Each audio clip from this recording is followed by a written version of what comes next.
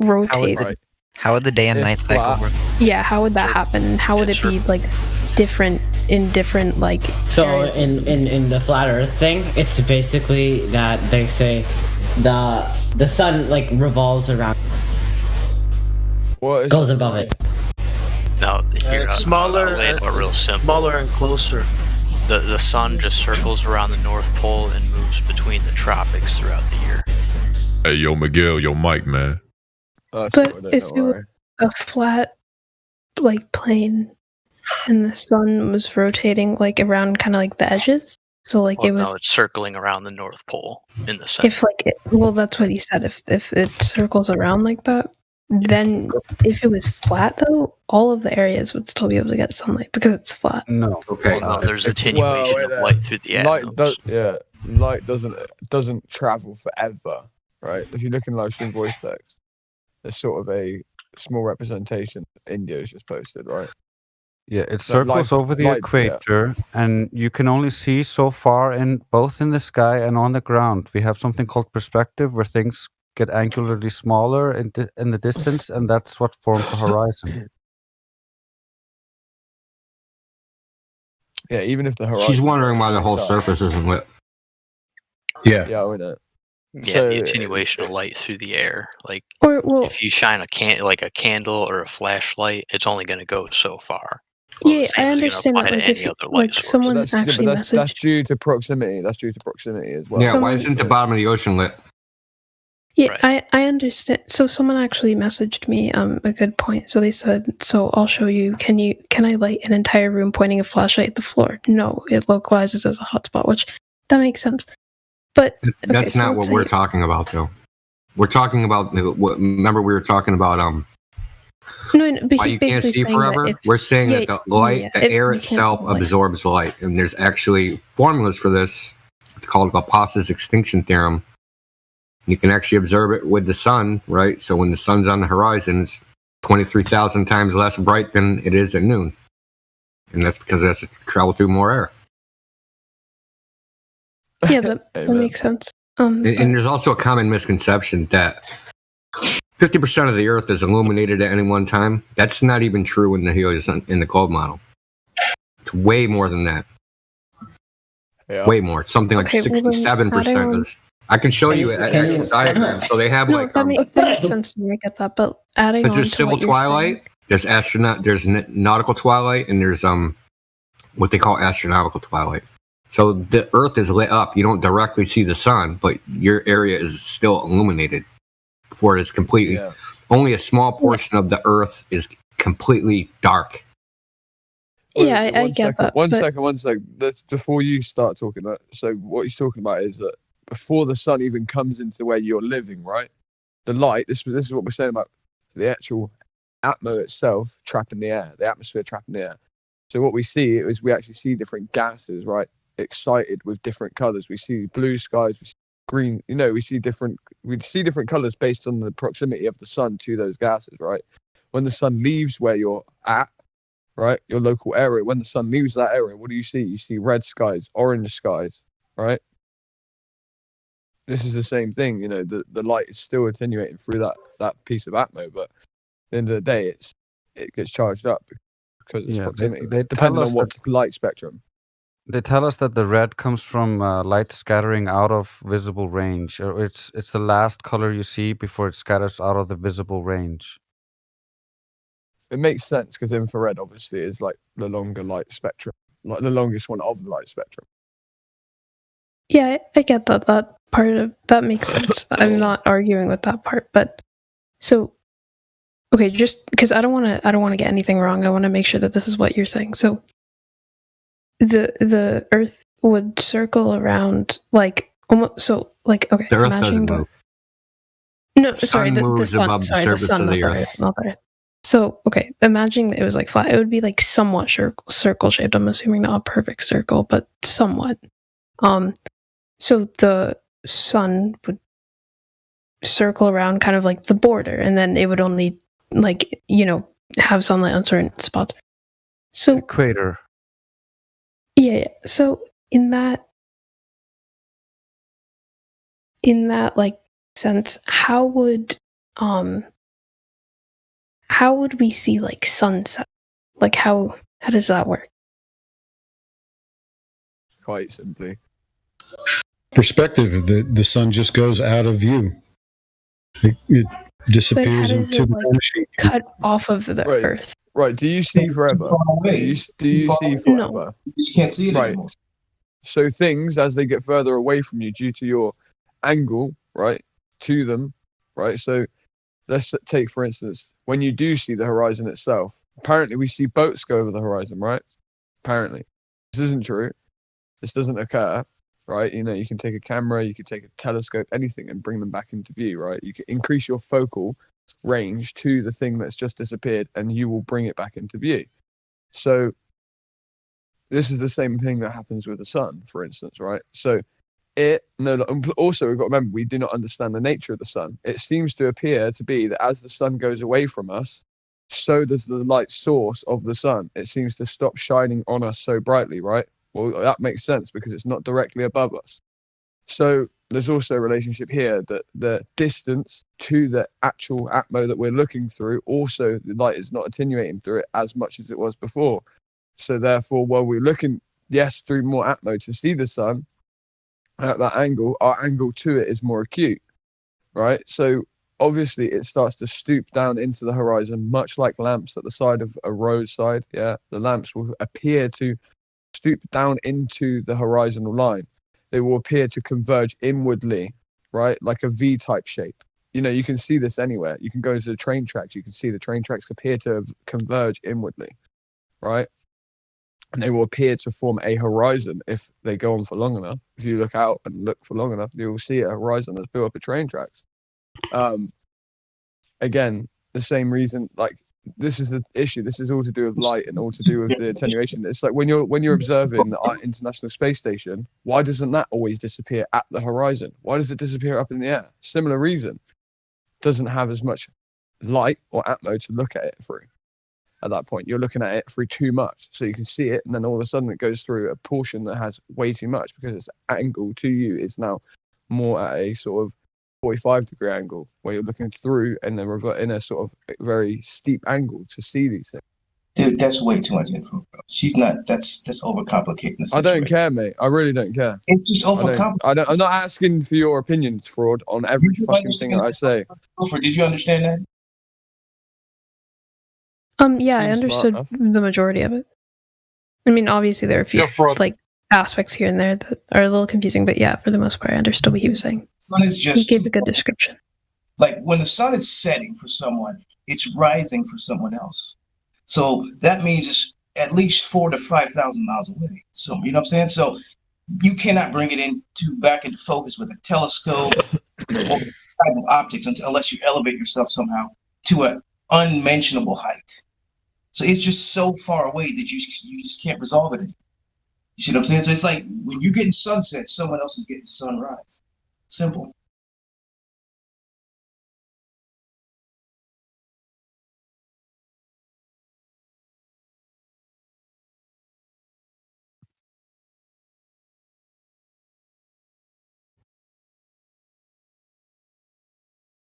Fraud, are you going to carry the conversation on? Why doesn't the light on the street light up the whole city?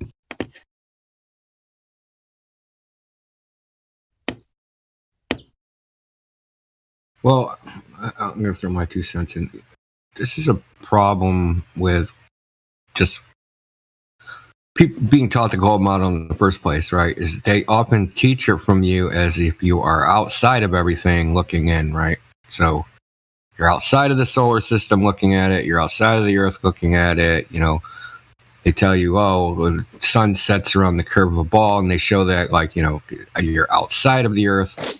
But we don't see like that. Our vision does not work like a side view of everything, right? So if I took a side view of railroad tracks, right, an orthographic view, those railroad tracks never meet. They run parallel forever and ever and ever. But when we actually see railroad tracks, they appear as if they converge in the distance at the vanishing point, right? So we see things. And you know, because of the way we've kind of been conditioned, we say this, like, we convert it into like a side view of reality and say, well, the only way this can happen in this side view is if like it's blocked by something. But we can demonstrate that we can make objects disappear on surfaces we know are flat. Just like a sunset. It's been repeated over and over and over. Because with the way we see isn't a side view. We see in what's called a projective geometry. So the 3D world is being projected onto a 2D surface. And things like things don't stay the same size. That's why we keep talking in angles, right? The angle to this and the angle to that, because that's all you can tell. Exactly. Rob's keeping it some small scares. Small is angles. Small. Well, I think the plane beneath us is what gives us, is how we orientate, is how we know how far. There's always a plane beneath us, versus looking up or flat plane, yeah. Yeah. Or thinking of it in the void. There's always a flat plane beneath our eyes. And it's how we locate things in the space, in this 3D space. That, if you took that away, but you'll still, like Indio said, you're looking at it from a place, so it's going to appear that way versus drawing it on a piece of paper and then hypothetically, imagining being parallel forever. But when you put it down, projecting yourself, no pun intended, right? We're asked for projecting ourselves outside of ourselves and looking at things. Oh my God! But when you put it down in the real world, right, it presents itself that way because you're on that plane, and you're looking at that object from a point in space. Yeah, that's a really good point because that bottom area ramping up, that only occurs on a plane. That's the reason.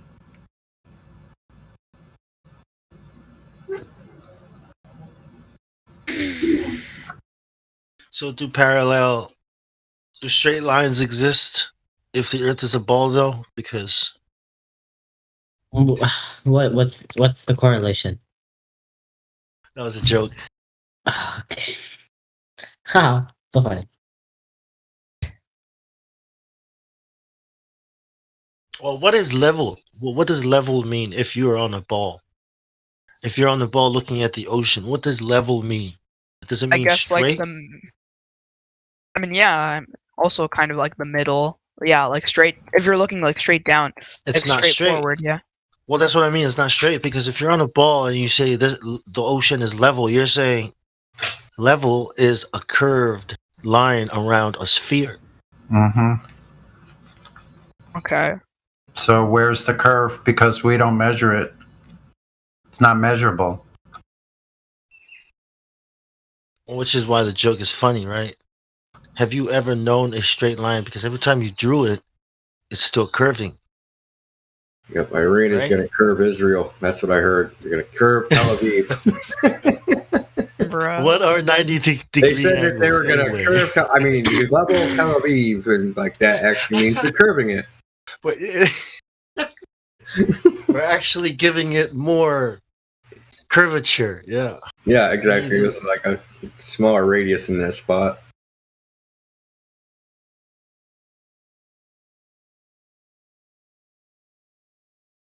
Are the oceans curving around a sphere? What do you think? How do you feel about that? Listen, we're not trying to convince you that the Earth is flat. We're just giving you information. That's all we're here for. We're just going to give you information.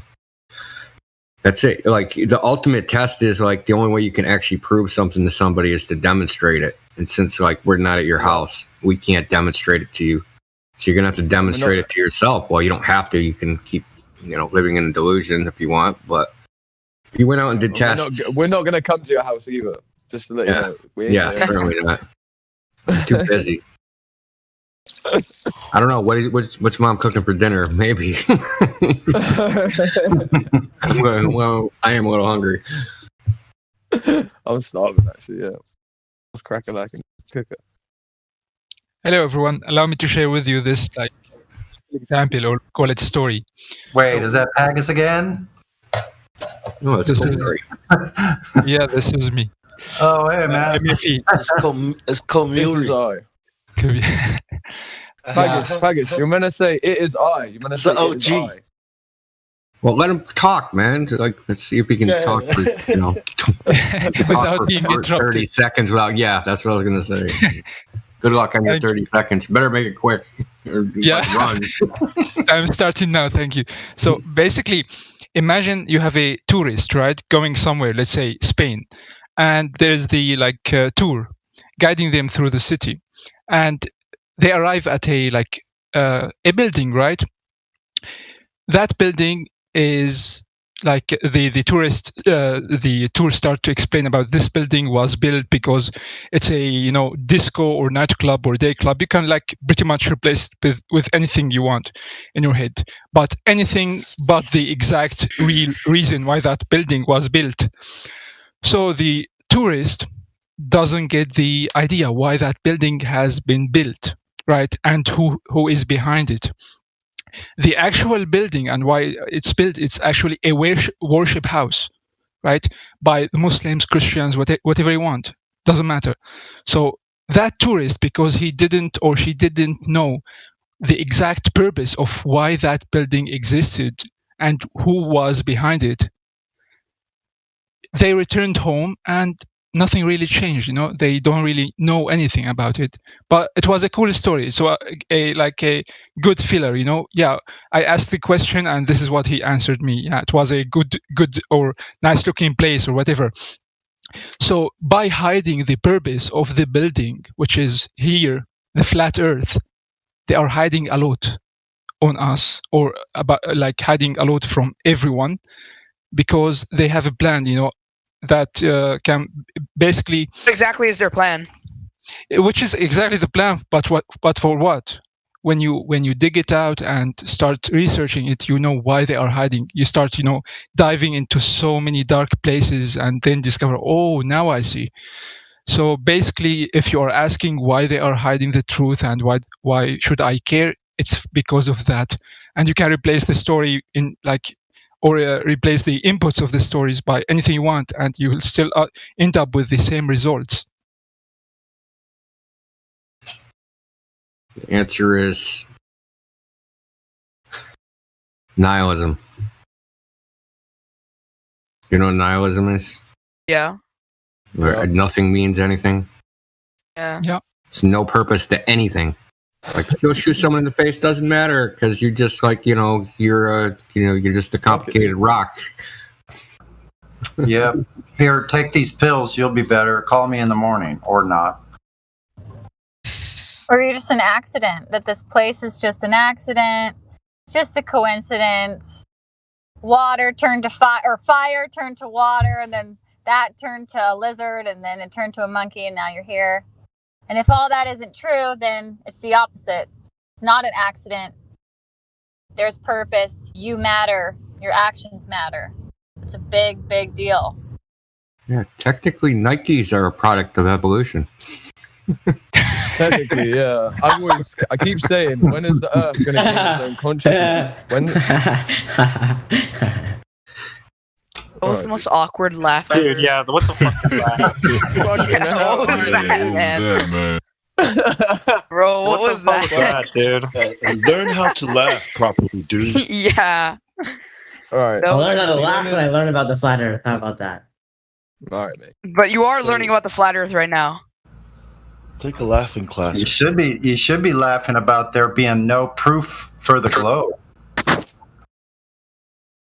That actually would be crying. When is the Earth going to gain its own consciousness? Because it is just one big rock, right? That's deep.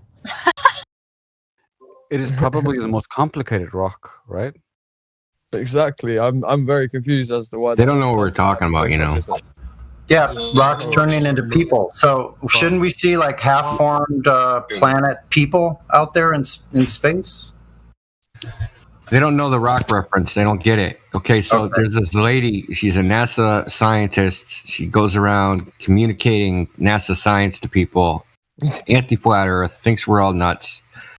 And she said, she and all the other human beings, because of evolution, we are just complicated rocks. That's so all human being is a complicated rock. That's so stupid. Oh my god. The rock eater from. Well, you know, if you pay taxes, your tax money would be paying her salary to go tell people they're complicated rocks. And in the same interview, didn't she say that she sleeps with too many strangers? Right? Yes. Yep. Yeah, hell? she did. What yeah. the hell?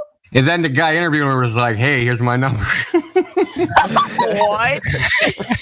Bro, it's so weird. Seriously? No. So think about that. So do you think they're trolling the Globers or trolling the flat earthers? Oh, they're trolling us. No, listen, Sonny, they're trolling us because we're the only motherfuckers who watch any of their videos. I noticed this, like massively so. I ask people who are Globers all the time, I say, have you watched this NASA video? Have you watched this one? Have you watched this one? Have you watched Elon Musk saying it looks so fake it has to be real? And they're like, no. I'm like, well, every person that I fucking know has watched this shit, but you haven't. So they I think you're lying. Didn't she also say that rocks are our cousins? Yeah. I posted 2 more videos, 2 more NASA people. I am made of things like iron and copper and manganese. When you sit down on a mountainside and you're there with a rock, those are your cousins too. What? Okay. There you go, guys. That's one NASA expert, one of the best of humanity. Here's another one in text. He raises pigs in his off time. That's what he does. And then there's Don Petit. You tell me these people are the best of humanity. Try to do that. Oh, mate, man. Like, haven't you known, man? Like, we lost the technology, or they lost the technology to go back to the moon. But guess what? We can go to the Mars still. So, explain that for me, please. Well, you got audio for Don Pettit?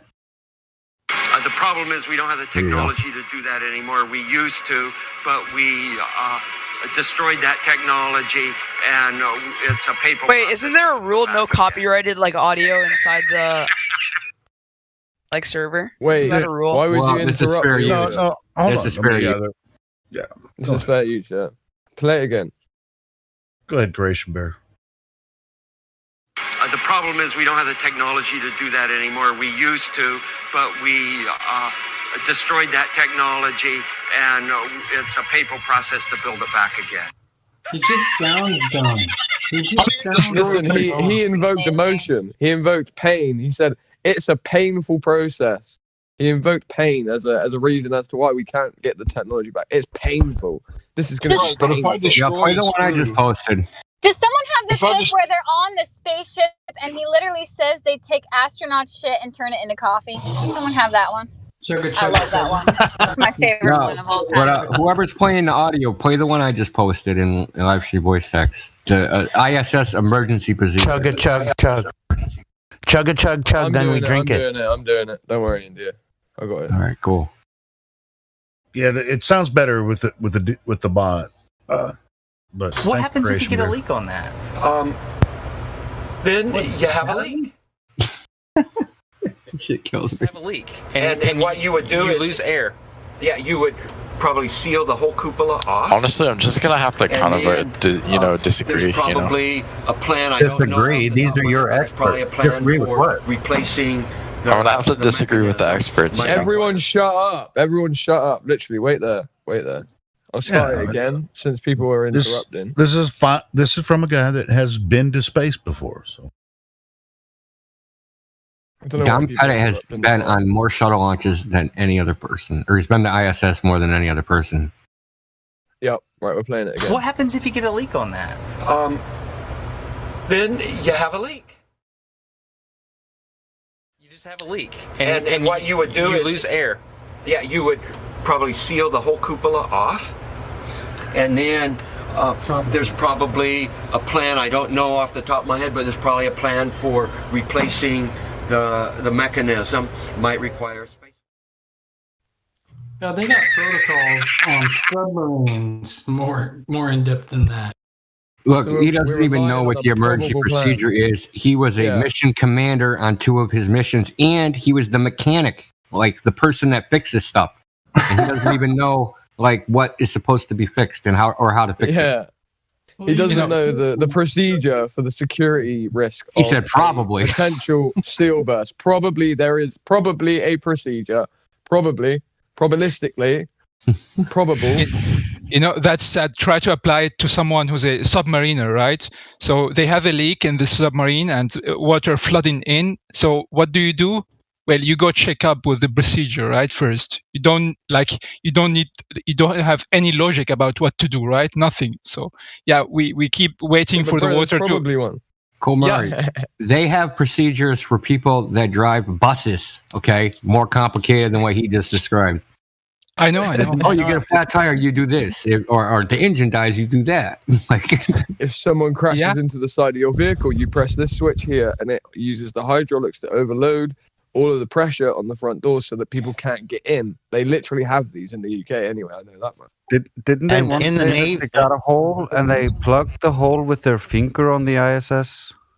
Probably. In the Navy with submarines, they run drills in case of emergencies. Yeah, well, in space, in the ISS, we don't, so we're cooler. Well, I mean, they have these. Have you ever seen the vacuum limpets that they use inside of submarines? They use vacuumized limpets that are like these big things attached to pipes, right? And they're heavy, and they're hung from the ceiling from actuational arms that are hydraulic. And if there is a leak, you have like 6 limpets in some of the big submarines. And they're like oval shapes, and they attach to the seams, right? And they have all of the machinery removed away from the seams, right? Potential leak places. And as soon as there's a leak that occurs, there are sensors that run down the seams, right? That can test where the pressure started and where it ends. And you can put these limpets on. They literally attach, and they're very high suction, right? They even have limpets in some places on big ships, right? That actually have an anti-vacuum explosion that happens. So it literally lets off a high explosive or a slow explosive, like ammonitrate inside that removes all the air to such a high degree that it creates such a high suction that that obviously it seals it up. Yeah, and guess nothing what? Like this on the ISS. Nothing it like creates this. a vacuum, right? And there's a container. Yeah. Yeah, it's a good one. You know what's funny? If you go to like a first grader or something and like give them a like similar example, like, hey, if you are in a boat and the boat is like have a like hole or something and water is like coming in, what do? Right? And like finger. Yeah, exactly. It will like jump into a conclusion right away because it's very logical. We have to stop the water.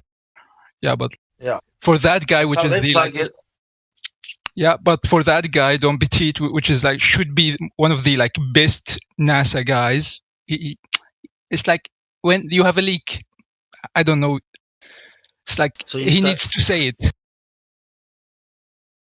So you think you're smarter than NASA? What are you doing? I'm trying to patch it up, dude. Finger, bro. I mean, NASA isn't really commercial. NASA's not really getting the best and brightest anymore, you know. Yeah, he can say that. Were they ever to begin with? Listen, NASA. That's a good question. That is a good question. They were good actors. Yeah, sorry. Glenn tried to let us know. Ask that question again. Ask it again because those people were talking over you. They was good at acting. That's about it. Oh, my question was, were they ever good to begin with? Right. That's a good question. Well, let's have a look at the moon landing. Hank, go ahead. Let's go back even further. Let's go back to the Gemini mission. When I say Hank, go ahead, that means Hank. Yeah, okay, let's go Gemini. Look in the live stream voice text. You're going to have, watch the Earth. Yeah, so when they were children, they were vertigo. Guys, Hank's trying to get in. Oh my god, Gemini's hilarious. That's hilarious. That's comedy. Now keep your eyes on the Earth, man. It's spinning out of control. Yeah, look at that. Look at this Earth. Okay, real quick, tell you a story. So the guy said, "What do you do if we spring a leak?" He's like, "I don't know. You spring a leak." Like, no shit, Sherlock. What's the protocol? Well, I don't know off the top of my head. I guess if it ever happened, we all would have died and shit. Because that's the reality, right? If they spring a leak on the ISS, you're fucking dead. Basically. Yeah, put some duct tape on it. You'll be fine. Yeah, but at the same time, we have to realize the ISS. Hank, what about the ISS's nature, though? What about the nature of the ISS, what it is, right? So it's moving so quickly up there, right? That even the thermal energy that is carried in the small particles that travel around it much faster, even, right? That somehow they've took on the solar radiation, but that the ISS does not. Wouldn't it be true that maybe it wouldn't matter if it had a leak, right? Maybe that's their thinking. You remember like a year ago that lady that got sucked out a plane window and she was like halfway out, just her arm was outside the window? Remember that happened like a year or two ago? I think so. So the window broke, her like arm went like halfway out, and like people were trying to pull her back in and they couldn't. Like the whole plane is trying to pull on this lady to get her back into the airplane. She ended up dying because basically her arm froze off and then she bled to death out her arm. I'm not surprised she died, man. So sad. That sucks. Yeah. I mean, well, that's all the way to go. Just crash the plane, man. Just don't let me go like that. Oh, shit. Yeah. I don't know. I wouldn't mind dying like that. That's a good way to go. Oh, Does anybody speaking of this? You guys can be bitches about it. I'm not gonna. Just amputate the arm at that point, you know. Rather have a. Her arm was amputated because when it froze solid, it snapped off because the plane. And they were able to pull her back in at that point. No, you're gonna think of your family and all the people on Earth, right? Yeah. You're gonna think of all the people on Earth. One sec, Ron. So I just want to explain this. Her stump would have still been stuck in that hole even after the point of her arm being froze off, right? Her stump would have had so the point that would have created the most suction, right? This is probably why she also would have died, because I imagine that the suction would have been so great that it would have stopped the bleeding while her whole arm was out there, and her arm would have went blue. Probably it would have just fallen off. It would have fallen off even without the wind hitting, because if you got your arm sucked into a hole that great a force of a vacuum, right? It's gonna cut all of the circulation off at the shoulder. So eventually, her shoulder would have fallen off the arm would have fallen off at the shoulder eventually. Anyway.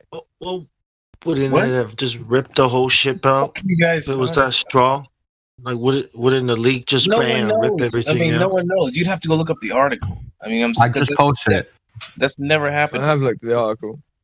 I just posted. Did she save everyone else in the plane by being there? Probably. Yeah, fraud. The article's there, bro. Well, it's only 14 pounds of pressure per square inch, man. She should have easily, according to the Goldbergs, right? She should have been easily be able to get back into the airplane because it's only 14 pounds of pressure. That's literally their argument. That there's no difference. It's just 14 pounds, right? The thing that Kiwi bashes them on, and not the ratio of that pressure. And that's not even space. It's only 5 miles up. So I guess if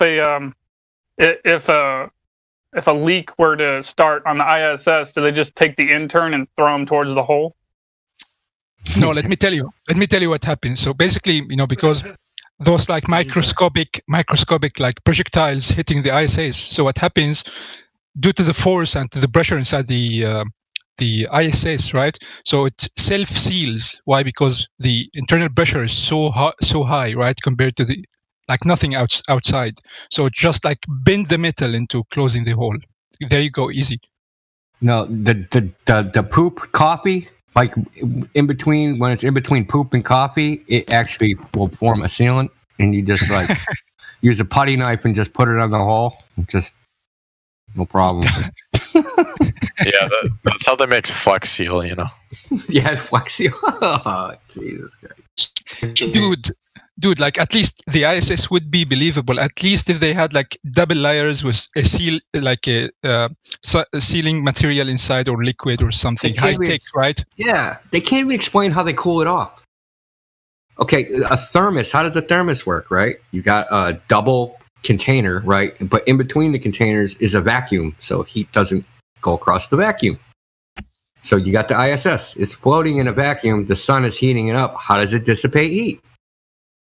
Goldbergs will say, well, it'll emit, because it can't use convection or conduction, right? So it has to, only way it can emit heat is thermal radiation, infrared. Well, that means it's 100% efficient for it not to heat up, and it would be as bright as the freaking sun in the sky.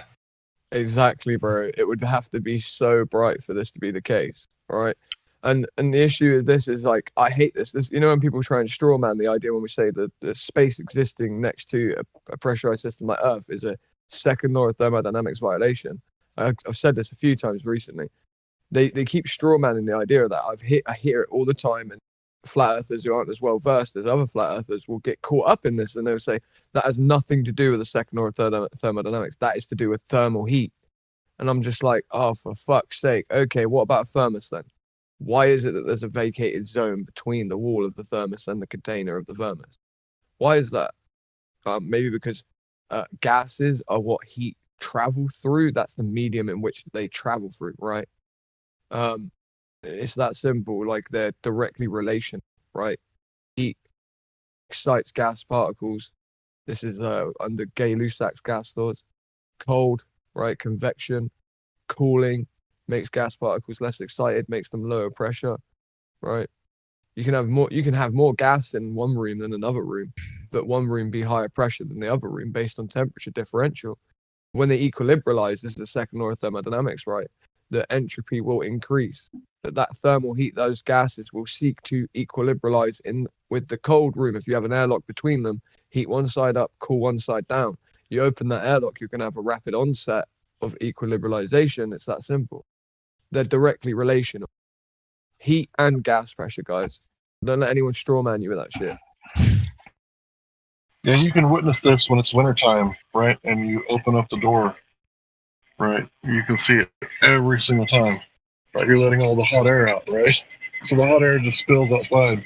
And believe it or not, when you're riding a motorcycle in the summertime, when you pass by houses, you can feel the air conditioning, right? Because the heat is seeking inside of the house, and then the cold air is because of the gap of the heat. So you can feel, in a way, you can feel their air conditioning. Also there's like a very silly idea, the so-called spacewalk. So how do they like replace that gas that escapes out, or maybe what kind of a bomb do they have to like get it all inside, and then they will still have some kind of leaks because it can't really turn it into like absolute vacuum, right, in the airlock. So they need to like continuously have some like supplies of air there going there up and down. So where does those things go or come from? Yeah, that's a good point. How do they test the thing for leaks? How did they pressurize it in the first place? Did they send it up pressurized? That's what I'm wondering. Yeah, how did they do that? How did they test for leaks?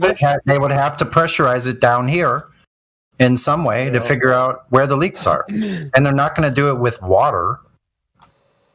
Hold it in the bathtub. When they built the ISS, how did they pressurize it in the first place?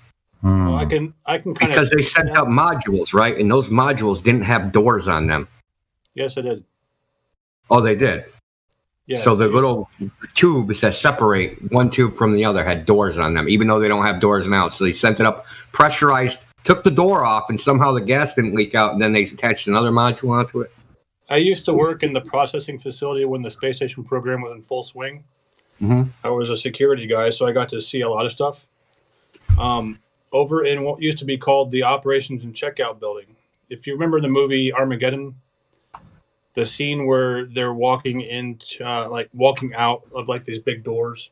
Yeah. They're going to their module. It looks like it's in a big bay. That's what the high bay was for the Operation and Checkout Building. Where right next to that were two large vacuum chambers that they supposedly used to test all the. They supposedly built it to test all the Apollo modules. The building I don't think they pressurized the modules. We're talking about the ISS. Yeah, I understand that, but that building is right across the street from the ISS station or the processing facility. So I used to work in the high bay where they processed these modules. There were doors on either side of them. They basically think of like So where are the doors now? They're supposed to slide up inside. To where? There's nowhere to go. And also, like about those doors, there's nowhere for the doors to go. Like, what do they go out into outer space? Like, do they slide like right out of the thing? Yeah, they must find a picture. You can have foldable doors. Like, it's not out of the question. Oh man, there's foldable doors on the ISS. Are you kidding me? Man, I'll show you a clip of that. So NASA, while making their movies, rented out their studio to people in Hollywood making space movies. Okay. Like it's, I don't know. I don't think that's the greatest engineering feat in the history of mankind or anything. I do have a question. Well, especially since it never happened. Why would someone lie about like space exploration? Because ultimately, isn't that like better for humanity? Even if you don't believe in like the global warming stuff, the just like more information for humanity. Like, why would NASA lie about that? How would it be better for humanity to have wasted billions of finances into something that's just a big fakery? How is anybody gaining anything from this? But then you have like, once you develop this technology of going into outer space, you can. But they destroy it whenever they develop it. What are you talking about? It's been nearly 70 years. It's been nearly 70 years. Can you tell us one thing that they've done for humanity? The new possibilities of space mining. It just opens up more possibilities. That's some circular logic, man. So nothing. What about Antarctica? Okay, going back to the mine ISS, Antarctica. Why would we go to space to mine when there's Antarctica? So we do space travel so we can do space travel? Is that what you're saying? Dude, I mean, all they've done is infrared ear thermometers, LASIK, artificial limbs, invisible braces. That has nothing to do with space at all. You've been lied to, fam. They lying to your ass. Dude, listen, you need to understand is that the efficiency therein of going to space to mine for fucking anything, right, is so subpar what we could achieve here, right? We know nothing about the bottoms of the oceans. We haven't do you understand there is like a hotel almost? It's like a place for divers to go underwater where you have to slowly descend. You have to slowly descend down to this place because if you do so too fastly, you'll die of something similar to the bends, right? You have to equilibrate yourself with the pressure. Your blood has to. The same way you come up too quickly, you get nitrogen poisoning, sort of shit, right? Wait, I have a question. You could wait for your question when I was finished posing my statement, but so I'm just saying. Sorry, I apologize. No, let the gentleman finish, son. So Adi Tilev is cringe or whatever your name is. All I'm stating is until we at least know exactly what's going on in places like Marianas Trench, right?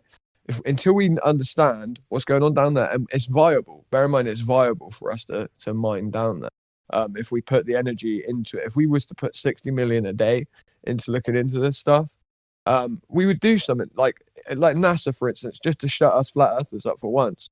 Why wouldn't they give us their budget for just 1 week? For 1 week, let us take over NASA for 1 fucking week. And if they had nothing to hide, that would mean allowing us to move into their buildings, right? They could classify certain individual things, but there are certain things that we would ask before, like, you better show us the materials that you're using and we want your data for, let's say, the altitudes at which the ISS is in. But it's not much of an ask to shut up a massive community of hundreds of thousands, if not millions of flat earthers. Allow us, right, to go and work in your buildings and actually use your equipment and use your budget also to prove that the earth is flat. Because if they have nothing to worry about, what are they going to know? What's going to happen? What's going to happen? We're going to prove that it's a globe, right? Apparently, according to them, if they have nothing to worry about. And we have got the people with the prerequisite credentials needed in order for us to be allowed to actually look at certain individual things inside of NASA. Like, you know, people with engineering degrees and people with aeronautical degrees and all of these different, industries. We have the people that have the actual, the prerequisite knowledge of how to use this shit. So there's no excuse. To support Crack's point, they've only dug down 7.6 miles down. So why go somewhere else when you don't even know what's below your feet? Yeah. And why trust someone who's been telling us that we're going to have colonies on the moon since 1978? And we can't go back there because they destroyed the technology. Any new technology, they might even tell you that they invent. They're just going to destroy it again before you get to use it. So why would you trust it? You know, for me, I think one of the hugest deals for mankind is to, if they like let us borrow that, like the largest vacuum chamber in the world, right? And just like we will get inside and put some kind of different type of rocket engines, right? And see if can move anything and what's the thrust generated inside the vacuum, right? If at all. And that would like have a great deal dealing with space and this like nonsense. Hydrogen, I think the only way in order that you would actually have an expansion would be because, like, let's say if we can move a rocket, I believe if we used hydrogen cannons to lift something up, but then you'd have to understand that the only reason that's going up is because it's going to start off on barrels, right, with sleeves, which is something that's been done in the past. Actually, the Germans started doing this. They started launching things up pretty high using high explosives and highly explosive gases like hydrogen, right? But the thing that's pushing off of is the very tube beneath it and the very gas itself that's releasing as it goes. But this is not the same as obviously just filling up a rocket with. But this is what the issue is, right? It's like whenever you're close to the ground, you'd have to have a vacuum suspended up in the air. I feel like, right, or have it on a platform higher up. I just see that as being an issue. Like while the ground is beneath the bottom of a rocket, anything such as rocket fuel going off, the thrust therein would push off of the very ground beneath it, and that would create the basin for lift. But we would be able to look at how applicable this is, and that's kind of, I guess, what they're saying is that they launch it around in a pivotal vector, and it goes around the Earth while it still has air to push off of, and then eventually it's launched outward. And then they're saying that it can just carry on going based on all of the mathematics and trajectory, because obviously at that point, right, it has enough velocity in order that it can just travel. But this is like firing a slingshot out into the abyss and expecting something to land. I don't care how great they think they are at mathematics. They're not that great at mathematics. Let's say asking about the ISS doors. If you look in the voice chat, I posted a couple pictures I took when I used to work there. I'm not suggesting that I'm not an engineer or anything. I was there as a security guy. But the way that where did you work? Where did you work? Say again? Where did you work? Kennedy Space Center in Florida. Wow. I'm just wondering. I'm not doubting this or anything, but is there any like legitimate proof that you worked there? Just wondering. Those are my pictures. Okay. What did you do there? I was security. Security, like what? Watch the door security? Pretty much, yeah. There was supposedly a hazardous environment. They used a lot of like almost pure like ammonia for their cooling. All the areas out there were secured, so you had to have special access to get into them. So we controlled those areas. Keeping all those pesky flat earthers away. Yeah. Yeah, I bet you know some secrets, huh? I've seen some stuff. I want to go back to what Craig said. So, okay, let's believe that, yeah, that's the case when they launch it from the like atmosphere or near sea level, right? Okay, how do they come back from the absolute vacuum back to Earth if there's nothing at all there? Do you see the problem here? Well, they come back on that thing, on Here's how. Pod, on that pod thing they come back on. They land in the water, boom, and we pick them up. Crunch. Yeah, so how do they de-accelerate the like Soyuz capsule or whatever they call it, right? Back to Earth. Because it's going like more than 20,000 kilometers per hour, around the Earth. So you need to de-accelerate that a huge deal to bring it back to Earth. So how do you do that in vacuum?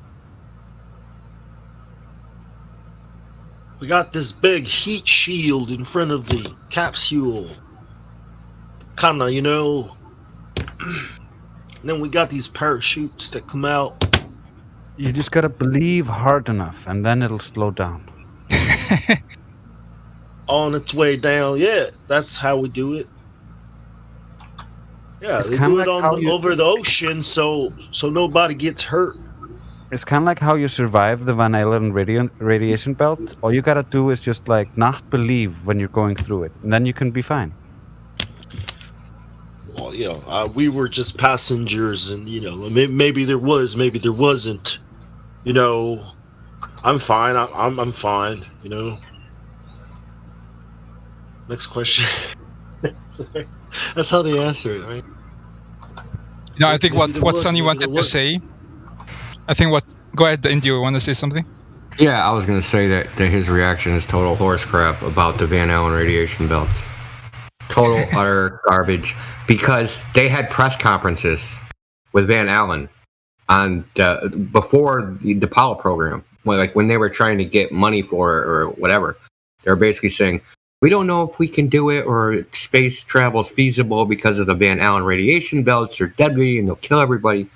So a guy that's supposedly flew to the moon, not to know about him. Like, would you just get there? Like, did you get hired off the street to work for NASA? Like, hey, you come fly a rocket? Like, you didn't know anything? I mean, give me a break. Yeah, imagine that same irony is used in a court in this way. So there's like a hostage situation, and there's the terrorist like pointing a gun to the head of a victim, right, or like the next victim. So a guy tells that victim, like, don't think about the gun, and you will not be hurt. This is how they survived the Van Allen belt. Yeah. Wait, going back to the analogy, about like the rocket thing, how they just take random ass people off the streets.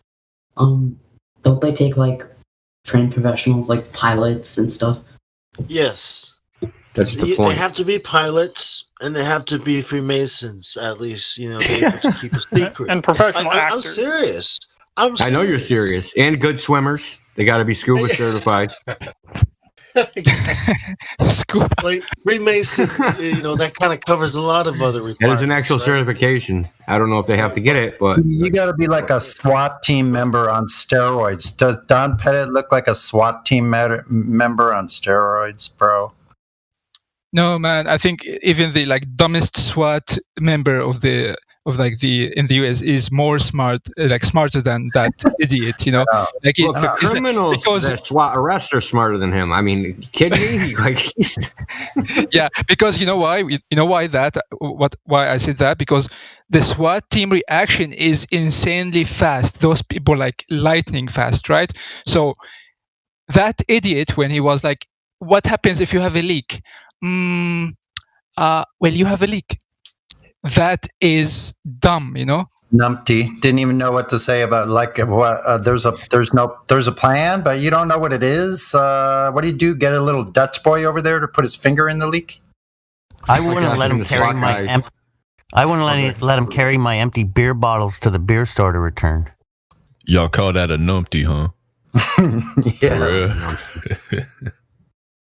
Yeah, all right. You fucking numpty. You're. We got numpty clips. What a perfect candidate! What a perfect opportunity to test out mind control, right? Like, for the astronauts, the players, and for the audience and the actors. It's Yeah. You just got to give them a vaccine. so know what I'm saying? He looks like he's already had all the vaccines. I think they need to get a sedative first, and then a frontal lobotomy next. If anyone tries to give me a vaccine, I'm shooting their ass. In 3 years, they went 6 times to the moon and back. 3 years. Wait, I have. Can I ask a question? But even then, like the Saturn V rockets were some of the most flawless rocket engines ever used, and they discontinued them after the Apollo missions. Why? Yeah, because of public, what's it called? Interest fading and funding. Ridicule. Okay. Or because the propaganda was in place. People now believed that space is there and that there's a race for technology, with bad guys. You know what I mean? We're blue, they're red. type of. Yeah, but Now we I'm can not unite the world. suggesting that. I'm not suggesting we win. I'm not suggesting that at all. But like supposedly that the Saturn V engines were flawless. Every single launch they performed flawlessly, but yet they discontinued them. In fact, they had a couple supposedly built, but they discarded them and used them. That's what you see at like the Air and Space Museum and stuff now on display. But they ditched them for some cheap Russian engines. So why not, if they were serious about continuing their missions to the moon, etc., why not continue to use the technology that has been proven to be quote unquote flawless? Because they destroyed that technology, and it's a painful They process. didn't destroy it right after the Apollo mission. They destroyed it supposedly years after. You can't destroy technology. Like if I destroy all the screws in the world, people still know how to make screws. Yeah. Unless you destroy those people. What about rockets? Wait, why would they Know how lie? to make rockets. Like you said it's to brainwash the people to keep them weak. But they can do that in so many other ways. They have. Like MK. And if we told they were doing it those other ways, you'd be asking why did they lie that way and they didn't some other way? I mean, come on, it's like an infinite rabbit hole there. What about this way? Why wouldn't they lie it this way about the shape of the Earth? Because they're what? Because you're too smart for right? Because you can't be. They can't fool me. People would have known by now. What these people? What people? The shape of the Earth is an existential question. Yep. It's not another type of question. It's existential. If you were to go on a rocket privately and see for yourself what the world was, You and it was- can't. You can't. It's all fake. Please. If you were to go to Narnia and see a lion, and I mean, like, listen, like all you're doing is pronouncing your religious belief. Like, what if I said to you, what if you went to Galilee and you saw a man walk across water? Would you suddenly become Christians? Yeah. I seriously doubt it. You'd be like, it was some trick, or they did something to me, or like, the I mean, I'm already Catholic, so yeah. But what if you make a measurement of? But what if you measured it and observed it and it didn't match what you've been taught? Like, yeah. now what? Well, all right. So he just said, like, this is the point. Would you become Christian? Not you're already Christian and you go there and somehow you become more Christian. No. And you just said you're Catholic, so you might not even be Christian, but that's neither here nor there. Bruh. I have a great example for this. Dynamo once walked over the Thames. Do you now believe Dynamo is Jesus? All right, carry on, Grace. I don't know, but Superman can fly, dude. Well, I have calculations for that, so it could be right. Right. Yeah, I've got calculations for Superman flying too. What about David Blaine? What if someone made the argument to you that aliens exist, and what they said to you was, well, if you went on a spaceship, would you believe in aliens then? And they offered that as some sort of proof that aliens exist. You'd laugh at them. And that's really what you're doing to us. Yep. I'm straight. To yourself. Flawless example. Flawless victory. Yeah, if you experience it yourself, which you haven't, then I'd give it some credence. And I would give astronauts some credence if they actually, swore under the penalty of perjury that they went to space. But as far as I know, none of them have. So basically, they're just making unsubstantiated claims under no liability to what they say. No one can sue them for lying. No one can do anything. They can just tell whatever story. So I'd give them some credit if they went to space. Let me ask him this. Do you think any astronauts have ever even been to space? This is a simple question, and there should be one answer to this. No. Has any astronaut ever been to space? Even if we take it as true, what's happened apparently happened. We believe it unequivocally. We believe that astronauts went to the moon. Have any of them even been to space? Are any of them even claiming to have gone to space? I think they're dead if they've tried. Well, the point is none of them have claimed to even go to space, have they? Not a single one. Does that mean They like may have Neil said it out Armstrong of and their like mouth. all those people? They were paid or something. Listen. They're paid actors. Listen, wait there. None of them have been to space though, right, kid? You need to watch The Shining. Yeah, well, he doesn't need to watch You that. He only won't get watched anything it when from they the got Shining. back from the moon. That's all you need to watch. Yeah. So none of them have even claimed to have gone to space technically because they've claimed to have gone to the moon, right? The moon is within inside of the Earth's atmosphere as of 2 years ago. They probably understood or realized that it would act as an entropy aiding machine due to its proximity to the gases. Okay, right? and besides, Hey, I believe astronauts as much as I believe Christine Revolution has Blasey got a new Ford. You glue, know. doesn't smell of ammonia anymore. Do I just order the new one, or do I really order the old one as well? It's a risk, isn't it? Neil The new walked one on could the be moon like just fucking like these Jesus other walked on ones. water. You know, it's another miracle. Neil walking on the moon was just like Jesus walking on water. Another is a modern day myth. And it's Well, I can laughable. walk on snow, so technically I can walk on water. So I guess I'm Jesus. You know what though? But Oh, check mark, atheist. all you have to do is apply a little common Checkmate, sense. atheists. Hold up, Jex. Do you believe that the president? Do you believe the president? Do you believe the presidents of the United States tells the truth? Do you believe any of them tell you the truth on TV? Do you think they No, lie? probably not. Honestly, probably not. Okay, so the Snow is a presidents solid. lie. Okay, if the presidents would lie and you know that they're just actors, right? Then what is an astronaut? I mean, Biden wants me to become a soy boy tranny, so I don't know. Is this That's too late for you. I don't know. Yeah, I'm spending $10 on a Starbucks coffee now. Look, I want you to look at live stream voice text.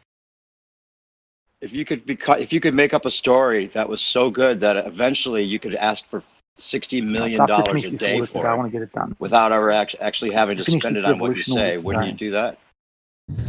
No, but yeah, some people would. Oh, Indio, those people look so happy. What happened there? Yeah, I want to point to these guys. Live stream voice text. Look at this is Neil Armstrong, Doug Collins, and Buzz Aldrin. After they got back from the moon, look how happy they are. Just before they're psyched. Read the script like a robot. Just before their psych meds.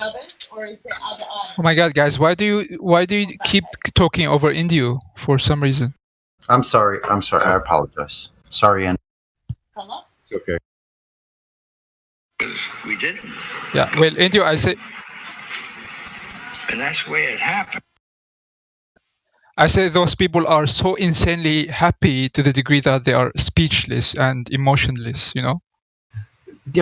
I wouldn't really pay any mind that they looked depressed when they got back, but they were so happy when they left. See, there's that dichotomy, right? When they're waving when they're about to get on the rocket, they're all super happy, they're excited. They get back all depressed. Oh my God!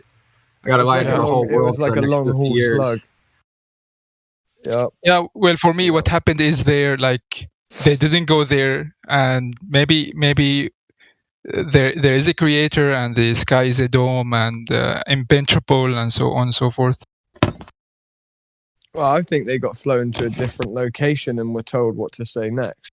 It's No, that there's simple. an escape tunnel. Don't you know that? There's an escape tunnel at Kennedy. Ask this guy. Oh yeah, there probably You know, is. Yeah. Yeah, that makes sense. And if you didn't know, he never worked all there. the launch pads had escaped. They have to though, don't they? Just in case they're about to blow up, right?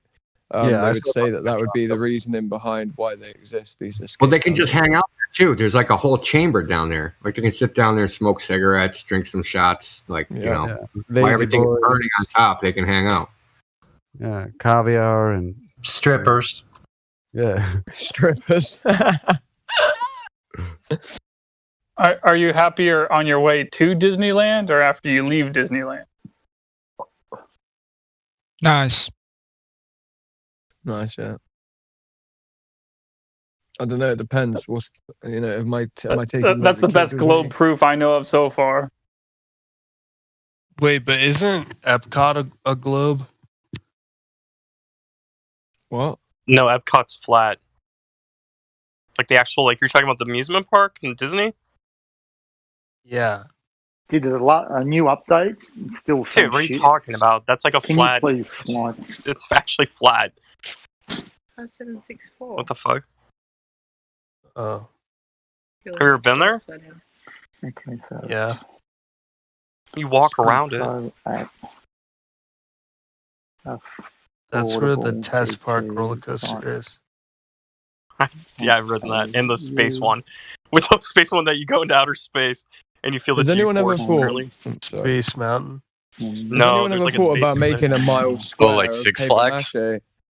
Listen to this, guys. Has anyone ever thought about making a mile square piece of paper mache or a piece of wood that was perfectly convex to the rate of the convexity of the Earth, and then suspending it above 4 different cranes at distances apart? You know, obviously a mile apart from one another in all directions, and suspending that piece of material up off of the ground, and then being able to observe it from different positions, you know, on different boom arms, getting yourself a different perspective to sort of actually try and perceive exactly what 8 inches per mile squared of drop would look like. So that's highly specific. So I don't think I've ever thought of that personally, but Are you talking that about would the be kind of cool. timber? Are you talking about the timber, like the actual? Listen, I'm saying that you could quite Yeah, that's a easily bit do sus. it.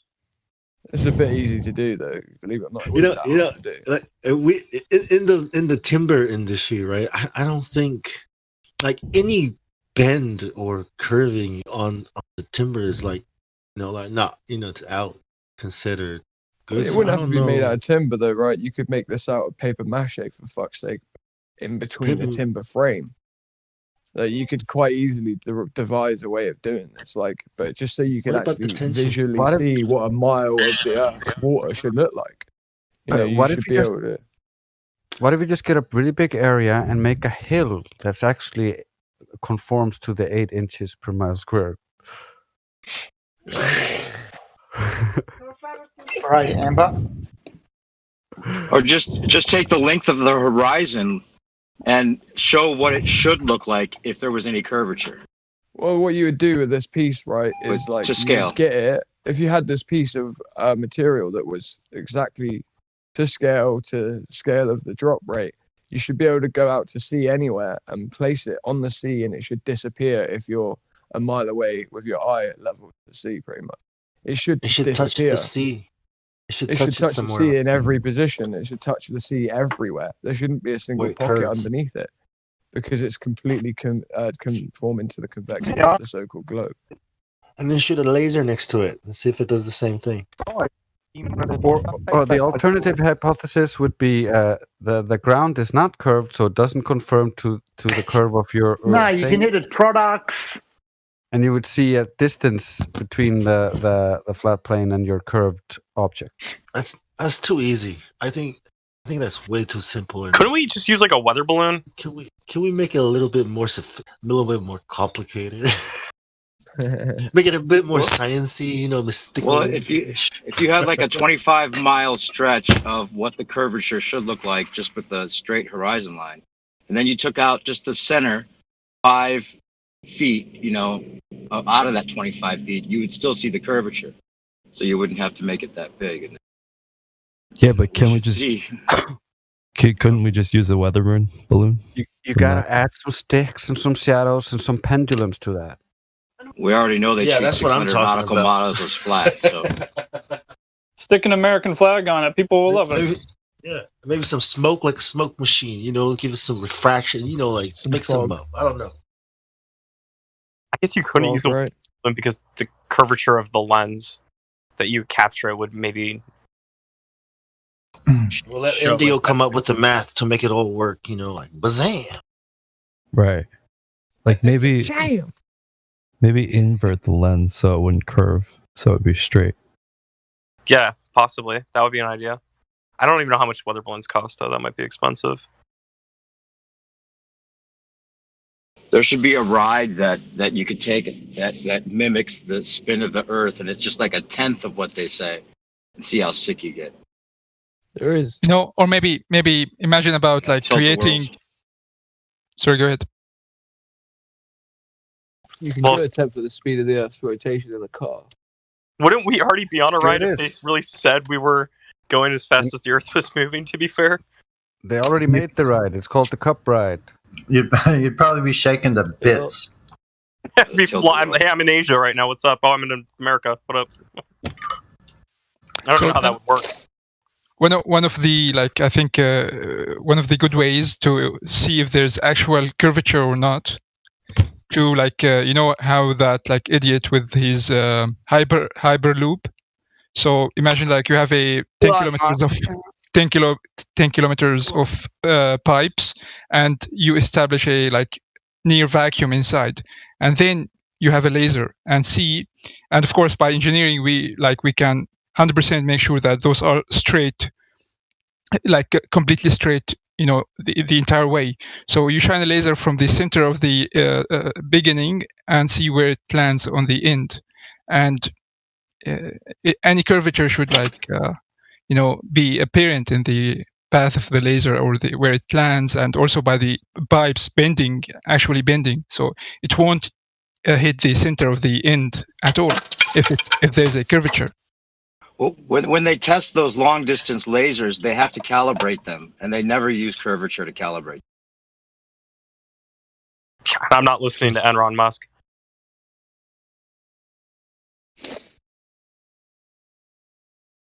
Until he can provide full footage of his whatever launches.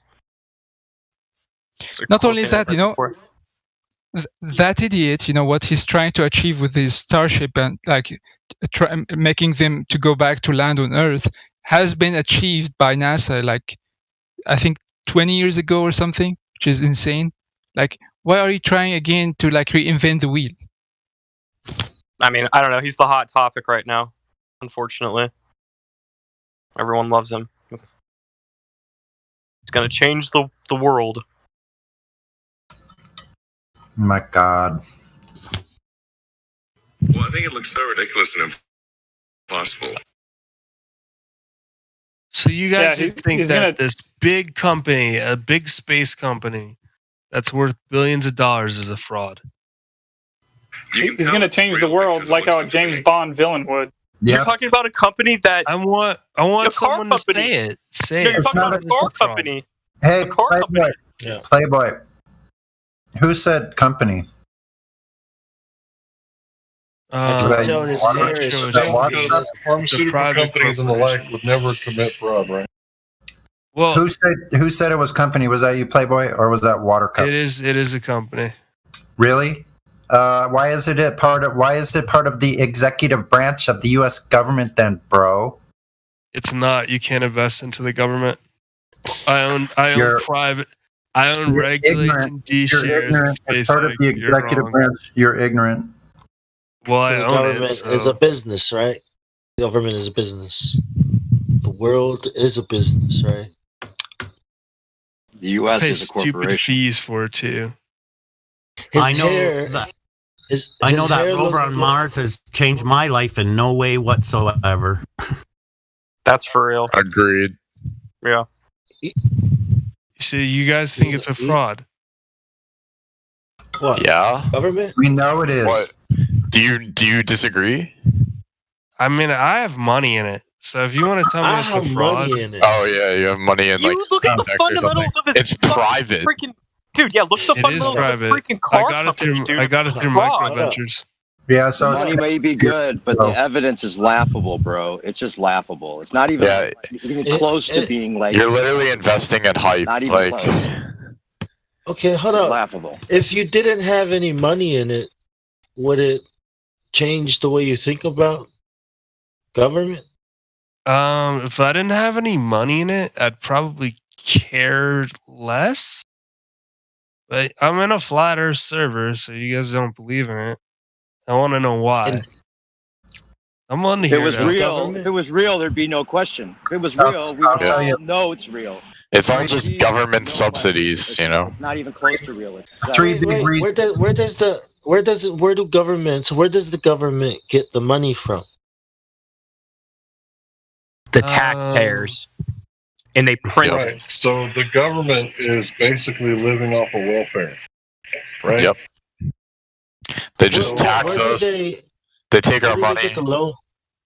You know, they tax our money and then spend it on stupid things like that. You make $1, they tax it. You spend $1, they tax it. Every year, I'm talking they tax it. I'm talking about where they get the loans from. Where does the debt come from? Right? Well, they just make it out of thin air. No, they get it from the IRS. They get it from the Federal Reserve. You know that? It's a bank, right? Jerome Powell, money. What kind of bank is it? Is it a federal bank because it's the central bank, or is it a private bank? And the funny part is they put interest on the money that they create, and so the people who service that debt, you know, they're always going to be paying off more and more debt as the interest goes up. You know, it's a cyclical. So it's a private bank. Death of the American dream. So the government, right, has to ask a private bank for money, and then the private bank loans that government money, right? No, I mean it's a central bank. No, that's not how it works. How does it work? Okay, let me guess. People go to the bank and they deposit money, right? They go to work, right, and then they get some money. Where does that money come from? All right, hold up. So the Federal Reserve is private, yes. It's owned by the member banks. So that's like Goldman Sachs, JP Morgan, Chase, like whatever they all own shares. Offshore money interest own it. Yeah. No, it's the banks. Who the owns banks the bank? own the governments, right? Let's just let him teach us all what we already know again. Wait, I mean, do you believe that the borrower will always be To be fair, Cardi's actually an economist, so he knows this stuff. Do you believe that the bank, the lender, the borrower just let Cardi speak. He knows what he's talking about in this. Don't assume that. Well, he works on Wall Street. A lot of people don't really know how the Federal Reserve System really works. I know how fractional reserve banking works. Okay, what's the discount window? The discount window? If you don't know the discount window, you don't know anything about. What's a reverse repo? It's when I can throw right back at you. Buy back an asset. Yeah, but what asset? I don't know. Pick one. Bonds. Yeah, bonds. So what? Easy question. Yeah, that's what you just asked me. That's what they did last March. You're telling us what the Federal Reserve. I've wrote papers on this. So, but you don't know what the discount window is. I'm going to be telling you how money is borrowed into existence through the discount. It's borrowed into existence through the discount window. So, Federal Reserve, do you want me to tell you the act? So, it's Federal Reserve is 13B, right? So, that was amended in 1999. I think it's Public Law 106-122 or something. So, 1 to 4 family residential mortgages are negotiated through the discount window, and that money is created into existence. It's used as collateral to print new notes. It's 13B, the Federal Reserve Act. So we're talking about money creation. How is the Federal Reserve allowed to create money, right? They have to have certain types of collateral. They can have gold certificates, SDRs, special drawing rights, or treasury bonds. Well, the bank takes in money, right? And then they're allowed to loan out a certain percentage of the money that exists in the bank. When they can't do that anymore, they can go to the member banks and get more money. I'm pretty sure that's illegal. You can't loan out someone else's money. Like if no, you can. You can. If it's separate from investment banking, you can. No, that's Glass-Steagall. That's what banks do all the time. Well, yes, but no. Look, what I was telling you, how new money is entered into the system. It's through loans mechanism. Yeah, they're just the Treasury just writes loans against it. Federal Reserve has to deposit through a Federal Reserve agent those are the member banks. To the U.S. Treasurer, not the Treasury. The Treasurer of the United States deposits it, right? Special drawing rights, gold certificates, gold, or 1 to 4 family residential mortgages, or what was the other one? Treasury bonds, and then they can print new notes based upon depositing those into the treasury treasurer. That's how the law is written. Talking about the Federal Reserve itself, printing new notes. Isn't it like the greatest secret of all time? Who owns the Federal Reserve? Do we not? I mean, no one knows, right? It's the member banks. So you're saying it's other institutions that own it, not an individual? Is that what you're claiming? Yeah, because otherwise it would just be a fucking mess. And it already is a mess, but it'd be even worse. Yeah, like. So never mind the Rothschilds and all those people, huh? Just forget about them. Yeah, they nothing to say on the matter. I mean, Rothschilds more so just in Europe, but it's pretty easy to illustrate the scam of this. The Federal Reserve has $1 million of Federal Reserve notes. Is that an asset or liability? Would they have a what? If the Federal Reserve Bank has $1 million in Federal Reserve notes, is that an asset or liability to the Federal Reserve Bank? What? Yeah, confusing, isn't it? No, because the money that the Fed takes back disappears out of the system. Has its own money, right? It has the Federal Reserve has mechanisms to take money out of the system if they want. Listen, the so Federal they're holding cash. It's Reserve notes. It's cash as a liability on its books, right? Are you not comprehending? The Federal Reserve, it holds cash. It lists them as a liability on its books. That's how they control inflation.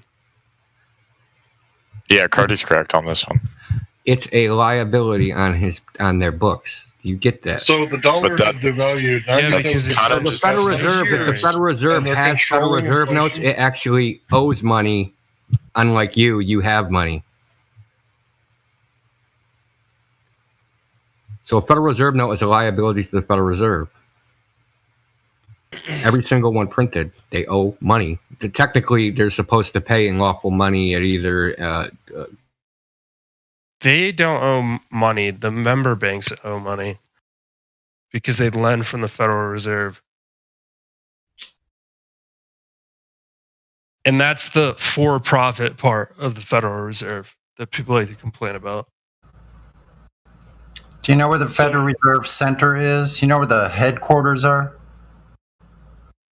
DC. Oh, I know there's like one near my apartment. No, you don't. Promise to pay. Puerto Rico, bro. They're not even on continental U.S. for a reason. Why is that? Because we could FOIA that shit.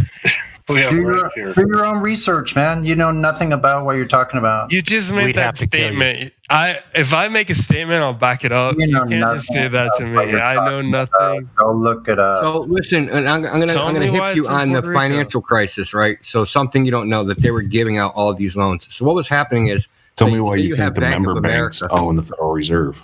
Listen, say you have Bank of America, and I go to Bank of America and I say, hey, I want a mortgage, right? So Bank of America says, fine, I'll give you a mortgage. Give us the mortgage and your promissory note. So what they were doing through it's called the borrower and the borrower in custody program, they were taking that mortgage, they were going to the Federal Reserve discount window. The Federal Reserve was taking that, giving it to the treasurer, and then they were getting new notes printed, and then they were giving that to the bank in the form of credit money, in the form of like digital credit money. They could have used cash if they wanted to. Giving it to the Bank of America, and then Bank of America was giving that money to the borrower, right? So this is new money created on the out of thin air based upon what? The promise to pay of the borrower. I'm really confused. Are we talking about 2008? That's not what happened in 08. 2000. That's not what happened in 08. I know about credit default swaps and all that shit too, but the new money had to enter into the system because there's only a set amount of circulating notes. Well, the new money was entered through leverage because it wasn't CDOs themselves that blowing up that caused 08. It was the leverage on CDOs. They were using credit lines. Where did the money come for all these people to get mortgages from? From loans. Yeah. Loans. Where did the bank get the money for the loan? They can't lend depositors money, right? Wait, yes, they can lend depositors money. Oh, okay. And you got a degree in finance? You're shitting me. Yeah. Dude, they can lend depositors money.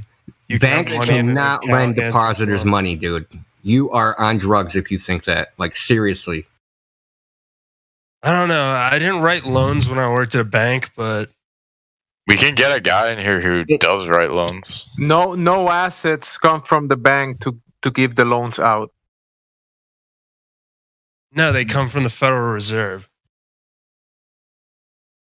The original borrower is the one that authorizes the. Yes, and James, I just explained that and how the exact mechanism of how that works, dude. The entire mechanism. The promissory note goes to the bank goes to the discount window, the Fed goes to the Treasury says, yes, you could print new notes are printed, existed, they give it back to the bank and gives it to the borrower. All right. The bank never gave you anything. I told you the name of the program. It's called the Borrowing and Custody Program. It's easier just to think about it like this. So I give the bank $10,000. I deposit it in the bank. Now they can take some of my $10,000 and lend it out to people. When they run out, they can go to the Federal Reserve to get more money to keep up their. What it's called? No. That's not how it works. Out of that $10,000, you apply the fractional reserve system to it, right? Out of that $10,000, you should get like almost 9 times more. Are you money. talking about the person going and depositing $10 into the bank? That's different from getting a loan. Well, they can't. No loans can be created if there's no money deposited. When the person goes to the bank and asks for a loan, because they don't have any money to loan if there's no. That's why they go to the banks Federal don't Reserve. have money in them anyways. What are you talking about? Well, even if they're on computers, I know what you're trying to do there. Like, it's the same thing. Even if they're just numbers. You don't know what you're talking about. Yeah. Okay. Out of that 10,000, basically, no one's actually knows that outside of their system. No, out of that 10,000, you make more. You make like 9 times. No, the more government knows. Yeah, every I transaction. thought you said you understood The fractional government does reserve not know. banking. The Federal Reserve cannot be audited. It is exempt from Congress, exempt Not from the having to Federal testify. Reserve, And Federal but- Reserve officers have Transactions over complete immunity from $10,000 are flagged prosecution for their actions. after the Patriot Act. Listen. When you go to ask for a mortgage to purchase a house, once you sign the promissory note and they do the transaction to create the funds out of the Federal Reserve System, the mortgage the house is already paid for. The bank has already got the money to give you a check that you created with your signature. Wait, Through that system. Isn't the Federal Reserve?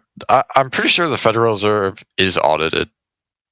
No, Ron Paul tried for 3 decades to audit the Federal Reserve. Yeah, isn't it by a board appointed by the government? the Pope? Yeah. There's an independent firm that does it. Board of do you think the Governors. British I think. Crown Yeah, we can know how be- that worked out with Enron.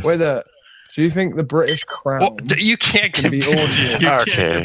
Yeah, dude. Like, Enron and the Federal Reserve are two. Dude, the company. Listen, the company that was auditing Enron was the number one auditing company. Arthur Anderson.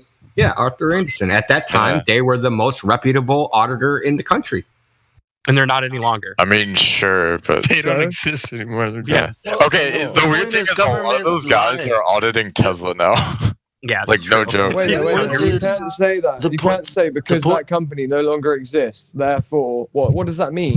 It's like It looking means at those case practices law. are no longer being Listen, practiced. It doesn't matter. We're talking That doesn't about when apply to- someone has tried to do something. So when you're in a case, right, in a court case, you're going to look at case law, right, and you're going to use that as an example of what. Enron is not a case study for the entire financial I'm system. not saying it's a fucking case study. I'm saying it's a previous example we have to go off of.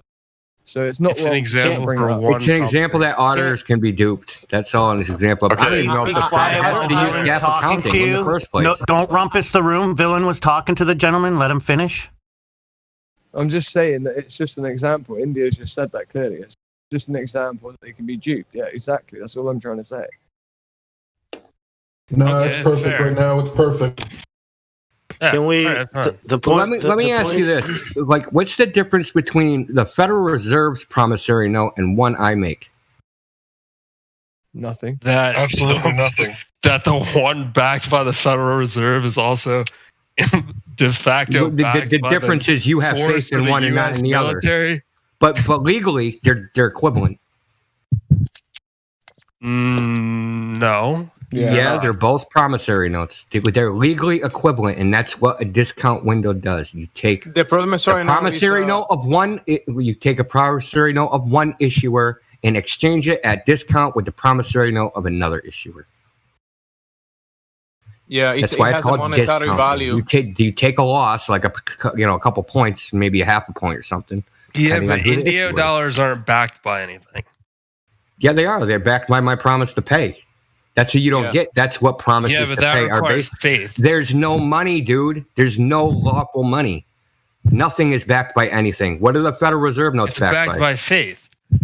Exactly. Yeah. Faith in the system. Like I said, you could write me promissory notes, and you could say like, I'm going to give you this money. But if I don't have faith that you're gonna actually give me what it's worth, then it's not worth anything to me. Okay, so have you ever redeemed the Federal Reserve note? You haven't been able to do that since we went off of the gold standard.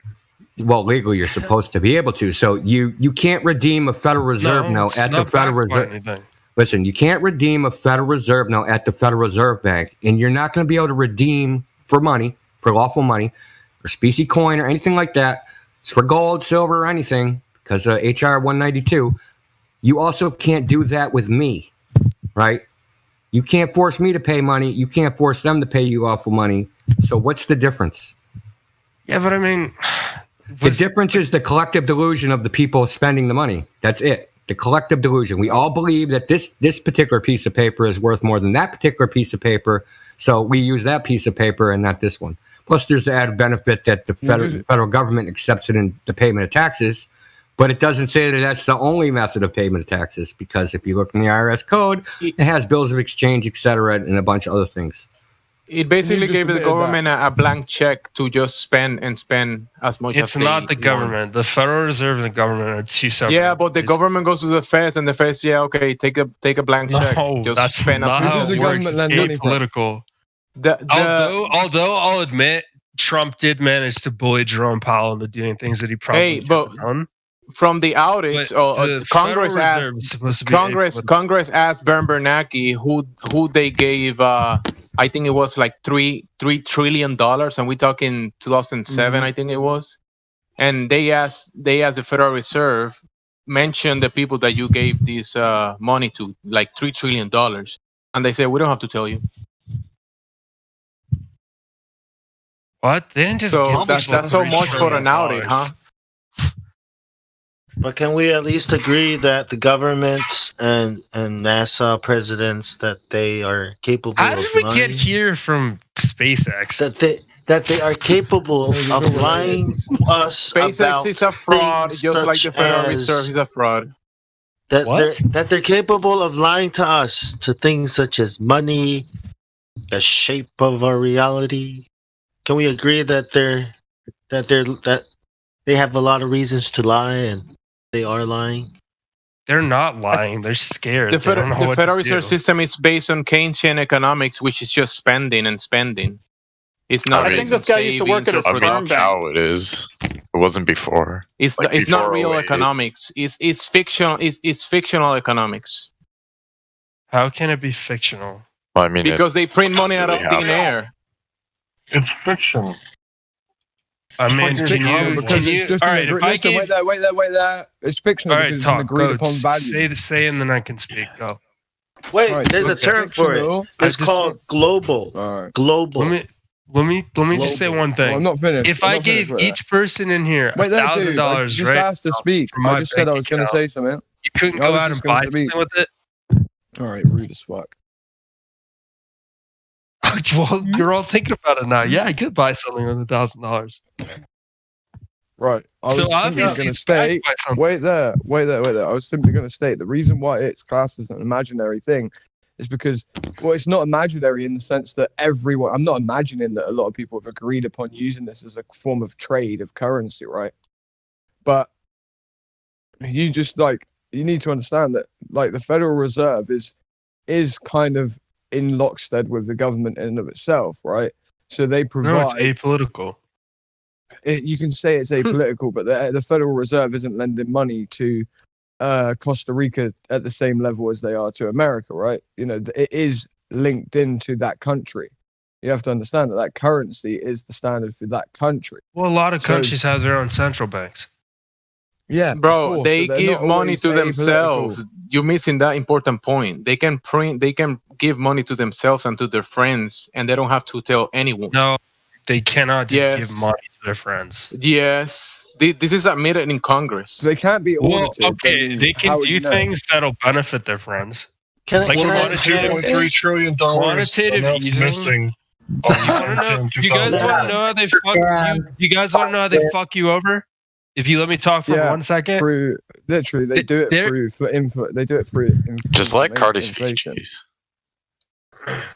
The way that they give money to their friends is through QE. It's through quantitative easing. When the market crashed and all these people lost their jobs, like, do you think that buying up bonds is going to bring jobs back? No, it has no effect on that. All it did is free up more capital for banks to buy stocks. That sends the stock market up. And who's most invested in the stock market is rich people. Where is the production? That's you need to. Where does the money flow? It's still trickle down.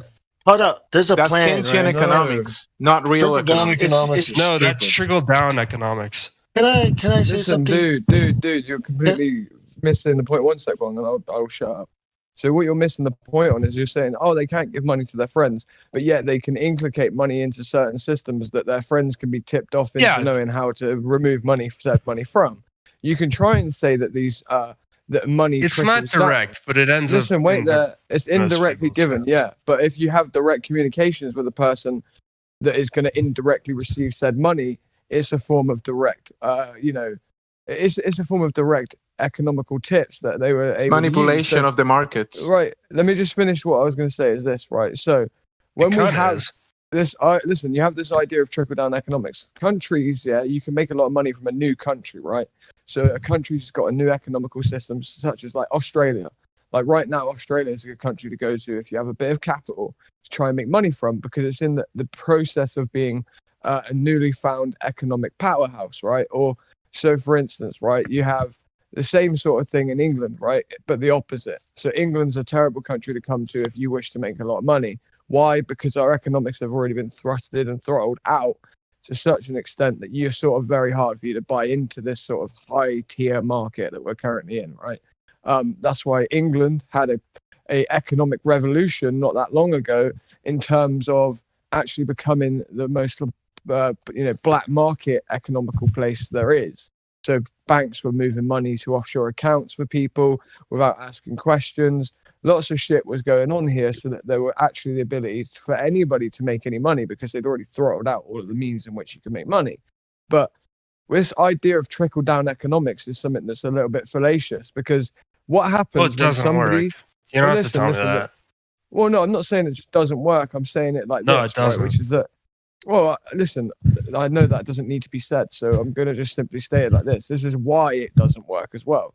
So you have rich people that already have money in their banks. They get money from the tips given to them. Listen, they get money, right, via tips, indirect or direct, I do not care, given to them by the banking systems of how the economic market's about to take a turn and how it's going to do so. They use that, they make their money, but what do rich people buy who've got enough money to live off of? Well, they basically buy credible, tangible pieces of land. They buy into property. They buy into assets. Essentially, they put all their money into assets, and assets essentially do not formulate into trickle down economics whatsoever. And that's one of the issues. Well, rich people just buy assets. That's what they do. And that's why QE favors rich people. They destroy the little guys, the actual backbone of the economics. That's how they can take over countries. They fuck over the little guy. I'm 100% behind you. I mean, you could make the argument it gets to the middle class, but it definitely doesn't get to the poor. Yeah, and because they buy the assets off of the middle class, but ultimately they're Yeah. removing money from the middle class because they know about the tips and tricks that have just been told to them, which is, oh, there's going to be a downturn economically, therefore assets will be worth less. So they buy the assets low off of the middle class. Well, this happened in the UK as well. You can just follow the yield curve. to figure that out. Plus, it's a hidden tax. It's a hidden tax because inflation stacks up and everything is more expensive. They have that's a buy. The working person has to pay more to be able to be productive, and that's a hidden tax. Which Hold up, this is very illegal. You can reverse that. The one Federal tax at a Reserve has time, the man. ability I'm to confused. reverse that. Like They never will, inflation, though. they could turn it back. Yeah. They never will, though. It's devalued 97% in the past 100 years since 1913. I don't Well, know. like- They're gonna have to do it soon. Like at roughly 2% inflation per year, you devalue the dollar to 99%. Well, that's the point. I is forget that how many years. Why do you think the Indians' money has such a high 100. numerical point, or why yen are at 1 million yen on one note? Because they've had their money system's been around for a period of time in which where essentially if you have a higher numerical value, sort of not in the value, sorry, but a numerical number on your notes, right? Again, you can hide a lot more bullshit within inside of it, believe it or not. Like, this is why England and America and Australia with the dollar being one unit, right? Like you can't really even get a one yen note, right?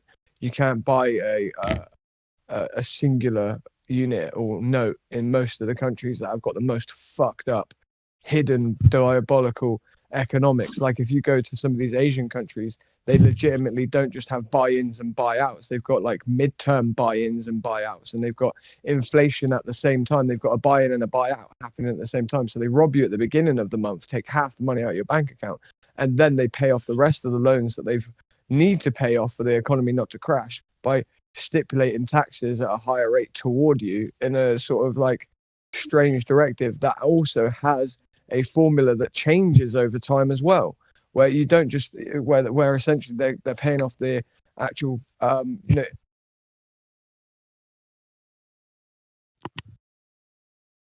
Hello? Might cut out.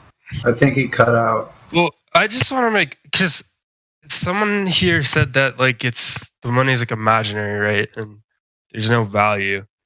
But that's not true. We know it's not true because we have to use the money to, well, assuming you have an apartment or a house or whatever, you had to use cash at some point. Assuming you've Talking gone about into a intrinsic grocery value. store. Paper money has no intrinsic value. The paper is worth nothing. Okay, but it could be worth nothing to you, and I can still eat off it. So, well, that's because there's an clearly extrinsic it has some value, value. that's supposedly linked to something with extrinsic value. Intrinsic yeah, value. the government. That's how it works. There's no you can eat off of the money. Dude, there's it could no go to the grocery secret. store. It could go to a restaurant. There's no secret that fiat doesn't actually have value, but we assign value to it because, like, what the fuck else are we supposed to do? Is they destroying production, and Like- without production, how are you gonna back the money? Like the value of the dollar is linked to oil because So if there's they a reason we destroy call it the money and petrodollar. everybody's just in their houses, not being productive, just taking the money in, eventually what's going to happen if there's no production of goods and services? Just take the money. No need to go out there and produce anything. There is still production here. It's just not like Well, industrial. that's why they crash the economy, so they can buy the farms, they can buy the technologies, they can buy everything, they can control it, and also control the economics. Because what's been happening since the past decade, they've been buying the small companies, all the properties, all the technologies, and normal people can compete against them. I don't think that's true, but I'm having a tough time following. Wait, I you're don't talking about think the Fed buying up companies? Yeah. That's not happening. I mean, bigger businesses, the big businesses are buying up the little guys, but that's always Exactly. happened. But who's That's always happened, though.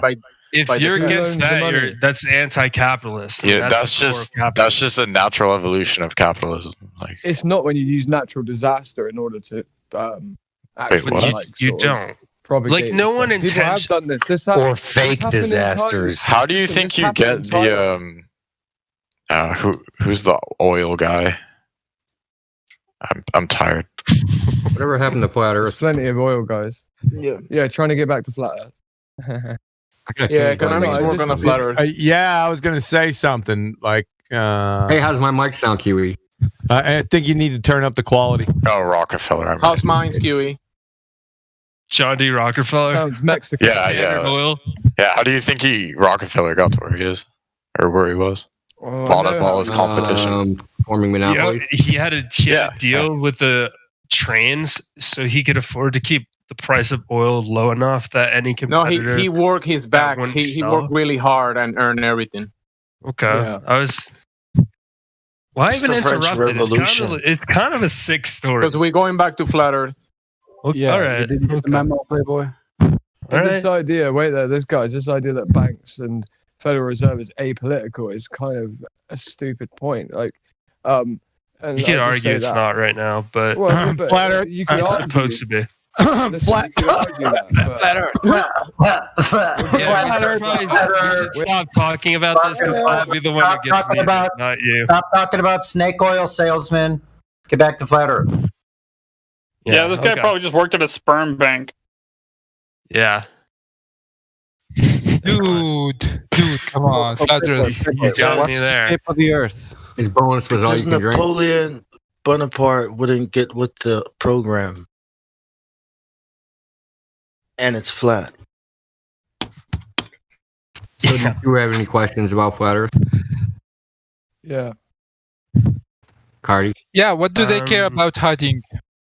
I don't know. This started with me asking about SpaceX. I'm still interested about that. I mean, we could start there. Wherever you think the best beginner topic is. I've been in here for a while, not talking. Yeah, SpaceX is a scam. A scam. You get it? Okay.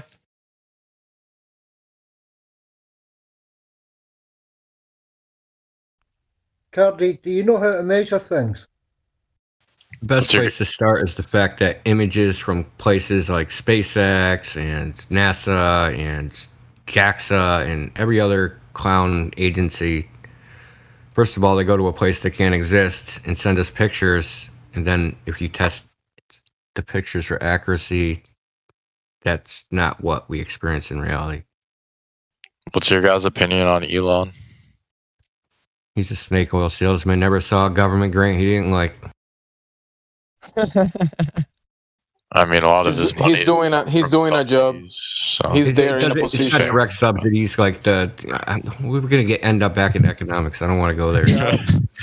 I think he's a terrible. This is how we got there in the first place. He's a terrible actor. What? He's a terrible actor. Elon? Yeah, he's a terrible actor. That's my opinion of him. I don't know. I mean, I didn't think he'd be able to produce the cars, but Yeah, no one really cares.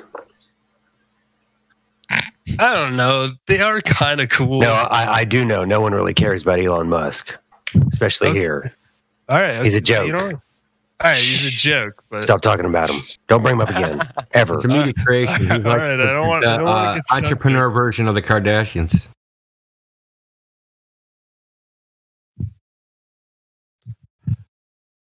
So, what is like okay topic of discussion? The Earth and the lack of All right. shape that it has. Okay, so from someone who doesn't really have a great background in any of this, in terms of whether it's a globe or whether it's flat, what's the type of question you would want a beginner to ask that you wanted to convince the Earth is flat? How does water bend around the ball? I don't know. Never thought about it. Flat? Has anyone walked this man through the 3 points yet? We should, huh? I think the question every globe earther should ask is, what evidence do you have that the Earth is split? Yep. Real simple, right? You ain't got What it. evidence do Yeah. you have? Well, I'll go with the Sperm missile. I'm gonna steal all of Kiwi's.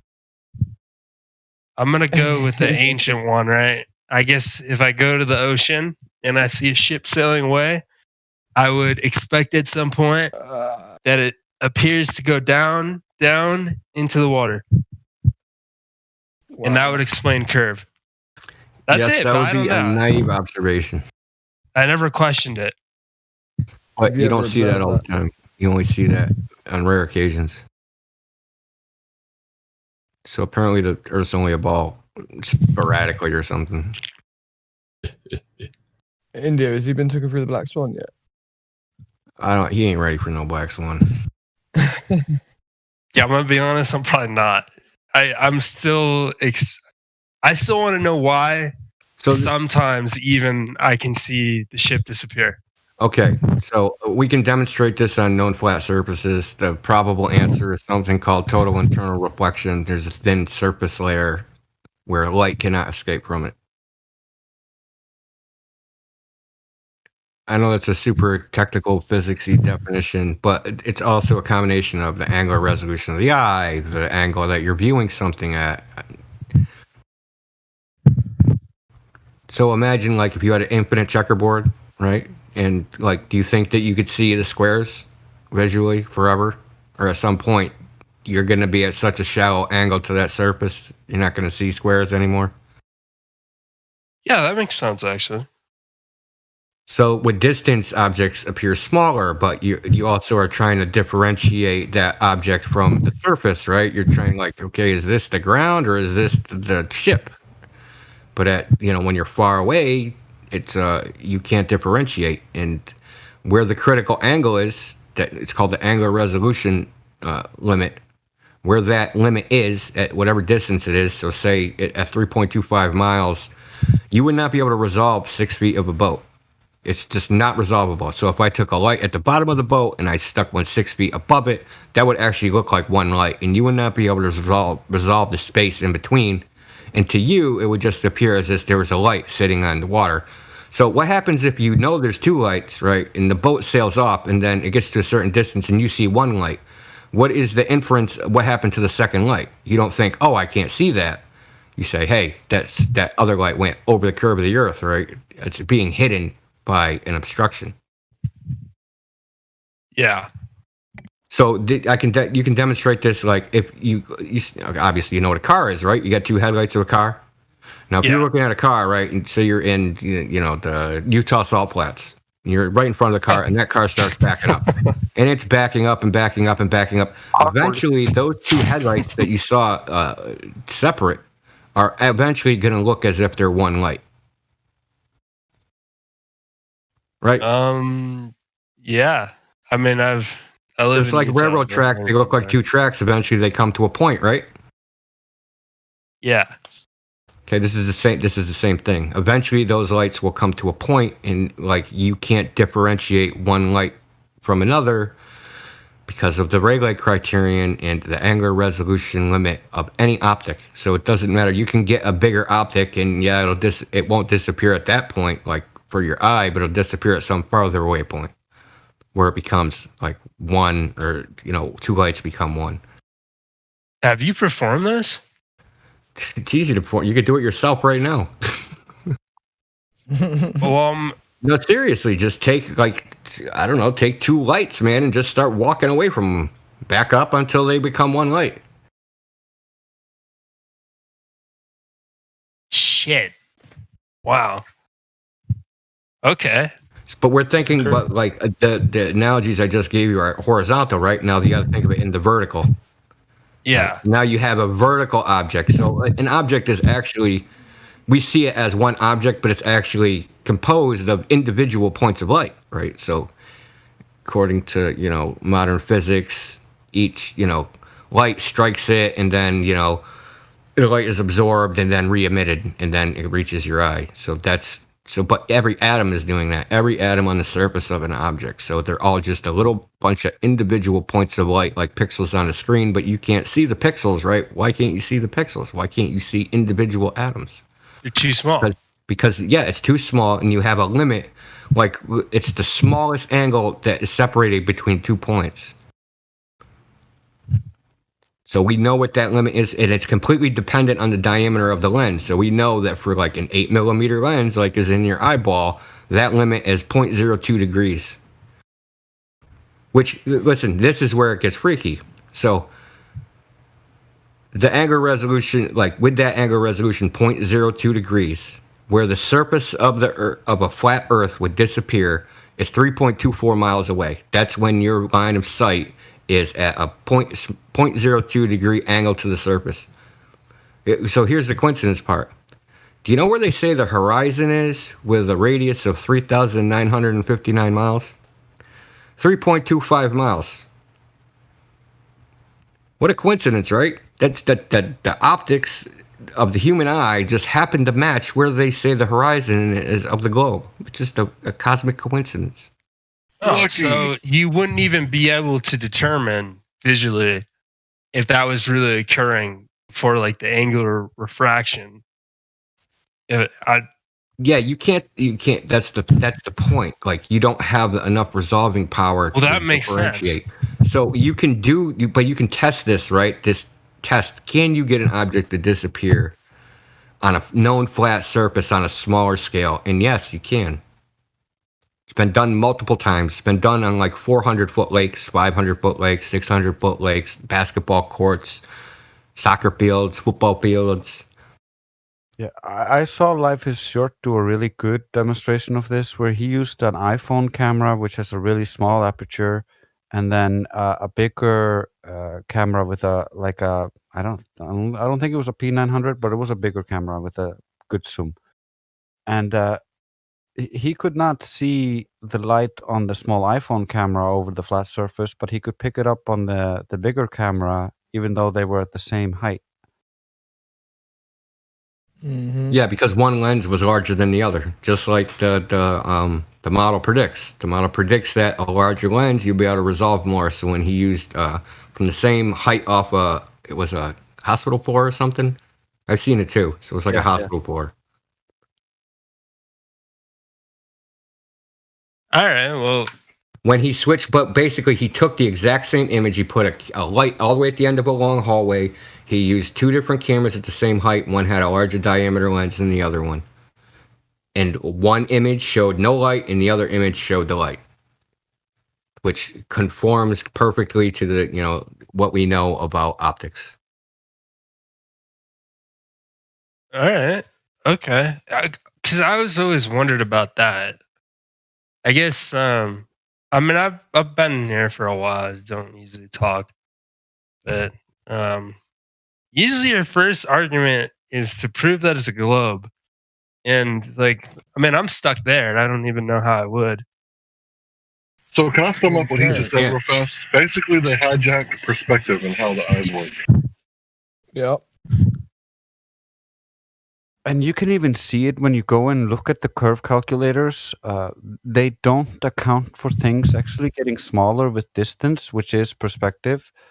In all of their math and all of their side views, it's all full size. Like the mountain does not shrink at all with distance. And that's how they imagine the Earth curve in the math, even though in reality we just see in perspective.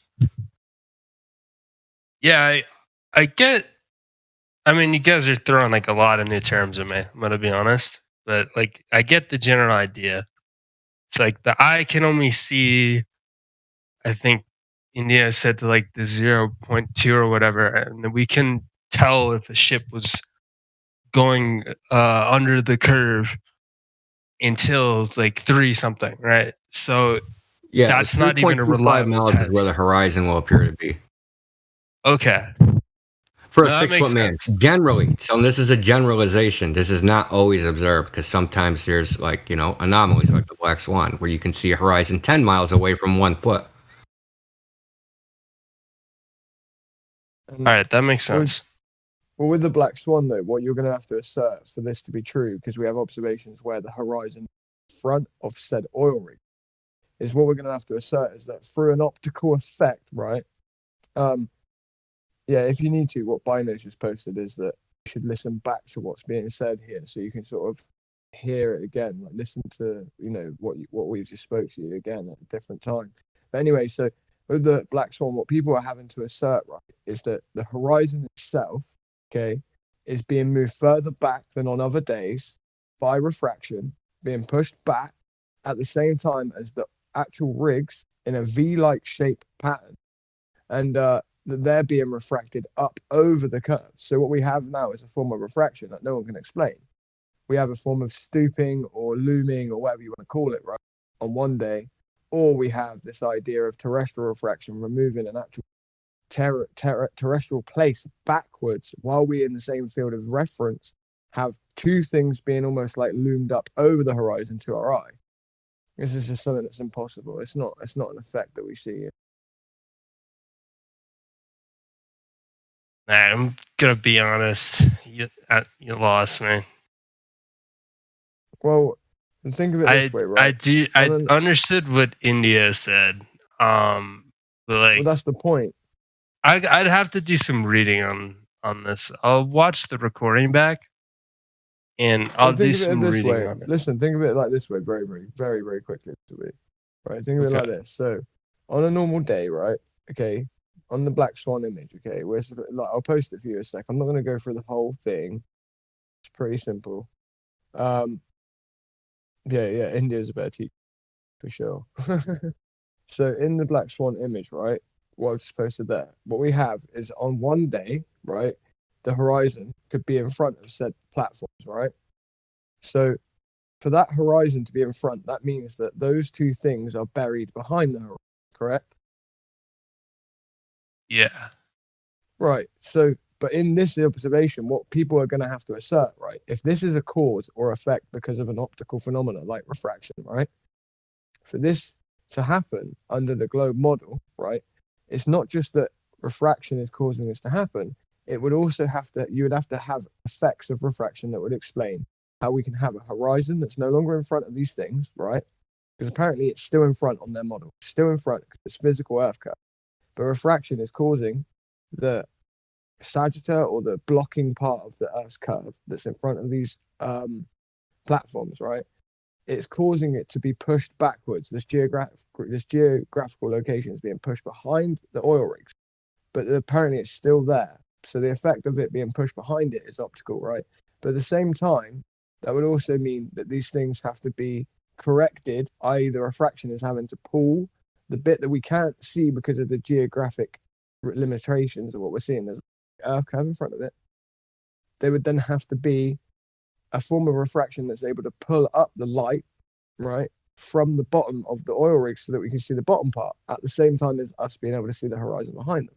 So we have a moving forward of the light as well as a moving backwards because of this refraction. We don't even have to understand what refraction does to understand what that means, right? It's just an issue with it, is my point.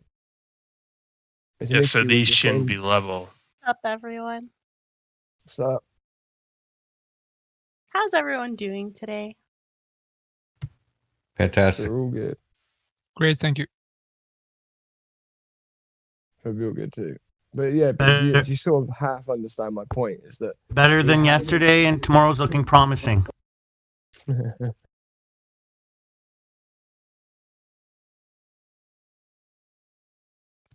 So, Cardi, the point is if that the globe model makes predictions and we test them. It's pretty much that simple.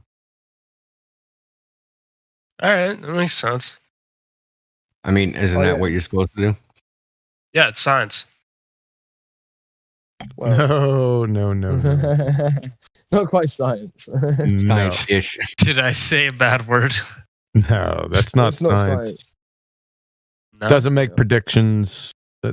They're not scientific predictions. Geometric prediction. Geometric measurement result prediction. Yep. Yeah, science is a very, we get called the science deniers, so we really stick people to what science is when they come in here, right?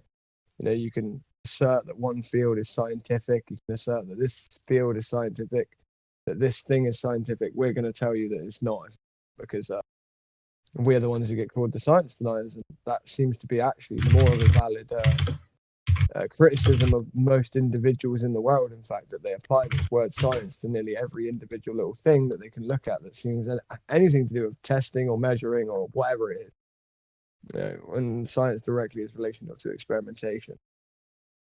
So, Crack Villain showed you the Black Swan image, and in that the horizon is past the second oil rig, which is 9.4 miles away. is What do this you a think video the of globe it? predicts the horizon should be? Where do you think it should be? I'm gonna be honest. I am not an expert. I have no idea.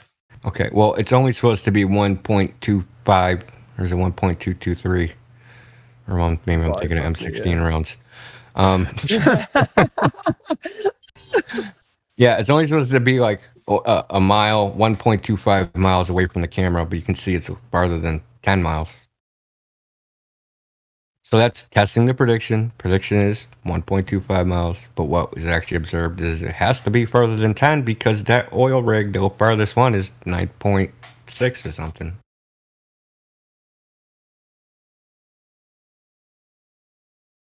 I'm looking at this video right now. The why this flat Earth video is important. That Probably just watch QE's one. or so? Mark Sargent's. Oh, QE something. QE, have you got your video on that?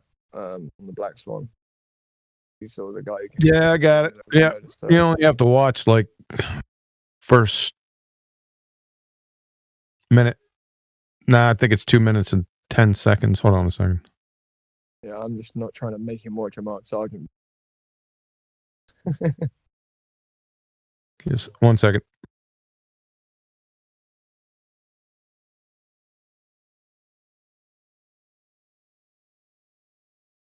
Our Earth is so beautiful. Indeed. Stop it. Get down. Well, it depends on where you are. I'd say all of it's beautiful. It's because you're not 6 feet under yet. You're right, but when I'm 6 feet under, I won't be able to see it I anymore. don't think it People looks get buried good from alive down all the there. time. You won't be able to see when you're 6 feet under, not for long. And then you'll be somewhere else. You'll be somewhere else after that. Well, Gamer Girl, the term "saved by the bell" actually comes from Victorian times, right? In the plague times, where people actually Saved by the Bell? Yeah, saved by the bell. That phraseology comes from where people that were afraid of being buried alive during the times of the plague, because what would happen? They would go to the pits of death, right, where people try and find out whether their loved ones were alive or not. And that you could clearly see that from the night before, where the bodies were dumped off, that there had been movement, meaning that people had been literally put in there while still alive. So it became a very big fear to be placed. This is where a lot of vampire tales come from. It became a big fear of people that they would be buried alive. So there would be a pipe, also adjacent to their coffin and put into their coffin with a line or a chain. People rich enough to do this, with a bell attached on the outside of the grave. So that if it happened perchance that they were buried alive and they woke up in their coffins, they would be able to ring that bell in order that someone would be able to dig them up and save them. So you could always end up alive. Then it wouldn't be That's very kind beautiful. of based. Yeah. So I posted that video in here at 15 minutes after the hour. It's timestamp for you. It's 1:47 to. Oh, you could stop at 2:15. It's over, so it's real quick. No way.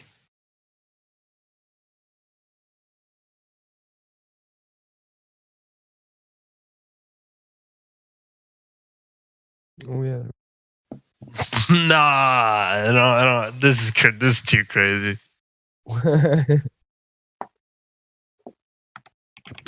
Was that good for you? Yeah. Hey, did you notice the islands off beyond the oil rigs by chance? No, I didn't see those. In the original video, as he's facing the camera down to the water so you can see it's 1 foot above. When he just rotates the camera up to the horizon, you can see clearly the islands off back beyond the oil rigs. Now, the oil rigs, 10 miles is 10 times further than the globe predicts. Those islands would make the radius of Earth 2 million miles. Well, we've got observations that are like out Wow. to 252 miles away, dude. Things that are 250 miles away. And people try and assert that, well, that's refraction. Well, if it's refraction, can you show us the formula in which that shows that light can be bent up around the globe and then back down to the observer at 252 miles. This is using the red light spectrum with infrared cameras. So, and the other point would be this, right? Well, if it's so-called, curvature that causes this, well, it would be curvature why we don't see it, and also it would be curvature as to why we see it as well, because it's to do with the convexity of the Earth and the way light refracts over convex objects. Well, again, this is just ridiculous circular reasoning at this point. If we're seeing 252 miles away at objects, for instance, how is it that we're always seeing these objects not in the forms that would be expected by the effects of refraction? We don't see them inverted upside down, lifted up above the horizon. We do. The horizon itself doesn't disappear in these forms or effects of refraction, right? When we see like an image that's being loomed or a mirage, like what Drace has just posted, right? We see an inversion, or we see something being flipped up above, and we may see horizon there, but that's just a mirror image of the horizon. The horizon that it was mirrored from is still there, right? Look at this image. You see this? It's being inverted up. Is this what we're seeing in the Black Swan? Would you say that this is a similar effect to what we're seeing? I wouldn't. I would say that'd be crazy to think that. I'm not convinced, but this is definitely interesting. For sure. Actually, I want to show you something. Look in live stream voice text.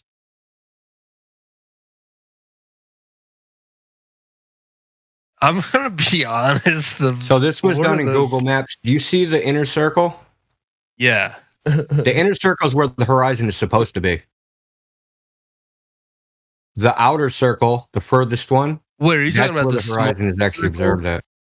He's talking about the smallest circle that's closest to. Actually, the second circle is actually where the second oil rig is. Sorry, that's one. So you got the inner circle, horizon. Next circle is the closer oil rig, and then that's the second oil rig.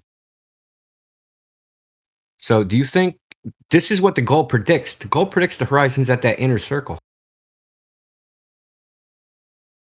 Well, it's clearly not in that video. It's clearly not even close. It's flat. It's flat. And that arrow is actually the line of sight, like in Google Earth, this cuts right between the oil rigs.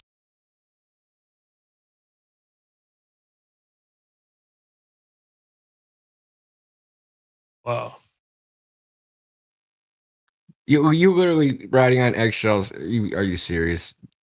Mick West came in here and got a freaking stick broke up in his rear end, dude. Like, you're gonna post his stuff here? Me? Come on, bro. Riding on eggshells. He's in the chat. Mick West is an idiot. He posted a Megabunk link, and the guy that owns that website came in here and got like eviscerated, destroyed. Riding on eggshells was so annoying last night. Do you guys want to see what that website looks like quickly? I'll just take a screenshot because this shit ain't even edited.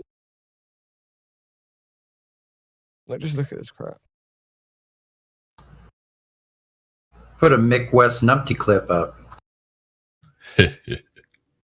What am I looking at in this Metabunk thing? I just see like I don't know, you tell me. temperature. You tell me. I have no idea. Look, what are those lasers? What? Metabunk, Mick West coded a ray tracer. A ray tracer? Rays They're don't exist. literally flat, even in this. Remember that? Picture. Remember we asked him if light was a wave, or you said light's a wave. Well, yeah, but rays. If he says anyone says ray or ray tracing, rays don't exist. Yeah, you better be talking about a GTX 3070. I'll get it right from the horse's mouth, man. Yeah, I know rays don't exist, but it's useful approximation if you are making lenses, but that's about it.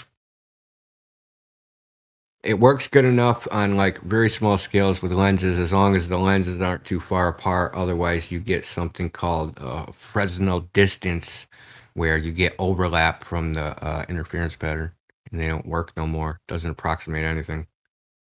No, they don't exist. Yes, I know they don't exist. I'm talking about designing a lens. There you go, right from the horse's mouth, Andrew Thomas Young. Horizontal ray paradox is to remind ourselves that rays are an unrealistic mental construct. In reality, we always have a beam of light, infinitely narrow. Rays don't really exist. I gave you that, you know. No, you didn't. I did, because I remember that horizontal ray paradox. No, you didn't.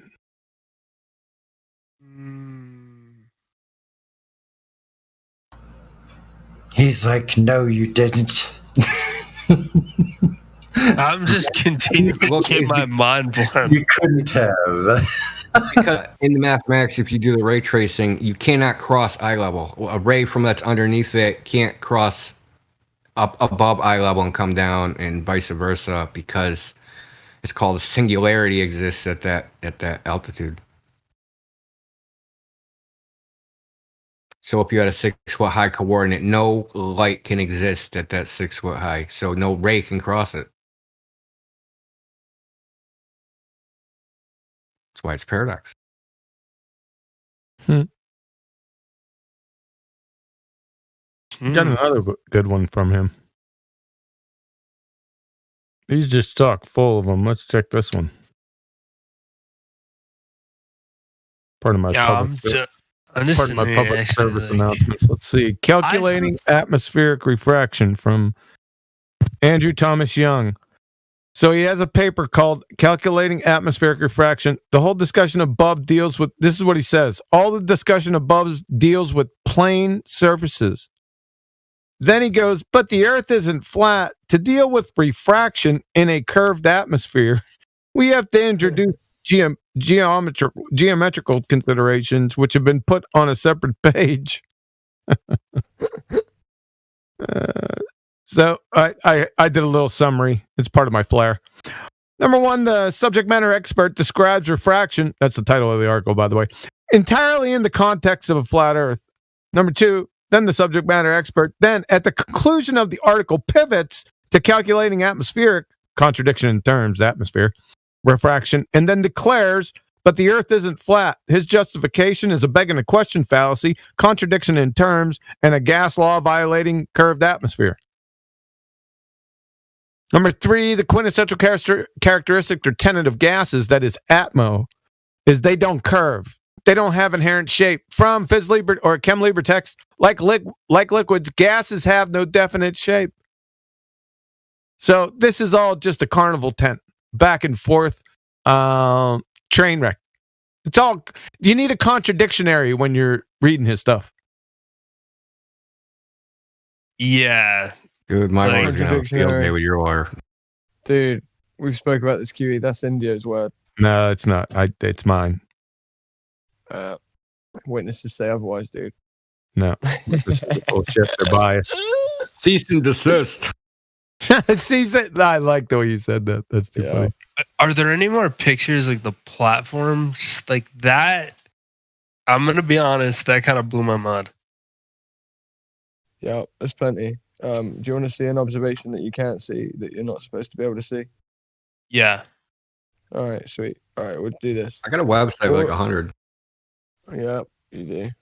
Yeah, he's Do got you websites. really? Would you mind posting it?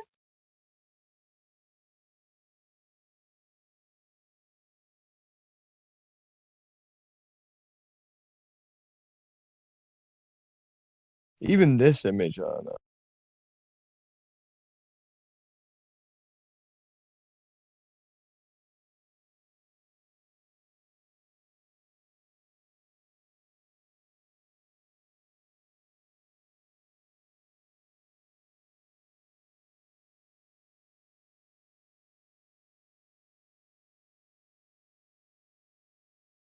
Mic check. Yeah, you're good. What about that image? You're talking about the same oil rigs, right? The Black Swan oil rigs? Right? Is that what you... Yeah.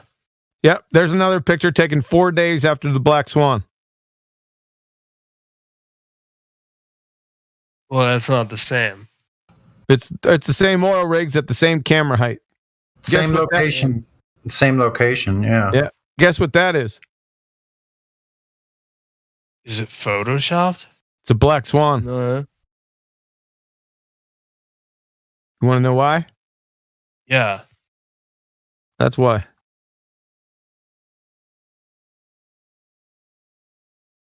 It's proven something, right? Shows a very valid point to this whole discussion, which is that the horizon itself is not a physical geometric location. It is what? It's an apparent position. It's something you cannot derive any form of measurement or geometry from. Therein, the people that claim to have derived radiuses using dip angles to the horizon are full of shit, because the horizon's distance and location is dictated by the atmospheric conditions on the day.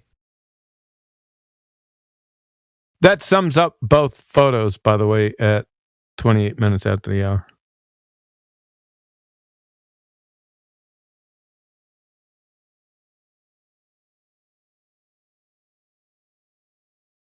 I've got a funny image for you in a minute, India. I'll post it in chat because I don't want to confuse anyone. Why? So I'm gonna. What about that one at 29 minutes past the hour as well? India, can you explain the photo you posted of the plane? That's similar to a flying bump. It's a what? Nothing. Oh, my bad. What, the flying plane? What? Oh, maybe. What do you I don't know what that is. Well, what do you think it proves? What do you think it shows? Think about it.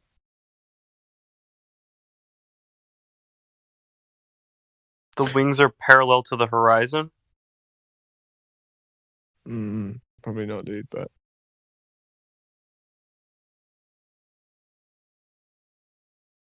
I don't know the observer height on this one, or the distance to the plane, or the distance to the horizon behind, but... Gamer girl, you said based. What do you mean? It means like gangster, like... Oh, it just strong. means based. I don't know how to explain it. It's just like, Well, you like hell yeah, man. based. I don't know. I'm not getting it. It's like The you're bottom Basing a turkey. It's like sauce. No, that's No, it's like slang for a good foundation. Wait a Like minute. a rock solid foundation. Wait. Boomer translation. It means bitchin'. It means bitchin'. Good. Yes. It means solid. Sure. Yeah. So you also said the further oil rig does look lower down, though. Yeah, those aren't the two same oil rigs. They're owned by different companies, number one. And number two, the further one is, I already said it, further away. That means its angular size will be smaller. You follow? Right, so right. As So stuff riding on eggshells. Sorry, Q. This has to be addressed quickly. Like, yeah, that's interesting. His question. Some days the cranes are all straight. Other days they go all bendy, and the horizon appears to be on. Right. So, what effect of refraction is able to basically allow light to travel from the position where it is apparently behind the Earth's curve to the viewer's eye over the horizon? This is the cranes we're talking about currently. While the light in and of itself, for us to be seeing it, because it's not a physical thing we're looking at, it's a form of refraction. How is it that also that light, as it came over said curve, was also warping and bending left or right, laterally across, okay, horizontally across, bending, warping left or right as it covered and come up over the curve at the same time as the horizon, which is supposed to be in front of it, is being pushed behind, all inside of the same field of reference. If you can show me the effect of refraction that explains the effect that we're seeing there, then go ahead, because that's impossible. Impossible. I'd struggle to explain all of that, but I think Trudeau at 29 minutes past the hour has posted something that's quite interesting. It can be explained, that's the point. Yeah, there we go. 'Cause, like- Justin's posted it again. Yeah. But that's not what we're seeing, right? Think about it. This isn't something that can explain it. No, we're seeing the horizon in the background, right? What would you say we're seeing in that one that Justin's reposted? Well, what we're seeing is the warping up and down of something, right? But what we're not seeing is movement forward and movement backward in the same. And it's not field of physical. reference. And it's not physical, correct? Right. I think we so, know when. so it's just an optical effect of things moving up and down, is what you're Yeah. saying. Yes. Sure. And it has to be an optical effect, the horizon and where it is, right? In the Black Swan, it has to be optical. It also has to be optical due to the fact that we're seeing we can't have two things be true. That this thing be physical at the same time as it being moved forward. So the oil rigs themselves, we're looking at them. If we're not able to explain a form of light or refraction that's able to bring to the viewer, right, who's basically almost in the V position in terms of what the light would have to take in order for us to see a homogeneous image, right? Like, i.e., the oil rigs in exactly the right positions, they would have to be being stooped up over the horizon, right? In a shape that allows them to land. Or loomed up over the horizon, loomed up over the horizon into our viewer, right, position at the same time as the very thing that's supposed to be in front of them pushed behind them. This is all in the same field of view. We don't see this. Like, this isn't, something that we observe. I don't. I think I agree with all of that. I think that I don't think you would expect to see an effect that takes the water you see on the horizon, sort of less than a mile in front of you, and stretches it backwards. What I think is the suggestion is that you're seeing the water that is near the second, or near or beyond the second oil rig, but because of the bending of the light, it's bringing it sort of around the curve to you. That's bullshit. What type of refraction is that? I'm not so up on my forms of refraction, but I think looming and towering. That's not looming. Higher. It's not even in the incorrect definition. That's still. I can use Andrew Thomas Young's incorrect definition, and that's not looming. Okay. Yeah. So could you explain to me what looming and towering? I'll tell you. Yeah, I'll put the definitions right in here for you. Right. It has nothing to do with the horizon as a relation to the objects in reference to the horizon. So at 35 minutes after the hour is Andrew Thomas Young's definition, and then right beneath it is his Huckleberry Quantum Eraser's definition, which is correct. So looming from Andrew Thomas Young, the appearance above the horizon of a distant object that would normally be hidden below it. That's incorrect. That definition right there is incorrect. However, that's the only thing you're going to appeal to, and it's incorrect to begin with. But that's not looming. Right. Let me just put it to you this way: people don't understand what atmospheric refraction is. Number one, right? This is a carnival tent.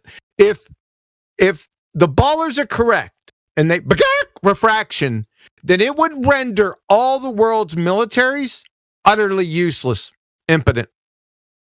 This is a joke. So there is no. I don't quite understand why it would render the military useless. Well, because the targets wouldn't be where they should be. This is my whole physical Black Swan. Yeah. This is atmospheric refraction. I mean, obviously not for mortars, would they? Because they usually have those spotters, don't they? For that's mortars. dead space. The whole military That would still need it. No, sorry, right on next. You still need to calculate it for the spotters. Refraction, the refraction that the spotter is actually going through from his position, because how is he going to guide shells onto an area if he doesn't know where he's adjusting for? So he's going to give longitude and latitude points and perspective. Well, no, because this is the point. It can change, right, in a blinking of an eye.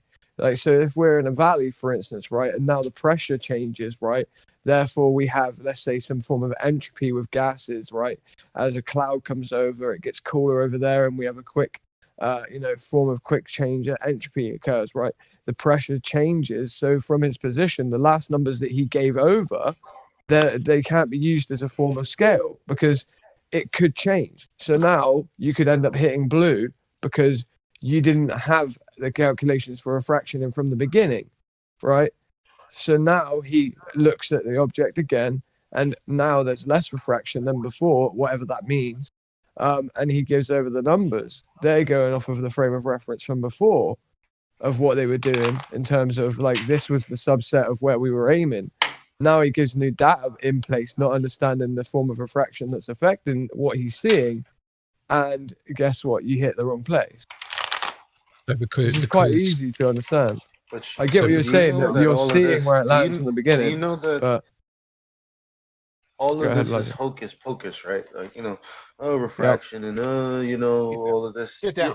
You Go. know, effectively what you're saying is Go. we're talking about shooting at holograms. Yep. Yeah, exactly. Yeah, I think I would agree with most of that. I'm not sure that I've ever known of anything where atmospheric pressure or particularly temperature changes within the blink of an eye. I did Listen. think that was a much slower process, which is why that. Well, it depends. It depends, right? That Depends on where doesn't you take are. anything away from the point to begin with. It would render all the military organizations useless. Literally. Breaking, we've had this talk before, and I took you through this before, right? When we mix in the Earth's rotation as well with this equation, and this is QE, this is what I was saying to you before. I wanted to sit down with like maybe either you or someone else and put this into like 3 images where we can explain it. I found a very good simulator in order to actually start doing this on, just to take the images from. I mean, so look at the Germans, right? We had 10 observers using the German 88s that were repurposed as flak guns into straight line of sight recoilless rifles to be shot. We even have Michael Whitman's account in the Tiger tank, right? These things would be useless. We have all of their field notes. We know that the barrel was either 1 foot, 2 foot above the ground, depending on the actual system that they had it attached to, right? And then we also know what it was used in tandem with. So obviously, the barrel itself, its elevation would be up to 6 foot, right? So we know what they were using in tandem with this. They were using the 200mm German guns. The fact that the 200mm German spotlights, that were used in tandem, even exist proves this point null and void, right? Think about it. Why did they build a 200mm after the 150, and why did they build the 150 after the 100mm? So these are basically field lights that were used at nighttime, right? And they saw the same things at nighttime as what the people saw in the day using the German 88, which is that they could point out to 8 miles, they could shoot out to 14, they could illuminate things out to 8 miles with the 200mm spotlight. Okay, so we're going to have to assert that they were illuminating tanks at nighttime 8 miles away, and these were being pulled up over the horizon somehow via the actual moon's illumination, not the sun. And we could say, oh, it's the spotlight doing it, but no, the whole reason they pointed the spotlight there is because they saw movement in the first place, and that would mean that it was being loomed or stooped or whatever the fuck you want to do, refracted up over the curve, right, via the moonlight. Okay, so we're not going to be able to explain that as true, and then we're going to have to sort of assert that these German 88s were adhering to the curvature of the Earth of 8 inches per mile squared as they shoot. But then on the Maginot Line, for instance, how many guns do we have with different grain values at different velocities that were able to achieve the same thing? This is pointless. You can't assert that. So what you're saying, if I do understand it, is because there's so many different bores of guns which are going to be shooting different weights of projectiles at different speeds, it would require all of these different gunners to be doing different calculations to be correcting for this atmospheric refraction? Not only would that need to be true, this is stupid, we're going too far into it, but the point is you can't assert that one of these guns is adhering to curvature in order for this to happen without any accounting. You would have to assert all of these guns somehow adhere to the curvature, even though they have all differential values to the velocity and weights of the shells. Because I can find a lot of stuff looking now. I can find a lot of stuff talking about how the Navy does have to correct for this, and They do not. That's bullshit. No. Let's just put the nail in the coffin for refraction. Talk to it. Let's just put the nail in the coffin for refraction 42 minutes after the hour. So whenever you say refraction, welcome to Flat Earth. Why? Number one, is terrestrial refraction scientific evidence? No. Number two, terrestrial refraction requires the atmosphere to curve. Gases atmo don't friggin' curve. You're dead right there. The term atmosphere is a contradiction in terms. Number four, to even invoke refraction, that is terrestrial refraction, I'm sure you didn't even know what that was, you must know the radius of the Earth. So before you say that, we need to know how you came up with the radius of the Earth. Number five, even if I grant you fairy tale terrestrial refraction as it's currently defined, there is no scenario type of refraction that'll move the horizon 10 times further than the geometric constraints of the fairy tale sphere allow. None. Number 6, 100% appeal to looming. The current definition, as I said and showed, authored by Andrew Thomas Young, is demonstrably incorrect. Even granting you the current incorrect definition of looming, it has nothing whatsoever to do with moving the horizon 10 times further than it should be. It speaks to objects in relation to the horizon, not the horizon itself. Number 8, mind-numbing adjective added to refraction, greater than infinite, gargantuan, super extreme, strong, or woefully juvenile, and screaming testimony to the person having no acumen in the subject area whatsoever. Number 9, refraction is feebly portrayed by Baltard spinning space monkeys, that'd be you, would render all the world's militaries, like I said, laughingly impotent, utterly useless. Number 10, the moment crayon muncher window lickers clumsily began refraction in response to the black swan, they unwittingly welcome themselves to flat Earth. Because A, you need a physical horizon which blocks boats and buildings as denoted in their model, or in your model. B, they refute the radius value of the fairy tale sphere, which was brought to them by Al Biruni, who computed the radius via the dip angle of the horizon. Tell me how you can calculate a geometric radius from a refracted horizon. You're toast. You're finished. It's over. Yeah, so 5's an interesting point. So that seems to be where you're suggesting if you grant this fairy tale terrestrial refraction as it's currently defined, there is no scenario or type of refraction that will move the horizon 10 times farther than the geometric constraint. That's a really interesting one. Could you share your working on that? Where you've calculated refraction and shown that to be impossible? You can't calculate terrestrial refraction without the radius. Right. Can I read something for you? No, hold on. Let him finish. It seems to me, and I'm probably missing something here, but it seems to me that requires that you throw out the R value and say, well, now this doesn't make sense without the R value. Is that right? Throw what out with the R value? When I invited you to show that the refraction doesn't work, you said, but it requires the R value, and that's terrestrial refraction requires it requires two things: radius of the Earth and the atmosphere to curve.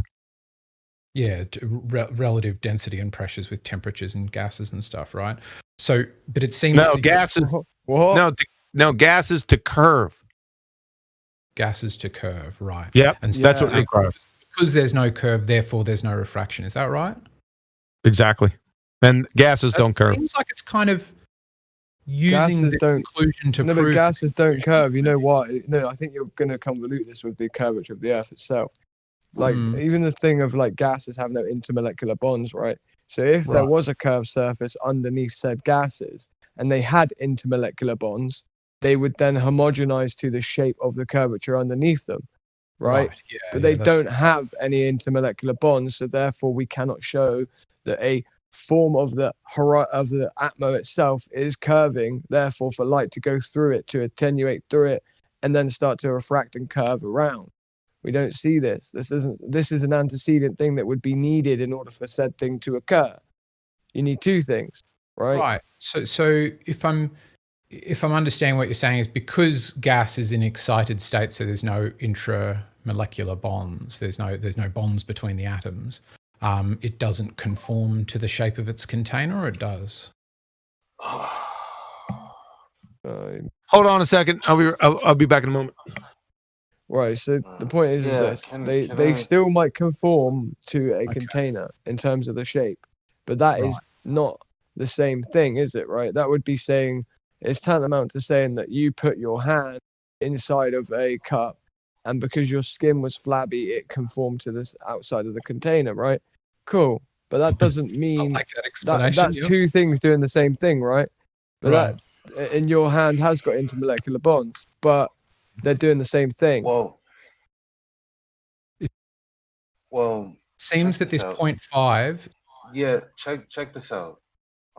Because you're hung up on refraction, and if we're accounting for refraction, right? So I have this Horizon PDF, right? Matter of fact, let me screenshot it and send it into the chat. Maybe you've seen it, maybe you haven't, I don't know. So here it says, when we stand on the shore with our feet just at sea level and look out to sea, we may ask, how far away is the horizon?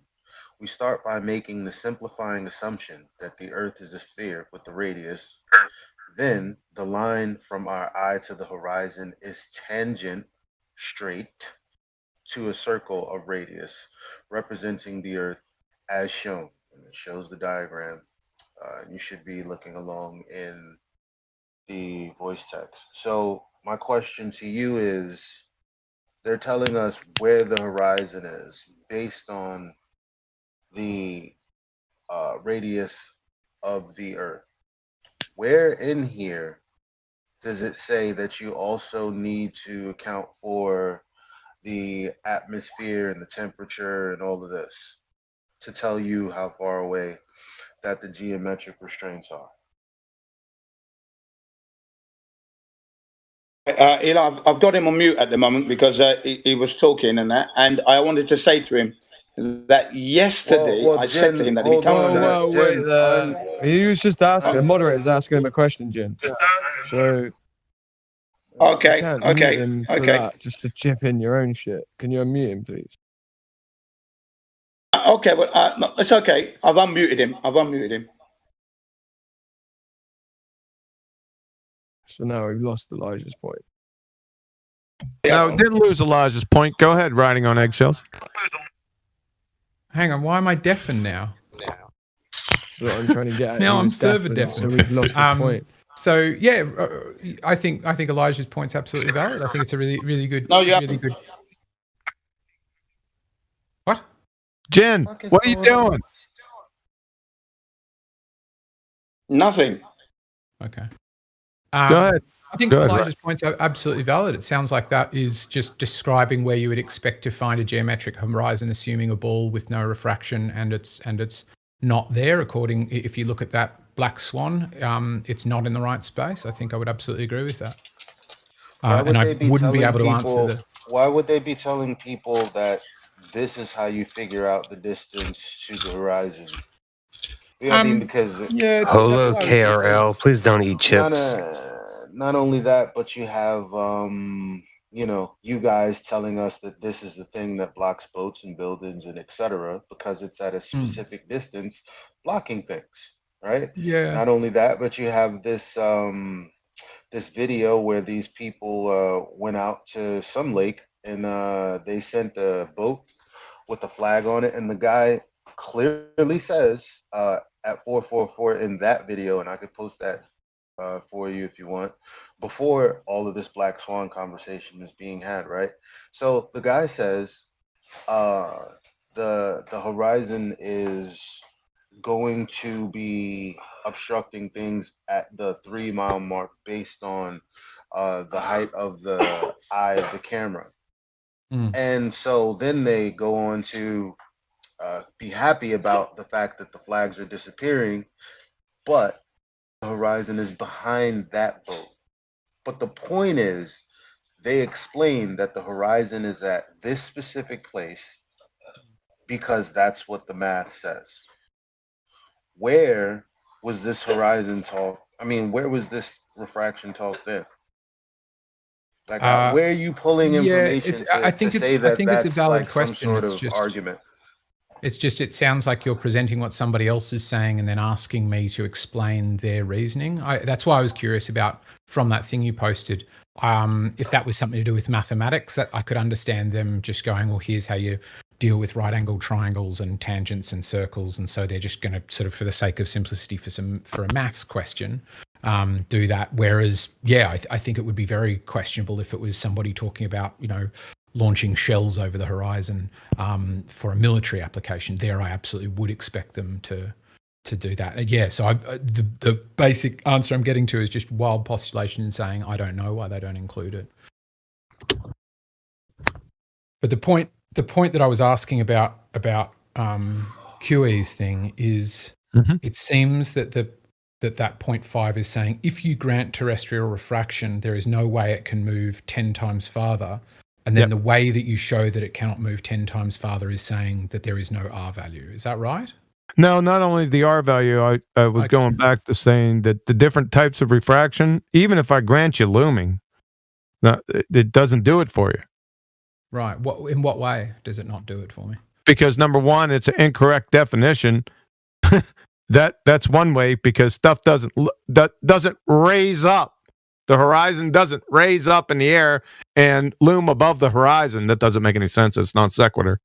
But it sounds like your 0.5 is granting that might happen and then disproving it rather than just asserting that it's wrong. Because it sounds like you're going, well, I'm going to accept it. And then on the other hand going, but let's not accept it. Therefore, haha, it's wrong. Yeah, it's wrong on multiple levels. Yep. Okay. Get down. Down. I'm down. Go. I'm down. Out. 1 second. I'm sorry. I'm a naughty boy.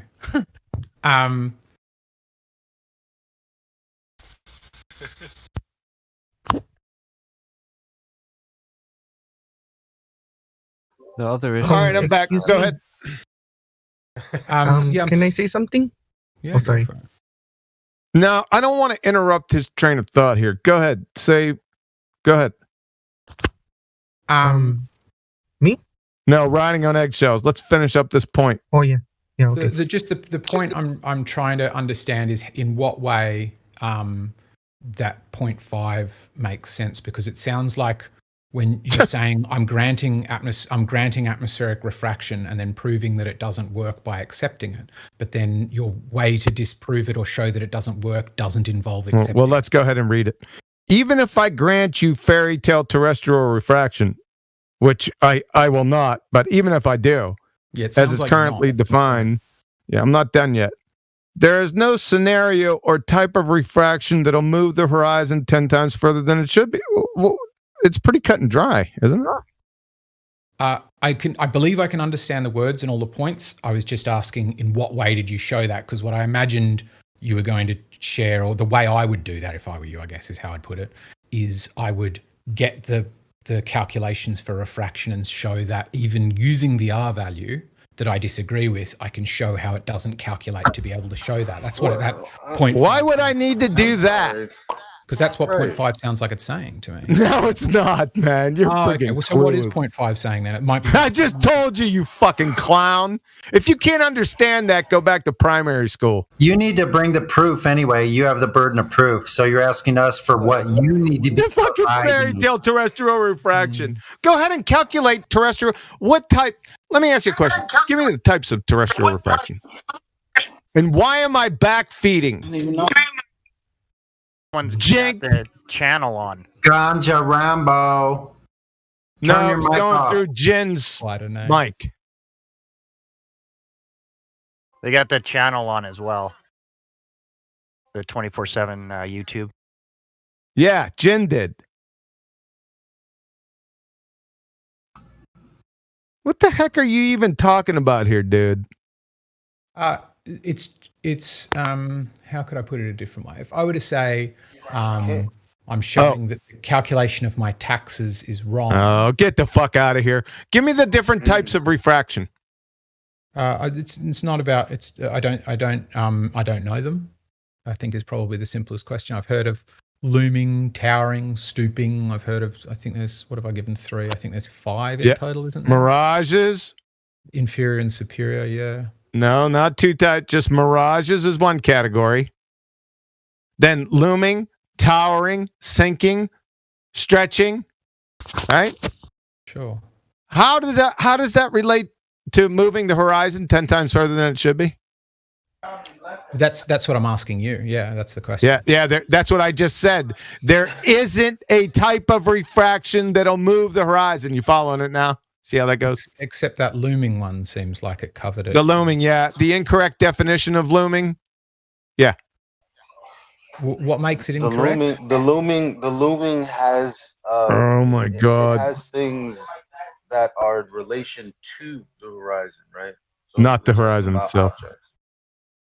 Right, not the horizon itself. So let's take a look at this. This is very important. So we're going back to let's go to Andrew Thomas Young's definition. Let's put both definitions in, and then let's take a look at what looming is. Yeah. How about that? It here in the chat. The appearance of the horizon of a distant object that would normally be hidden below it. Yeah. This effect is caused by an unusually large terrestrial refraction. That's correct. Usually due to a thermal inversion. Yeah, so that seems like that exactly describes what I think most people suggest when they look at the black swan. Oh, really? Yeah. Well, no, you're right. That's what they say because they don't know what the fuck they're looking at. Right. Okay. right? So let's try, because I ask ballers all the time to give me photos of looming. Is that Andrew Thomas Young one that you do agree with? Andrew Thomas, is that Andrew Thomas Young that I do agree with? What do you mean? Definition? It seemed like you presented two definitions. You said one was incorrect. Which is the one that you feel is correct? Yeah, the top one, Andrew Thomas Young's, is incorrect, and the bottom one is his Huckleberry, me, Quantum Eraser, who defined it. Oh, it's your definition. So what? Yes. If I defined it, would you? No, I'm going to show you. My definition? No, Yeah, you failed I'm trying gonna to call show it you. a fallacy. Haha. I'm going to show you. I'm going to show you exactly what it is. Because that refraction simulator is pretty cool. That one from Metabunk where you can keep. Yeah, that refraction simulator, it's just bullshit. To get these effects. Yeah, it's just a diagram. It's not an effect. It's a fucking cartoon. Let's see where the different types of refraction are. Hold on a second. It's a city computer game. Stop talking about it. I can't bring up more than one photo. Why the fuck is that? All right, let me try this. Nope, it ain't going to do it. All right, let's try it again. Just give me a second, folks. Don't type in anything just yet.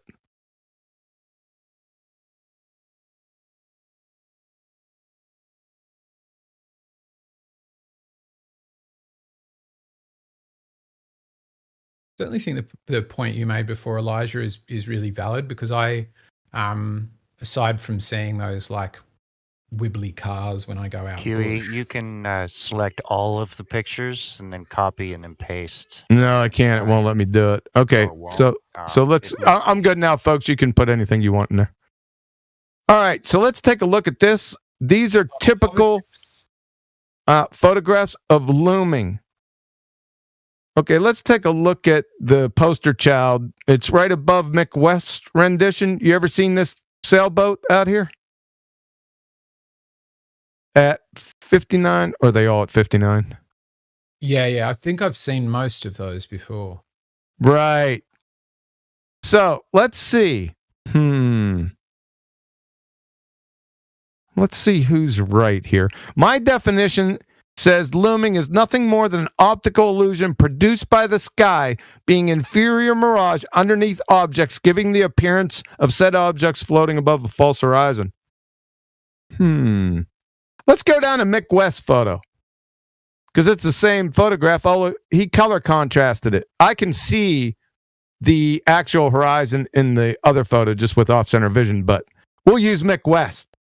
You see what he says? This is not a mirage, right? Because it's not. This is supposed to be looming. See the real horizon, right? Here is the false horizon. Pay no attention. It's not due to fog because you wouldn't see the boat. There's the false horizon. The sky is being inferior mirage underneath the boat, giving the impression that the boat is floating above a false horizon. Sounds like my fucking definition's correct. Let's choose another one. Yeah, I'm not. I guess I'm not able to definitively say which is which. Oh yeah, because you're a numpty dipshit. Let's go to the second photo that I posted. If I was presenting my own QE, yeah. Let's go to the second photo I just posted with my definition. Right, but my question, I guess, is what could you present something that might make me more inclined to accept your definition? No, I already exposed your dumbass right here. Did you? Yeah, I did. Interesting. Okay. Yeah, it is interesting, isn't it? Yeah, it is. Yeah, it surely is. So go back to fucking try to sell your arguments to primary school and see if you can convince them. Because your arguments are no better than a clumsy child. I just defined it for you. I've got 1, 2, 3, 4 examples and Mick West telling you what the fuck is happening. Right. Yeah, all right. So my definition is correct. There's your fucking bullshit refraction or looming. It's just the sky being inferior mirage. You can see the clouds. In the one with 3 boats, I see. When you're saying the sky is being inferior mirage, what you're saying is the effective refraction is in fact foreshortening. It is not lengthening. Is that it's fucking bullshit. You can see the clouds in the three boat photograph. I don't feel that's this is absolutely perfect. Lines up perfectly with my definition. Right, but I'm just trying to understand your definition. It sounds like what you're saying is it's by inferior mirage is what you're saying that the refraction can cause a foreshortening effect where the horizon comes closer, but it does not cause it doesn't. That's a false horizon. It doesn't. That'll change on your height, by the way. So the question is, it'll change. Holy fuck. All right, I got it. Shut the fuck up. I ain't even going to say anything else to you. Go fuck off. Fuck out of here, man. Thank you, QE. You're welcome. I love how they over challenge. Can I say something? Can I just say something? Sure. For riding on eggshells, I said to him today that he didn't bring any evidence for his model, that he shouldn't be coming back. He'd get muted. Because we had this out yesterday. And he got a little bit obnoxious yesterday, didn't he? And then ran off. Okay? Yesterday. And it's not the first time. He's been coming here for months. I said to him, go out and do some research now. Your mic's chopping, Jin. Time going around Hey, Jin, he says that you haven't done it. He could be going out there. Yep, your mic's chopping also, Chin. Yeah. Drop out and come back in again. So my whole thing is, if we have geometry and the geometry dictates where the horizon should be to physically obstruct things, what does the bending of light have to do with things obstructing things? I don't get it. They can't. That's bullshit.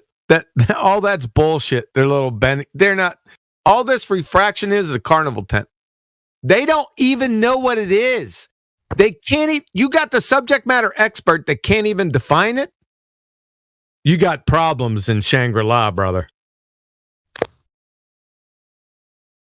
I did that definition in my fucking sleep. It was off the cuff. I just took a look and said, "Yep," and just wrote it out one day. It took me about 10 seconds. Ask ballers, I'm telling you. Ask them what is looming and for them to show you a picture of it. Just try it. I mean, you ask a normal person to read your definition versus Andrew's definition, and it's like, okay, so do you believe that you're looking at a hologram that's not actually there, it's below a ball, or are you looking at an optical illusion or an optical effect? It's self-evident. Him and his Elmer Fudd sophistry. You sounded like a dick, Elmer Fudd. You really did. It was quite embarrassing. You thought you were this intellectual, right? You sound like a fucking child. Get your act together.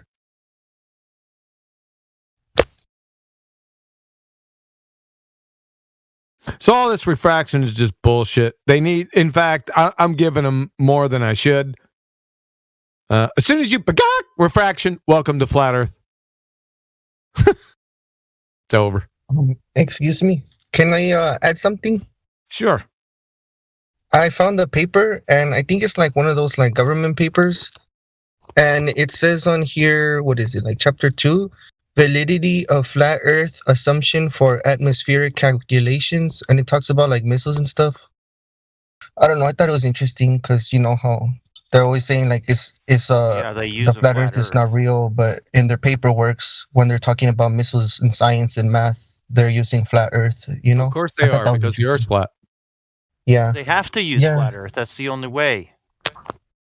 Yep. Yeah. They have to. Whenever they're doing real shit, whenever they're flying real physical objects over a physical surface, they have to use it. Flat Earth. Because this report is called Atmospheric Refraction Errors for Optical Instrumentation. And I don't know what that means, but It said validity of flat Earth. So I mean, what else do you need?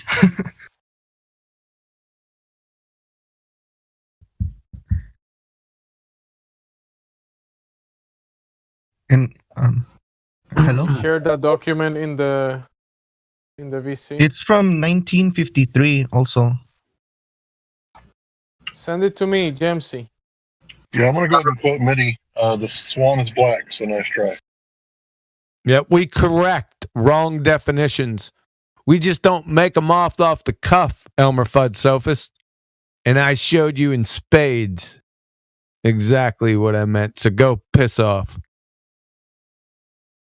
You're the ones that make up fucking definitions. And then I bust your ass. Yeah, he just keeps saying that you are making up stuff to make you feel good. Yeah, right. Well, I muted you because you're an empty dipshit, and that's the end of that.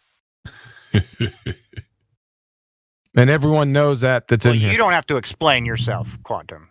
Yeah. That was it was clear. Yeah, pretty self-evident. I try to break it down to second grade level. You just need to tell his numpty ass to get the hell up out of here. He's just trying to pat himself on the back. We've seen this 1,000 times.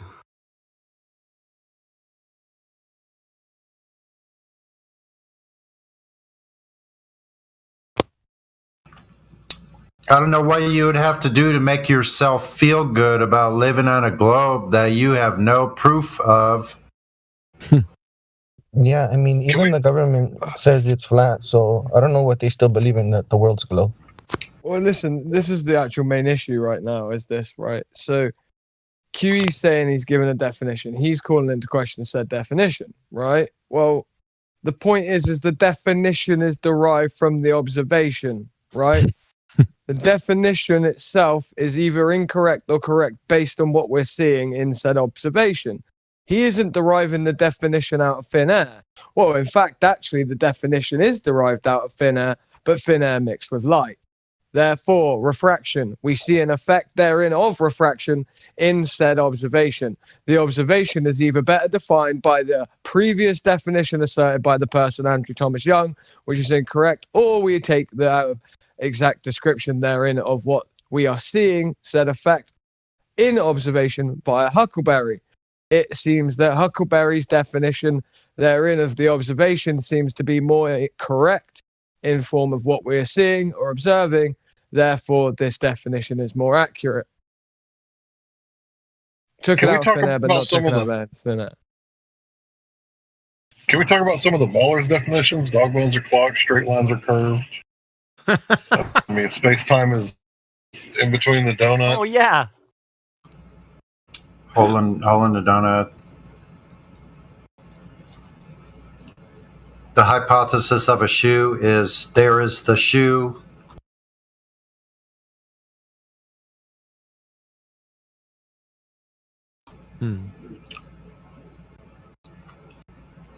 Friends of riding on eggshells.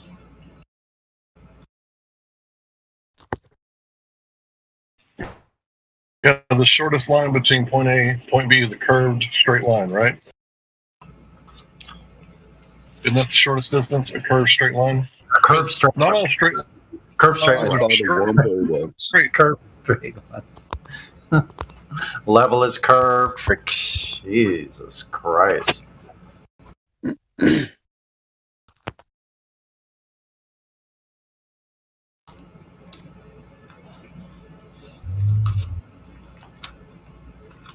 And yeah, we can make up new words, new definitions at any time we want to. I attached the document I found, I think, on the text chat thing. It's a bad link. Oh, sorry. Amyson, is that Kakoi? Yep, I hit it twice. It's bad. I'm sorry. It came up when I clicked it. Did it? Yep. Repost it. Repost it. I'm getting no internet connection for some reason. Okay. Well, you're talking to us, QE, so you've got. They're Yeah, I cutting you know. off. That They're sounds cutting you strange. off. Let me try it again. They're cutting. I'm you gonna off. try to send this guy the PDF file. I'm not the best in computer stuff, so I'm gonna try my best. Did anyone try to pull that document up and got it? Yeah, I've got it. I got it. Son of a bitch. Atmospheric refraction errors for optical instrumentation by the Defense Technical Information Center, 1953. Nope, I ain't got any internet, but I'm still with you guys. I probably won't be with you long. That's kind of odd. Oh, great. My phone's not charging either. There's no internet, but he's still on. Yeah. How's that possible? I don't know. My modem's good. Computer looks good. What the heck? What the? Well, if I drop, you know why. You got that? Oh, I know why. Wait a minute. The connection's going through the ether. I'm still voice connected in here, all green too. What the heck? They gave you free internet? I don't know what's going on, dudes. Fuck's sake, now my phone won't charge. I found another one from 1988, and this one says NASA. It says derivation and definition of linear aircraft model. And in the summary, the first sentence is, this report documents the derivation and definition of linear aircraft models for a rigid aircraft of constant mass flying over a flat, non-rotating Earth. Yeah, that's an oldie. Yeah, that's an oldie. Yep. It's an oldie. So, like, the stuff's there is just weird that nobody believes it. Yep. Internet's going. What the heck? You should hear them try to refute that when you bring it up to them. They're like, oh, it's just talking about a model. Q, go check your modem, dude. I'm telling you, my modem's good, computer's good, everything's good. I'm still connected here, but I can't pull up any websites. All right, it's not your internet then. It's the IP address of said internet that doesn't allow, for some reason, your device won't connect to said server that is needed. No, he's been infected with the worm, and the alphabet Don't agents tell him has got that. him. Don't tell him that. What the fuck? Your Yahoo verification code is what? There you go. Yeah. Told you. Verification of IP code or some shit like that. DNS server. Cannot connect you to the server. Is this the problem? Let me try something else.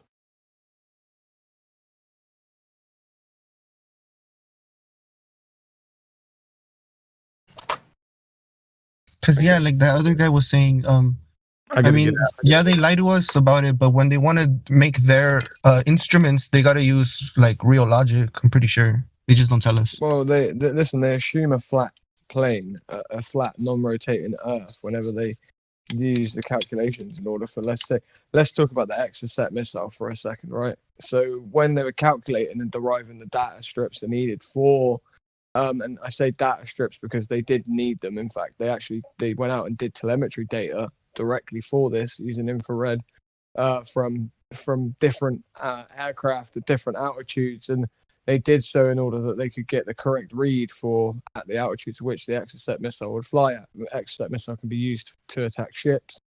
You would call this like an air-based torpedo as well. At times, they've been described and defined as, because obviously it negates radar, right? Exocet missiles negate radar. Being tripped up by radar, being tripped up by pulse radar systems as well, where you have electronic pulses to fry the chips inside of it so that it doesn't know how to attack its target. Well, they would fly these along the water, for instance, right? And you can imagine if you're going to fly something among the water, you're going to have to put a formula into it so that it avoids the sagittar. Well, yeah, if you know where to look, or if you look into the data for this thing, they ended up basically not putting any data input for change of angle or any change of altitude while flying literally 10 meters above the water's surface. They didn't change anything to do with this. They didn't go, oh, okay, after 400 and 500 meters going forward, maybe correct so that it stays at 10 meters above the water's edge. They didn't do this. They ended up not putting in any data.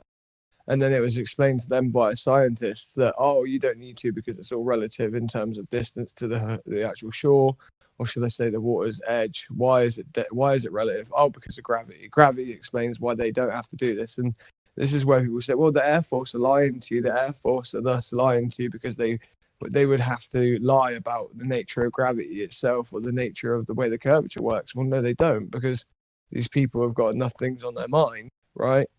To the extent where they're creating a missile that apparently works. They just take the model of the heliocentric model. They have no reason to believe that they're being lied to. So they just simply take as reasoning as to why they don't have to explain why this thing doesn't need to correct for curvature to stay at an altitude of 10 meters above the sea. Well, why is that? Well, because it doesn't need to, because of this perfect and godly word that they've defined as gravity. They've given us this gravity. Gravity explains all. Gravity keeps it in relative distance of where it started.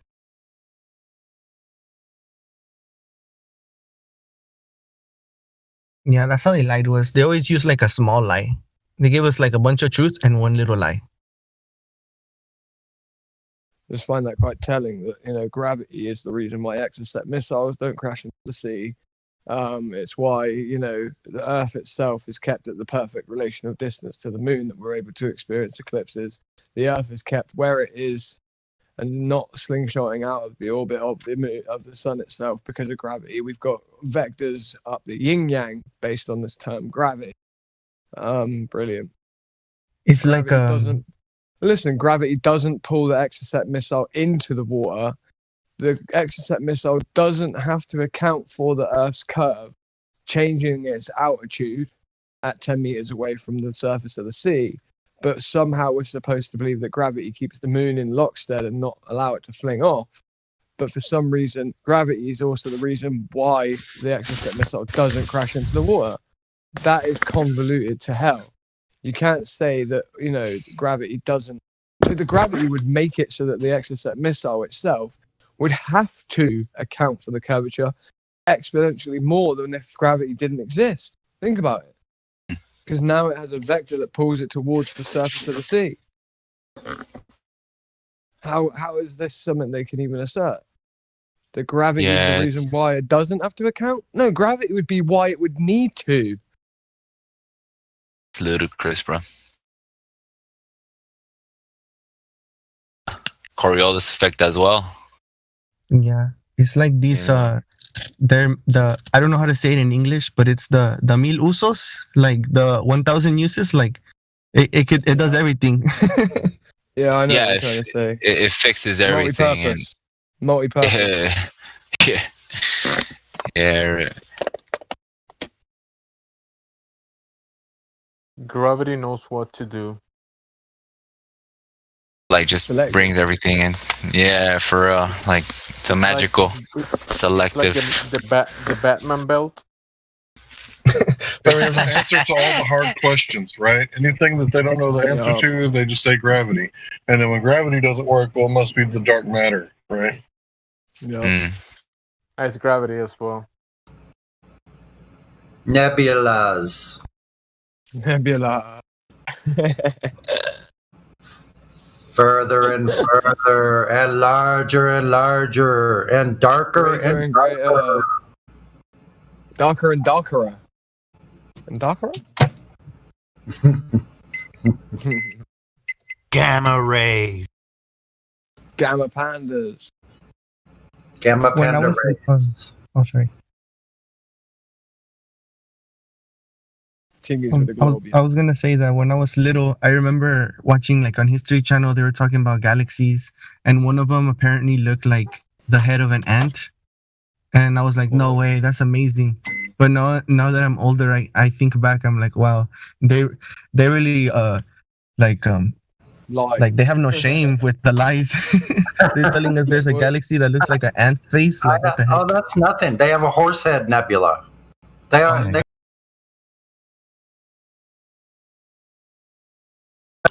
They were trolling you, bro. Well, we've got Uranus farting, right? Farting now, right? So and it smells like farts.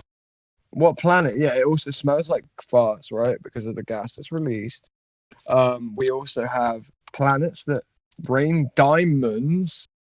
So that's to get the wife included in this whole space travel thing. Because now bitches want to be going to said planet to get said diamonds, right? Oh yeah, those asteroids, they got all those like diamonds and gold and stuff supposedly. And by the way, Flat Earth girls, I wasn't calling you bitches. Do you want to travel to said planet? No, so don't be offended by me calling them bitches, all right?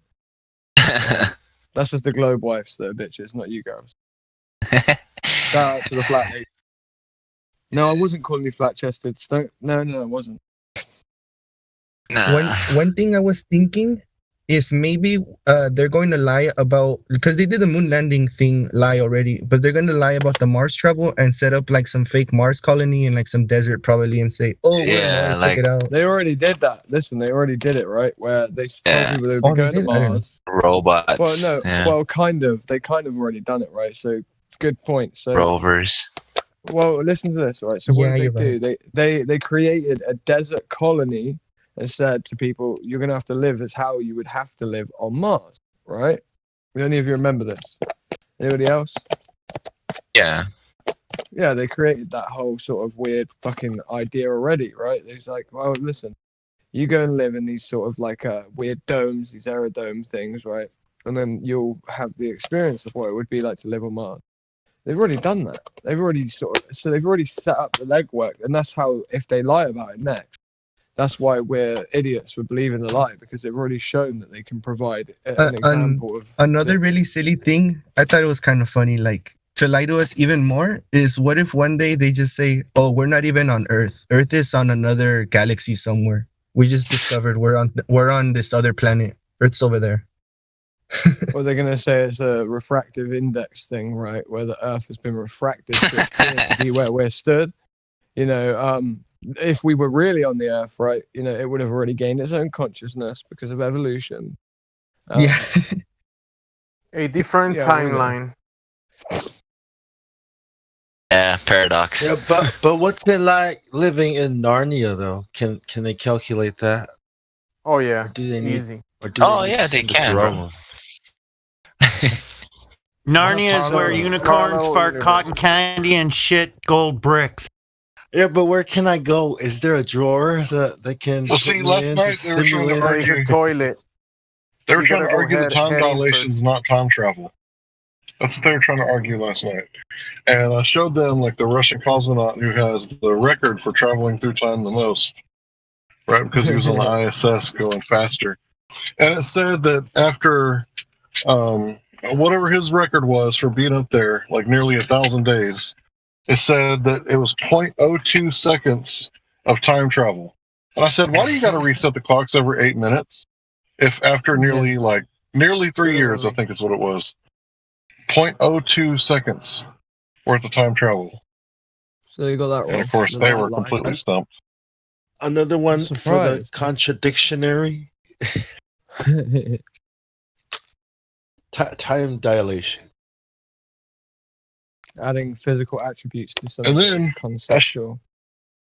I showed him Neil deGrasse Tyson where he was talking about if two black holes were to collide and the two singularities were to cross each other, you could travel back in time, right? And then I showed him like link after link of time travel, right? And you know, these people believe that we came from rocks, but we can travel back in time if we just happen to be there when two black holes collide. I thought I was gonna say it's a menage a trois.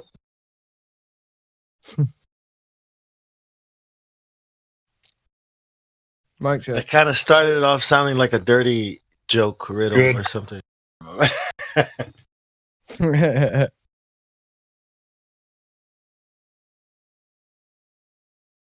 You lost me at singularity. Oh baby.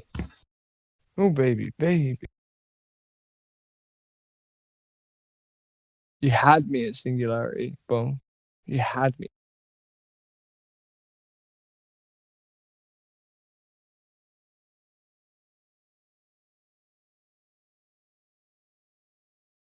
Superpositions, right? Superpositioning. All right. Assume the superposition. So this is how they dazzle the Camp Fogamir masses. They dazzle them with these pretty pictures, all this artistry. Look at that. The Butterfly Nebula. All this math. The Numpty Butthead Nebula. You gotta love that Butterfly Nebula, dude. Like, you have to enjoy that stuff, bro. We astrophysicists believe Michio Kaku. Notice how they even their solar system thing is flat also. It's like a disc. Well, they said that the whole of the universe is flat. Actually, they claim that the universe is flat. You know that, guys? Oh my god. No, they do. They said similar to the Kabbalah. Round. Yeah. They said the Earth is round, and then they claimed, right, that the actual universe is flat. Right? Just like the Kabbalah, right? His words too. Funny how they would listen to them, but not listen to their senses. Living in the sink in the kitchen.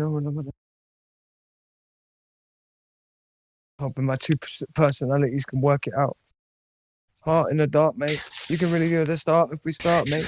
Can I really trust you? Can you trust me? If I give it a butt, when I beat around the bush, see, I'll crush you. If you give me general relativity, I'ma crush you. In these eyes, I'm finding only vain. Cause I understood the system. The system that they gave me is not a plane. So I fuck down the tooth tape. It's funny how your mind plays tricks on you. You can see a curved ellipse here. That's if you look from the side and you understand that nothing really can be pulled or defined. I can't define the word gravity. Can you define it for me? Are you giving me mass attractive mass or general relativity? Relatively, I talk like a psycho, out mixing alcohol with a night. Thinking of all the things they should, you shouldn't, wouldn't. This is what I could have failed of my intuition, live ellipsoid models and elocution. Elocution of electrocution of execution of a globe model. It's a true thing. It's a true thing that we know this, that we know the heliocentric model's going down, see? In these lines. Crack's got bars. He's cracking bars. Straight crack a globe. Crack bars. The globe only exists in your mind, see? It doesn't exist no longer in my local library. I can attest to that. I was arrested for it and confined, you see. But take these global images out of your mind, see? It's about time we move off of fairy tales and start sipping on alcohol instead of milk. Kids need to grow up. You don't want to be producing kids that understand the heliocentric model. That's the wrong ilk. That's like flat lilt instead of fizzy tango. Yeah. Hey, talking about Michio Kaku, I remember seeing a recent, well, not that recent, probably like 2 years ago. He was talking about flat earthers and that it was a genetic strain and why people would think this way. And it made me think, like yeah, he was talking about like why would people think the way it's like looking at clouds and seeing different shapes and people see different things. And I was like, whoa, this guy literally said it was a genetic like a genetic strain, you feel me? And I'm like and now looking at things like with this whole COVID crap, like maybe they're trying to do something. Could be. Yeah. They're obsessed. Fundamental. They're obsessed with fundamental gene. The eugenicists are going to speak and then they're going to give a reason as to why they can kill us off, right? Motherfuckers think the wrong way, wrong think in the house. Better never think another way. We have developed the fun vax for fundamental. What though? I can't find that interview though anymore. I'm not surprised. They would have removed that one quick time. This will pacify the passion of fundamentalism. The fun gene will be destroyed. You can't find the longest distance that a submarine saw a ship shot and fired. You can't find that. Yep, and we're not Nazis, right? We're definitely not Nazis, but that gene has to go though, right? That flat gene. Oh, funny, I could find that out. I could find that out probably something similar to it though. Something maybe not exact as that, but yeah, I could find out based on the munition system itself, roughly how far they should be hitting things out. Right, exactly. Yeah, I got all that. I got all that stuff. What I'm looking for is the longest distance that, let's say, a U-boat put its periscope up 4 feet or 6 feet above the surface. How far away did they see the longest ship that they ever saw? How far away was that they fired on and hit? You know, I can find the. I'll find the field notes for you. For like, don't forget the Coriolis. Hit shit.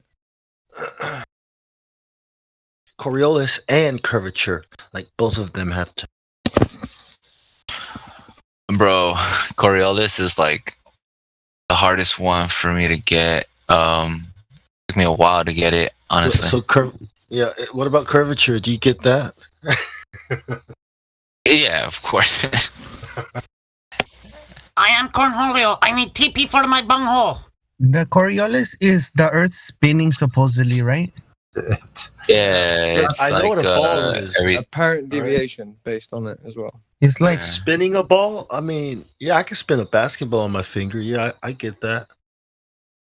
I get. So it's like because it's spinning, things are going away, and if you're like in the air, it's like it's an apparent deviation. Yes. Oh, I get it. Now put some people on it and spin it. Do you get that? I mean, it makes sense if it was real, but it's not. So. Well, there's one way of thinking about it. One way of thinking about it is this, guys. So you're on a roundabout, right? There's a car going around the roundabout. You're in the car, let's say, for instance, right? There's two ways of looking at it. So you're in a car going around the roundabout. You throw a ball out of the roundabout toward it, right? It's traveling in a straight line, okay? But from you, it will appear to deviate off of its path due to your rotation. Or if you're on the roundabout and you have a ball thrown toward you, right? It will appear that the position it left may have been from a bit of a deviation, but it will still land directly at you. You can throw a ball, but obviously at this point we have the air as well, and it can appear to deviate, but similar could have deviated based on the speed and the wind speed. But if all things are equalized, it will still appear to deviate from your perspective. How about this one, Crack? How about this one, Crack? Take off your seatbelt and open the door. Tell your friend, all right, now take off the seatbelt and open the door. But I'm gonna fly out. What? What? Do you even science, bro? Do it. Do it. Now, why did your friend fly out of the car? Right, so if I could go to a court case after committing a murder, right? I go to the court case and I'm charged with dropping a bowling ball on someone's head, right? This is just a thought exercise.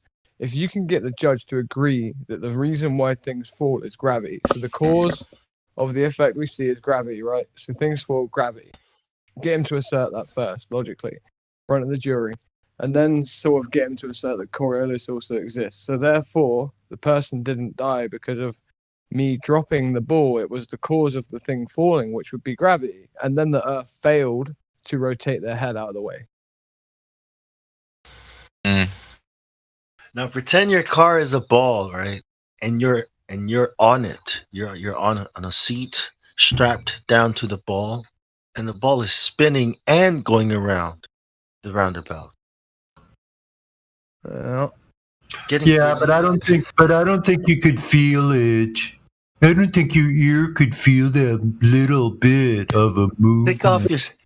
Take off your seatbelt. See what happens. Apparently, listen to this. Apparently, our vestibular systems have apparently evolved to the point where we don't experience the rotation or experience that angular change. Yeah. So, at what point was it when we did experience said? When did we experience it? Because I want to know the organism that could exist while experiencing said angular change and still continue to exist. Because I feel like it would be fucked. I feel like it would be experiencing so much movement that it would never have got past the point of evolving, past this point of, to where we are now. But then also what you'd have to ask yourself is this. if our vestibular systems apparently evolved past the point of being able to detect angular movement, if it is not detecting biases of movement way up to the level of 1039 at the equator, angular change also with a wobble, also angular change going around the sun and the sun in of itself moving in a different direction. If it's evolved past the point of experiencing any of that shit, right? How is it that it could feel any form of angular movement lower than that? Yeah, that's exactly. Yeah, it wouldn't feel anything below. That's extreme numptyism. For someone to say, I don't think you're gonna feel that little bit of gee whiz, people. Hey, what's that game what's that game we play? Where you put the bat and then you put your head on it and then you spin around, right? And then you have to race. What's that game? Like, what's happening there? Like, what's happening as you're running, right? You're like, like falling to the right, like I can't stand up straight. And then you fall, right? And everybody's laughing at you like, haha, look at them. They look like they're running on a spinning ball or something. I know. That's when people actually act like they're drunk that aren't actually drunk. I have a story that relates. I have a story that relates to that. When I was in the joint doing my time, before I got out, the boys made me a bet that I couldn't do 100 squats without weights, claim gravity, and then run to the end of the pod and back, like touch the phone and then run back. And people were putting up like things deviate, but we can't see it because of gravity. Please let me finish. Please let me finish. Holds everything in lockstep. Please let me finish. They'd put up bales or chips or whatever, and I took the challenge. Effect, right? I did the challenge. I did my 100 squats. When I went to run, I was bumping into bunkers and everything. Everybody was laughing. Similar to that spinny thing, you know? Yeah. Yep. So have we all evolved to perfectly counter that? And all the animals, all the trees and plants. Have our eyes evolved to see flatness even though it's not? No, we got used to the movement, and then we moved our head slightly to the left. It was all over. You know, when the world actually does move, people get scared, and it's called earthquakes. So yeah, and you feel that shit, don't you? You sure do. My bathroom door was swinging back and forth 10 inches. In Iceland, you don't get scared. It's just normal. Yeah, that's scary. You just see the walls move. Like, how's that even possible? I live on the 8th floor, man, and you see your door going back and forth 10 inches. That's Trace, these people are scaredy cats, all right? You know, I didn't get scared. Viking blood. Okay, I'm gonna have to bring you over for some earthquake training. Take them to Iceland. You're not supposed to run during earthquake. Or like the wind, you know, when it's like a small gust, you can feel it. Why can't you feel the 1,000 miles an hour wind? Gravity, bro, gravity. Exactly. Drace, you were about to say, Drace? God, he's canceling it out. It's all good. Gravity. I'm looking at another. Oh, sorry. Go ahead. Gravity plus evolution equals perfect illusion of flat and motionless plane. Hey. Yeah, that makes a lot of sense, doesn't it? That's what is. Flat and motionless. But that translates into a spinning ball with water sticking on it in a vacuum of space. Okay. Nice story. There's these people should be filling up the crisis centers and psych wards.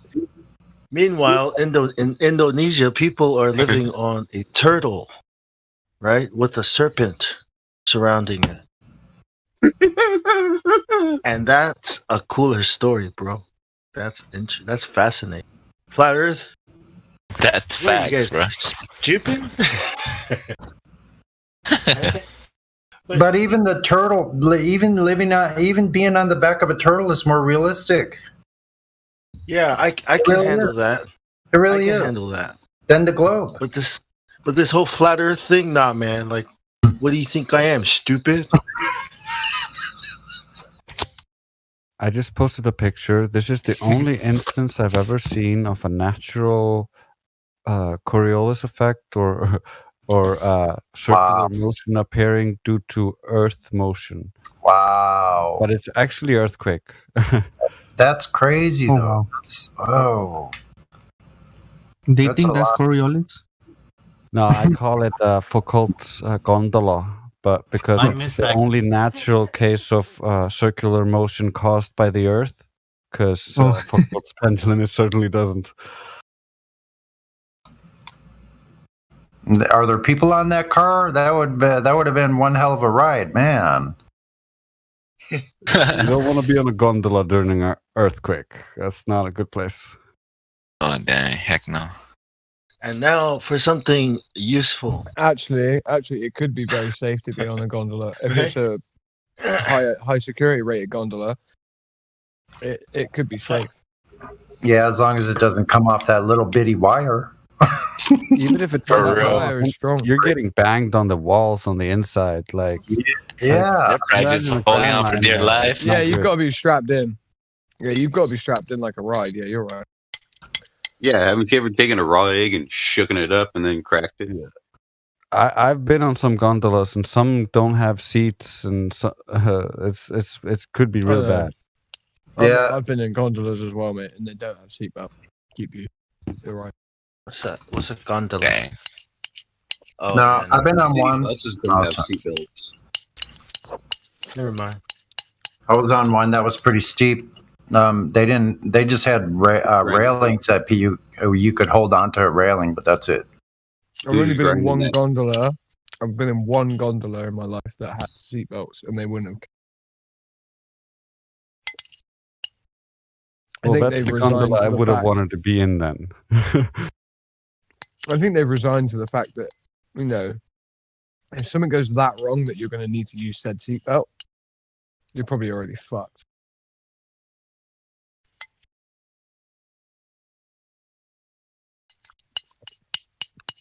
The good thing about earthquakes is you can hear them coming. Mm-hmm. You just got to realize that. You know what? That's true.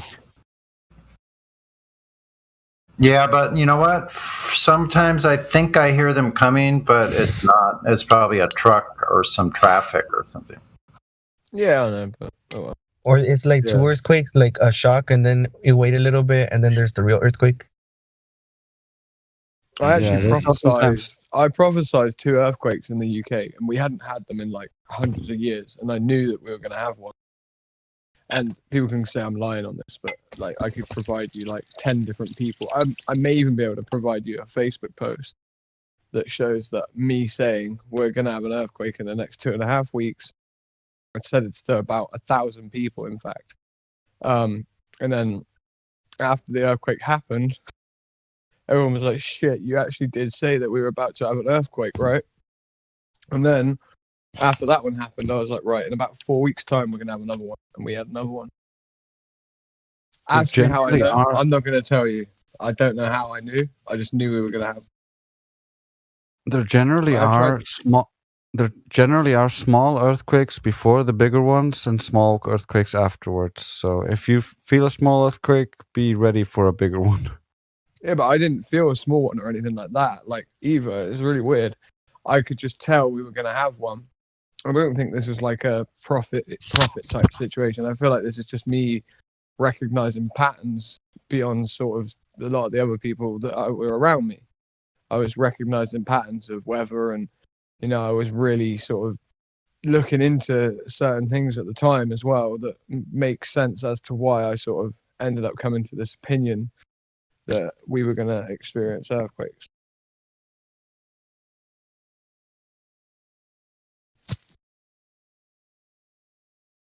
Bit weird. Bong, you asked what a gondola is? Don't worry, I heard you, bro. Bong. Bong Sao. Stoned pig. The earthquake whisperer. Bong, Like I'm that? working on the beat you got me, and here's Foucault's helicopter. It's just instead of being powered by a magnetic drive, it's powered by just an engine. Nice. A rotor engine.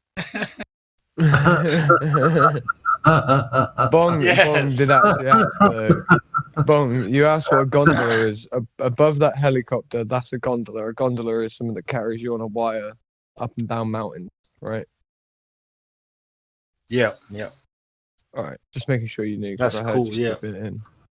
I thought They you were have going several. They have several of them here in Utah, where I live, on ski resorts. There's like big trams that carry like 20 people at a time in one, and then there's 4-seater ones that go up to Park City. They're kind of cool to ride in, and when you have a long ride up, you don't run out in the cold and shit. They're cool. Yeah, man. I enjoyed being on them. I've been on. I went on one that was an hour and a half long. Wow. Yeah, That's it took me from Italy. It took me from Italy to the top of the apex of like the highest mountain range in the Alps. Wow. In Austria, and then you got to snowboard cross country all the way from Austria to Italy. So I can say that I snowboarded to Italy. Yeah, Cool. it still looks. It's still a lot way more safer than a rocket, right? Just a little bit. Just a little bit. They're pretty safe. I mean, your chances of survival are like way, way, way high. Drace, have you been on a bench gondola, like the bench lifts? Have I been on what? A bench gondola. A ski gondola lift? that takes. Yeah, you're talking about the ski lift, aren't you? Yeah. Yeah. Been on hundreds of those. Drace, have you been on one? Like an actual bench? Yeah, lift? many. We have a bunch of ski hills and stuff, and we don't have a lot of gondolas here, but we have a lot of those city ones, either benches or the ones where you just sit on like a weird plastic thing. Yeah. All right. The worst fucking lift you can ever go on, guys, is a button lift. So a button lift makes you do half the work. So it's just like a little button on the end of a piece of cord, stretches down from the fucking wire, put it in between your legs, and be it you're on skis or a snowboard. That's the one. That's the one I was just describing. I hate that one. Yeah. I fucking hate them, bro. On a snowboard, it's so much worse than if you're on the skis, obviously, because you're twisted to the side, and you have to detach one of your feet. You can't have both feet attached to the snowboard when you go on a button lift. You can't do it. Fucking hate them. The amount of times you fall over halfway up the cliff, and then the button just goes up to the top again, and you cannot get access to it. So you just got to snowboard back down, get a brand new button. And you're just like, how long is this gonna fucking take? Like, I learned a trick when I was in Italy, like of getting on this lift that was like twice as fast, but it was completely on the wrong part of the mountain. But I knew to just like get on that and then run up to the top of the apex of that part, and then put my snowboard on, and then you could snowboard around on the powder and get to the slope that you were trying to get up on the button lift. So I started learning little tricks like that, so I didn't have to go near those buttons. Button lifts are fucking crap. Not good fun. Yeah, I'd do anything to avoid a button lift, man. I'd get 2 ski lifts, get a ski lift, snowboard around, get on a different lift, go up again. It's like, right, I'd do that instead. They ruin your legs. You go up. If you're heavy at all, like at the time I was pretty heavy dude. Button lifts are not for heavy people at all. As much as I don't know, some people seem to enjoy them more. I just don't understand why. Yeah, that's a button lift right there. Yeah, it's like a piece of cable attached to a piece of stick with a button on it. Alright. You have it in between your legs, and mate, they're no fun at all. No one enjoys them. If you do, then you're a weirdo.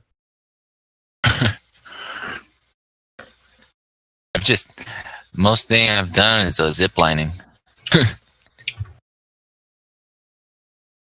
Mm-hmm. Does anyone else been zip lining? Yeah, I've done zip line, and I did a zip line out of a 25-story high building. It seemed like, and it went down a hill. It was a hill in the UK, right? That from the top to bottom, it's like over 30 stories of height, right? So the top of the hill is like a few hundred meters higher than the point that you end at, and you have like 20 attachment points to different trees or different like poles or whatever. And the zip line is like, it's hilarious because it's got a pivot at the front of it, right? So you're inside of like a shell of a building, which is like scaffolding and stuff like that, right? And you get up to the top, and then you got all these planks, and you can literally launch yourself out so fast. Like, and I really overshot it the first time I did it. I scared the shit out of myself because I was swaying from left to right, and I was literally rising up to the same height as the wire, right? And every time every time I come back down, the inertia of me going down would like, and it would swing me higher the next time. Yeah. So I was like going on a swing, like, and you're in the Superman position, like, do you see what I mean? Like that, nah. Yeah, bro, you're in the Superman position. You're not like facing sat up. You're like Superman position, like woof. Oh my days, that was frightening, bro. That really was frightening. Yeah, I miss was gonna skiing. come off of it. Dang. I miss skiing. I used to ski. So someone was gonna say something earlier. I miss skiing. I used to ski a lot. I injured myself bad the last time I went skiing. I don't know. I was gonna say something. Oh no, go ahead. I've done 2 jumps from 3,500 feet. Go ahead. Instructor assisted deployment, but you're holding on to the strut of the plane and you let go. You're by yourself. Beautiful. Yeah, I've done a Anyways. bungee jump. Oh, bungee jumping. I've been wanting to do that. What's up? Say it. Spit it out. Okay. I saw another document. It's from supposedly the U.S. Army Research Laboratory, and it's called User Manual for the Microsoft Windows edition of the Scanning Fast Field program. And there's a sentence here at the bottom. Well, I'll just read the first sentence so they get an idea. It says the Scanning Fast Field program is an atmospheric acoustic propagation model that incorporates many of the effects of the environment on the sound field. I don't know what that is, but down here it says this model works over a flat earth and non-turbulent atmosphere. Even with these restrictions, the model performs very well for many scenarios. And I thought it was funny that they said that the flat earth and the non-turbulent atmosphere are restrictions, but it's good for a lot of their scenarios. Like, I would think it's not a restriction, it's like a help, you know? Mm-hmm. Well, that's what they are saying. Because they're saying it's a restriction because they're still believing it's the globe. Yeah. What they're saying is that if you assume a flat non-rotating plane, actually it's not easy for these things to occur. It's kind of what, really. And this one's from 2003, so, you know, it's not that old. So if people are thinking like, oh, back in the day, what did they know? So like 2003 is kind of recent. I knew a lot more anyway. Yeah. It's like they pretty much presume, right? Like they say, oh yeah, it's over a flat plane, but it, you know, we already know the Earth is sphere, so yeah, you know, we have to have some restrictions or yeah, like to them it's a restriction that they have to go and use the flat Earth because they want the globe to be reality. Like they want to will it into existence. Yeah, bro. Hey, who was talking just now? Sorry, was it Amazon? Yeah, Amazon is French. Amazon. Ah, okay, for sure. You said something in Spanish earlier.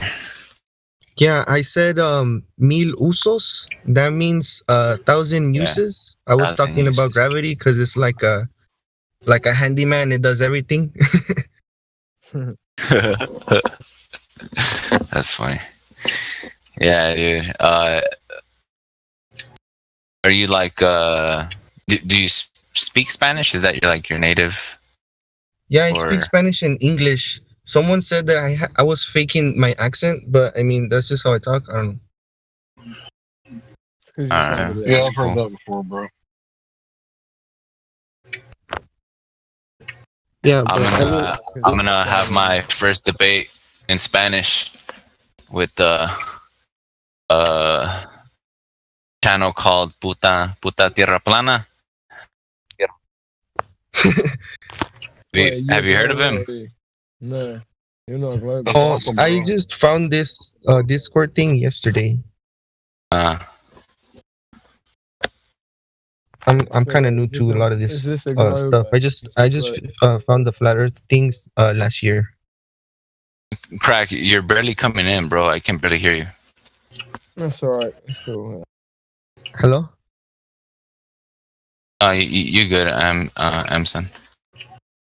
I just found this flat Earth stuff last year, so I'm kind of new to it. But I mean, I kind of just try to keep an open mind to it because it seemed correct. Because when you see water, it's always like earlier today I was saying that there's no straight lines in nature, but there is one straight line, and that's when you see water. It's like flat, you know, it's level. Yeah. So I mean, I don't know. To me, that makes sense.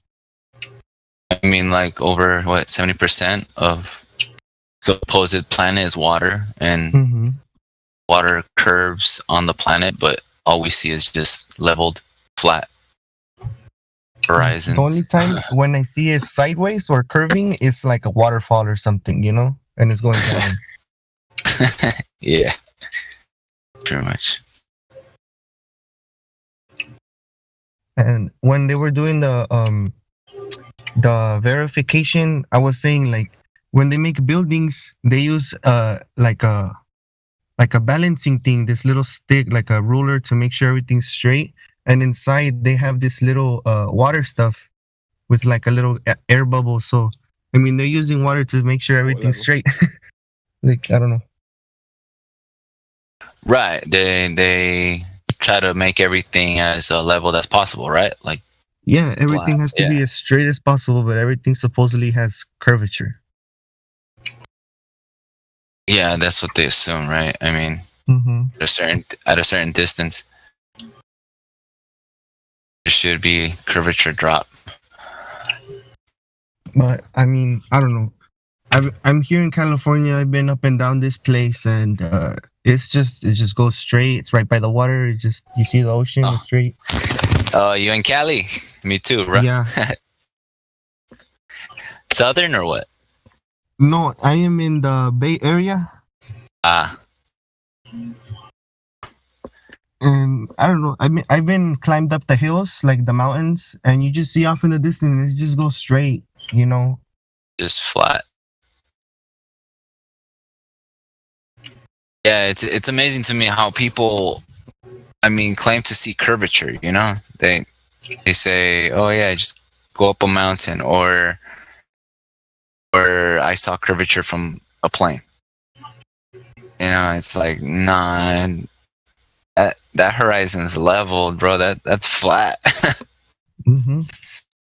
Yeah, or like they're hallucinating. Someone was saying that they went to like a school and they drew like a curve of a horizon, and all the kids knew that it was a straight line horizon. So like even like everybody knows, but keep lying to us.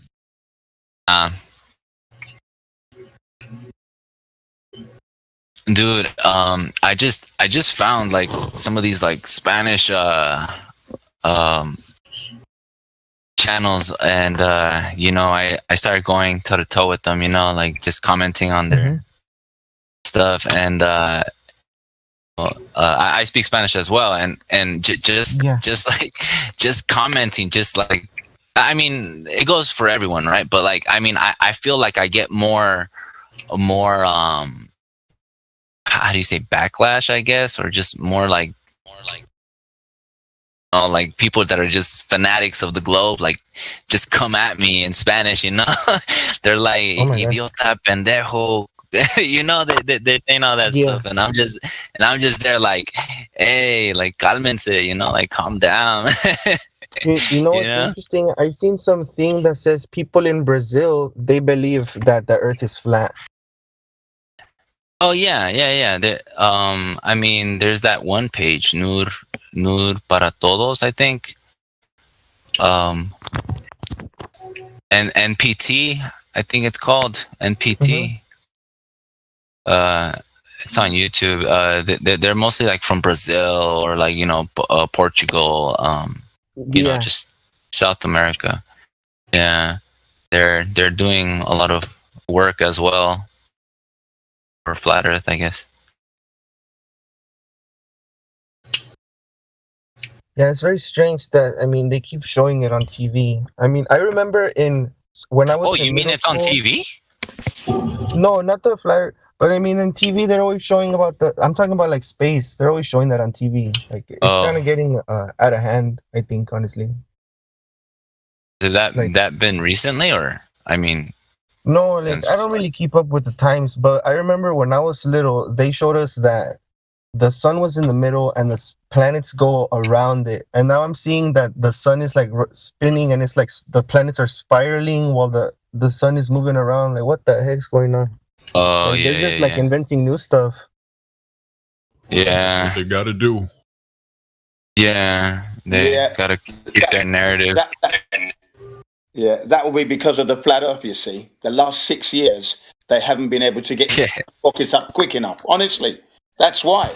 It's insane. They know we're watching them now, you see. So now they've got to get out there and get rockets. They've got to prove that we can go to space, and soon anyone on the street can buy a ticket and go in a rocket and go to space. That's what they're trying to do, aren't they? So that's their plan. Like the Virgin Airlines. I was back in the day. I remember I was so excited. I wanted to go to space, but there's no space. Yeah, me too, bro.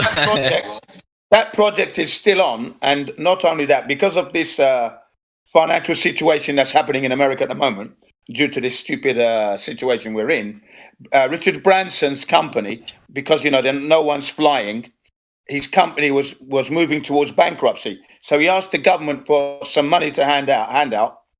It didn't come. He's thinking of selling his island, because he owns an island, Richard Branson, right? He lives on an island. Oh yeah, I've seen it. He lives in an island. Okay, so what he's done is he's moved into satellite deploying now. So he's converted one of his 747 passenger airlines into a situation where they can deploy satellites. And this year, he deployed, I think, 5 or 6 satellites in the California airspace only. This year, probably, we're in March, beginning of last month, February last month. Okay? So it's still on the books to do that, but really, it met with some setbacks. They always have setbacks. Yeah. A pilot died. Well, so it was set back a few years. But that's it. Still on the books. He's still planning to do that, and that's why flat Earth. No doubt about it. No doubt about it. Flat Earth is killing right now. Yeah, just before NASA landed their Perseverance and Ingenuity helicopter on Mars, supposedly, they launched a video just to introduce it to those who are interested, and they took the Flat Earth's champion, Generism. They took his intro to his channel and used it in their video.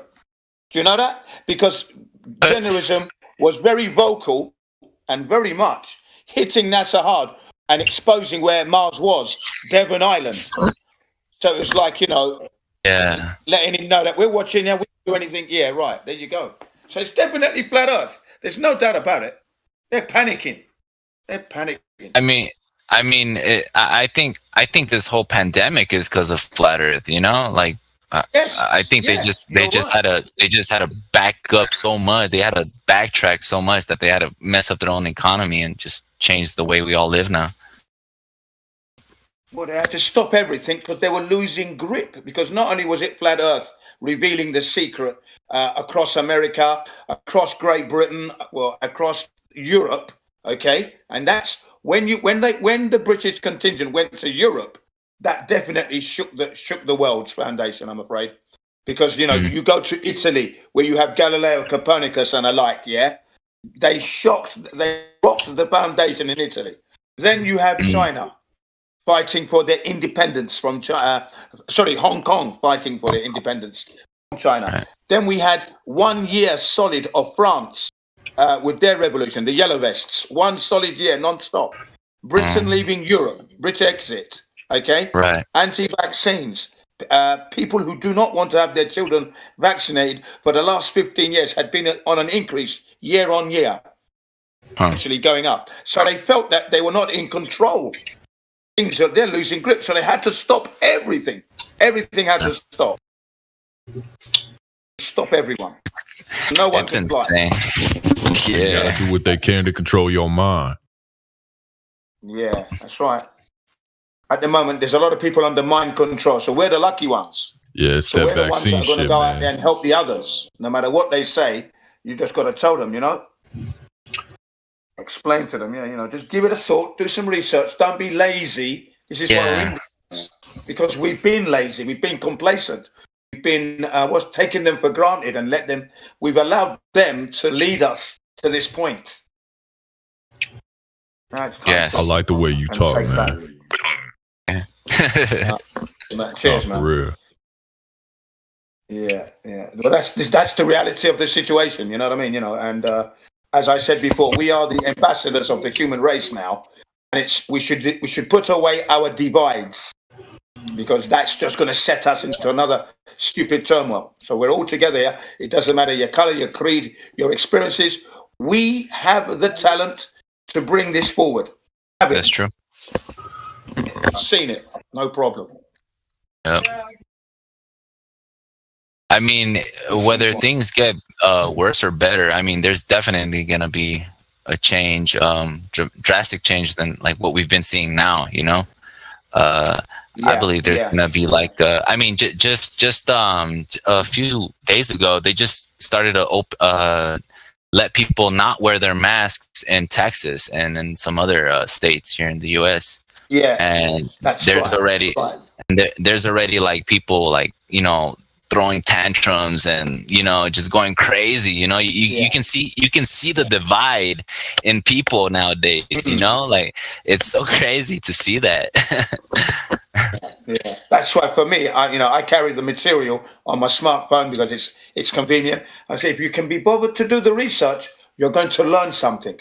But if you're going to stand there and be upset or be worried without checking, then you're never going to know. I know. That's why I'm not wearing the mask. I know. No one's going to put it on my face. I know there's no danger. And I explain to them, how can a bacteria survive heat? This thing, you can't see it. This thing you cannot see under a microscope. It can stand the heat. It can stand the rain. It can stand the cold. What are you talking about? How is it?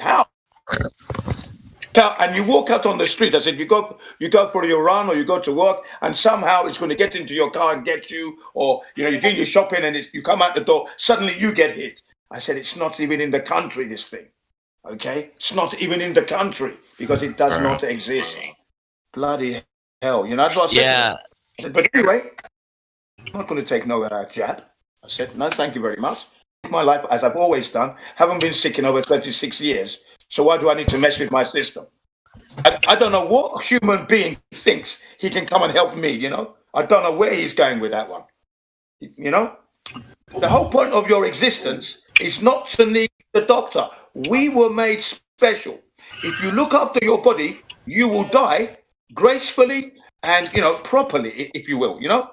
But if you're going to do all the junk that man has made, then you're going to compromise your system. And if you do that, then you're going to be wandering and going to the doctor. So just think, what's it worth to you? Living life as early man did and try not to need a doctor and be healthy and as best as you can, or go balls out doing all the crap, drugs and everything, and then you compromise and then you don't know your health. You'll never know your body. Yeah. That's true, man. Like if you take care of your body, your body will take care of you, you know? Like be your own doctor. and there's people that just don't want to, you know, they're lazy, you know. I was lazy like back then, you know. Yeah. And so I just started. Lucky me, you know. I just started fixing my health and stuff, and all of a sudden, like, you know, one thing led to another. My sister told me about vaccines. My sister told me about, you know, and the medical industry. She's in the medical industry, and she's just telling me about like what they've been doing. And I'm just like, whoa, I got to look into this like myself, you know? So I looked into it. I was like, okay, there's some validity in what she's saying. So, and then I started to look into other things, and one thing led to another, and now I'm here, you know? I'm just, I guess you can say I'm part of the all this change that's going on, I guess, you know, like, against the system. Even though I don't feel like I'm like, you know, like fuck the system, you know, like screw them. But it's like you can see the line where you have to be like on one side or the other. You've got to be on the right side of history, as they say. You've got to be on the right side of history. That's what exactly. And for you, this is a watershed moment for you. At your age now, this is a watershed moment, because not only are you learning what's really going on, you're ahead of all of us. Like I'm 59, so you know you the way your position today is a lot further than I was back in the day. I had to work things out for myself, and I was asking the questions, but I wasn't getting the answers. So when you don't get the answers, you get on with your life. But those questions build up, don't they? If you're not getting answers to questions that could make you go forward with a better footing and a better understanding of what's going on around you, politically, environmentally, humanitarianly, okay? All these things were going on, and I couldn't quite understand the word. I had to make the best of it, you see. Here, you have landed on your feet because you're learning now what force is out there. You know, the heliocentrics like to say, yeah, gravity is a force. No, the real force is the unwanted force, what we call governments. They're the force we don't want. They're the ones who have been lying. And I always remember those people who died and didn't even know. Yeah? And they're in the millions. Okay? Yeah, countless. Over time. Yeah. Okay. So we owe it to man. Wait, you owe it to yourself, and we owe it to them as well. Because we actually know now that, you know, they've definitely lied about where we live, and that's the biggest lie you can ever tell. That's the biggest lie. I'm sorry. That's the biggest lie you can ever tell, that this earth is a spinning ball in the darkness of space, and the amount of money they've amassed. Remember, they're making money, but they're also lumbering the taxpayer with the bill. Okay? We're the ones that are picking up that tab. All of us. Okay? And it's continuing to amass. And then the children that you may have and their children will be picking up the tab. And that there is the crime, the legacy of that alone. It's disgusting.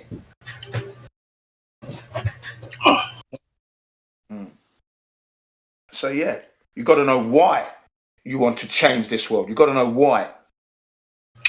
And for those who are younger, you have to look to the elders for them to paint you the picture of the history as they best know it. And then you use that as your template to make the better world. Okay? That's what you got to do. For sure. How'd you start? Was it your health or what was it? For me, it started from when I was born, 1961. Kennedy gets blown off in 1962. I noticed my parents, you know, I noticed the emotional roller coaster ride that my family went through just for that. You know, and every year they have the anniversary, okay? And then I had to deal with racism. So when you're a black boy born in London, England, you grow up quickly. But my growing up was with fear because I didn't know who I was going to be fighting next. Do you know what I mean? That's what it was like for me. Then I had to deal with racism from blacks, black Jamaicans and the Caribbeans and the whites. So I'm in the middle fighting my black people and the whites. You know, because I'm saying on the black people side, look, if you call me an African boo-boo monkey, you're calling yourself that and your mum and dad and all our ancestors. Because just because you're in the Caribbeans, you're still Africans, I said. Even though they may have been Africans over there anyway, or blacks. But you could see that they had African traits, okay? They had the slave names. Right. Yeah. So that was one side. And then you got the other side, nigger, pull the trigger, bang, bang, bang. So that was my growing up. So obviously I'm beginning to wake up, aren't I? Something's gone wrong here. Why do they hate me? What did I do to them? What did my people do to white people for them to hate us? When I did the research, we didn't do anything. Oh, right.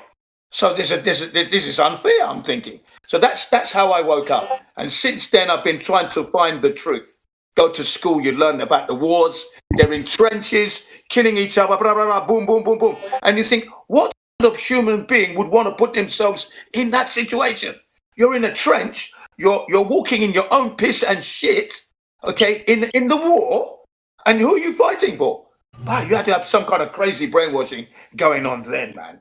There must have been, okay? That's what I learned. And that, again, made you think, what's going on out there? And that's how it started for me. Just from growing up in London, switching on, starting to wake up, slowly, I pieced the truth together, yeah? Just slowly. And then coming to the flat earth, I mean, that was in 2015 anyway. But before that, I'd done the research on 9/11. The fluoride in the United States and around the world is a health hazard. The moon landings were fake. Vietnam War was an illegal war. The Iraqi, all the wars were illegal. I just learned so much that by the time Flat Earth came, it was the final piece to the jigsaw puzzle.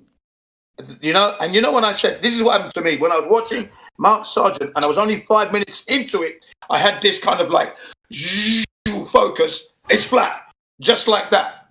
And then I'm walking up and down here, in this very room, walking up and down, tapping my head, saying, "Wow, this is how far they lied." And then I thought of the moon landings, and then I slapped myself even harder. Of course, because they didn't go. How could I have taken any pictures? Man, how could I be so stupid? And then all my experiences in the ship, traveling to Africa and back by plane, by boat, all those experiences from the military, looking at it, all just came flooding back. And it was like, wow, look at how did I miss all this? It's true what they say. Eyes wide, in plain sight. You've got eyes, but you don't see. It's all true. It's all true. Yeah. Yeah. And that's how it was for me anyway. As simple as that. Right. All right. Yeah. So, when you're a black boy, you're growing up in a place where there's a bit of racism going on, it wakes you up. And I'm somebody that I like to do my best.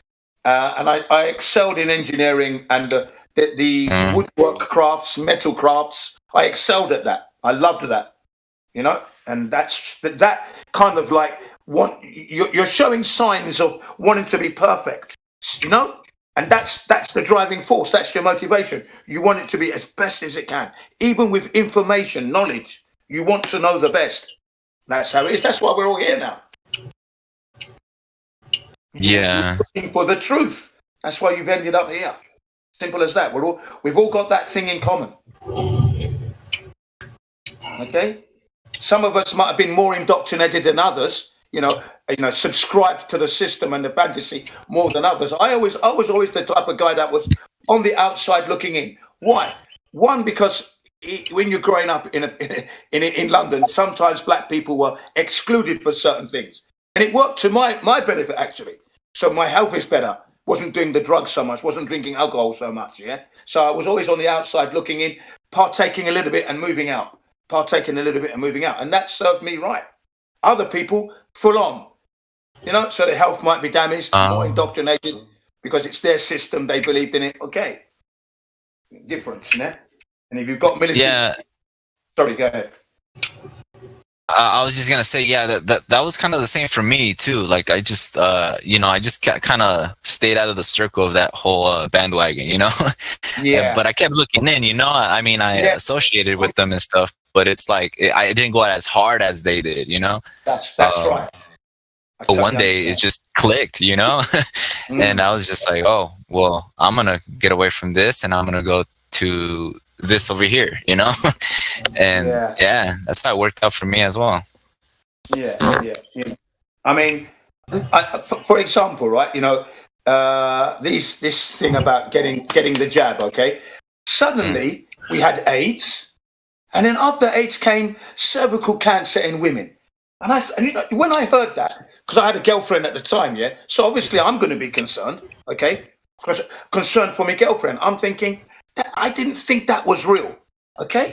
I'm just thinking myself, yeah, no influence of anybody else, because I always believed that I was close to nature, and I trusted it implicitly.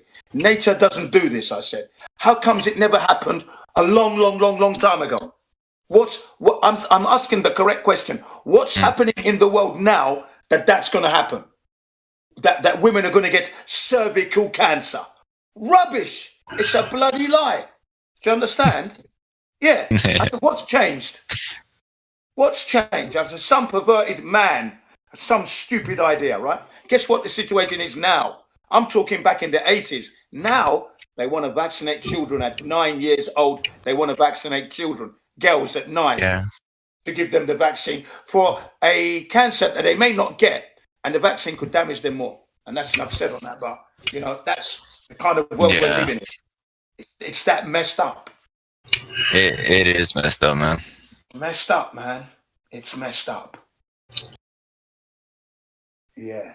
So that's what I mean. You know, these things are going on, and your number one safety mechanism is to do the research, look at the evidence, and if there's none, don't partake. Simple as that, isn't it? It should be that simple, you know. But people are just, man, they just want everything handed to them, you know, and that's why they let the power, which they let the government do, and that's the underlying problem. And then they end up whining and crying later on, saying, "Why did this happen?" Exactly. When you see the parents, right, whose children have been damaged and they got autism or some other neurological problem, okay, they're in tears. They're heartbroken. They're heartbroken. You can see. You know what they say? I was naive, but not that the pharmaceutical industry took advantage of us all, you know. And you know, one side of them you feel sorry for them. The second side you think, but you didn't do the research, did you? And then you did, but you still went the other way. Why? Because they trust. You see, they trust. Yeah, there's a lot of good, trusting people out there, you know, and they're just too trusting. That's what it is. They're just too trusting too. Yeah. Well, now they're not now. Now they've woken up big time. They're in the front row with the loudest voices. You know what I mean? Yeah. And that's how it should be. Yeah. All right, Jen, it's been good talking to you, bro. I'm gonna good talking to you, bro, as well. Have a good one. Yeah, and you too, man. Yeah. Stay positive. Hello. Yeah, we out here. Stay positive. Yeah, keep it flat. Yeah, I've enjoyed it. I'm enjoying this roller coaster ride, by the way.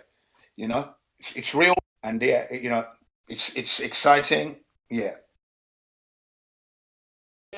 Because I know from the moment humanity can unite, it's all over for them. Definitely.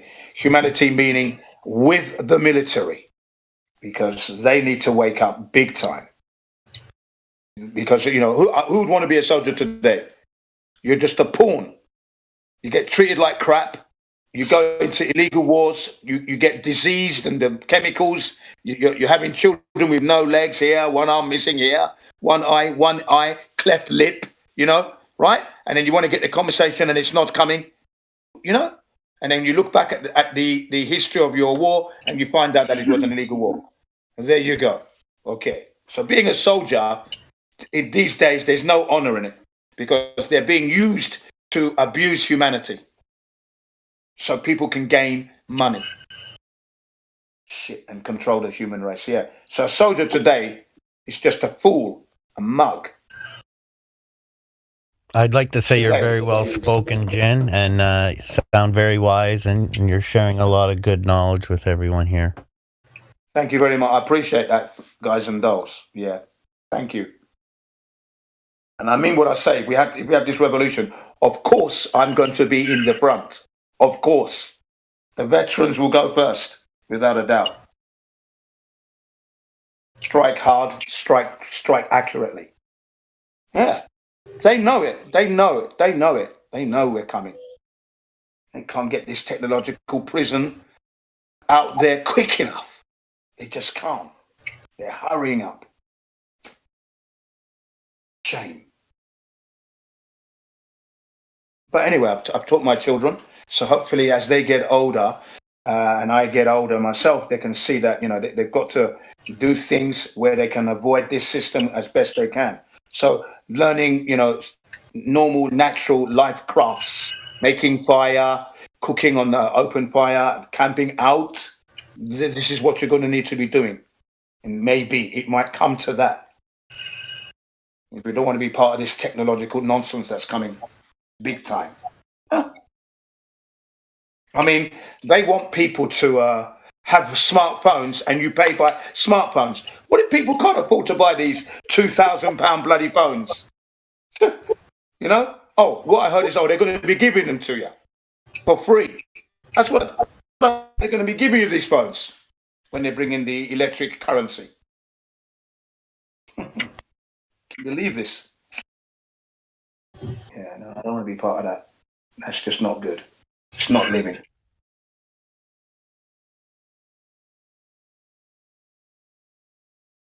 So hopefully, yeah, we will, you know, rise above it. In the meantime, we'll entertain the heliocentrists, try to help them cross the road to the flat Earth truth, not a theory or a concept. No, it's the flat Earth truth. It's always been flat. Just cross the road, right? The more we get on our side, yeah, the better. And it is growing, by the way. Definitely growing exponentially. They're hiding the numbers, and they just don't want anyone to know about it. We're growing. Definitely growing in numbers. Fantastic. There's definitely big hope out there.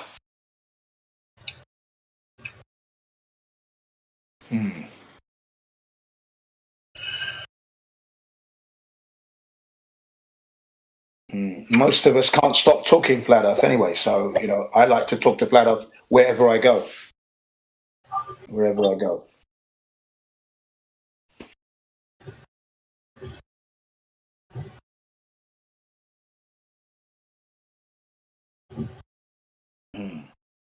They're talking about, there's also, I've heard recently, if it may be in the near future, if people who are unvaccinated may be traveling on planes which are filled with those who haven't been vaccinated, let's say.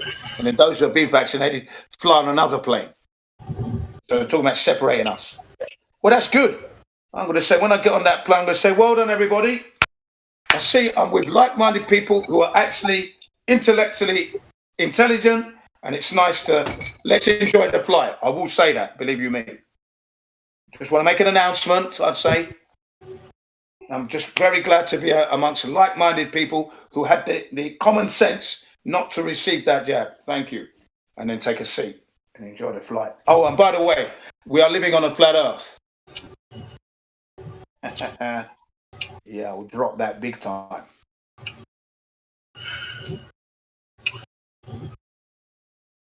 Yeah.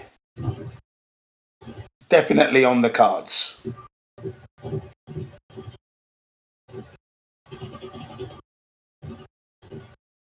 If I fly, that is. Hey, have you guys heard of aerogel?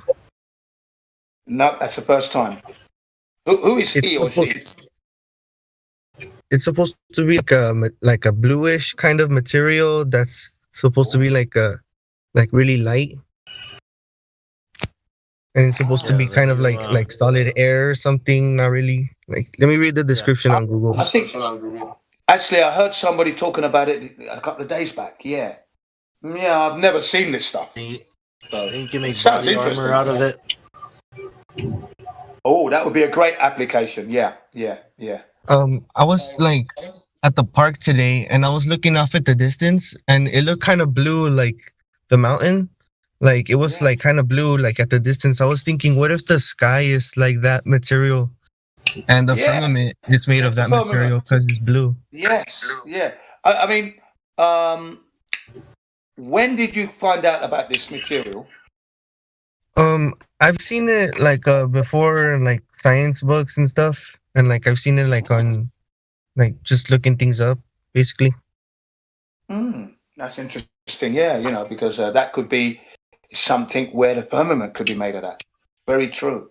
Because you asked, I think you asked the other day, what do we guys think the firmament is made of? And I said to you, it's obviously made of everything that we see around us on this earth. Because the elephant's tusk, I said, and the deer's ankylos, I said to you, didn't I? Yeah. Yeah, I think so. Yeah, and our nails, yeah, you see, and these are quite hard, aren't they? But yet flexible. Your nail, you know, you've got skin, and then you've got this nail that's coming out your finger, solid but flexible. Yeah, coming out of your skin, and you chop it, you cut it because it gets too long, you trim it back, and it still grows back, coming out of your flesh. Isn't that amazing? Yeah, that's kind of crazy. I was thinking, what if like humans is like a machine, and like your soul is like the electricity, you know, because like you know cars have batteries. Yeah, we do have electricity running through us. That's why I like the combustion engine over the electric car, because it's very close to a human being in the car. You know, we're like a machine, and we certainly are. Perfectly running machine. And you can tell a person's body condition by the nails, by the way. It's all there. Well, I think it's the other way around, right? Machines are people's attempt to understand the world around them, because that's where you get the idea of machines from, of a tool from, is biomechanics. Yeah, I think it's the other way around. Animals. Yeah. Well, yeah, everything that man does, he learns from his environment, and machines, tools, all these things you learn from your body, from using it, how it works. So it's not that machines are like, you know, that it's not that the human body is the best machine, is that machines are actually trying to emulate the human body, or Whoa. Yeah, I don't know if anyone's seen it, but that, you know, the Boston Dynamics robot, this thing can do a somersault off a whole mountain of boxes, land on its feet, and then chase you in the forest, in the snow, and catch you. This thing. Yeah, but it still can't tell you the difference between a picture of a bicycle and a picture of a boat. Very true, very true. But the applications can be a bit frightening, yeah? They put a gun in its hand now. They put a gun in its hand. It's more accurate than a human being already, this Boston Dynamics robot. Best shots. Yeah, go on. Sorry, Jen. Or think if that's what they're showing us, what are they not showing us? Yes. And at the very beginning, they said there was going to be no military application.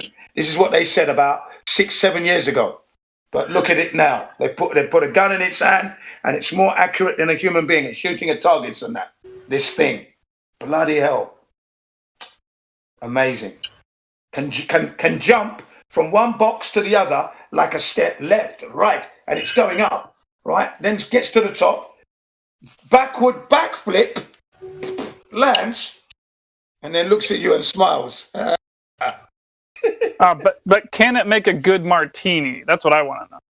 I reckon it could. You put the ingredients there. I reckon it could. It can load up boxes on the shelf and things like that. Sorry, go ahead. It's still based on the data that it has to gather from people. You know, it cannot taste the martini and adjust it, right? I mean, it has to calculate it based on what humans have done, the data that humans have inputted into the system. Absolutely right. And then they've got the dog version of the same Boston Dynamic dog robots, and they are amazing. What they can do and go in and find people, search and rescue applications. Amazing. They got cockroaches that do it. Yes. I don't know about rescuing the people, but they can hear, they can see, they can see through the walls, they have sonic hearing, they can fucking hear like so many feet away and down and below. They have They can crawl up your leg. They can shoot gas out of their ass. If they can search and if they can search and rescue, then they can search and destroy, right? You may as well call it a No, search they and don't destroy rescue. They're not. training. I guess unless you grab them all together and make them all pull together, they couldn't rescue anything like that. But they could tell you, they could help you rescue some shit. Yeah. Yeah. Hey, do you remember the cockroach from the movie The Fifth Element? The robot cockroach? Yeah. Well, no, it wasn't a robot cockroach. It was a cockroach that was inside a robot's brain. A robot human. Right. I do remember the Transformers. They had like little insects in that. The little bug was in the cockpit. The cockpit was the guy's head, and the little bug was looking out the eyes and controlling the mouth and everything. Yeah. Same as a I parasite. remember there was a dish on it. Well, that's what a parasite does, right? Parasite can get into a snail and make it kill itself. It can get into a bird. It can get into a cat. It can get into a dog. It can get into a mouse. That's right. They burrow in, don't they? They burrow in. And those parasites are the same thing that flowers do and other mechanisms do in the jungle to put off a mechanism to stop you from harming them or cutting them down or doing anything crazy. Yeah. I'm still on the fence. Go ahead. I was gonna say, is that why I'm always raiding the fridge at 12 o'clock midnight at night? You're feeding the yeah, it's not you, it's the nanobots. Guys, just a little bit of admin work, a bit of administration. We have Mr. Weekends in the room with us, just been VC verified. Welcome. So yeah, welcome. Thank you guys, I appreciate it. Mr. Weekend. Welcome to the server, sir. Yeah, like I said. One sec. So if you have any questions, then you're more than free to ask them. Don't worry about interrupting any of these idiots. Like, you can just talk over them. If it's not Earth-based relation, in terms especially of this guy talking. Yeah, especially me. So yeah, feel free to interject at any time to ask your questions or write them in the live stream voice text, dude. Like, if you don't feel comfortable with interrupting. But yeah, like I said, just don't interrupt when we're already on a conversational topic that is Earth-based, right? Just interrupt when we're talking about stuff that's non-relational to the topic at hand. That's fine. Yeah, I don't mind you doing that at all. Okay, cool. Could I ask you guys one question just right off the bat, one that was on my mind? Yeah, go ahead, man. So one of my main questions just right off the bat was kind of thinking like what is the benefit either way, whether there's someone pushing a global Earth, like a round Earth, or a flat Earth, like what would be the benefit of the? Actually, I'm sorry, you guys answered that already. Another one. My bad. Yeah, I'm glad you see you're thinking already with control, right? Yeah, it's okay. We can talk about it here since it's in the live stream. Because go ahead. Why would they lie, basically, right? Yeah, and I apologize because I remember actually. No. You guys said that it was basically because it was to manipulate and kind of control. Like if you manipulate, you can control it easier, right? I mean, I'll give you an example. If possible. Exactly. That's basically it's about moral relativism, right? Because you ask anybody around you what is important to them: feeding their family, keeping their job, just going along to get along, getting along to go along. So where does this mindset come from? To me, I think one of the purposes of the globe lie that is very big is engendering this mindset. It all doesn't really matter because we could be blown up at any time. So it's nihilism, right? So it's atheism. Well, even if there's God involved, it's still a very nihilistic view because God doesn't care about us. There's trillions of other planets. So basically, it's to promote a nihilistic worldview. When you have a nihilistic worldview, you'll go two ways. One is called vitalism. That means you'll just have fun in whatever you think you want to get a joy out of it, or you'll have depression, which is nothing matters anyway. And ultimately, at the end of the day, then nobody can agree on anything because everybody is free to do whatever they want, except for those in authority and power who then, it creates a vacuum for those in authority and power to come in and control you. Yeah, I would agree with that because that's basically in a nutshell. Humanity you're talking about enslavement, really, without them realizing it. They're in a prison, they don't realize it. Yeah, if you don't stand for something, allegory of the cave, right? Like basically like that. something similar, yeah. But I think it goes beyond it because I think people are out of the cave, but they're just looking at the wrong thing. So they come out of the cave, they're looking at the world, they're looking at the universe, but then they're told it's something it's not. So they are in a cave of sorts, but they're also out of the cave and refusing or been blinded by deception. They've been sidetracked, bamboozled. Yeah, and sidetracked. So is that kind of bamboozled? Along the mission of them? It's like, hey, we'll give you the illusion that you're out of the cave, but really you're not. Exactly. They give you the illusion that we're enlightened, we're advanced, we know what's going on, and they also give you the illusion that you're doing the right thing. It's like, yeah, we're coming together to fight a global blah blah blah, whether it's you know what, blah blah blah, whether etc. Yes. Yeah, but the blah blah blah could be anything. It could be the war on drugs, the war on viruses, the war on poverty, the war on pollution, the war on carbon. by hollowing you out, by hollowing you out, they can then fill you with anything. Because if you don't stand for something, you'll die for anything, and if you don't believe something, you'll just fall for anything. I mean, I'm paraphrasing and plagiarizing here, but you know. I've heard that saying before. I like that one. That's what it is. That's what it is. You see.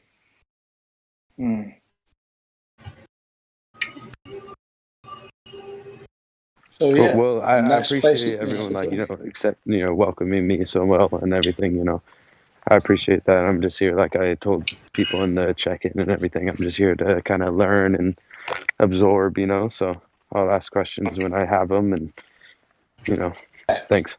I just want to know. So where are you on this? Are you in the heliocentric global model camp, or are you here on the flat Earth side? Or are you in the middle, maybe? It may sound stupid, but I'm kind of right in the middle, to be honest. I don't know which one. I've heard stupid. Both sides, and so that's what kind of why I joined this. I was like, I want to hear, both sides. I want to hear the evidence, you know. Yep, that's okay. You'll hear evidence, and if you have questions, you can ask. But yeah, so you're on the right track anyway. Being in the middle, I always say to those, you are in the middle. You're a flat earther gonna be.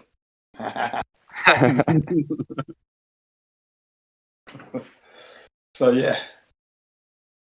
Yeah, I think the biggest challenge is that I mean, I can only comment on the first world because my time in third world countries has been really horrible, and I've sort of basically repressed that out of my mind. So in the first world countries and Western countries, basically, the thing is that there's enough of a level of wealth, and obviously there's a lot of problems in the US and UK, Australia, wherever, but essentially we have enough, right? So it sounds very Maslowian, and I still haven't got the answer to this. It sounds very Maslowian, but we have enough. So what else are we working for? I mean, and the economy is so advanced, you don't even have to really be at your desk. I mean, we saw that last year, that you had entire industries shut down, international travel just obliterated, and the economy is still more or less ticked on for the controllers, right? For some people, they suffered. For the rest, we got government handouts. Yeah, for the top end, the top people, they just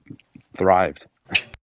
Yeah, so they are shown, or they portray, and they appear to be untouchable in that sense. So the globe lie really is at the moment, yeah. And the globe lie really is part of that untouchability, but it's also a very big Achilles heel because it's a very obvious thing that we can hack at to bring down the controllers, if that's God's will. Yeah.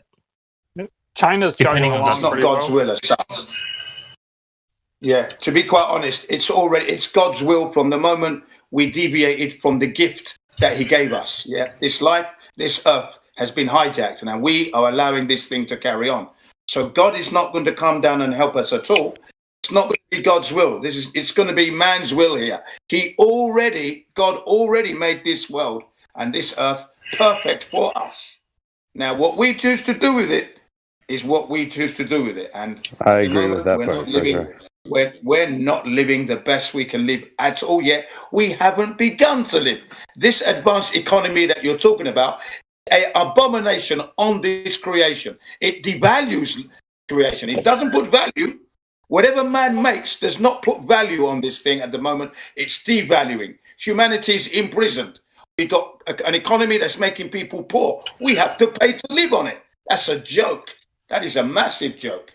Sorry. Yeah, they've taken away our water. They've taken away our food. They've taken away healthy living. They've taken away places to live. And then they're selling us that back to us by us having to work in some crappy debt slave job and, pay rent. And even if you're somewhat well off, I mean, I see in Australia that there's tons of millionaires, right? Because of the value of their house and their retirement savings, but they're miserable. They're just going to work, still fighting, and then hoping that when they retire at 65 or 70 that they'll have something to do. But by then, they're so hollowed out from the life that they live, they're going to die with those millions or a few 100,000 still sitting there. And what do they have to show for their lives? It's money doesn't mean happiness.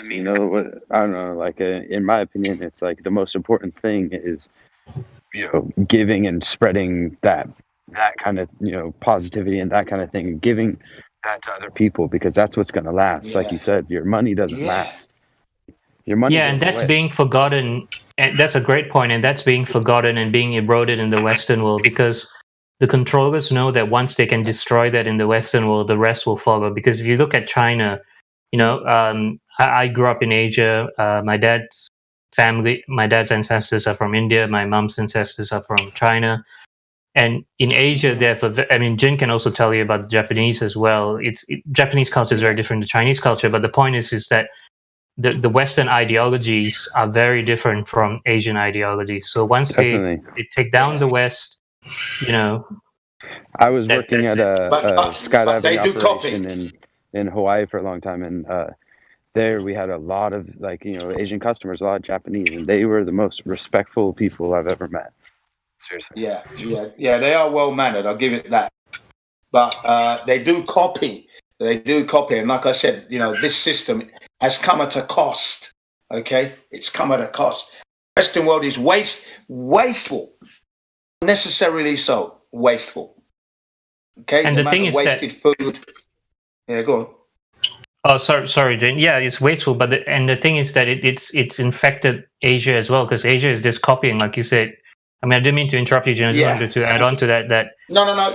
Asia has copied the West in becoming so wasteful as well. And you look at the big Asian cities, and they're pretty horrible places to live. Yeah. I mean, look, I'll give you a little. I'll tell you a quick. Yeah, carry on. I was just gonna say, I have to say, I really enjoy the whole the respect everyone has for each other and letting everybody speak. It's not everyone trying to talk over everyone. It doesn't always happen. Just having a good night, huh? A nice moment at the moment. But I'll tell you a story, okay? Now, in Japan, for example, okay, they've got the sandwiches and foods on the shelf. As soon as it goes past a certain, a minute past the best sell bite time, not date, time, it's off the shelf. It goes by time here. Now, that's too clinical, So I wanted to buy some, one of my favorite sandwiches, and I wanted to buy two, and I got them off the shelf, and one of them had gone past its best sell by time, okay? I thought to myself, and he said, I can't sell you this. I said, what do you mean you can't sell me that? I goes, look, I want to eat that now. He goes, no, it's gone past. I goes, no, don't worry about it. I want to eat it now. I'm hungry, thank you. Here's the money. He goes, I can't sell it. He goes, look, if you waste that food, that is bad, because I'm telling you, I want to eat it. Okay, I'm telling you, it's only how many seconds? Yeah, so come on. So you know what he did? He knew I was right. So he double swiped the one that was not sold, but because it comes up on the computer. It comes up. He would get into trouble if he sold it. So he double swiped the other one and goes, thank you very much. Thank you. And I said, this country, and not only this country, but around the world, this kind of thing is not good. Wasting? I tell you, I don't. I agree. Yeah, just give me that thing, because sometimes you buy the sandwich. Wealthy myself, and I know the best buy sell date and all that. It's like Thank you. It's ridiculous. It's like that stuff's still Bloody good ridiculous for like sometimes. at least a week. You know, like for sure, 100%. That's so un-Japanese. Hey, Jin. No, that is very sandwiches- Japanese, isn't it? Very robotic. That's what it What is. are those- That's what I like. What are those No, cutlet sandwiches? Yeah, it was one of those. It was one of those cutlet, Yeah. chicken cutlet salad sandwich. One of my Oh, favorites. yeah. Katsu. On brown. Katsu, is it? On brown. Katsu? もう一回言って。 Chicken Hey, katsu? you like? Watashi no name wa Chris des. Yeah. Do you like Oh, sushi, Chris this. Jin? Sushi? Yes, I love it. I love it. I'm going to have that tonight. I'm actually going to have sashimi. I'm not going to have sushi. I'm going to have sashimi with my third son and my youngest boy. We eat sashimi every other day now. You know, it's because that's what they want to eat at the moment. So yeah, I'm going to go to the shop. Is sashimi? Sashimi is raw fish, which is sliced. I slice it. I lay it down on the plate. The standard here in Japan is to use soya sauce, which I find too strong, too salty, so I don't use that. Like shoyu, I use what's right? known as mensuyu, which we use for noodles. It's a lighter color, little bit sweeter, but better for you. So I pour that on. I then put the horseradish in there, and then I add, for my flavor and a twist, I sprinkle mixed herbs or mixed parsleys on the top, and then we eat that. And it goes over fantastic. Look, I've introduced this to the Japanese, like when we go out for canoeing and that, and we have sashimi on the river. I call it the family sashimi on the river event, right? And then you see the Japanese people, they're coming up, they're watching, but the look on their face is, what the hell is he doing? You know? Because I'm not doing it their way at all. But when they eat it, it's like the sun's come out. Wow, umai, you know? I said, yeah.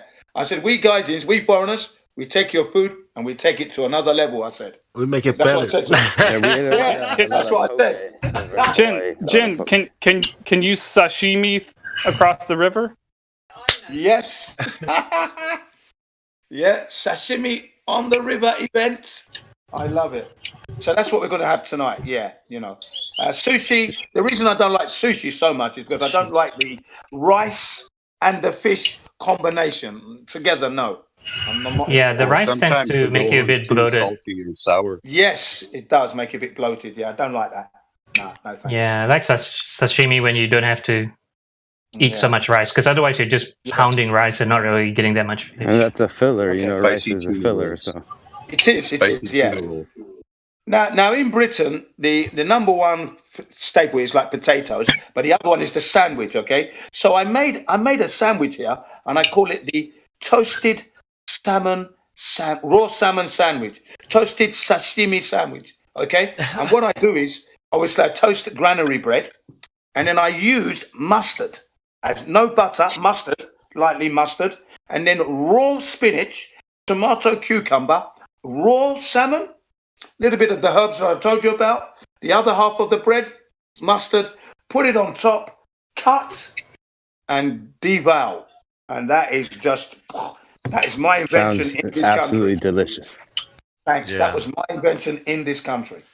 When I tell my students it, they said, well, I'm going to try that. They said, yeah, try it. It's delicious. It doesn't work with raw tuna because when you bite into the tuna, it doesn't break away easily. So you might end up pulling the whole thing out and then it's a mess. But with this salmon, because it's softer, succulent, when you bite it, it breaks off nicely. Wicked. I tried it with the tuna. It didn't work as good. Hey, so you said tuna's full of you're mercury students. anyway. Do you mind? Am I allowed to ask like what you do for a living? Yeah, me. I teach English here. I have done now for 20 years, basically.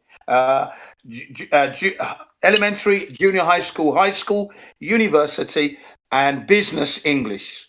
And then English for general communication, going on holiday, what to do at the airports, etc., etc. All that stuff. So I've got children from the age of 6. From the age of 6 to my eldest is 65 at the moment. 66. How long did it take you to learn the language? Okay, well, I came here like basically running on my feet. What do they call it? I hit the ground running, basically. So I started learning in London in 1998. 1999, I came to Japan, and then I looked for a private tuition Japanese tuition, and it was not cheap, but I went and I learned at this woman's house. So you for say a your year. sandwich was Utsugushi. Yeah, Uchiguchi. So this and that. How long before you were able to, you know, like we're confident with the language? 3 years. 3 years. Yeah, 3 years, and I could start to express myself, and you know, I could challenge her through things, or even give some advice. Yeah, 3 years it took, roughly. And then as the years got on, I gained more confidence. Yeah. Do you So learn to basically, write what I as was well? learning, I was teaching back in English, basically. Do you learn to write as well as speak it while you're learning the Yes, language? I can write hiragana, I can write katakana, and some of the Japanese, which is the Chinese characters. I can write some. Yes, yeah. Can I read kanji? Not very well. No, my children can read it better than I can. What about Romanji? Romanji, no problem. That's normal letters, isn't it? That's just alphabetical letters, isn't it? Romanji. Yeah, yeah. The funny thing is, the kids in the Japanese schools, when you write the Romaji on the board, they can't read it. The hiragana and the katakana and the kanji, but they don't read the Romaji properly. You see? Yeah, that kanji, that's difficult to do. The hiragana, I think, is a little easier than the katakana. Yeah. I do hiragana, katakana, a few kanji characters. But yeah. Because there's 3 systems you got to learn. Yeah. You know what I mean? Yeah, and it's a lot. And I've been a bit lazy myself, you know. I should have done better, really. Should have improved on that, but, you know. Because what you do find is people who do come to this country. Say that again, please. Watashi no name wa Josh desu. Hi. Yoroshiku onegaishimasu. Hajimemashite, Josh-kun. Watashi no, just introduced- what was it? Tashi no name wa Christus? I only know Spanish and English. I wish I knew Japanese. I know, like, It's very Utsugushi, similar to Spanish. Same word for bread. Yeah. So, yoroshiku onegaishimasu. Or yoroshiku onegaishimasu. Yeah, Ichini-san. We used to say at the skydiving place I worked at, because you need to do an arch, so you need to put your hips forward. We say, what was it? Ebizuri. We'd say ebizuri, like a shrimp. Okay, you know? ebizuri. Okay, ebizuri, yeah. Yeah. Koshi o mowashite kudasai. Yoko ni mowashite kudasai. So move your hips in a circular motion. Hey, are there really ninjas there? Is ninja a real thing there? It's a real thing. It's a real thing. Definitely a real thing. Yeah. You can Is study it like spying? Sorry, You know what? Of course. There might even be fans there. There might be. That's a real. Yeah. No. It's all real. The ninja stuff is real. That's very real. No doubt Secret about it. society type of stuff, right? Like Yeah, they've got it. They've got to have it. I mystical mean, and illusions. yes. Now they've got it. If you've got it in India, if you've got it in England and America, you can believe they got it in Russia. They got it in Japan. Okay. They have this Freemasons are secret. definitely in Japan. Yes. Let me go get I mean, something look. from Yeah. Let me go get something from the temple. Yeah, look. They're part of the Bilderberg group, for example. You see them. Come on, man. Bilderberg's pretty nuts. I mean, I think that's what the I CIA don't mean that is actually crazy. I mean, today, like, it's fucking nuts that is a thing, you know? Yeah. I think that now everybody's wearing masks again. I think ninjas are cool again. Like, I can dress up like a ninja now and run around. Yeah. That's what the kids are doing in the supermarkets and that, pretending they're ninjas. Actually. Yeah. In the Look at me, and I've skydiving, got a world, mask a on. ninja is someone who's super good at skydiving. That's what they call a ninja. Yeah. Okay, I see. Ninjas are invisible. They don't need masks. The day that I felt like everything was becoming rather ironic was when I was no longer allowed to enter my bank or my credit union without putting a mask on. Oh, yeah, that's terrible. Something's wrong with this world. Am I in the same universe? Is this an alternate universe? Am I dreaming? Are we in the Twilight Zone? We're in the Twilight Zone. Put on your mask, sir. Yeah, before entering the bank. You want me to put on my mask before I enter the bank? Yes, sir. Okay. Where Alice through the looking glass, people. Where Alice through the looking glass, people. Up is down, down is up, right is left, left is right. Yes is no, no is yes. Okay, and you know the rest. By the way, talking about ninjas, I used to be a huge fan of like Teenage Mutant Ninja Turtles. Yes, Raphael. Yeah, me too. Yeah. I still watch it. Who isn't? You said Who wasn't? ninjas don't need masks. You're right. They need bandanas. I'm kidding. Yeah. I love the turtles. Yeah, I remember when I first saw that back in the 80s, man. Wicked. Hey, Jen, can you decipher what's on that coin Where? Where are we? in the live stream text 2 minutes after the hour? Okay. Hang on. Okay, 1 minute. No. Probably not. Checking. I've just switched on my on the iPad. But oh, that's a Freemason thing you got there. Yeah. Yeah. Is that Japanese? Hey, Yeah. sorry to interrupt, but I just saw. Oh yeah. Hang on a second. Hang on a second. I'm looking now. Hang on. Nihon Freeman. Yeah, it says Japanese Freemason. I'll read it out, okay? Nihon Freemason. Then the kanji I cannot read after that. That first katakana, I could read that. It says Japanese Freemason. Okay, that's what it says. That's where my grandfather joined the Freemasons. Right. Okay. See, it's got it written there, Freemasonry. So if you look at it, if you're looking at it head on, Nihon no Freemason. This now. Well, I'm not scared. They don't scare me. That's the thing. For people whose father. Go ahead. Go ahead. Yeah, I'm not scared. I'm not scared. I'm as loud as you can get. I wear orange all the time. I'm waiting for them. Yeah. Hey, I was I'm tagged serious. in a couple in the voice text right there. Like, how do I tried to click on the see attachment, but it wouldn't pop up. Ah, right.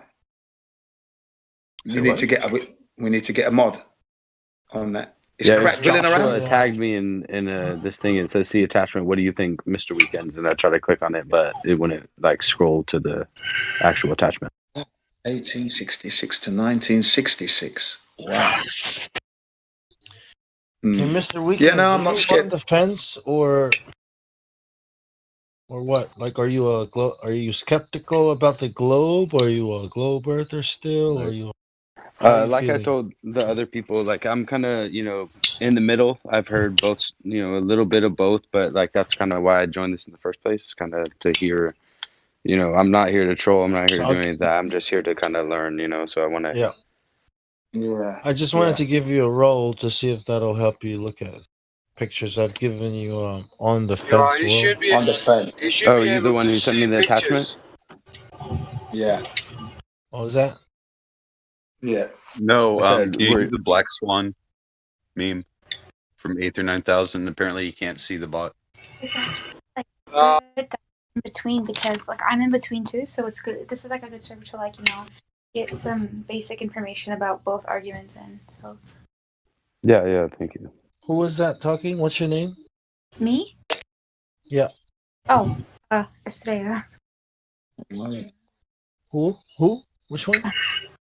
Estrella. Oh, yeah. Sorry. That's okay. So you want on the fence? Yeah, I'm in between. Okay. Yeah, I I'll usually give you just that number. come in here and listen when I'm like drawing or reading or cleaning or. Yep. I'll give you guys. I think I found something interesting. There's this like play from Shakespeare called History of Richard II from 1595, and one of in the script it says, "I see thy glory like a shooting star fall to the base earth from the firmament." And I see like shooting stars go sideways. So people, at least in 1595, they knew about this stuff. Yeah. Have you guys ever Yeah. heard of Graham Hancock? Yes. What do you think about his theories with the advanced lost civilizations and that? Well, there's some science to back it. Definitely. If you look at the scablands of Washington State, for instance, they claim that it's from the Missoula flood, from multiple floods. In reality, there was a huge meteorite that was found in the Willamette Valley, a huge stony meteorite, or iron meteorite, I mean. And they speculate that this thing could have hit the ice sheet and like melted it drastically, and could have raised like the sea levels because there's like 2 miles of ice in North America. Yeah, it caused great floods, right? Yeah. Yeah, I find that very interesting. That whole, there's so much evidence. It's pretty insane. Yeah. I do like history. I do like history. There's a very good video on YouTube. It's Graham Hancock. If you type in Graham Hancock 2012 conference, I think that's where you'll find it. It's like an hour and a half long, but it's super interesting. All about all this evidence that supports, like the advanced lost civilizations, and humanity dating back much further than what historians or people would say they are. I think he also kind of pushes the Anunnaki agenda, right? I think that's why I stopped reading his stuff. What is the? Have you heard of the what was it, Cooper's Ferry? Anunnaki? Have you heard of the Cooper's Ferry anomaly? I have not. No, I have not. I haven't either. No. It's in Cooper's Ferry, Idaho, on the Snake River. Okay. They discovered an ancient civilization that's carved out of the bedrock, right? Like structures and everything. And they say through their dating, it dates back to I think 5,000 years before the pyramid. Wow. So even older than Göbekli Tepe. I think that these civilizations had a lot more knowledge than we give them credit for, and I think that is one definitely that I really do 100% agree with. That is definitely suppressed.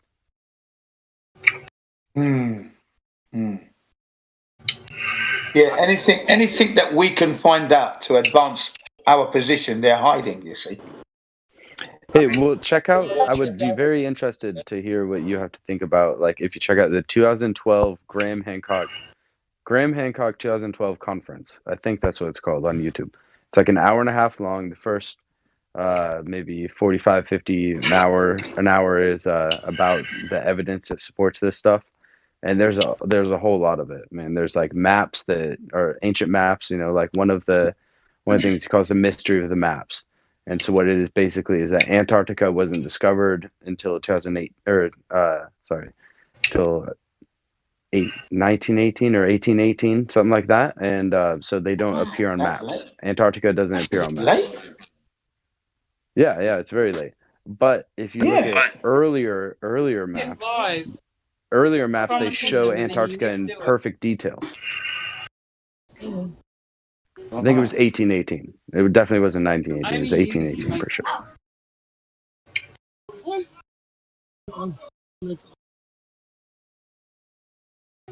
I mean, somebody said something about dating, but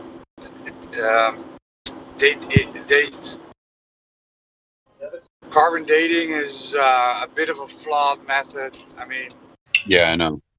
I don't know if they're doing carbon dating or if they're doing some sort of artifact type dating. What kind of tools were used around that time?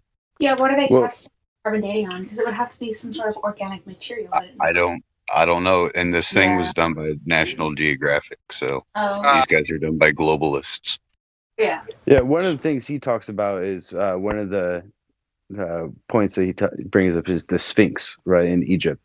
And he says about how, they attribute it to, was it in Khufu or something like that, with the Great Pyramid around the same time. But it was I forget who the person was, but they drew the correlation with the erosion around the Sphinx, and about Dr. how it Robert was like Schoch. that's what it is, right? With the rainfall erosion. Yeah. Yeah, exactly. And so, like, you know, rainfall wasn't around during that time. It had to be many, many, many years earlier. Well, did you know that there's a monument called Isis Temple in the Grand Canyon? I did not. No. Google it. ISIS, like ISIS. Yeah, like Egyptian ISIS. Yeah. If you walk in front of the house, they'll attack you. Come at you, then walk and try to pretend like you're throwing it, stop and try to dodge. So I don't know who was just speaking about the ISIS thing, but have you watched the Graham Hancock thing as well? Yeah. But then they'll come up and try to like. Hey, Bong, you're hot micing. Wow. Just look at some dogs will try to come to bite you.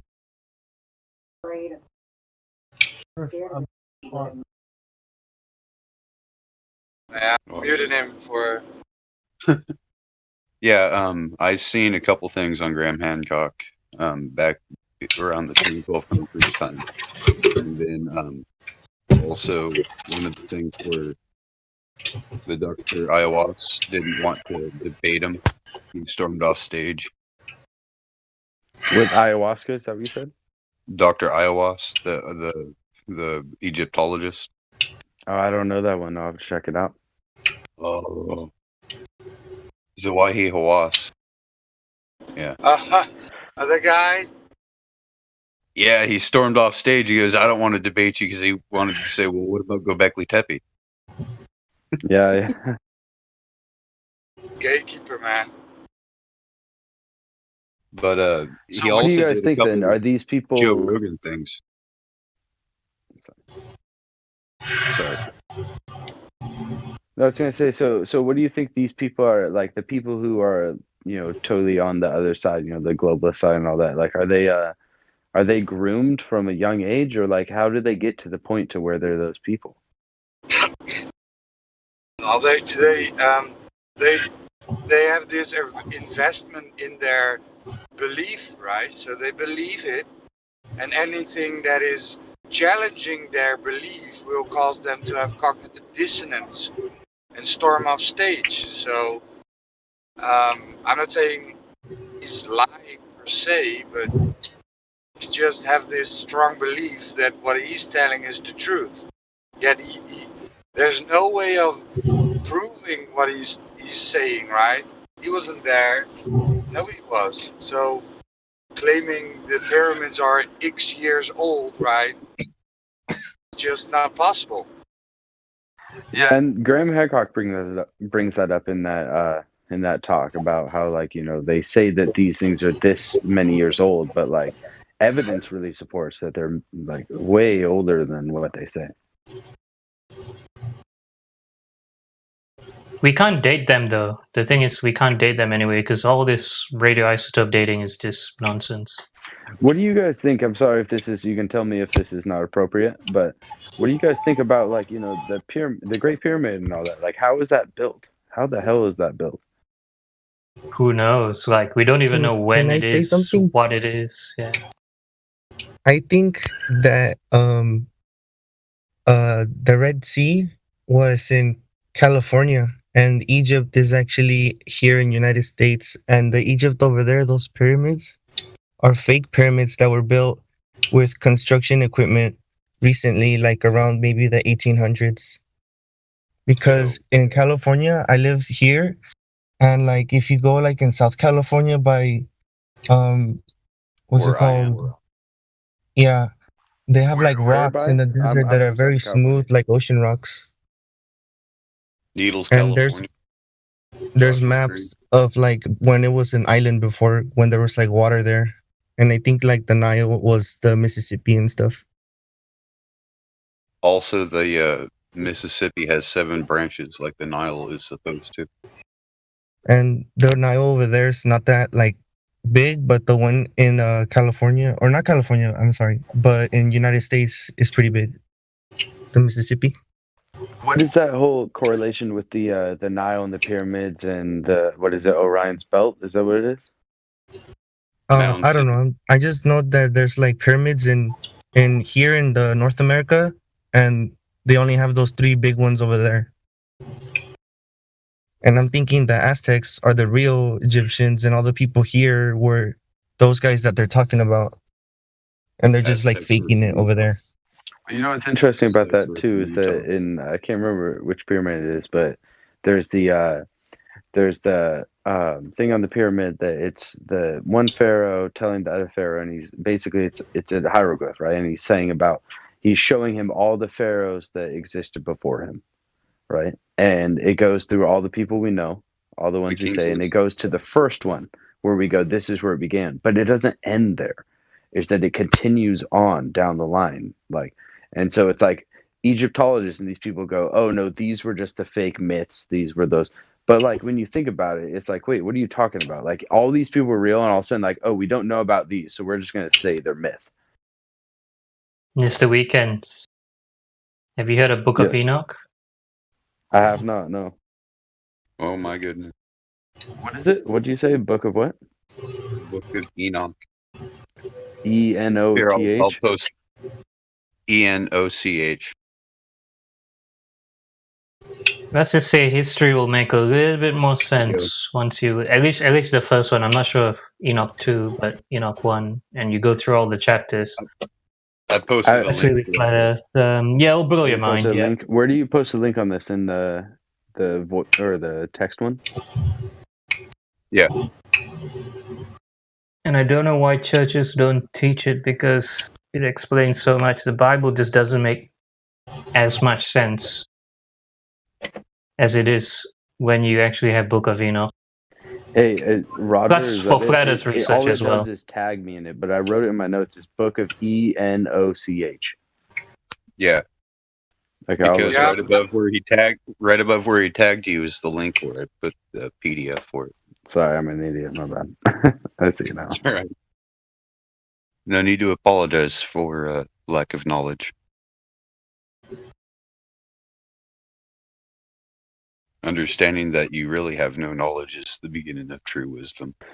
I have to say is that's one thing that I've really appreciated this whole time, this little time period that I've been in here, is that everyone's very open and just, yeah, like that. I appreciate that. Yeah. That's why I came here in the first place, was literally for exactly what's happening right now. The point is, whenever people talk about flat Earth, they will say, well, those flat Earthers are dumb. There are science deniers, cavemen, right? But I hope you realize that we're just normal persons, people like you, trying to validate what they are saying to us, right? Are we, the globe, is it really not, does it have a radius of 3959? Can we test this? And when we do, what happens, right? It's about the difference between knowing and believing.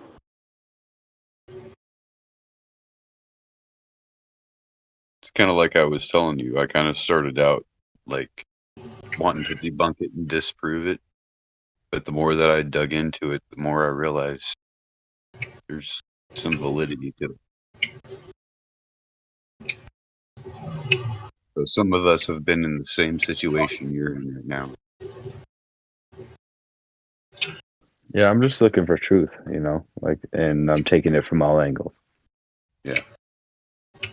And there's some people that aren't on right now either. So just check. It's 24 hours a day, 7 days a week. So just check in periodically, and somebody will give you different knowledges. Like Quantum Eraser, he's quite knowledgeable. Yeah, I mean, that's what I'm planning on doing, I can't be on here 24/7, but, I plan on checking in here and listening. And so far, I like right here. I agree with a lot of what I hear, pretty much all of it, I like the whole, and so this is, I guess, where I agree with pretty much everything you guys are saying. And so my question, I guess, if I can ask a question, is where does this tie into the flat Earth part? Because I agree with everything. I agree with everything you guys are saying, with the whole like the timing, everything with the everything you guys are saying. What ties in with flat Earth? Exactly. Yes. Well, what? I didn't understand your question. Oh, my question. Sorry, my question was. So where does this like? How is this relevant to flat Earth? Is that with the whole the control of the knowledge, or the control of thing? Yeah, like knowledge, pretty much. So you said, how is this? What is this? I'm sorry. My what is this? I meant like the whole. I agree with the whole. The ancient civilizations and. The whole fact of these things are suppressed. This knowledge is suppressed. So does that mean with the flat Earth, it's kind of like building the lie, kind of like putting. It's almost like a buffer. Like here, we'll start with this, and so through this, we'll manipulate into that. Okay. Yeah. Does that make sense? I'm sorry if that didn't make sense. Yeah. Well, history isn't what they told us. So history is written by victors. I literally was thinking that as you were saying that. Was funny. It's true though. 100% true. I say over Now, the if you think Bible about too. it- With the Bible, like people who are Christians are like, okay, well, what Bible do you read? You read the King James Bible, right? Most likely, you read the King James Bible. Why is it called the King James Bible? Because it was manipulated by King James to fit his narrative, and that's how all these things are. Right? Who was King James? I don't know. Actually, I should look that up more. And to add to that, history is written by the victors. Think of all the books and knowledge the Nazis destroyed during that one very terrible part of our history. And what about I don't know. I mean, I don't know. I haven't looked up enough. But what about all the knowledge in the Vatican? What is that shit that we're not allowed to access? Yeah. A lot of it's things that would let us know that we don't need them. But they are sure. They are the Roman Empire.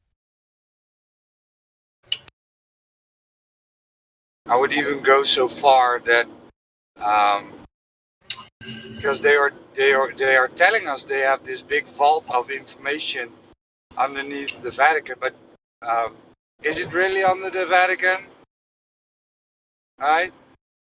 Aren't they hiding it somewhere else? I wouldn't tell you I was hiding it under the Vatican. I would tell you I would tell you something different and then hiding it somewhere else. That would make a lot more sense. They should make a Mission Impossible movie where Tom Cruise breaks into the Vatican and finds the truth in the basement. Mm-hmm. I just watched a movie about that. I can't remember what it was. It was Tom Hanks. It wasn't Da Vinci Code or anything like that, but I forget what it was. But it was something like that. It goes in like there's like the vaults of Vatican or whatever. But Angels and Demons. Now remember, it was Angels and Demons. remember you have what's his name? I forget it. I'm stuck. Lost the train of thought.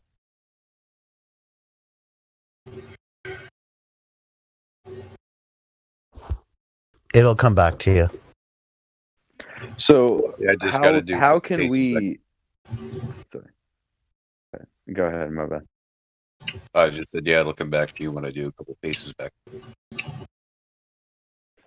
So my question is, how can we spread what we need to spread? Like, is it through this, or is it through like what? How can we be like a positive force and through all this bullshit that is existing? And make a bunch of flyers like memes and like post it up in the post office and bulletin boards at the hardware store and stuff like that. Start small in the community. Talk to people, man. Or just walk out into a crowd and start asking people if they like freedom, and typically half of everybody that passes by you will take whatever's in your hand.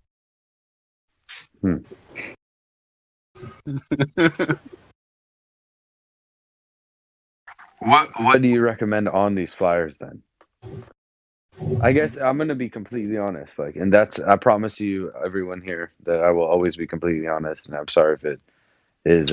I'd say I'll buy a always. bunch of donuts and coffee, What was that? and say free donuts and coffee for sitting through half-hour seminar or an hour-long seminar at the Civic Center or something like that, and get it set up to where they come in and do a little presentation. I don't know. Yeah, maybe coffee, but the donuts are, sugar's bad for your brain.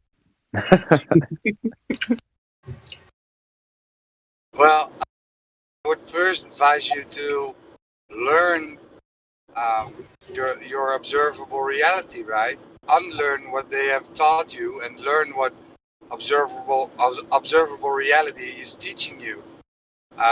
Go out and measure the surface of the earth. Validate it for yourself, right? Don't be dependent on third parties. I mean, don't be dependent on us. It's your journey. You have to figure this out.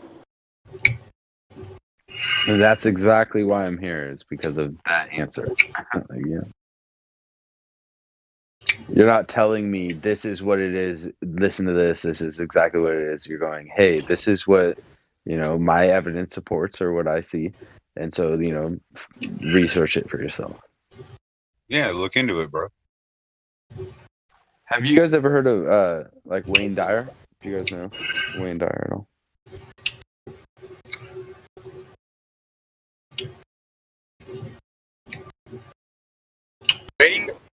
Wayne what? Wayne Dyer. He doesn't have anything to do with flat Earth, actually. So if that's not appropriate, I understand. But that's kind of his later years. That's kind of what I agree with that kind of stuff a lot. Like just the more spiritual nature of things and about like being your best self and like just spreading that pretty much. And so that's where I came into this conclusion. It was like why I joined this thing in the first place. It was like which agenda is really pushing towards that rather than like the control and the manipulation versus the betterment of everybody.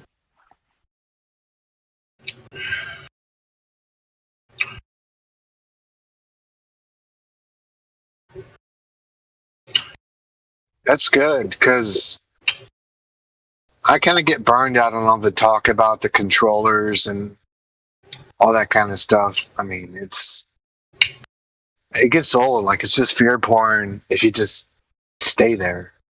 Well, there's always a balance, right? No matter what, like yeah, big cannot exist without small. Like everything like that. It's the balance. Nothing can exist without the opposite. Like literally, Also, nothing can exist without the opposite. Also, they cannot split the atom. The atom is something that is undivisible, the smallest bit of matter that cannot be divided. That's the definition of an atom. So it's not atoms that they're smashing.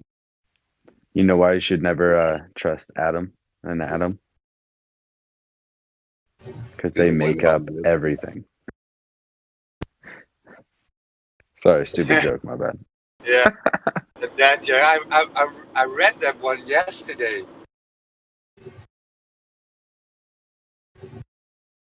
There's no coincidence. So yes, I looked into this Wayne guy, Power of Attention, right? Yeah, that's one of his. I would say one of the ones that really I like a lot is the Change Your Thoughts, Change Your Life. And so I don't know if you guys, I mean, I know the religious part or whatever, I don't see this as necessarily religion. So if it's Scientology? No, not at all. Like Taoism. Have you ever heard Taoism at all? I mean, like I said, if this isn't appropriate, then I'll cut it right now. Duality? Yeah, basically Taoism pretty much is duality. That's pretty much the whole thing of it. It's very paradoxical. It's going, like one thing cannot exist but in order for something to be beautiful, something else has to be ugly. Right? Something to be big, something has to be small. Something to be tall, something has to be short. Like, and that's basically how it is though when you really think about it. I believe it's a philosophical mind trap because if you truly take it to your heart that dualism is real, you'll come to a realization that God is the devil. Well, yeah. I mean, I guess I never thought about it like that, but when you say it like that, yeah, I guess that would tie in. So it's something I entertained for about a minute and a half. So Came to that what is conclusion. your view on that right there then? It's a trap.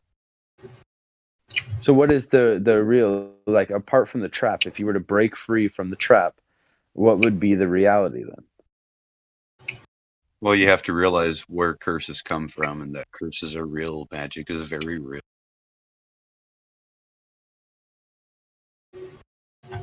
Have you guys ever heard of Thales of Wales, the philosopher?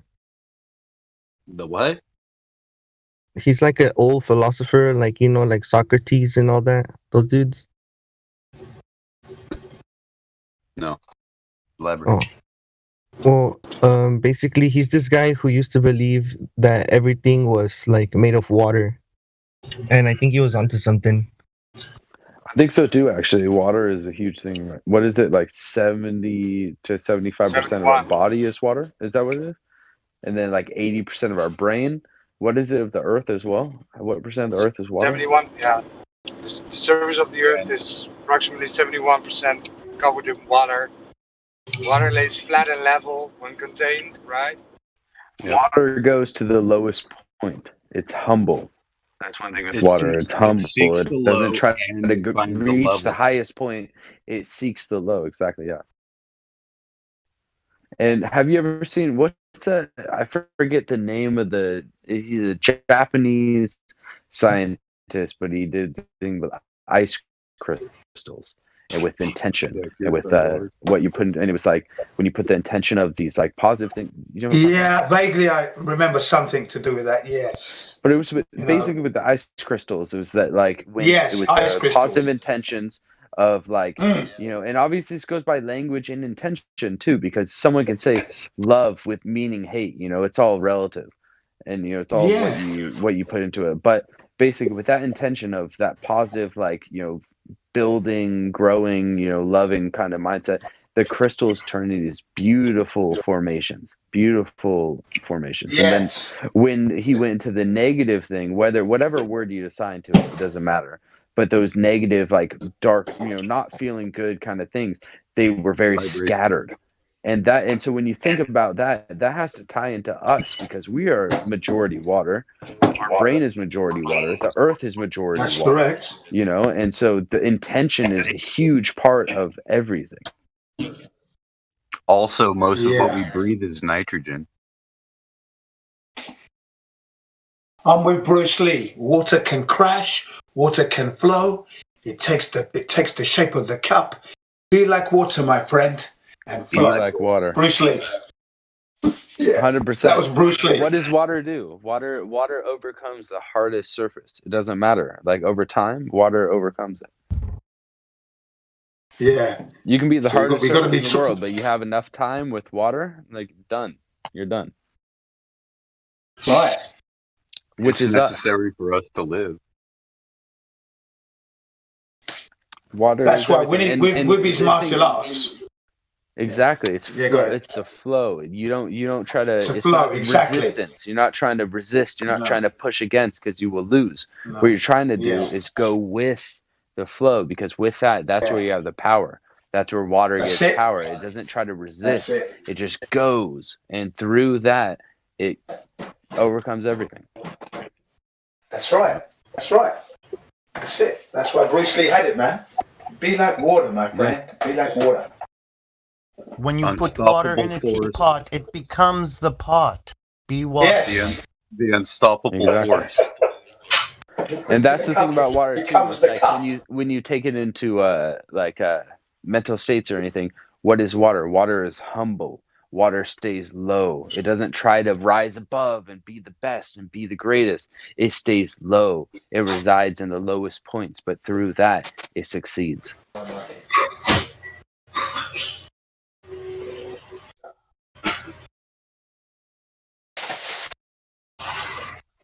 Tea rituals are very important in Asian culture for business deals and other things, weddings, so on and so forth.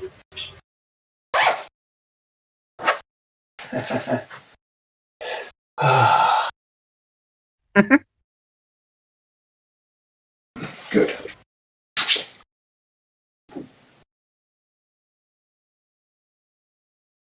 Guten Tag. My name is Klaus. I have a question about the globe Earth. Does the globe Earth have a nougat center, like German chocolate?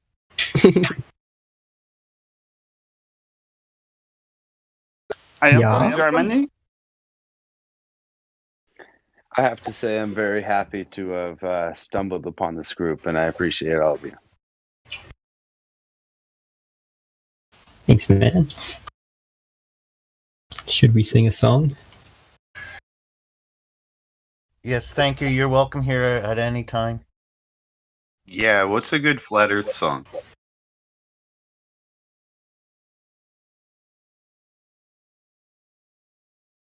About singing on the plane instead of singing in the rain. I don't know. There's a couple of them. I don't know. Yeah. I dig it. Music Conspiracy Guru is great, and one of his really good songs that kind of sounds Eric Clapton-y is "Don't Let Them Steal Your Mind." I know it's really dumb, but did you guys ever hear that Moana song, the Flat Earth Moana song? No. Yeah. No one knows how far it goes. That one?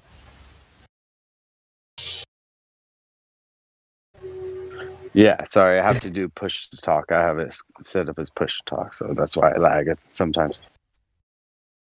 Is Drace in the room? He kicks some really good Flat Earth tracks. Oh, we can play one if you like. Oh yeah, Where is the Curve? Have you seen the video to that too? It's cool. Which one? Where is the Curve? Resolve posted it.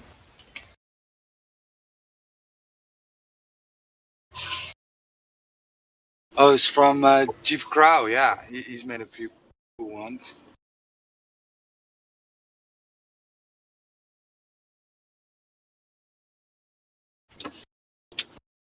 Let's see. Your discretion, bud.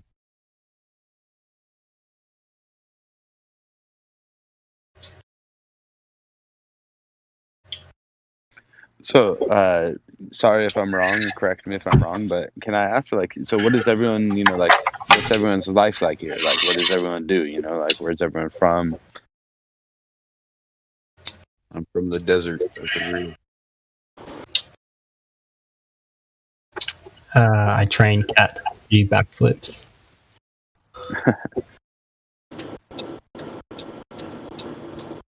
Well, my name is Jin CBR1. I was born in London in 1961. I left Japan in 1999 at the age of 38. I've been in Japan 20 years now. Married, nice. 4 kids, and we're happy at the moment. Konnichiwa. Konnichiwa. Watashi no name wa. Well, hopefully your Oto-san lives to be in Ojiji. All right. Yeah, my name is Chris. I'm from California. I'm 27 years old. I just moved back to California. I lived in Hawaii from 2015 to December 2020. So I just moved back here a couple months ago. Konnichiwa. Cool, man. Okay, you guys want to hear a song? A lot. Are you going to sing it? No. Dre's dropped a new one like a day ago, so maybe you can play it. Who did? Dre's.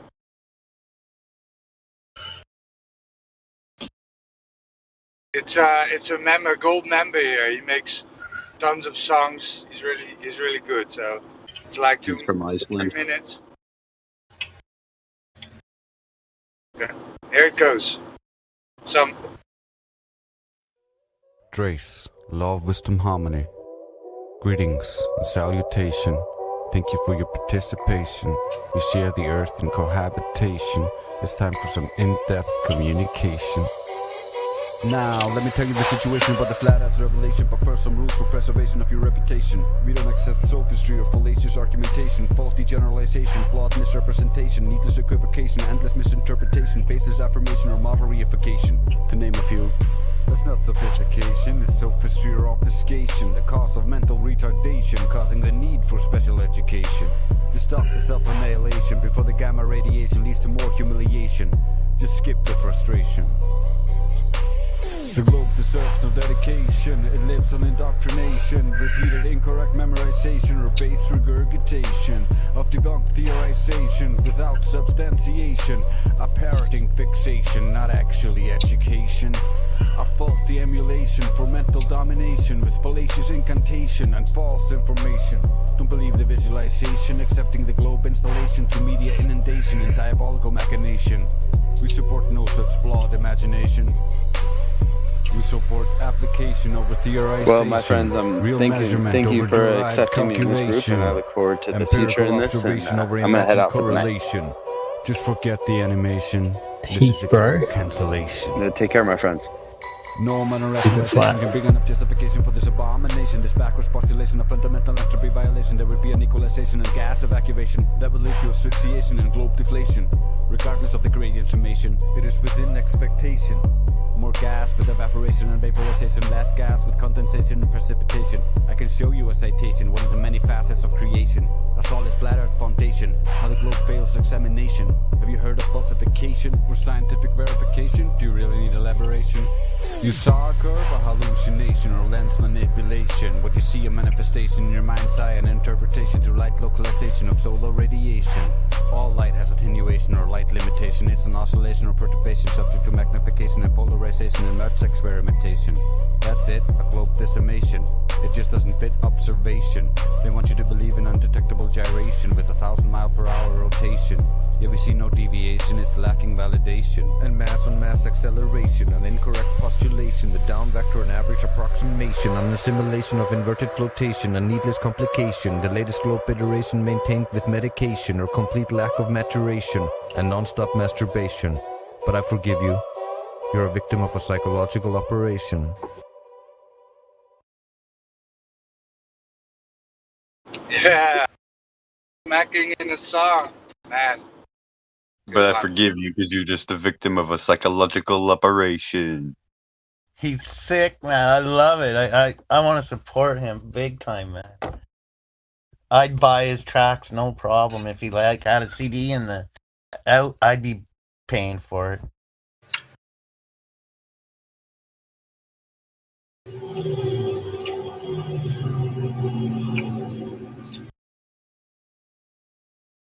So yeah.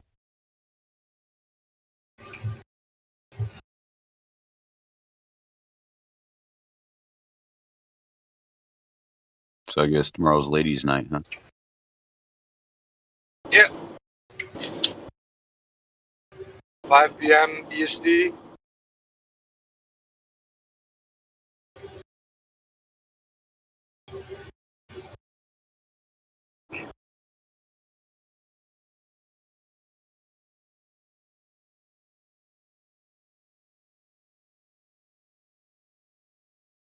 Anybody found the curve yet?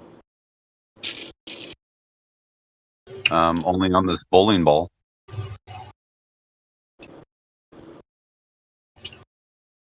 And the more I think about it, every time I think about maybe seeing a curve of a drop off, you would be able to see the curve on the horizon before you would see the drop off.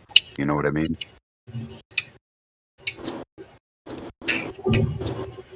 Well, I guess you zoom in and see over the horizon. That makes no freaking sense. Well, I guess there is like apparent curvature.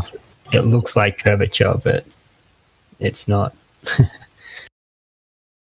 It makes no sense about the curvature. It makes no sense whatsoever.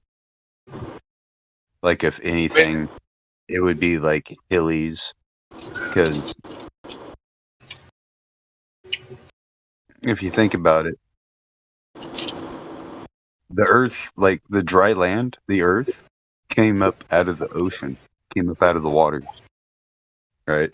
So like there'd be all sorts of like sand dunes and like dirt hills. Oh, I guess we don't know how it formed. I can't quote the exact scripture, but somewhere in there it said, "Let all that is above the water be called earth." Above the water be what? Let all that is above the water called earth. Like if it, an island above the water, that's part of earth. Yeah, that's called Earth is called dirt. We live on dirt. Adam is made of the dirt of the earth, the dust, the red man.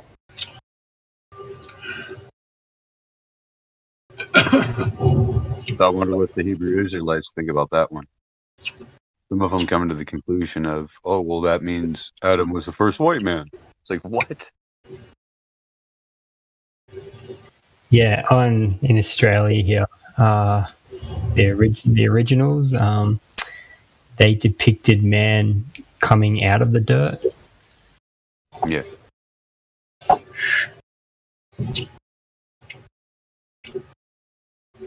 I don't know. Who knows? Who knows? They also had the rainbow serpent too, didn't they?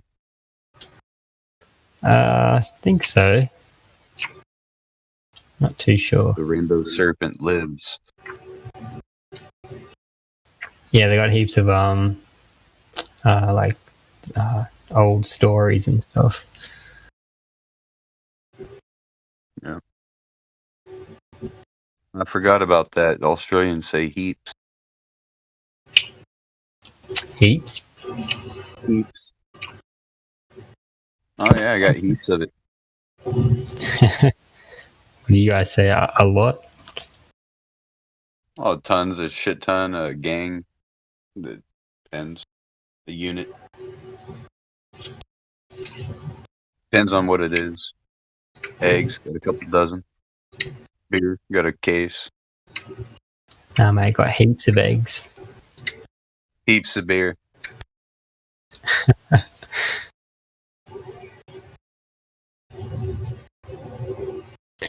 But yeah, no curvature, I guess. Well, at least no curvature that does the 8-inch per mile squared and all that stuff.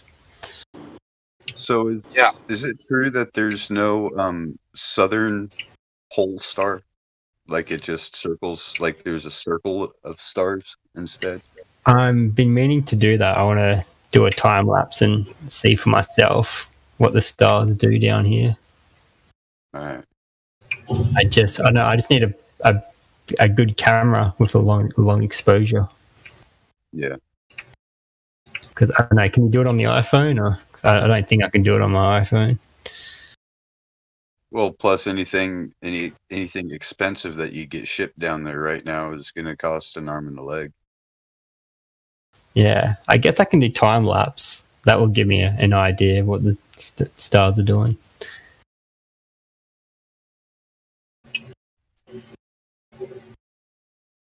Or just get one of those old cameras, one with an adjustable shutter, and just leave the shutter open for a minute and just to watch the star trail. Yeah. I think I have to leave it for an hour or two to kind of get a good visual. But yeah, I'm interested to see if it circles around, whether it's Sigma Octus or something. And I was told that there's supposed to be a Great Southern Cross. Cygnus. yeah, I don't know. I call it the North Star. I guess it points south or north, but it's like an arrow in the sky and it points north. Yeah, for me, anyway. the Great Cross. That's the cross in the sky. Yeah, so I see that all year round. So, and every 6 months. Points north. Yeah, pretty much. It's maybe sometimes a little bit off, but pretty much in that general direction. Nice.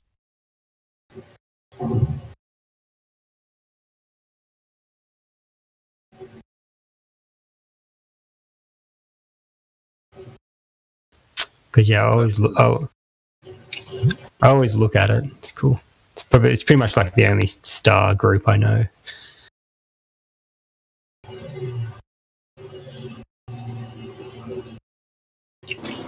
Yeah, they hijacked perspective and called it Earth curve. Right? Hey. When we see a boat at 20 miles away, we just see a boat. The globe that claims it's an illusion. Well, the illusion is. How can you see over something? It's what, 6 miles till the drop off of the horizon? 6 miles is what, 1 foot? No, 1 foot is 1.225 miles. Oh, okay. 6 foot is around 5 miles. So that means like a 6 foot object, if you're 6 foot tall, would not be able to be seen over the horizon at a distance of. Because you're also now convoluting obstruction with perspective, right? That's what they do. They hijack perspective and call it Earth curve. Shit shrinks when it gets away from you.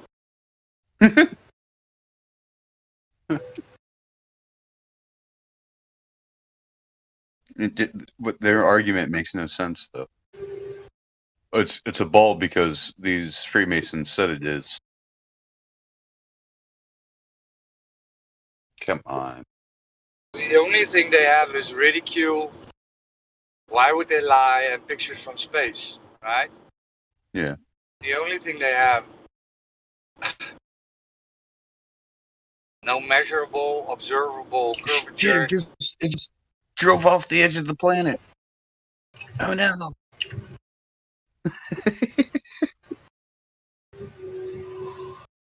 Do you see that meme? The car's just like disappearing into the mirage. It sailed off the edge of the world.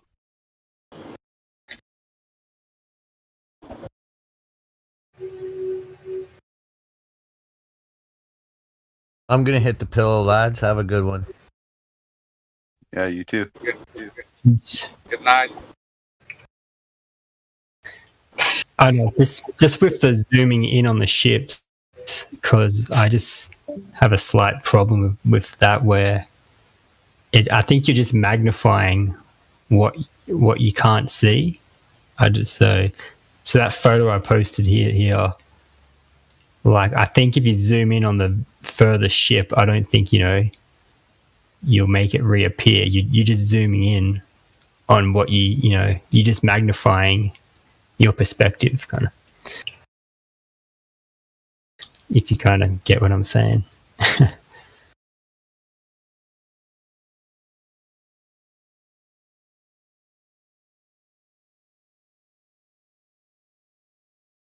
I still think it's more like this.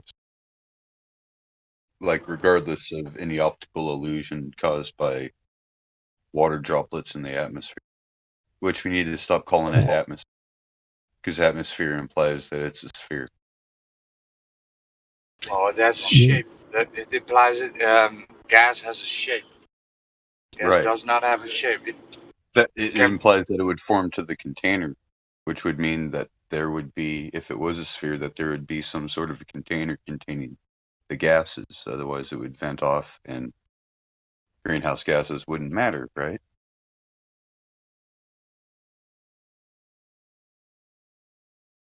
Yeah, so if horizon has the base word horizontal, then it's like an extra ridiculous thing to say, I'm standing in a world where there's a horizon and I'm breathing the atmosphere. See, I think it's a lot of people jump to the conclusion that it's a simulation because everything is light, and light is information based off of chemical and electric signals in the brain. It's like a binary thing. But the truth of the matter is, I think we live more on what's called a realm that has a definite area where you cannot go to Like there's no amount of technology that you can make that you can get beyond. Like whether or not, it's just a continuous flat plane and there is no edge of the firmament. And like what's out there is just frozen wasteland because there's no sunlight that hits it. No warmth. You know what I mean? Yeah, speculation. Yeah, until we go there, I guess, and we won't know. God damn it. That's what Elon's trying to do is get on a rocket that'll get past there to where, they know where there's land that's livable and then land a rocket and call it Mars. Nah, there've definitely been operations and missions going out there to test it. Like, they would be stupid not to. Like, but I'm saying the high only up. way they can get out there is with a rocket. Mm, Because everything no, else would freeze. you can fill like a blimp with helium and put a solar powered fan on it, I guess. Yeah, but you got those ripping winds with hail, man.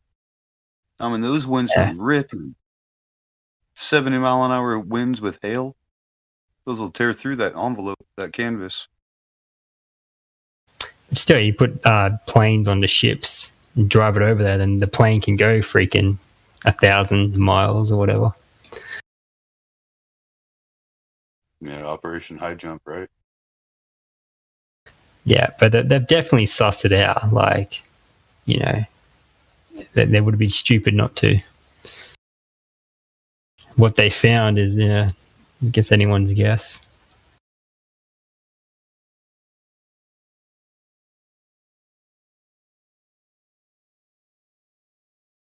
And when you look But, at the north, when you look at the north and the south and the flora and fauna that is in the north, right? I mean, if it was a globe tilted on its axis at 66.6 degrees, we should expect the same at the poles, right? We got in the south only penguins. Antarctica means without bear.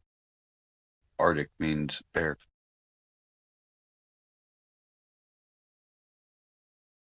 Maybe because the Big Dipper, the Great Bear, is only visible in the north.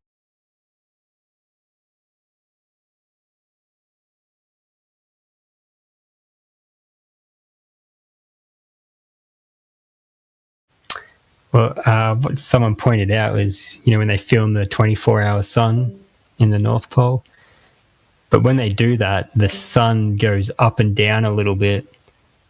But when you see the videos down south, Antarctica, the sun doesn't. Obviously the videos have been faked, which I can post some evidence. But the sun doesn't go up and down; it just goes around. Like, Yeah, and I've showed this at Glober once, right? The GIF you're gonna post. I showed it once. It was like, yeah, but the clouds can be the same, right? Doesn't prove anything. Talking about the McMurdo station where it shows the sun going around it. Like you can see the shadows moving around in a circle. No, it's about. You gonna post that one? is that the webcam, Antarctica, the shadows? No, because it's they cut out 6 hours of it. Yeah. It's the one with the beginning and the end, the same clouds, right? You have this GIF, right? Yeah, that one. I mean, come on.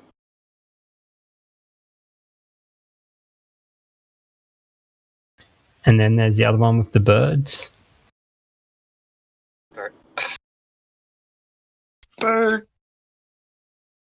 It's holy. That's Hollywood magic, man. But Globers will defend it when you show them the blue marble with copy-pasted clouds. Yeah, it's the satellite that goes over it, and then it's the same cloud in another spot. Even the the so-called satellite images live feed of the sun, right? You get those two things. They go out. There seems to be like a good solid 6.5 hours of footage that's missing. Almost like the sun goes out of range of the telescope or something.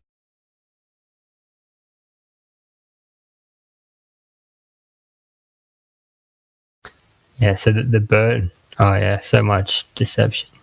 But that bird one is Discovery or Nat Geo or something. Yeah, Nat Geo.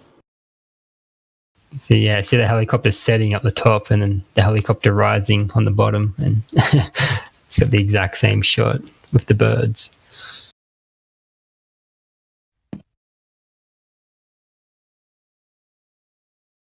My National Geography. If you think about it, geology is not a real science. Think about it. What is science, right? It's the act of observing something and being able to do an experiment to come up with a hypothesis on why this happened, right? So you can come up with a law that says if this happens with this, this is the result. Nobody has been around long enough to see these geological forces take place. Ergo, geology is not a real science. And that's it, yeah, observable, testable, repeatable. Like you can't test and repeat millions of years or whatever. It's a pseudoscience. But like, you know, I guess, you know, I believed it until I looked into it, and then I'm like, oh shit, like it's just based on a shitload of assumptions.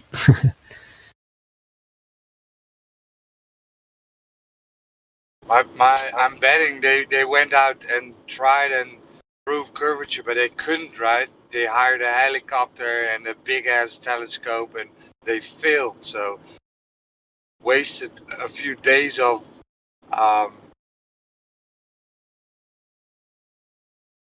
wasted a few days with these expensive equipment, because all these cameras and sound people, they cost tons of money. Filming stuff costs tons of money if you do it right. So they had to fake it, right? Yep.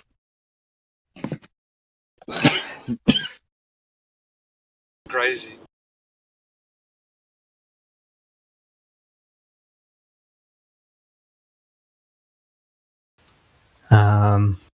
Yeah, not too sure. Resolve. And then I post the other one with the stripes on the. I just love it how people just point out all this stuff, like all of the little mistakes. Yeah, but these are excellent stuff, right? Because when they come and tell us about the boat and the stripes, you show this, right? It's really awesome. Because then they will see, whoa, yeah, you're right, man. Where's the horizon is behind the boat. They fooled me. Why would they lie?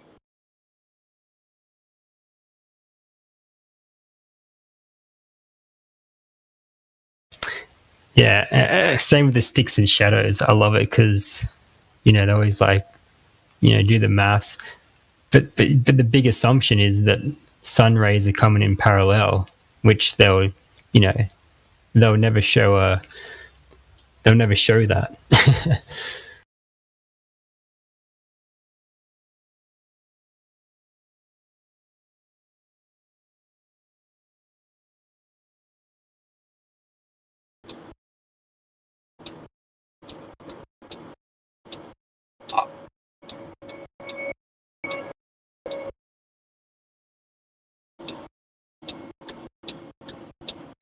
Well, the sun rays are almost parallel, but not 100% parallel.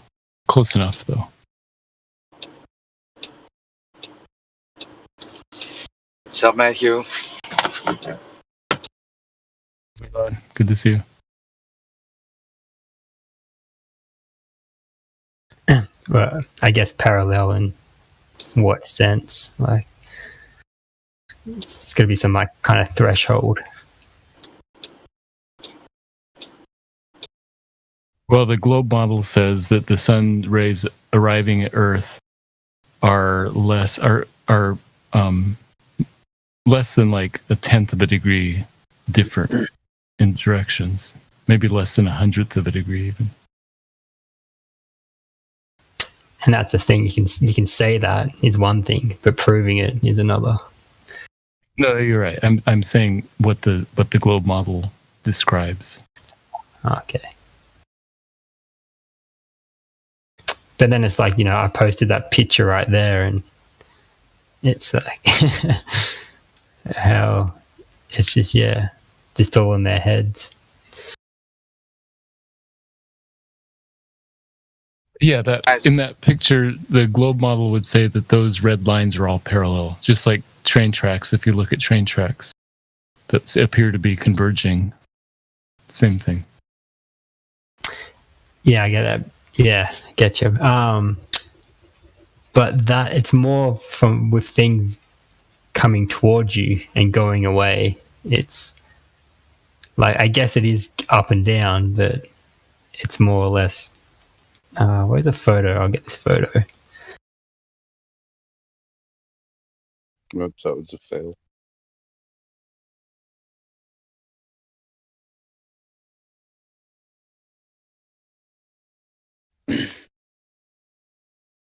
Because that's like, so saying you're looking at buildings off into the distance. Why don't they all converge, up the top? What do you mean? Like the perspective of the top of the buildings? Yeah, well, I'm trying to find a photo. It just explains what I'm. It's trying to like explain a bike to a blind person, kind of.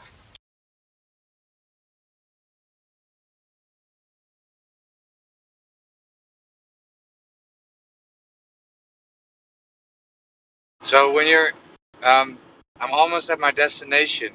So I wanted to play one more song when you're searching your video. Can we do that? Go for it. Drace 24/7 Flat Earth Discord dedicated to all the new people who have yet to fully turn into a glow pad. There's still hope for you. The hole in Shut a up, donut? Brenda. That's I'm trying to space sing time. here. Bro, don't you even know how much we love the ball once like you? We heard it all before, it's not new to us anymore. Bro, So yeah, you see the picture? Yeah. the ball makes claims to. So like the train tracks, things coming towards you and going away from you. Yeah, it has that effect. But like, the buildings don't do that. Things that are just going straight up, which like the buildings would, if they were like 20 kilometers high, they would start to kind of look like they're going in towards each other. But I don't know. They don't win. I don't know. That works best. Any evidence of the curve Earth crest? Any evidence that it's not at rest? Any vacuum next to a pressure test? There's no precedence, no evidence that the globe defense. Don't take offense, just don't be this dense. It's your preference, with some common sense. You can sit on the fence. For a groper, it's tragic. He believes it like it's magic. The hole in a donut? That's space time. You're a moron. No, that's true. You're a moron. I'm just gonna look for more high altitude Don't make me remove balloon shadows, because I couldn't care less. I just don't want to rely on that one photo. The hole in a donut. Shut up. I don't want to have to Yeah, eject so you. what's this one If you that wanna Joshua continue spouting posted? shite about Holton What's that one Donuts, I'm supposed to gonna kick show? you out. With Last the sun and the chance. clouds? Shut up.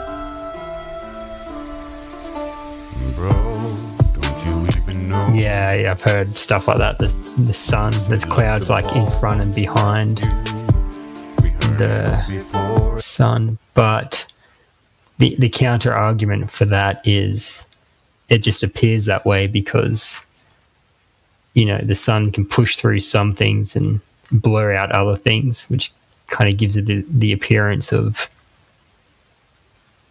it's like, some clouds are in front of it and some clouds are behind it. Yeah, that makes sense. I don't think clouds could ever be behind the sun.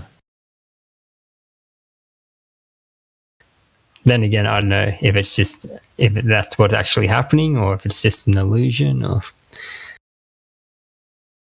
Yeah, an illusion makes sense that like it could look like the clouds are behind the sun, but I don't think the clouds could ever actually be behind the sun.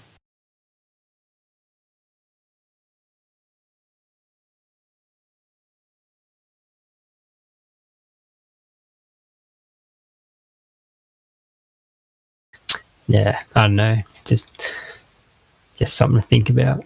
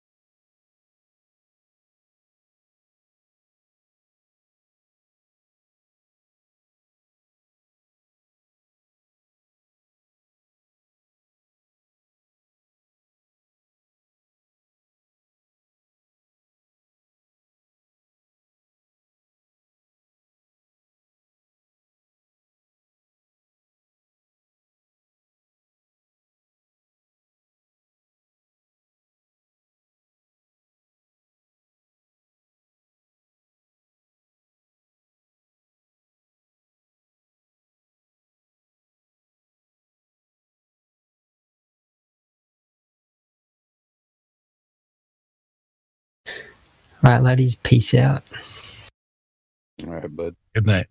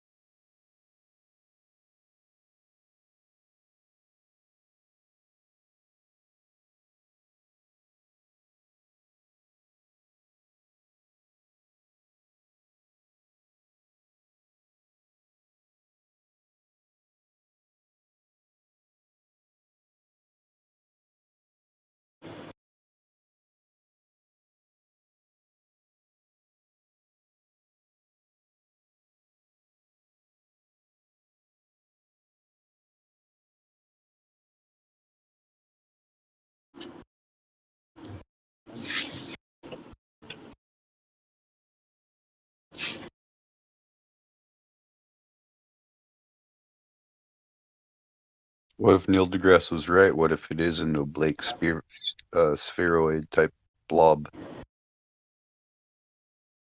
Like pizza dough.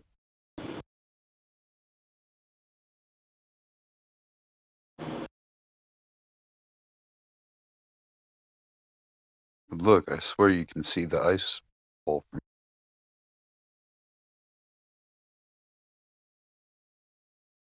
Isn't that what it looks like?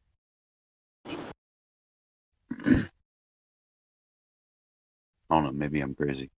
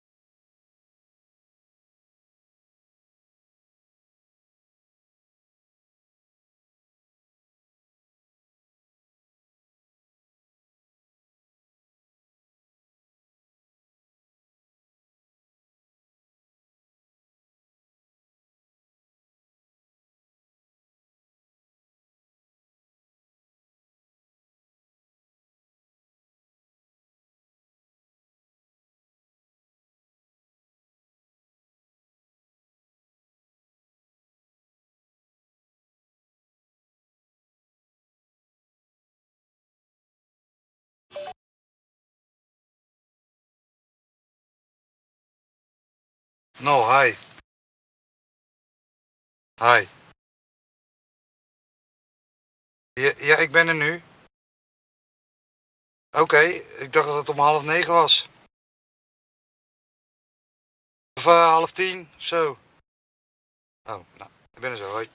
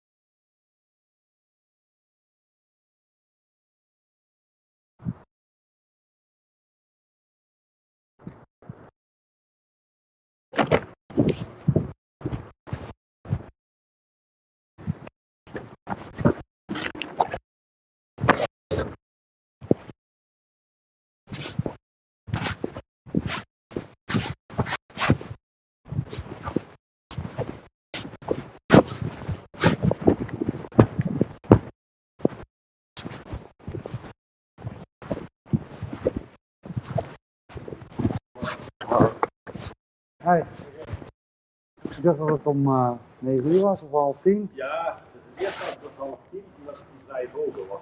Ja.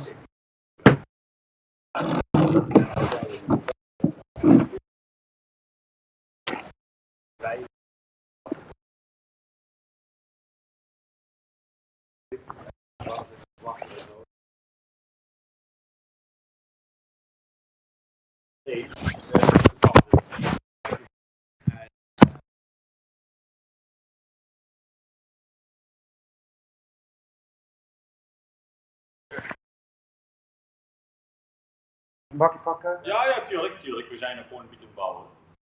En het mag worden daar nog opgezet. Dat is dus niet. Wat is dat in de muur? Ik heb het even gezien, ik heb het al hoor. En mag niet op, kunt het niet aanhouden. Maar ja, dit is gewoon eerst nog opzet.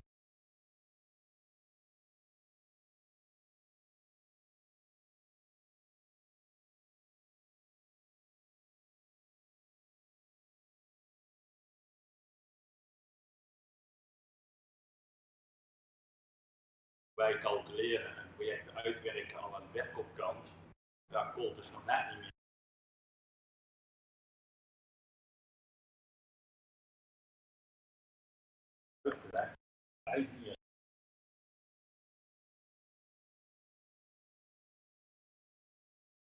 Nou, zie je.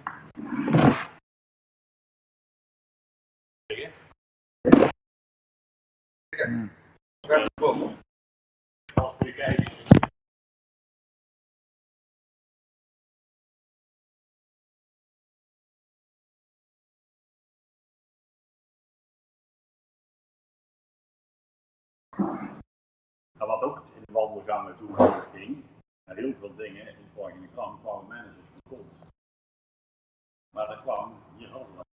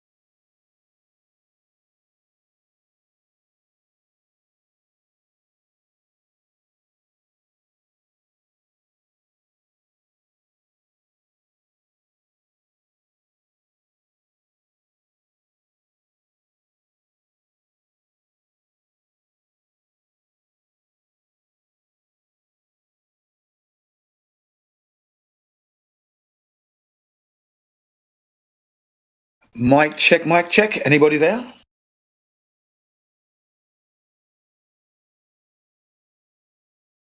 Yeah, g'day, Jin.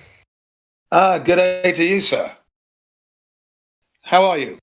Good, and yourself?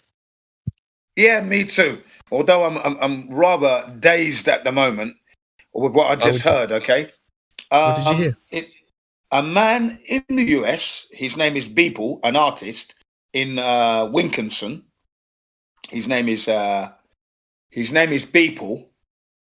And he's put up a piece. He got a piece of artwork, $70 million. He's turned out to be one of America's most expensive artists at the moment. The thing is, it's all on in the internet. 5,000 images of every day as a collage has been bought by somebody for $70 million. So it's nothing physical. You can't put it in your hand and have it. Yeah? Wow. Yeah. It's ridiculous. So it's digital art. Is that what you're saying? Yes, you got it. Digital art paid for maybe by cryptocurrency. Who knows? Oh, wow. Silly, isn't it? Silly. Yeah. Well, things. What I've been noticing is that things are getting faker and faker as time passes. Yes. And cryptocurrency is a good example of this. Although it is, I'd say, a more viable method of exchange than fiat currency, in my opinion. Yeah. But yeah, like I said, things are getting faker and faker. There are things such as virtual real estate, virtual collectibles. Back when the initial bull run of crypto back in 2017, there were things being sold for six-figure sort of numbers. One of them was like a crypto kitty, which is it's basically like I was saying, a digital collectible. It's a cat. Right. People would raise it was a game that was based on it was on the Ethereum platform, and people would raise these digital kittens, and then you could sell them because they were basically you couldn't replicate them. They were unique in that sense, and that's what a lot of that's how this technology works. It's yeah, but it's I mean, come on. It's ridiculous. If you ask me, yeah, I completely agree with you. $70 million. This guy Beeple has become America's, most expensive artist at the moment, currently. And the piece was sold at Christie's. It comprises of 5,000 different images, but everyday images. Because the piece is called Everydays. Okay, that's the name of the piece, right? And Beeple, I didn't quite catch his real name, but that's his artist name. $70 million. If it's all real, I mean, come on. Can we believe that somebody paid $70 million for something you're not going to have in your hands? Yeah, I suppose it's physically can't touch it. It's a ridiculous sum, but like I said, things are they're going in that direction. Yeah. Like I said, if you can buy virtual realty, where it's basically a fake plot of land and you pay real money for it. Yeah, I mean, that's just silly, isn't it? I mean, I'd never do that. I don't care how much money I've got. I'm not going to buy something for $70 million of a digit. I'm not going to do that. I'm just not going to do that. I mean, that money could be better used. You know what I mean? Come on, man. I agree. I love art. Art is art, and I love art. I'm not saying that, when you look at the artist's work, male or female, the artist's piece, yeah, I can appreciate the time and the message they're trying to convey or whatever. But this one, 70 million. I mean, this has just gone out of control now. You're never going to have it in your hands. So how it's a 5,000 piece. What do you do? 5,000 images of everyday life.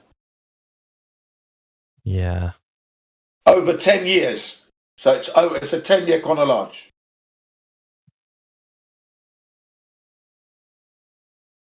Yep. Yeah, like I said, that's the way of the future. Yes, that's it. Faker and faker as we along. It does, as we slide along that slippery slope.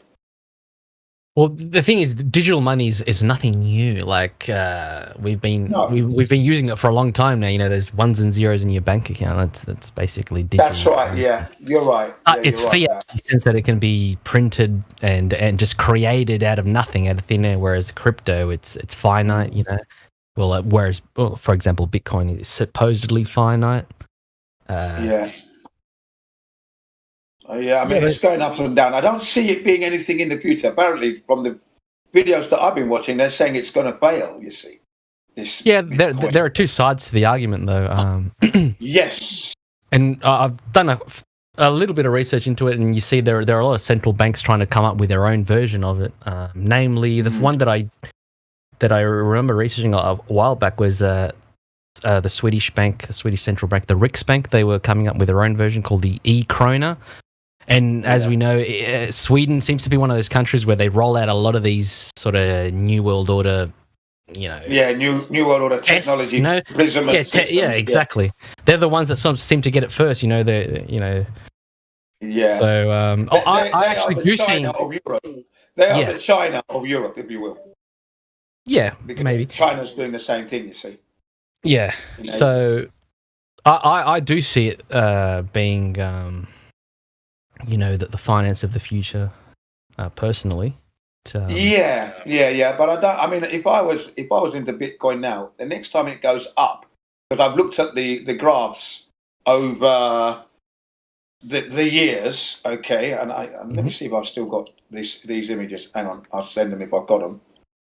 Right, I looked at it this week, so let's have a look. Hang on a sec.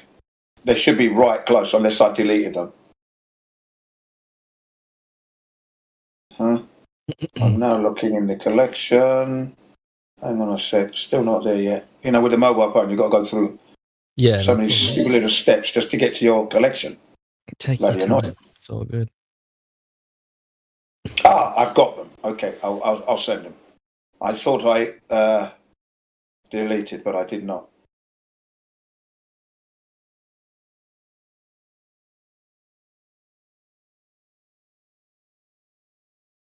Okay, I'm in the right place. Here we go.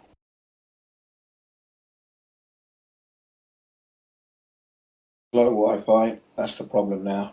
Okay, hang on a sec. Got to check my Wi-Fi now. Am I out? Am I in? I'm out. Okay, got to reconnect. Bennett. Gordon Bennett.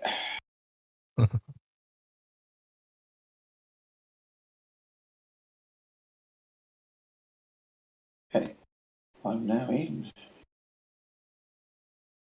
Get out of here. Can I have it? Okay, here we go. It's okay, that's it. You're getting the first image coming up now. Bang, should have got to you. Yeah, I see. Right. Now that's a graph from like a number of years ago, and then the one I'm going to send you is the most recent. Mm-hmm. And it's showing you how it fluctuates, as you can see, yeah? Over, I think maybe 5 years or so. Yep. It's definitely a very extremely volatile asset, as are all the cryptos, really. Yeah.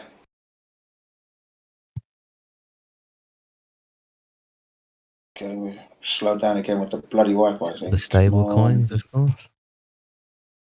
Yeah, I mean, I would say if anyone's got them now, and then the next time they go up, get rid of them then, and just count as lucky stars. You know?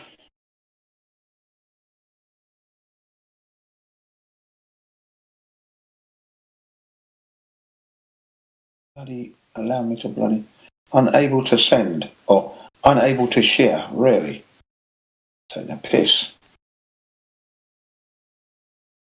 Okay, here we go. Unable to share again. Try again. The second image is the interesting one because it's showing. This is the recent, up to date image. Okay, can you see that? Yep. So there's a distinct rise, isn't there? Yes. It's gone down and down, but in recent months it's gone up, and it just keeps going up, doesn't it? Mm-hmm. So you can see, 2019, as of 2019, it's just gone up, hasn't it? 2020, still going up. And where does that graph end? Oh. Look, I can't see it properly at the bottom. Okay, so it goes up to as far as 2020 September. Yeah? Yep. Okay, so it's on its way. It's on a downward trend, it looks like. At the moment? That was September 2020. It was on a downward trend. Mm-hmm. And recently it's been going up again, hasn't it? Yeah. It's been going up again, yeah, right. Okay. Well, it's at the highest point it's ever been at the moment, I believe. Yes, that's correct. Yeah, that's right. You're right. Yeah. But there is it does go up and down. So, I mean, I'd be selling mine on the up if I could, if I had any. Yeah, there are definitely ways to make a lot of money if you're, always on it and buying the If dips you're and up to selling taking the highs. risk. It's very risky, but yeah, like I always say to everyone that wants to invest, you only invest what you're willing to lose. Yeah, that's With right. anything, with stocks, with whatever. Yeah. Whatever it may be. Because you're not really in control of what can happen with your money. No, not with the stock market. No. Suddenly there's a war and the stuff's gone down.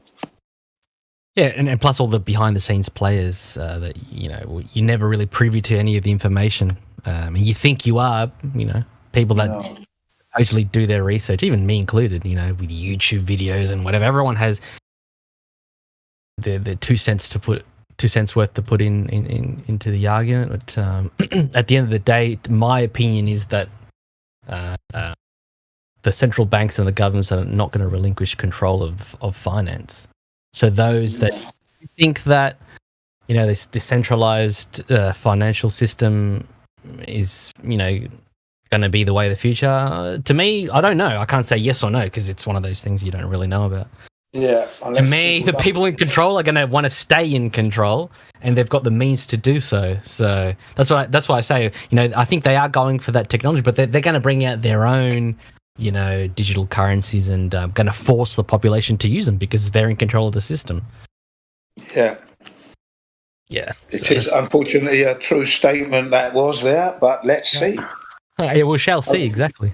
We shall see. Yeah. Exactly right. Because nobody knows who's in control of Bitcoin or who's in control of any of these other cryptocurrencies. Satoshi Nakamura, I think it is. Satoshi Satoshi Nakamoto is a supposed name, or nobody knows if it's a pseudonym or if it's an actual person because it's never been verified. But he's Japanese anyway, isn't he? Yeah, well, that's what people like. That's the Satoshi Nakamoto is people aren't sure because it's unverifiable whether it's an actual person. No one's ever actually come out and said, "I'm Satoshi Nakamoto. I created Bitcoin." No one's ever done that. Yeah, you see, so risky, man. You guys. Well, you don't know where it really originates from. Who created it? And in this day and age where everything's... Sorry? Everything leads back to him. Yeah, well, leads back to that name, yeah. Yeah. But, I said, no one's actually come out and said, yeah, I'm Satoshi or we are Satoshi. No one knows if it's a group of people. It's one. People have their own theories, but, it's like we say to the globe, it's what's verifiable and what isn't. That you can that's mad, isn't it? You don't even know what you got. And, you're putting your real money in, and then if you want to spend it now, you can't really spend it everywhere, but I suppose Amazon are accepting it, aren't they? That's right. There are several different firms that are accepting different types of cryptos. The thing is, when you say you put your real money in, what really is real money? You have to go to that. Real money is essentially a Ponzi scheme. It's a pyramid scheme. And it's worth nothing anyway. Nothing's worth anything. It's all agreed upon value. It's all consensus. Like we agree that, yes. Especially with the with most fiat currencies being backed by nothing and just perpetually printed into oblivion, sort of thing. So Yeah. When you look at it like that, everything's a risk. As you say. It is. It really is. But it's all about consensus. It's all what the crowd thinks. If the crowd thinks that this plate that I'm holding, this plastic plate, and it's worth whatever it's worth, and it's worth whatever it's worth. But it's consensus. It is. It is that. Yeah. Yeah. That's been money since the dawn of time, though. Really. It's all what we agree that. Okay. Yeah. I agree that this is worth this. Whatever. Well, realistically, we should be trading actual goods, like I'll trade you a cow and you give me whatever, a goat. Yeah, 2 bags of carrots. In return, or whatever, something along those lines. 2 bags of carrots and a bag of onions. Yeah. And a lot of people seem to think that this is where crypto's going, that tokenization, where, for example, if I'm, let's say, an electrician, you'll pay me an electrician token or whatever. People will eventually be able to create their own tokens. And then if you're a neurosurgeon, I need neurosurgeon tokens in order to get your surgery, and they could be worth a shitload more than my electrician tokens. Right. And in a sense, that is kind of going back to how we used to trade, because we're trading, but only digitally. Our skills digitally, of course, digitally, and as well the advantage behind the encryption technology is that nobody can continue to print these tokens. Yeah. Can you? It's B-Dog. What are you doing? What are you doing? Yeah, Wi-Fi problems. That's what that is. Someone keeps trying to join in. Yeah, they've got a connection problem there. All right. Yeah. Okay. Connection problem. And they probably got something important to say as well. I have to turn off that notification sound because it's doing my head in. How's it going, fellas? What's going on? Good, and yourself, bro? Oh, well, fine, thank you. And yourself? I'm doing wonderful. Just dandy. All Good right. to hear. Are you new to the server? I've joined like a few days ago. There, I unmuted you. I don't know what the problem was, but I just unmuted you. It's Flat Earth Dude. It's Flat Earth Dude. How you doing, Flat Earth Dude? I'm just noticing. Oh, fuck yeah, man. I'm fucking unmuted, bitches. I'm here. Hey, can somebody block or ban B-Dog? They just keep trying to join and rejoin, and they're doing it on purpose. It's clear. Can you unban them or block them or unblock them or? Well, you can ban them. Why was Dude muted? Because he was bursting out, or what? Like he just did, or what? No, Dude's okay. He's one of us. So all right, then I'll re-unmute. He's definitely my brother. So All right, I'll unmute. Yeah. Cheers. Now, Dude is me. Dude is me. Dude is Jen. Jen is Dude. Dude, yeah. Hey, I'm gonna say something real quick, Jen, and you're gonna finish it, okay? I'm living the dream. In the nightmare. I'm living the dream in the nightmare, brother. Yeah. Always good to talk to you, Jen. I love you, brother. I love you too, Kenny, Dude. Love you well. Oh man, we go back many years and many decades in the flat Earth, man. We are here for the flat Earth revolution. What are we talking about tonight? We are here for the revolution of flat Earth, brother. Flat Earth truth, smashing the heliocentric model. We're taking a piss. As they say in England, they're taking a piss on the fucking globe. Oh, man. Gaming Genius, are you a glober or a flat Earth? I don't know what I am. I'm very confused. Perhaps we can help you with that. Let's help him. Yeah. Here we go. Let's help them out, boys. It's what makes you think it's a globe? I mean, what's keeping you on the fence? Sorry. No. I've learned from the last time I was in here not to argue with you guys and just listen. So I can get my evidence that way that the Earth is flat. Because I asked the question last time and I got yelled at. So no, that won't happen. You won't be getting yelled at here unless you're obfuscating and going around in circles. But if you're just going to be yourself, be honest and just answer the question for not only for us, but in the interest of the listeners in the chat room who are listening live. Please, let's just go with it. Okay, like a TV show type of thing. Like a TV show. Yeah, it's like a TV. Yeah, just don't objectively be a dick. Okay. I love that. Right. So, what's keeping you on the fence is the question being asked of you. What's keeping you on the fence? What's the problem? I'm not sure. I'm not really sure yet. I've heard, like skydivers can see the curve of the Earth when they're skydiving. I skydive all the time. So skydivers from 30,000 feet. Let's say 30,000 feet, man. That's a big skydive. I doubt anyone. Big fucking skydive. That's a lot of free fall. 30,000 feet. Almost every month, you don't see it at 30,000 feet. Have you ever? You don't see it, guys. There is no curve.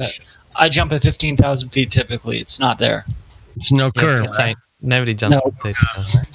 Now, Neil deGrasse Tyson said it himself, okay? He said that Felix von Gardner jump, which was at 128,000 feet up, he said that's not high enough to see any curve. That stuff is flat, he said, okay? Because he had a beach ball in his hand. He had a beach ball of the globe, and he said Felix von Gardner's jump was just like 2 millimeters off this beach ball. That's not high enough to see the curvature, he said. And if you look at the actual jump, when he's actually inside the gondola, looking out the window, the horizon is dead level. But as soon as he steps on the platform, suddenly the curvature's there, massive curve from the fisheye lens that they were using. Okay? So, no. Fisheye. Yeah. I'm a photographer. I know all about that stuff, to be honest with you. Fisheye lens with the... It was called the New Mexico State of the Globe. Yeah. Yes. It took up all that room, yeah. Isn't that what they called it? It was the entire state of New Mexico as a globe. Can It was. somebody, Can I ask Gaming Genius a quick question, if I may? Hang on. Can somebody unblock my buddy Polish down here? I'm sure we can. Yes. Thank you. Polish can be unmuted. You guys unmuted me. Thank you. You can mute me again anytime. It's okay. So Gaming, have you made any of your own observations of the world? I have not. Yeah. Until you do that, I have no scientific. I would recommend doing that then coming back, because that's the sort of thing that will get you off the fence. You got to go to the big water, like ocean or giant lake, and just take a peeky poo. Take a peek. Pick a landmark, and you have to know the distances to the landmark, factor in your viewer height, all those things, and personally debunk the globe. That's how I did it. Otherwise, you'll probably be on the fence forever, because you're sort of sticking and holding on to these third-party arguments. People saw this and this and that, when you have to really just prove it for yourself in order to, like I said, get off that fence. Yeah, that's Don't even take our word for it.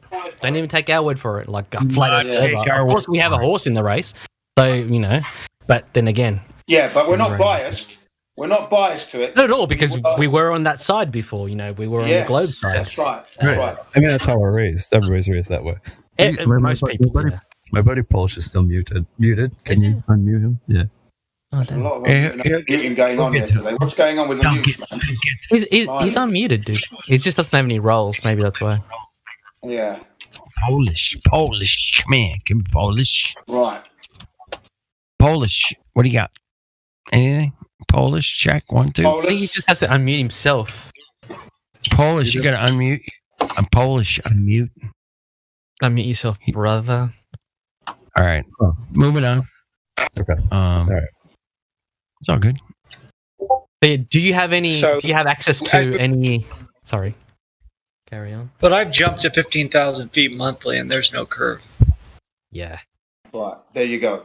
I skydive every month. I've flown 38,000. 38,000, man. That was like one of I those. did 15,000 and near 20, but that's it. Yeah. I used to fly back and forth to Japan all the time back when we were allowed to travel. And once I became a flat earther, I made a point to actually have a look and check the horizon while everyone else was watching the movies and doing what they were doing. And I did it several times. I'm like, yeah, it's flat as fuck, dude. Yeah, like you said, 38,000 feet, Boeing 787. I mean, I think that's the cruising altitude, roughly. Yeah. Yeah, 40,000 feet max. Unless there's turbulence, then you might have to exceed that now and again. But the pilot would have to do that, of course. But in all my life of flying, I've never ever seen the curvature at all. And that my flying days started from the 1970s, 1970, 71. That's when I first flew in an aeroplane. And I remember looking out the window, looking at Heathrow Airport as we were leaving, and everything just leveled off. Once the plane leveled out, once the plane had done its ascend and leveled out, everything, the horizon was just level. That was the first time I'd seen anything like that in my life. So, and it was good because it's left a lasting memory that I will never forget. Yeah, that very first time. The other thing you see skydiving is it levels. Yeah, right. I've parachuted. I've never seen the horizon parachuting, so no. Sorry. Never seen the curvature, sorry. I'm going to have to try that one day. Yeah, but I don't know how you could have seen that. Honestly, the only time people ever have seen the curvature is through some type of NASA,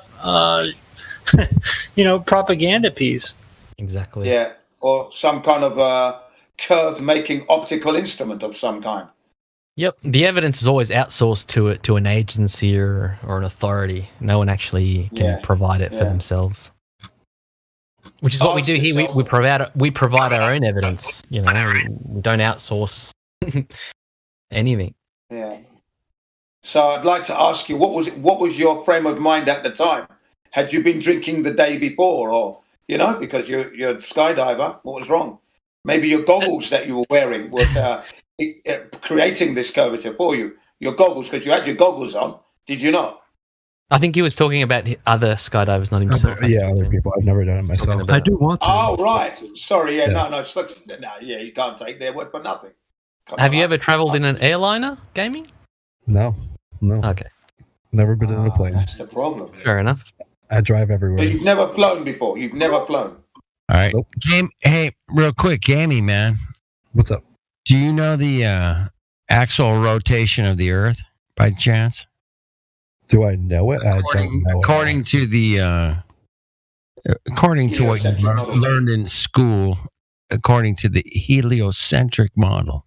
Are you asking him for the velocity or just the rotation speed at the equator of a spinning ball? Do you know that speed by chance offhand? I mean, or even roughly, right? Or even roughly, even in the ballpark, the Earth is spinning. The actual rotation at the equator, according to the heliocentric model, is how many miles per hour? Do you know the answer to that question? Well, from what I've heard, I obviously don't know anything scientific because I'm not a scientist and I haven't done these things myself. That's fine. That's fine. Learn in school, exactly. From what I've heard and learned, it's 1,000 miles per hour. Well, that's a big fucking number. Holy shit! Yeah. If something flew by you at 1,000 miles an hour, would you even see it? You wouldn't. No, you wouldn't. I don't think you would, right? Nope. I mean, I've been at like a race car, and they go 220 miles an hour, and that fucking car is going so fucking fast. You can't read the emblems or numbers on the fucking car, man. It's going so fast. You're like, fuck, that's only 200 miles an hour. Right. 1,000 miles an hour, you couldn't see anything flying past you at 1,000 miles an hour, right? Yeah, you can't. There is a place in America where they test these things at Mach 10. Okay, Mach 10, and you don't see it. Bang! All you see is sparks. You don't even see the seat. Yeah, you're seeing sparks. That's it. It's that quick. It's like a tenth of a blink of an eye. That's how fast it is. A tenth of a blink of an eye. Right. Yeah, and they say they can go thousands of miles per hour and stuff above us. But what types of metals can even like sustain that type of heat? Well, if there was any atmospheric, anything in the atmosphere, air, hydrogen, oxygen, it's going to rub against that metal really, really hard, man. It's going to rub against it, and that's called friction. And you have to have friction in order to fly, man. That's all I know. Yeah. Sort of more to the point. For example, say you're at the equator where the Earth is moving underneath you at 1,000 miles an hour. If you are to say get in a helicopter or a hot air balloon, wouldn't that Earth just move underneath you and then you'd be in a different place? Especially if it's 1,000 miles an hour, wouldn't that be quite an efficient way to travel? Yeah. They call that the Coriolis effect, as I recall. Well, Coriolis. Oh, come on. I got a scenario for you guys. How about this one? Go ahead. A rocket, they say, travels 17,000 miles an hour as it breaks out of orbit. They say 17,500 miles an hour. That's 5 times the speed. 5 times the speed of a bullet. Okay. 5 times. Okay. So, do you honestly believe that flame, that fuel propulsion coming out of the bottom of that rocket, do you honestly believe there's any way possible that flame is traveling over 17,000 miles an hour, over 5 times the speed of bullet, just to push that rocket into space? That flame would have to be going probably twice as fast as that, pushing that hard to get it to that speed. There's no way that rocket flame and that fuel is coming out of the tail of that rocket at 5 times the speed of a bullet. That is just ridiculous. Blatant. Yeah. So to go into the whole let me just say something. Turning at 1,000 miles. I'm a skydiver. Okay, so I've gone up to 18,000 feet and jumped out of an airplane, landed at a certain destination, and the Earth doesn't move such a significant amount to where I'm going to end up super far away. You know what I mean? Like, it's relatively... Doesn't move at all. Yeah, they The Earth is not moving at all. barely a foot an hour. There's no on movement on airplanes. that. That's what I was doing in there today.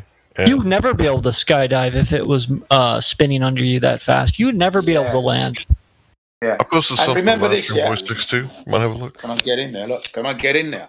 You would end up in like China if you jumped from like America.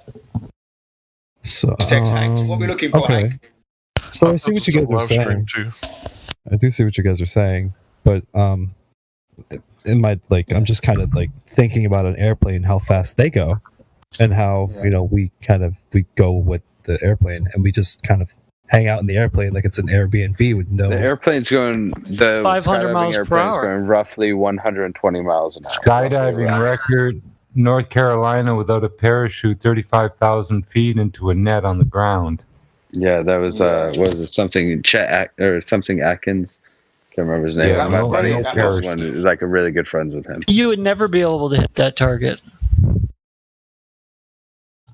He did. Yeah, not if the Earth was moving, you wouldn't be able to hit the target. Yeah, that's what I mean. Yeah, yeah. Not if the Earth Essentially, what we're trying to say here, gaming, is that the Earth does not spin underneath us. We never experience that. It's never been observed at all. So that's the point we're trying to make by giving you all these examples. hang on. Right. I'm trying to give him an example, and I'm going to give it to him now. Look, fireworks day, in England is November the 5th, and we put our rockets in bottles, and you light the fuse, you step back, and this thing is gone in a flash. Wah! And it's gone, yeah? Now, that's just a little rocket. Now, the rockets that NASA built, they say going at 17,500 miles an hour to 18,000 miles an hour to get out of Earth's gravitational pull. This thing should be that instant. It should be as instant as that rocket ice set off on fireworks day. Wah! That quick. But it's not. It's crawling up, isn't it? Whoa. Would nothing have to do with the amount of weight compared, though? Yeah, but the power and the speed we're talking about. 17,500 miles an hour. shouldn't be starting off slow motion and then gradually. No, it should be instantaneous. Bah! What about though, like with a train? You know, like say a train, you know, moves at a certain speed, but when it starts off, it builds momentum, right? Yeah, train does because it's dragging a whole load of weight, of course.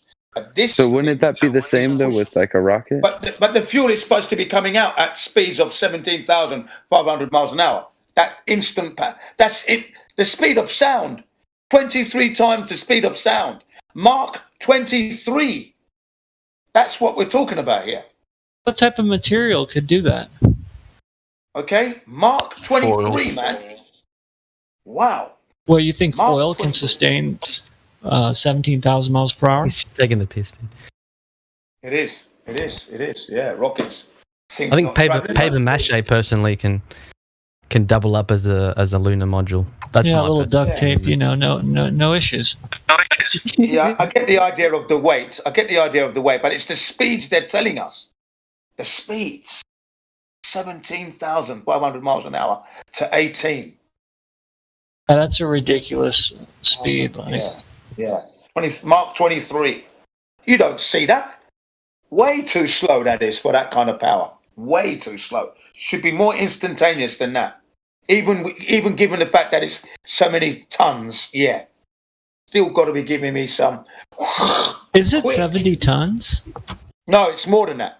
I don't know what it is. I said whatever tons it is. I'm not sure the exact tonnage of the Saturn V rocket, for example. But, bullets you can't even see, like when they're shot. So. Yeah. You can't see a bullet traveling. No, you can't. You have to slow it down. You need some super mega slow motion to watch the thing. So just imagine, triple that speed. It's instantaneous. 23 times the speed of sound. Yeah? Can we really move that fast? So we have no curvature and no rotation. What does that leave us with when it comes to rotation with a wobble, by the way? Rotation with a wobble. Because it's on a tilt of 23.5 degrees. So with that, there's a wobble there's supposed to be. You know? It's not an even, smooth spin. It's an elliptical one. See? And that wobble you're going to notice. So, okay, I kind of get what you're saying, but the Earth is so big, we don't have anything really to do like some sort of like a scientific test with a huge object. That's the Ron Jeremy fallacy, so that doesn't work. Actually, don't boats go over the horizon? Wait, what? I don't know what Do boats go over the horizon? I have no Hey, can I ask you a question real quick, actually? So Sorry, what about it's a when real you're... simple question. You're a baller, right? He's on the fence. Oh, he's on the fence. We said it's too big to measure. But don't boats go over the horizon and disappear? That's what we're told. I've seen that video where, you know, they apparently disappear and then somebody zooms in the camera and you can see them. I've seen those videos. Okay, so can I ask? Let me just. What about when you go up in like an airliner or something like that, and you see that like curvature? What is that? Is that like an illusion kind of deal? I've never flown, so I don't know. He's never honestly. flown, right. I've never flown. Okay, you just said that you'd used an optical. You've seen the video where the ship has been zoomed back in. How do you feel about that? What do you feel about that? What's your understanding of that? I mean, that's why I'm on the fence. I mean, I have no idea what to make of any of it, to be honest with you. Okay, well, you're told that it's going over the curve, yeah? Yes? Yeah. So once it's gone over the curve, you should never, ever see it again. It doesn't matter if you're using a pair of binoculars, telescope, a handycam. It's gone over the curve. Usually we don't see over the curve when something's gone. It's gone, isn't it? Gone round the corner. We don't see round corners. But yet you pick up a pair of binoculars and there it is. We don't see round corners, do we? Do we? Hey, my question is, what about when you like go up in an airplane or something, like you're traveling across the world or something, and you see that curvature, you can see that curvature. No, we never do. We never do. No one has. That's your window. So I'm saying, like, I've seen it with my eyes. I've seen. That's your window, bro. Is that an illusion? Window. That would be Yeah, that would be an optical illusion being created by the window of the fuselage. Yeah, because there are a few layers of plastic glass or whatever it's made of. Yeah, that's it. Because I've So got pictures. if there weren't a window, then it wouldn't exist. Then, yeah. You wouldn't see that curvature, basically. Oh, okay, And if you interesting. didn't have any window, at that height, you'd be sucked out of there. So you better have some windows to be safe. People do. So you didn't do really see halo it. jumps. Actually, speaking on the skydiving, halo jumps, super high altitude skydiving. Have you seen the videos of what's his name, Joseph Kittinger? Bro, we got He was the first 120,000 one to feet do that. up, and it's flat.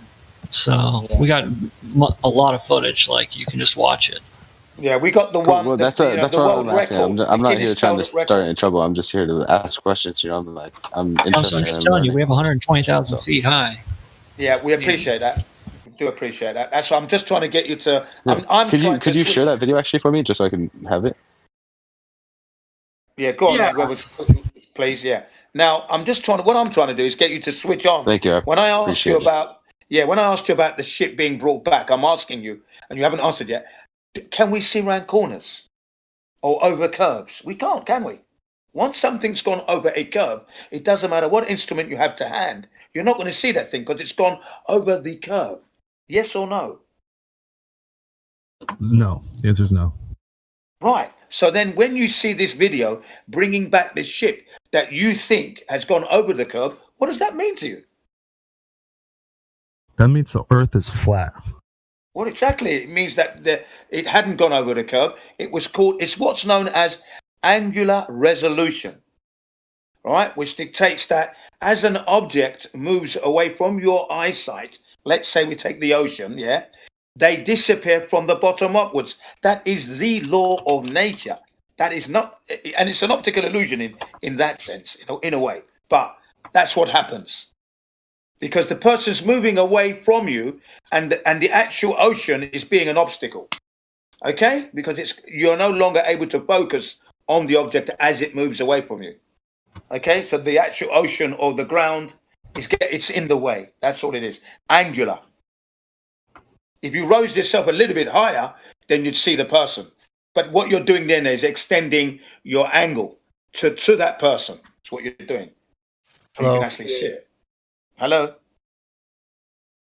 So that's what's going on there, okay? So why don't we fund?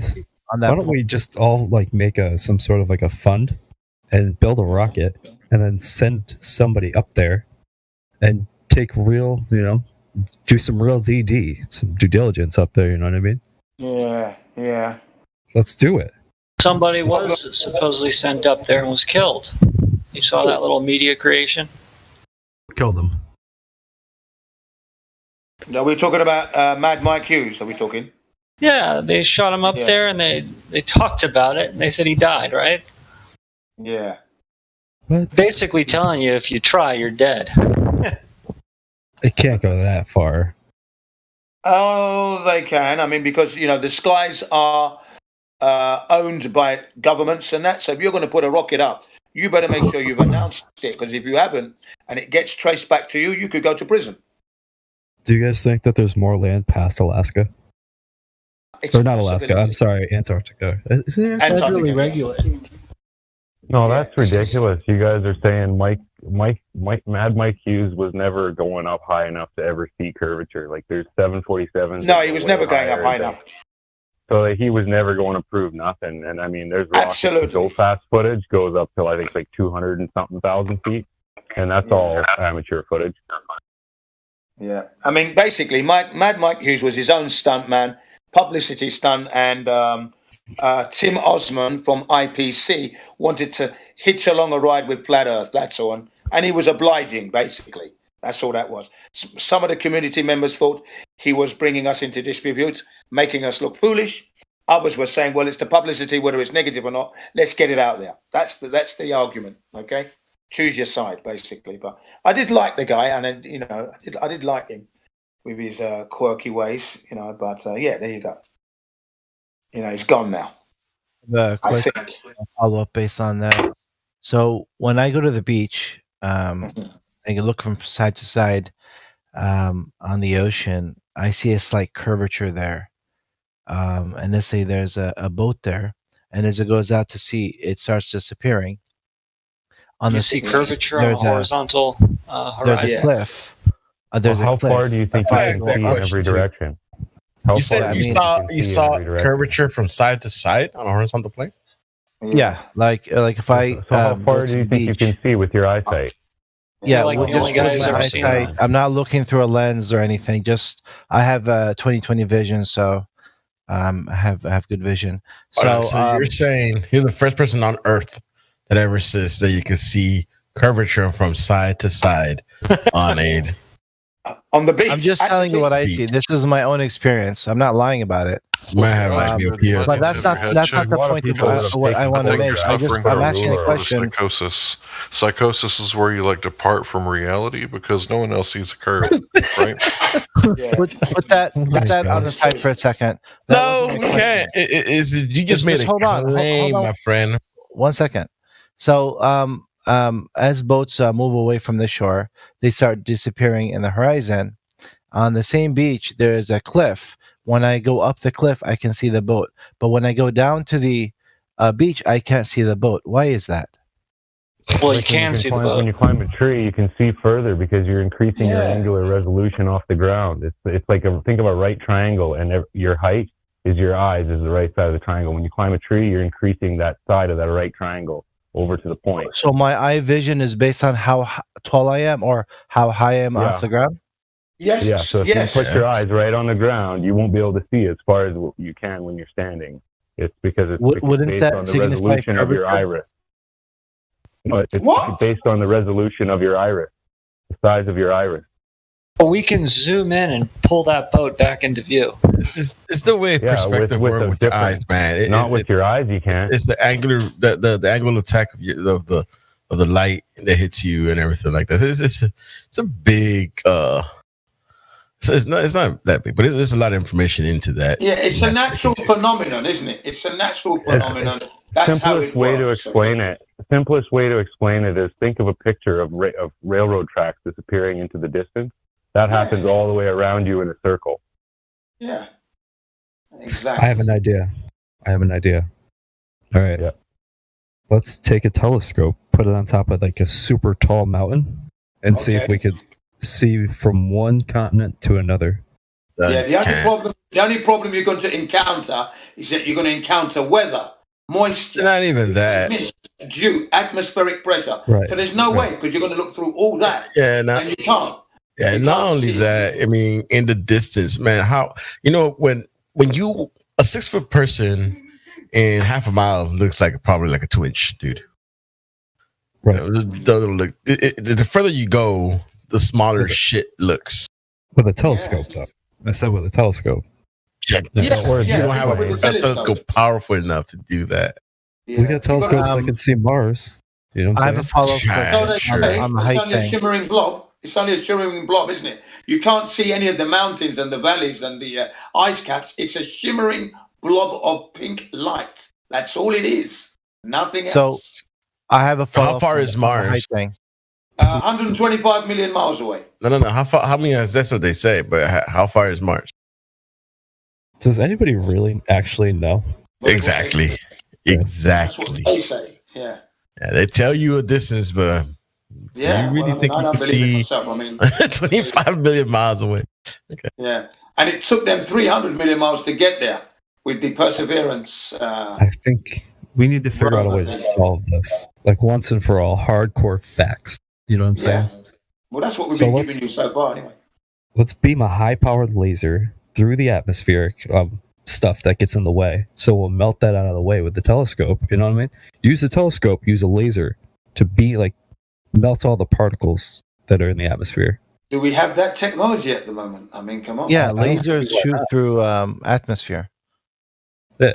So if we do that, you know what I'm saying? Like melt that shit away while it goes through. You're talking thousands and thousands of miles. What you think you're gonna? How you gonna measure the distance? How you gonna measure the distance? I have no idea. Don't. That's not on me, bro. I'm just saying high powered telescope. We have done well, not me personally, but there's a few people that have done lasers over water 22 miles, 23, 20, 14, 23 miles? 24 miles. 24 miles? Yeah. Yeah. Which, that's what, what's the deep dip? Jay, I can't bring it out off the top of my head. I think it was like, what, over 300 feet of curvature or something? There was nothing. No, I mean, how much is supposed to be there? Oh, right, yeah. Nothing there. Yeah, 200 feet. It was like, so. Okay. So here's the ultimate question. What's at the edge? Have you been there? I mean, this is the same thing as asking you what's at the edge of the universe. Well, there's got to be theories out here. I mean, speculation could be. Yeah, That's just speculation. We don't deal in giving you a story. We know, we tell you. What we don't know, we tell you. We don't know. Do you think it's like maybe it's like the Bermuda Triangle? I have no the Bermuda Triangle is a myth, really. And we don't claim an edge.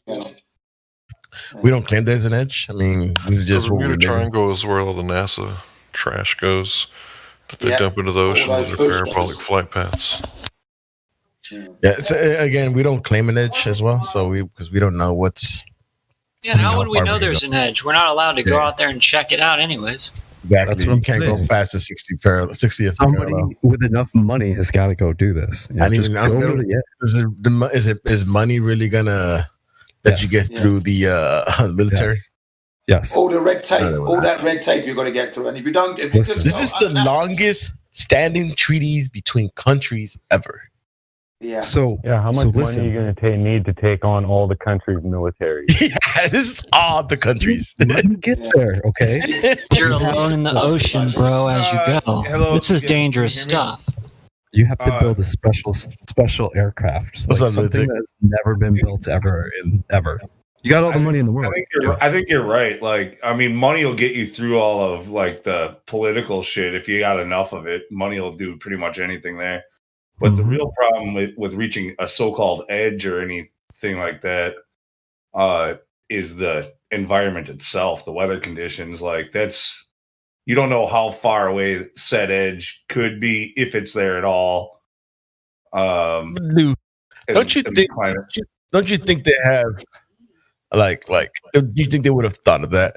Like, well, what if somebody pays off the U.S., or somebody pays off? There has to be some redundancy. There's heavy-duty border patrol. Yeah, bro. There has to be. Doubt, bro. Hey, the money is only there for you to work for it. They print it. They don't need it like that. I don't get why you think they need the money that they print for you to work for.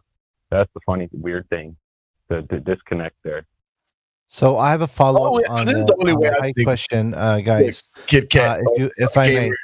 This is the only way I think we could do this is you get a shitload of freaking UAVs and just launch them. They can't stop all of them. Mm-hmm. Okay.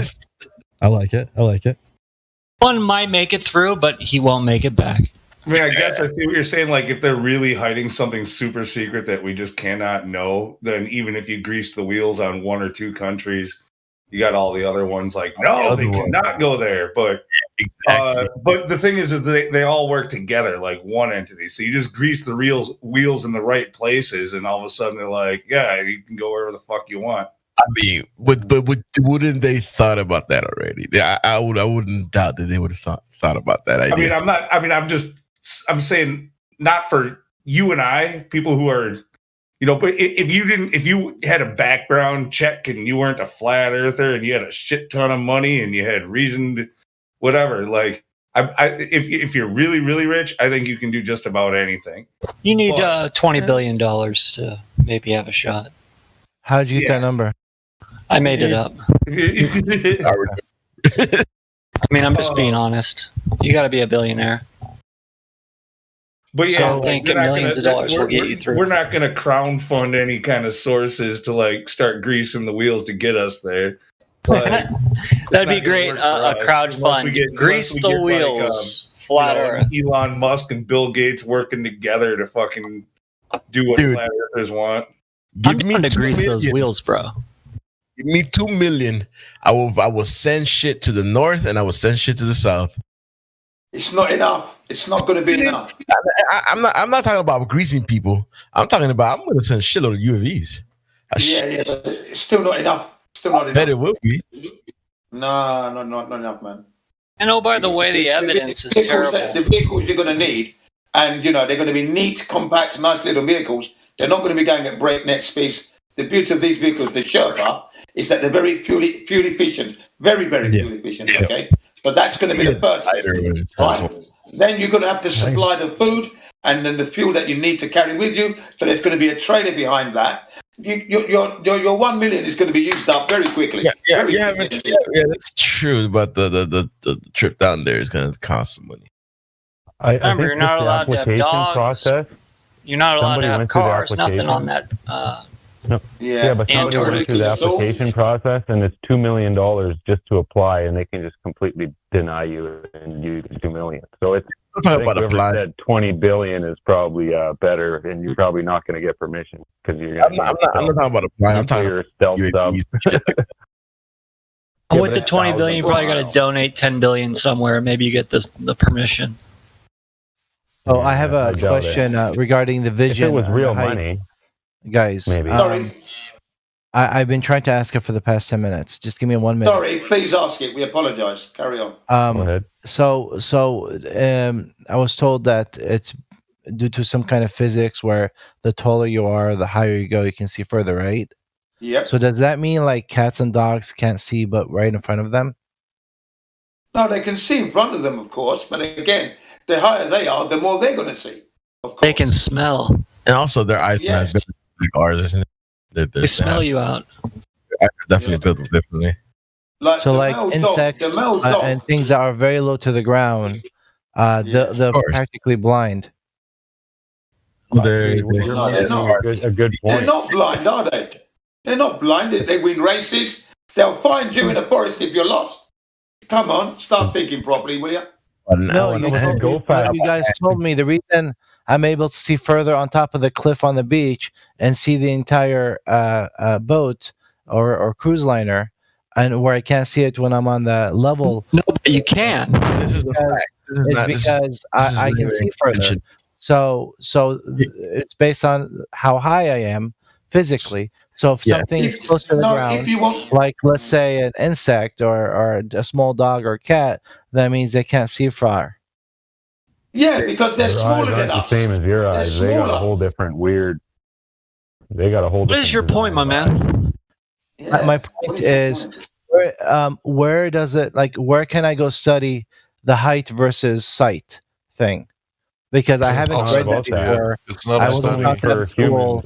This is the first time hearing it here. So since you guys are experts, I'm really asking, genuinely asking, where can I learn the ratio to that? Dude, I just said I'd send it to you. Can you hear me? Right. Oh, okay. Go ahead. All right, give me a second. Yeah. But you made a good point. The higher you are, the more you can see on that one the amateur rocket launch that launched up to like 200,000 something feet. You could see the moon in it, and it was supposed to be over Australia when it was actually. You shouldn't be able to see it. It would have been on the other side of a ball completely if you were only like so far off the top of it, and the other thing was completely on the other side of the ball below you. Thank you very much. There's a slam dunk there straight away. See that? Because if the Earth was a ball and the rocket had gone up, Australia is under the ball. Under the ball. You're not going to see that moon. With that go-fast rocket, it's spinning so fast, it's kind of hard to really tell that for sure it's the moon, but you know it's the moon.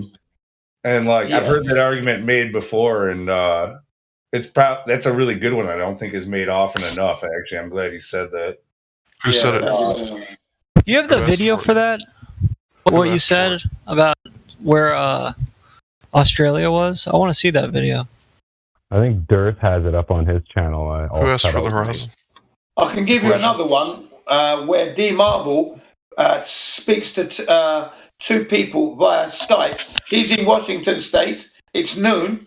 And then he speaks to a guy in England. It's 9 o'clock. The sun is just disappearing.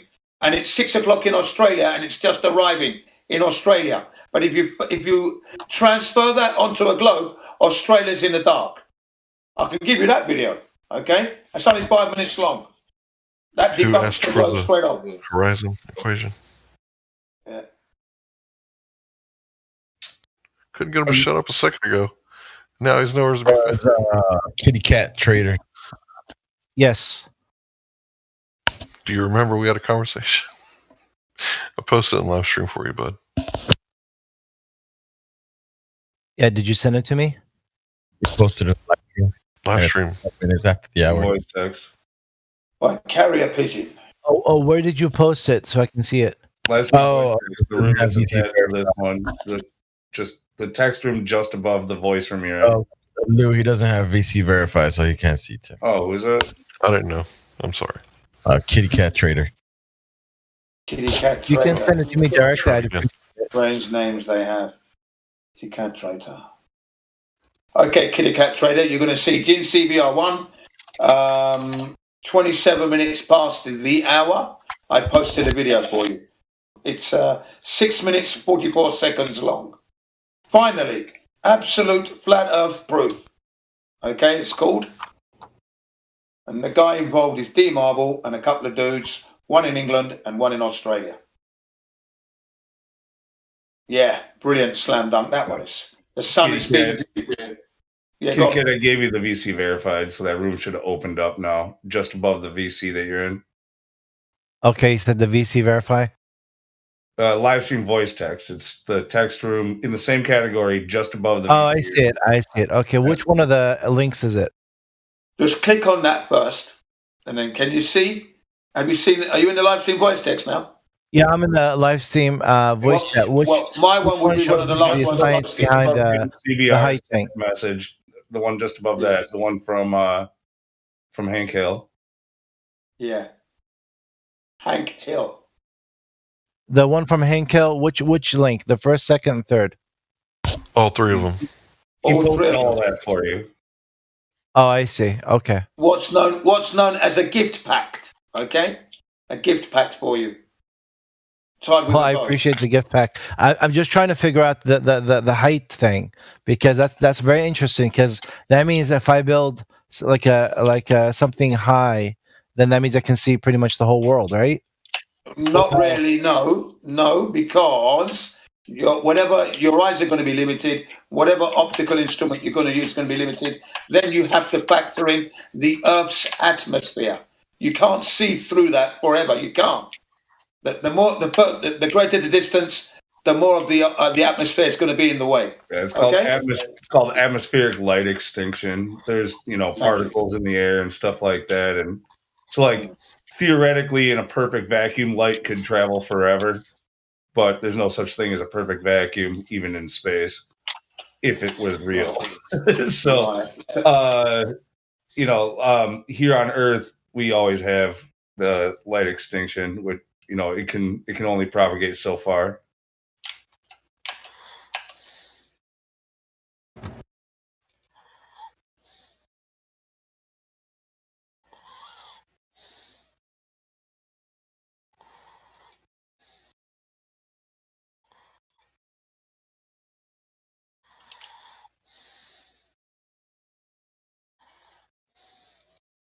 So, do you understand that? Yeah, because you got to remember, you're not. I'm reading the article. Sending your eyes across the Earth like lasers and getting a picture of what is over there. You are waiting for the light that is from over there to reach your eye. So that's the way seeing works. Light works. You're not looking at something over there. It is coming to you. At least the light is.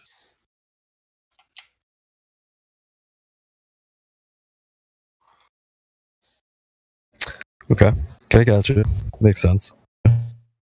Yeah. So that's why we can't see right across from New York to Paris, for example, as Bill Nile keeps saying. Bill Nile, the science guy.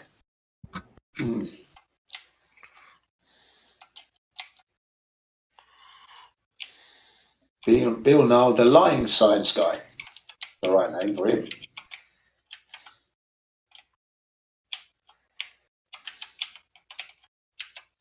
So according to the third article, it talks about the radius of the Earth. It doesn't mention the curvature, and that's why the higher you are, you can see further down the curvature. Wait, say the last part again. You kind of mumbled it a little bit. So the third article that was posted, the Horizon.dvi, is talking about the curvature of the Earth, and that's why the higher you go, that's why you can see a lot further down the curvature, because you can only see in straight lines. So the higher you go, just like if you had Yeah, no, but that's the thing is they try to make it sound like that's proof of a globe, but that's true on both. What I'm saying, that's what you sent me. It doesn't talk about how high you are. I'm not the one who sent it to you. I'm just telling you. They'll claim that it does that also on a globe, which is true. Yeah, you raise your angle of view. I understand this math. That's the background. This math is very understandable, but they're talking about the radius, and that's specifically talking about curvature, and that's what you use in cosine and sine and cosine. With the radius, you can find the curvature. They give you a radius 3959 that comes to 8 inches per mile squared. That's the curvature. It's all based off of that 3959. So what they use is the 1.22459. What do you call it? The square root of the observer height in feet to find the horizon. Yeah. So basically, that according to their math, they're talking about the higher you are, the further you can see around the curvature. Yeah. They're not talking about a straight line. No. They're talking about where you find the horizon. That's all. And yeah, that math, the 1.225, like where you would expect to see it, that's based off of their radius of the 3959, right? But the problem is just because the math says that's where the horizon is, it doesn't mean it is there. It's always it's like never there. We beat the shit out of that with almost every observation. It takes some extreme weather conditions to make it so that you can only see that far. So according to them, they're saying that at 2.738 miles, the curvature will be at a point where something is flat to you, you won't be able to see anymore. But at a higher height, you will be able to see it. You're already whipping this one out, aren't you? I'm literally just using the articles you guys sent me. Yeah, the thing is, yeah, you're not.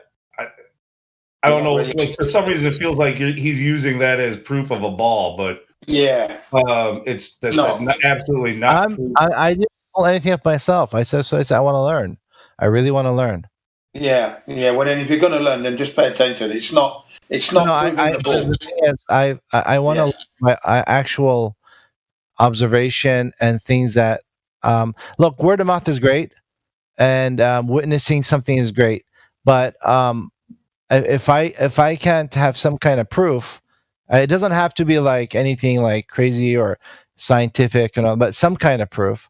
How am I gonna? Because how am I supposed to take everything? That is the proof. Everything you see and every picture is too far than the math. The math is wrong because everything you see disproves the math. That's the part they're not getting. You're saying but the math is correct. No, wait. Let me finish. Correct. You're right. Let me finish. If you're saying that you have to climb a tree to see further, according to the math, you're right. But in reality, you can just take out a telescope and you can see further, or you can just, if you have good eyesight on almost any day, you can see further than they say you can. So what I'm saying is, even if you were at sea level and you pull out a telescope, you still wouldn't be able to see the boat. You would only be able to see the boat if you go to the cliff with or without a telescope. No, that's an assumption. Have you tried it? Yeah. No, hold on. Yeah, so like you haven't seen. This is like one of the oldest of flat Earth proofs. People see, you know, the argument that boats sail over the horizon, right? And that the reason they disappear bottom up is because I've lived next to the Earth, right? 6 years now. So boats pass by my beach every day almost. Right. The thing is that as soon as they disappear from your view without binoculars, you can bring them back into full view with binoculars. Look, when it happens again, even with the binoculars, you can get an even better lens, maybe a better set of binoculars or a telescope, or if you get a better lens, you can do it again. Binoculars. I mean, I'll post a video of what I'm showing you guys. Like a boat will be passing, like an oil tanker or whatever, will be passing by, and then it'll fall off in the horizon, and I'd go up the cliff with the same binoculars or without the binoculars. No, you don't. You don't have to go up the cliff. You can just once you can't. Excuse me a second. Yeah, once it's gone out of your eyesight, you can pick up a pair of binoculars and it will reappear in your eyesight, because now you've got a more powerful vocal instrument, better than your eye, more powerful than your eye, you see. The instrument is aiding your eyes. It's got a better aperture or something like that. I'll give it another shot tomorrow, but like I said, I've done this before, and I'm really interested because I really want to learn, because I don't want to be lied to all my life. Okay, well that's fine then. Well then you're learning. You're absolutely learning. Yeah, the thing is that you said you've done it where you climb the cliff. Yeah, you don't have to climb a cliff. I don't know how good your binoculars are, but you get a good set of lenses or whatever, a nice camera, and you can zoom way in, and you can bring it back into view after it's completely gone. And you get yourself a nice camcorder. If you can zoom in and zoom out. You zoom it in. Even a camcorder is a good one. That's why the P900 and P1000 are so popular amongst flat earthers, is they see really far for a pretty good price. Yeah, pocket telescopes. I mean, I can pick me up one of those, and I have military issued binoculars, so I know those are good. But I'll try to get. They're really good. They are. You can see the moon with those. You can see the craters on the moon with those. But there's another thing too that when it comes to your vision being cut off is the angle of your perspective. And Life is Short does some really good studies that, since you like to dig into data, it sounds like, I mean, I'll actually link you some stuff for him too. But your eye only sees. It can only resolve, like a resolution angle. It can only resolve, I think it's like 0.002 degrees. Anything below that, which that's really good. Your eyes are doing great. But below that angle, things just pretty much vanish. They all just blend in together. And when you're talking about looking at, so that's like to the plane or the surface that you're looking against. When you look down at, there'll be that horizon, and that's like pretty much the vanishing point. That's where we reach that 0.002 degrees. I mean, if you're talking about the 2.7 miles ish that the article refers to, being the horizon level, according to their math, why would a plane that's like 10 miles away, but it's in the sky, but you didn't change your height, you would be able to see that? It's in the sky. It's in the sky, isn't it? No, I know what I'm saying, but it's not seeing you. You're seeing it from the lower level. You're too small to be seen then, let's say. Sorry, again, I don't know what. Hold on. First off, I didn't really hear most of that first minute. You're too small to be focused on. No, I'm not. Small. Yeah, Hank Hill's the one who sent you those links. I haven't looked at what links he sent you. But so it sounds like you think you're arguing. So at this point, I don't want to take up too much of you guys' time.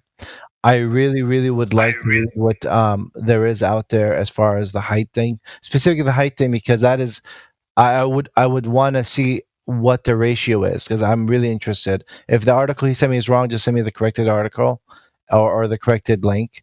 And then No, it wouldn't be wrong. I don't know. It wouldn't be wrong. That is reliable. Yeah, that stuff you got there is reliable. It's not, it's not going to be sending you round in circles. I did it. So one is Andrew Thomas, San Diego State University Astronomy Department. Miles ahead on the horizon level, unless you go to height and you see around the curvature or the radius as they use in the equation. Whereas an airplane that's 10, even 15 miles away up in the air you could see it. You could see it. It doesn't disappear until obviously it gets too far away for it to disappear. Much further away for like something that's a boat that's only 2 miles away, 2.7 miles away, then it disappears. According to the math of the link that was sent. Anyways, like I said, I'll discuss this tomorrow. I gotta go, Well, guys. how can But you send me verify send the me distance send me from the both? articles and I had to review it. You gotta check. That's why people Fine, look yeah. across distances, because you can verify them. You can't tell how far away the boat is. No, I can. There's the what do you call it? They go around certain what do you You call got a it? rangefinder Piers and stuff. I that'll go know that far? the distance between where I'm standing and those things. So I kind of can tell what a mile or two in the sea is. That's why you should look at the black swan photo, because that's the whole point of the argument, is that they're stationary. Tomorrow, he's going to have it tomorrow. Yeah, they're just Well, like I stationary said, oil I'll rigs. come back tomorrow, guys. And if you guys have something new for me, please just send it to me. I appreciate it. There's an interesting thing. you got some questions as well, over yeah? water though too.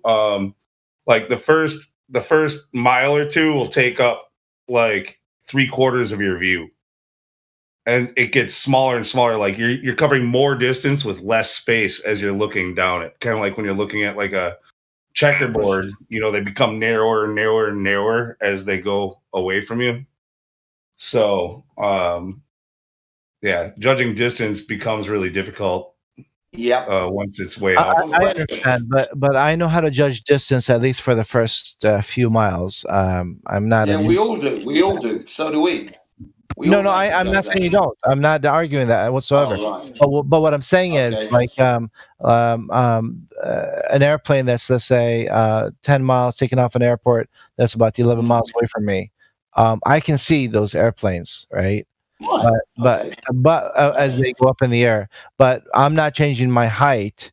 But something that's on the beach level, that's more than 2.7 or 3 miles away, I can no longer see it unless I get on the cliff, even with binoculars. It's the angle. Yeah, but I'm going to that's test just this again. illogical. It's like I'm going to saying I test it can tomorrow. see a tree Tomorrow that's is going to be as high as sunny, 30,000 and I'm going to test it on the miles. beach, and then I'll talk to you guys about it. The That's plane super is in the illogical. sky where you have a wider field of view. Where the boat is on the surface of Earth, where you're looking down the surface. The angle of resolution is what limits your distance when you're looking down a wide field of view. Yeah, but the angle of resolution, according to the article, doesn't change unless it does when you're looking down the surface. Unless you change your height. No, it's field of view that changes when you raise up. Field of view. And the angle to the surface. But listen, angular resolution doesn't apply unless you're looking across the surface. All right. Thanks for the chat, guys. I will see you tomorrow. Thank you. Bye. Okay. Bye. He wanted to learn, but he wasn't listening. Bloody hell. I want to learn. I really want to learn. I really want to learn. And I really want to learn. I really want to learn. He acts like he really wants to learn, but every single time we tell him something, he like real quick is like, well, I don't see how I can trust this, and I find this, and well, but that's good. What about that's the good height? if he The really height? looks into all that stuff. But he's the height of it all, but the height. I really want to learn. I really want to learn, but the height. Bloody hell, man, the height. What about the height of the thing? If he really does investigate it, that's a good thing. But like it sounded like he was kind of naysaying on a lot of it really quick, at least instinctually. Just kind of like, no, but I'm seeing this, so. Yeah, that's right. And then I can see the plane up in the sky. How comes he can't see me? And yes, and then we told him it's the angle. No, but the angle, the height. What about the height? Bloody man, you know what I mean? There's a lot of things that goes into what you can see. It's not just the angle or just the, height. I mean, yeah, the height and the angle. Well, the height creates the angle, over distance. But like, yeah, there's a lot more to it than just geometry. Yeah. But geometry does play a part in that, yeah. But, it's a natural phenomenon. Observe, repeatable, testable, and you can come back to that conclusion. Flat Earth.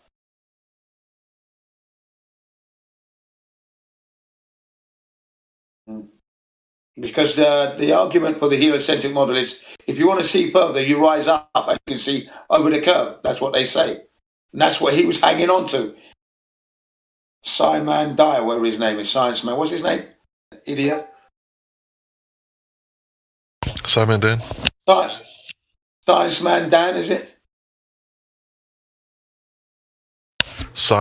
Man Dan? Yeah, that's it. Simon Dan, that's the one. Yeah. What a wally. I think your Japanese language got the best of you there. Yeah, Simon Dan. Simon Dan, yeah. Simon Dan. Simon Dan-san, is it? Yeah, Simon Dan-san. Yoroshiku onegaishimasu. Ha ha ha.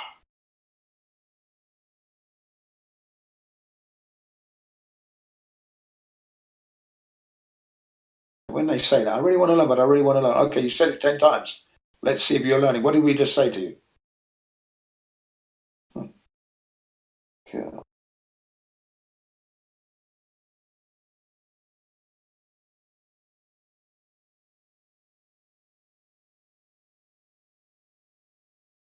So, is there anybody else there with any questions they may want to ask? Please ask. Any? Yeah, how can you see the curvature Earth from left to right across the horizon? That's literally a crazy claim that one guy made. I don't know his name. That was a doozy, right? That was a doozy, yeah. Wow. I'm sitting there thinking about like trying to like look at the guitar laying on the table and tell if the neck is curved, you know? Like be pretty difficult, wouldn't it? Yeah, that's right. We just done talking about Neil deGrasse Tyson saying that at 40,000 feet, you ain't seeing no curvature there because you're not high enough. And Felix Bombardner's jump of 128,000 feet wasn't high enough. In fact, according to his beach ball that he had in his hand, it was only 2 millimeters of the beach ball. Yeah, that ain't high enough. He ain't seeing no curvature. That stuff is flat. Flat, he said. Hey, there you go. Hey, can I say something though? If you think of their math, and if you really think that ships disappear at 2 miles or 5 miles or whatever that ridiculously short distance is, and if you think sitting on a beach and you're the side, you're side to side, you could probably see 20 or 50 or 100 miles. Like, who knows? You know what I mean? But so you think about it, you should be able to see curvature if it was a ball according to their math, but it's not. So if you think of the side view of if someone's actually watching a ship disappear, someone's watching that from the side should be able to see that curvature because they should be able to see that whole ship in the same distance away if it's going, parallel to their view, not going out of view. They should technically be able to see that curvature, but it's not there. It's just funny how that's actually a proof that it's not there. And I don't know why they think. I don't think you should be able to see it left or right. I'm sorry, I just don't. Well, no, if the ships disappeared at, let's say, 20 miles, then let's say if you had a camera and you set it and with the 20 miles that are, let's say, to put 2 buoys or 2 platforms that are 20 miles apart, then you should be able to technically see a hump between those two because you can know the distance between those 2, buoys or whatever. If you have them all, and you should be able to put a ruler on there and show it. I don't see why you wouldn't if the geometry should, conform to that. Because the tangent is in between you and the thing that you're trying to see, not in between the 2 things that are trying to see each other. No, I know, but there is, let's say, even over 10 miles, 60 or whatever, 66 feet of curvature. So if you got 20 miles, then side-to-side view, then wouldn't that, in between those 2 points, shouldn't there be at least, 120 or whatever, even that? Yeah, it should be there, but should you be able to detect it, just with looking? Because, we use tools and gadgets and things to try to figure out, what things are doing. Like, we got like the square in carpentry, right? Because we don't just eyeball shit. I mean, unless you've been doing it for like 30 years or something, right? Well, no, my ex-brother-in-law, he was carpenter and he still measured out the shelf that he built for me. So, well, yeah, a carpenter, you're going to want to make a flat shelf or use a level. You don't want stuff to roll off. I'm a carpenter too, so that kind of makes sense. Oh, good. I'm glad I made sense for you because, yeah, it's the same way. If you want to actually say, yeah, that for sure was a curvature, you want to measure it. And the only way I think that you measure curvature is like you get the pull stick, right? You hold it up to your eye and you see if it's like warped, right? You don't just lay it down on the table, right? You lay it down on the table and roll it around, right? So you're checking. Yeah, but I just mean like the plumb bob or laser line, like. Oh no, I think my headset messed up. Yeah, you got quiet or something. Yeah. I mean, hey, if you say that you don't need a measurement, or if you say that you can eyeball it, I mean, okay, maybe you're right, but I think No, I'm not saying you can eyeball it. I'm saying, like, let's say you see that laser line from the side view of 20 miles. They're measuring it over 20 miles distance for the hump. Then you should just as easily be able to see that. If you can see that laser line from the side, you should be able to see it just like you would. It should be there from straight, from the front. You should also be able to take a photograph or record it from the side, put a ruler against it, and put some sort of a ratio or measurement if you know the distance and people know how to put that into 3D rendering type of or topography programs or whatever. But the hump is going to be in between the two objects that you're observing. They're going to be cutting each other's point of view off, field of view, line of sight, and you're not. Like the way that you check this curvature thing is you're looking for the hump, the tangent, right? So you want to put that right in between your face and what you're trying to look at. Well, I just if there's three known points, let's say that are 20 miles apart. Let's say there's three beaches that are across open water, and one is doing a laser test from side to side, and you got a side view from 20 miles away, and let's say the laser is somehow going, is lit up somehow, either going, I don't know how, I don't think there is some sort of technology to light it up from the side, but if there was, you would be able to see it. Or if you maybe got some sort of camera that can see the laser light from the side, I don't know, you might be able to, even then, actually, that might be a way to prove if the laser's curving also, right? I don't know, I just thought of that. But my headset died, so I'll have to talk to you guys later. All right, peace, bro. Yeah.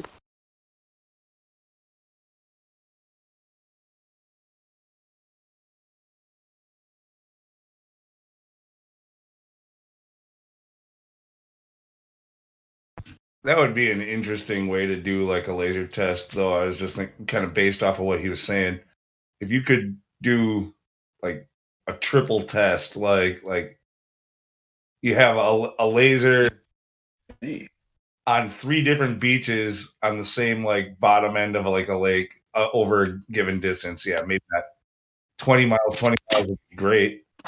But if you get the right setup, yeah, you could run the same test from three different places and then checking the distance, like knowing the distance between the other two, that would help a lot. Like, I think you could get a lot of information. What if we did like a 4-way laser show? Like, get a lake, northeast, south, and west. Everybody shines lasers at everybody else. So you'd shine first to the guy on the south if you're on the east, then the west, then the north. Then north would go, right? And then etc.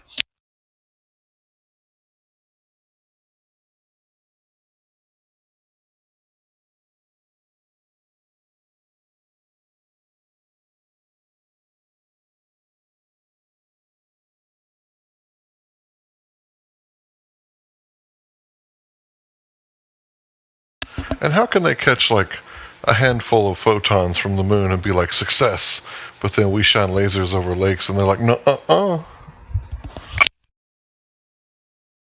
Authority.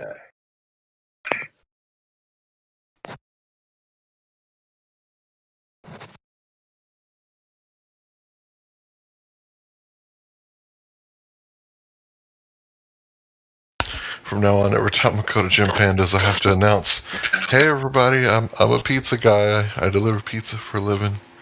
Oh, just thought I'd get that out of the way. Are you delivering pizzas? Oh yeah, they love that shit. They think it bothers me.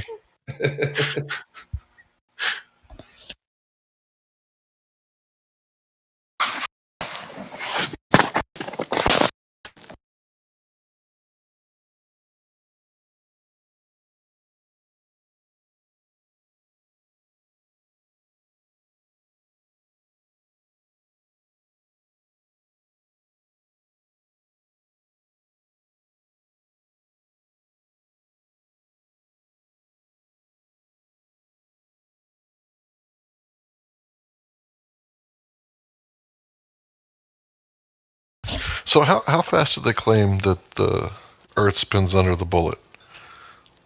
Because they were telling me that it was like a foot per second. It's like really slow because of the inertia from the Earth carries over to the bullet.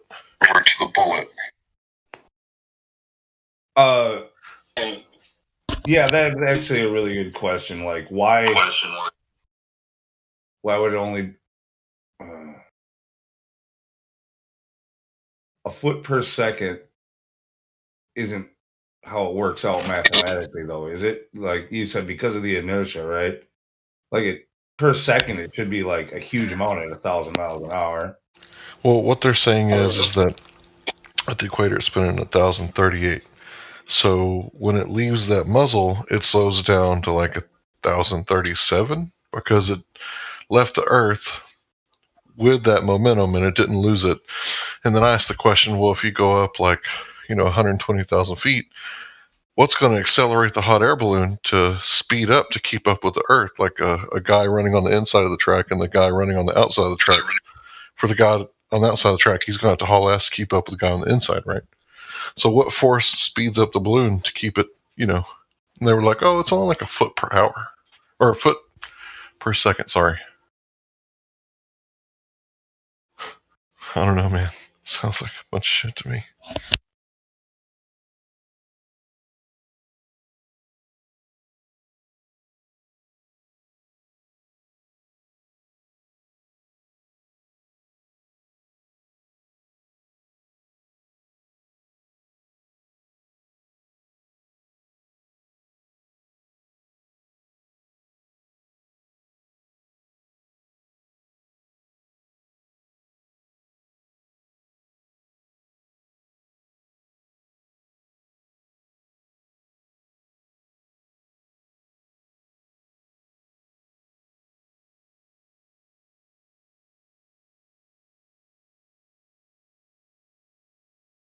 I'm pimping out my new work truck this weekend. We got started on it today. Don't like the factory speakers and radio? No,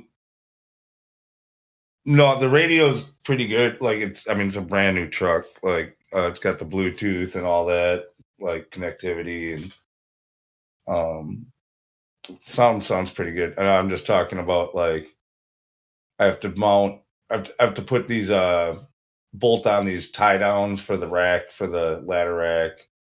Those are coming in tomorrow. I'm gonna put those on. And I got some like rubber, like garage floor mat basically that I'm cutting down and fitting in all the spaces, like for the truck bed and the shelves. And I got the rims coming, not the rims, but the call them simulators, whatever, for a dually. Some stainless steel, call hubcaps basically. That I'm getting those this weekend. Gonna put them on, and then we're gonna get the side windows tinted a little bit. I'm gonna get the bug shield and the rain deflectors on the windows customized. Then I gotta load it up with tools too. Gotta transfer everything from the other truck. Just got it lettered today.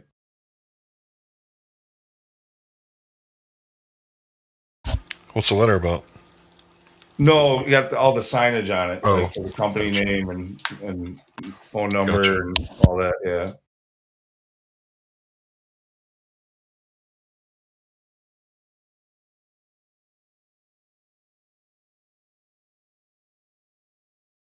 I want to show a picture of it right now after getting the signage on it, but then I don't want everybody having the business name and phone number on the live stream. I definitely understand that. Preach to the choir on that one.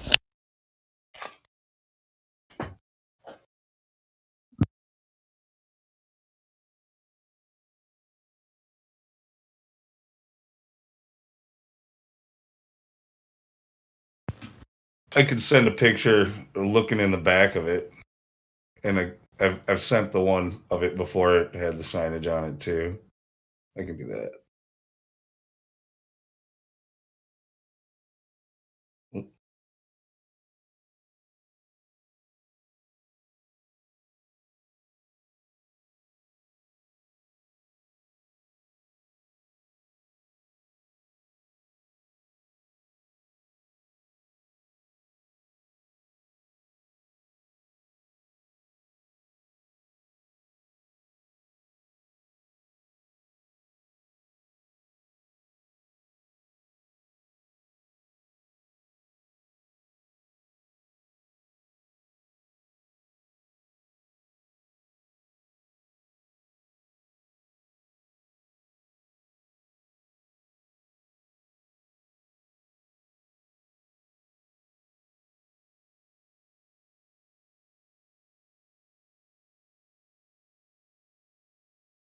It almost looks like a work van. It's a lot of space back there. Yeah, it's kind of it was the cutoff. It's the E450 cutoff, and it's got a custom box on the back. Yeah, that's basically like a $25,000-$30,000 toolbox. Are we back to talking about cars and guns and tools? No Yeah. offense. Yes. Oh no. It's gonna be a long weekend, huh? But it's got the lot of space. And then show the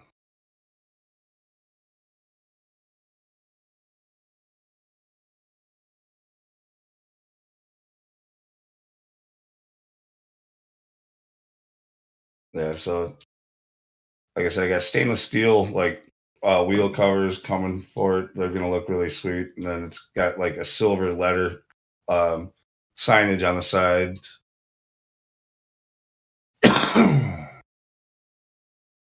Gonna look pretty sleek. Just out of curiosity, what kind of engine that thing got? 7.3 liter V8. Damn.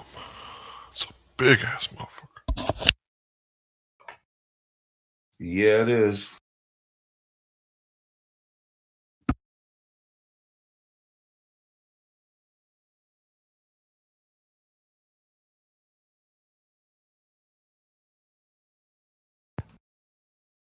Yeah, looks sort of like a cross between an ambulance and a SWAT vehicle. Hey, have you ever heard anybody say "fuck the firefighters"? Dude, I never thought I'd hear anybody else say that. I don't like the fucking firefighters. Fuck them. I don't have anything personal against any one of them necessarily.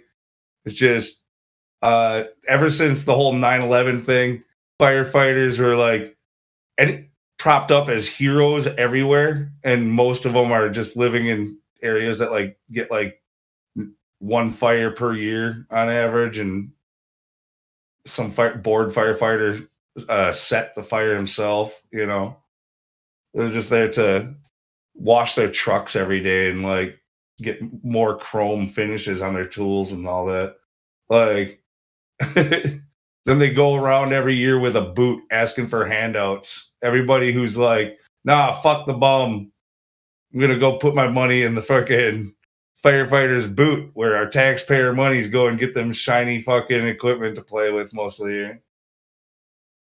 Fuck the firefighters. Not completely. But like in the rare occasion, they're really doing it. Fuck them a little bit, though. Yeah. But most of the time, fuck them. Come on. Basically, anybody who's propped up as a hero in the media, like right now, you got thank you, healthcare workers, thank you, frontline workers. Like they're making me really hate fucking healthcare workers right now.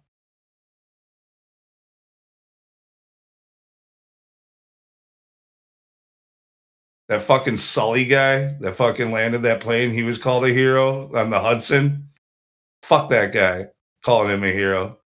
No, Yeah. Just watch. Lou's gonna leave his stove on. He's In gonna the feel like a fool tomorrow. Everybody they label heroes makes me hate them. The UK last year, in the UK last year, every Thursday, the neighbourhood would come out and tap their pots and pans to thank the nurses and doctors and nurses. Yeah. Last year. Silly.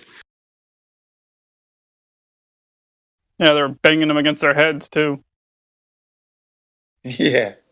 It might wake them up. So you're telling me Japan turned into like Eddie Van Halen's drummer in the beginning of Hot for Teacher? Not here, not in really Japan, badass this is in drum the solo? UK. The UK. Yeah, that was in the UK, by the way, not in Japan. They don't do that here. Oh, I'm sorry. Yeah, I was going to say, it was hard for me to believe the Japanese. That was in the UK. No, that was in the UK. You know what, though? It's that it happened in the UK. Don't do that. That's strange. Yeah, that makes They'd sense. come out on the streets, right? And you're looking at your next door neighbour and you're tapping your pots and pans. I mean, what? All in unison. I mean, that's crazy. That's mad. We're in trouble, I'm telling you. Huh? Everyone's hanging out their windows, tapping. Shit.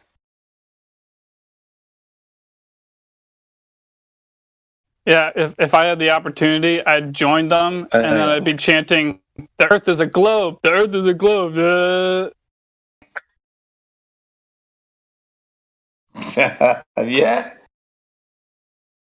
And then they think you're nuts. We know that. They're going to say, "What are you talking about? The globe isn't. The Earth isn't a globe. It's flat."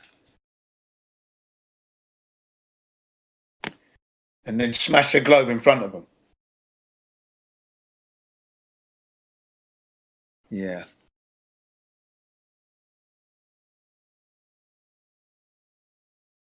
Trouble about. We've got trouble about. Hello, trouble. Trouble's about. How you doing?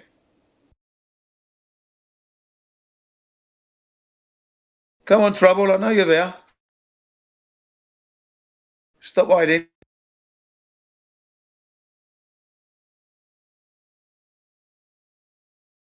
Yeah.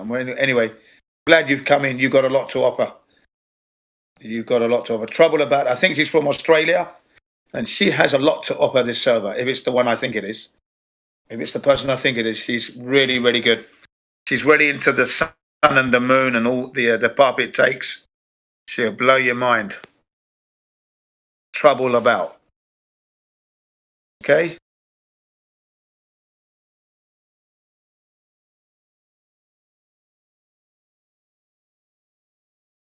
Be awake because it's probably about either 7 or 8 o'clock, maybe even 8 o'clock, 7 or 8. I say that 20 past 7 or 20 past 8. Let's have a look. Trouble about. Yes.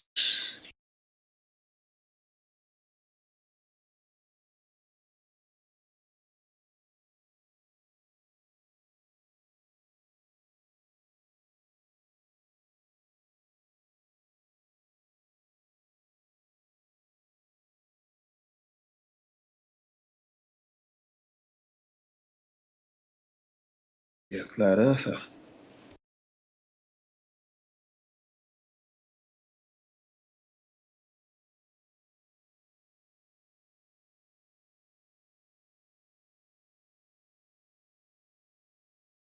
Wrong place.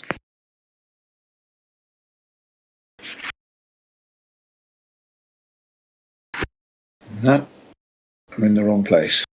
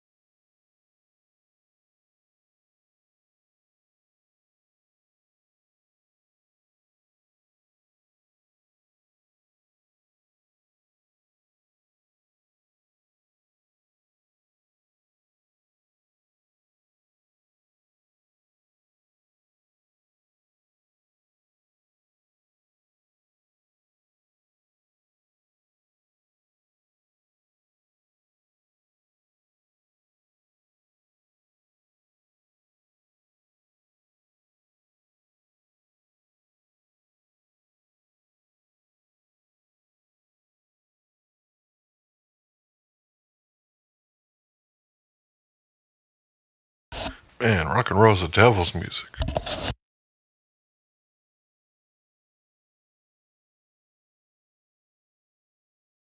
The devil's inside of you.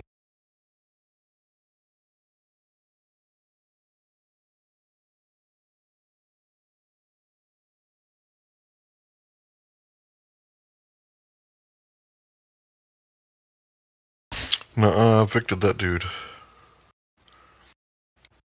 Every time he comes knocking on the door, I tell him to leave.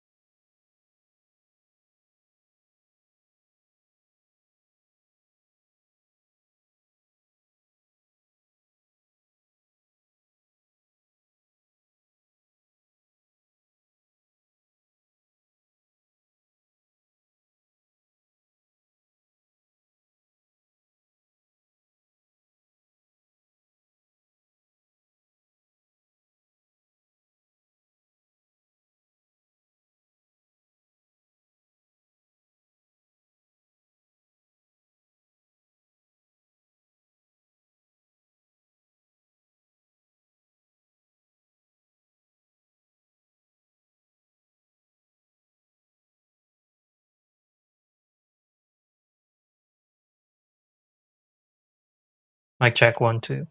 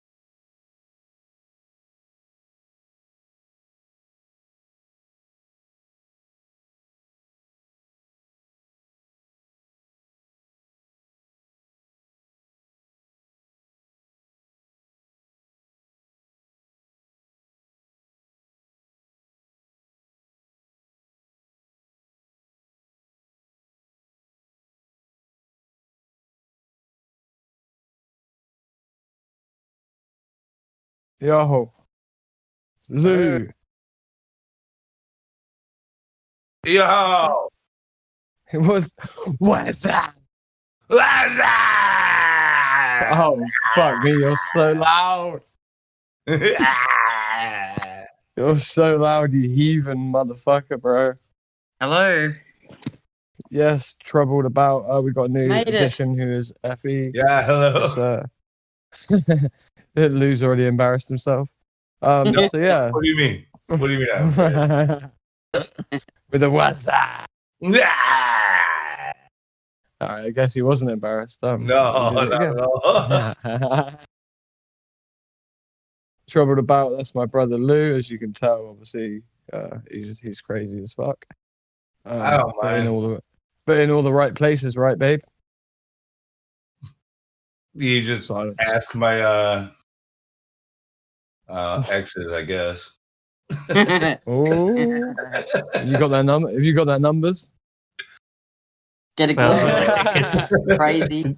Lunatic is a very eligible single father, is it? I don't know if he's single. Oh, he is? Yeah. Great dude. He's a very cool, eligible, dashing, I'm sure, single father. He told me he was taken, so he better not be single. I'm comment. It's complicated. It's complicated. Yeah. No, complicated meaning I'm not really giving a fuck. Like, not looking. Not looking. Women are trouble. Oh, we have a new lady here called Trouble About, which is hilarious. Really? Do we have a new lady named Trouble? Yes. How apt. No way. That's too funny. That's too funny.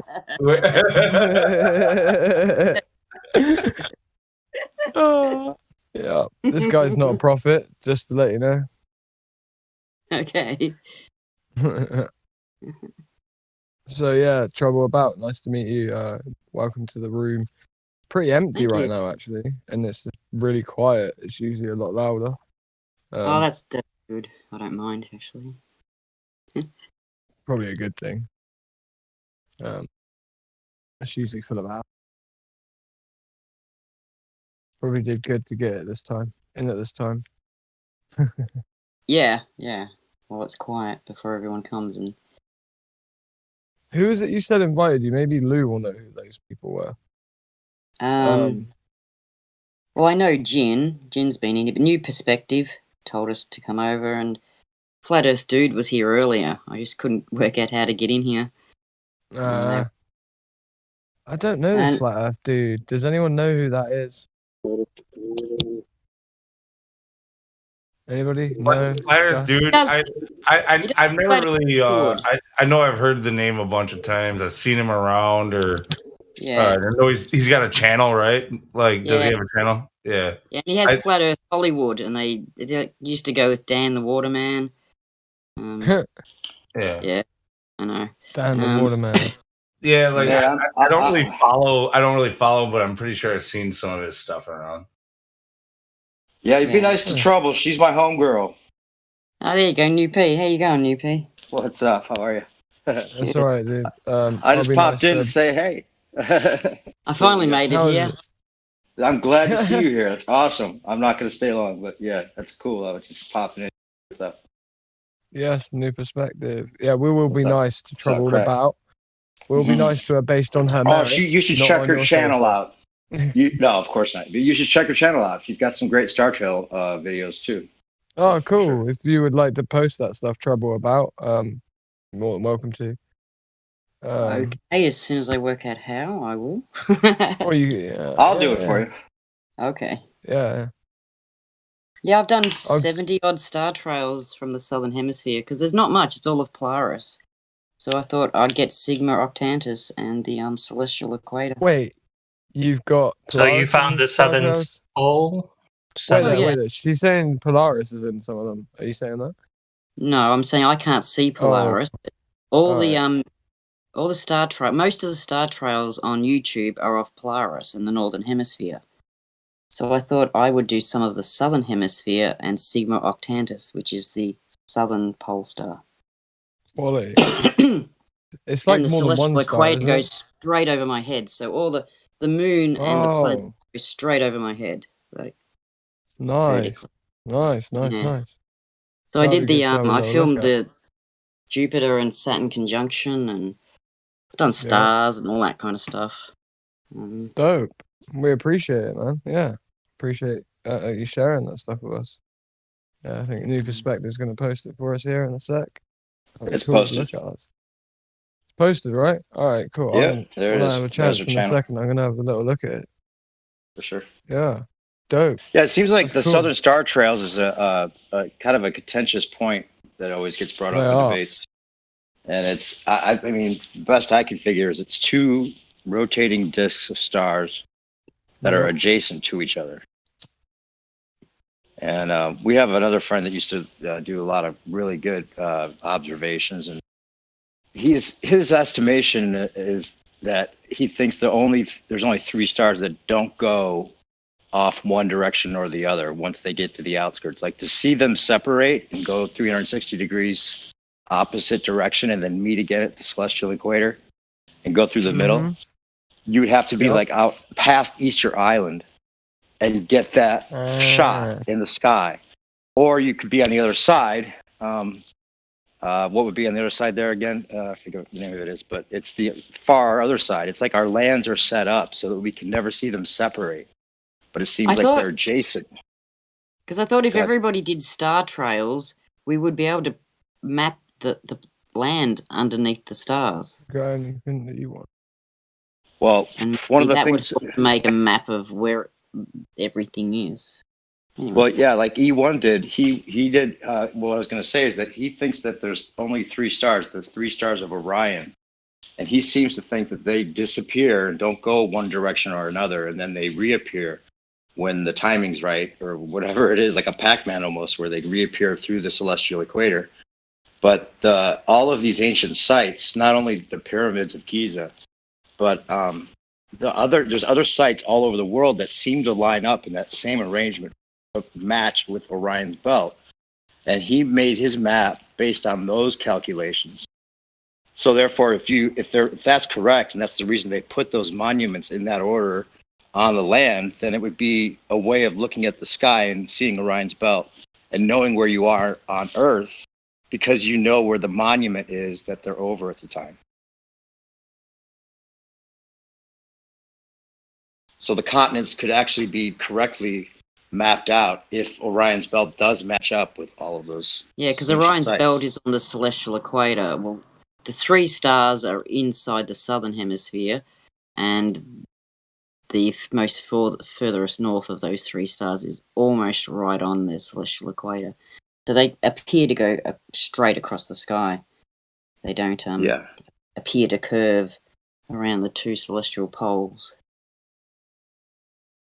But I only have I'll post a fraction video of that time. shows the different sites that they line up with.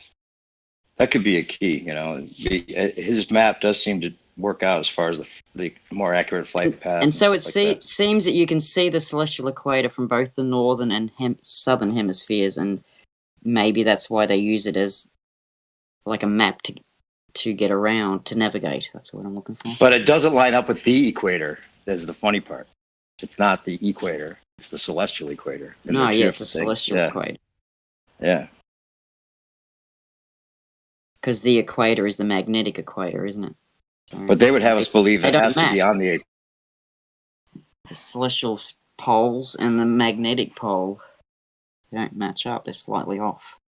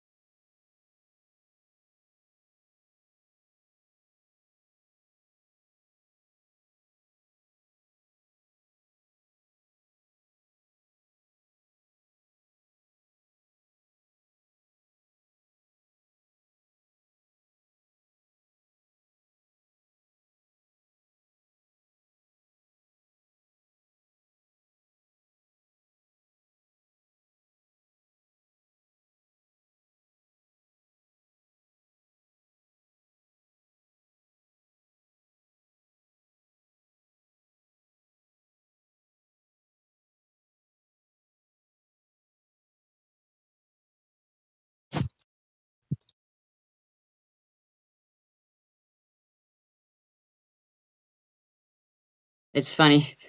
The more I learn, the more I realize the less I know. I don't know the right words for things.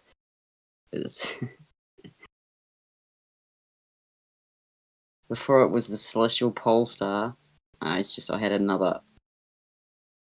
I don't know how to call it, the vortex star or something. It's a complete idiot.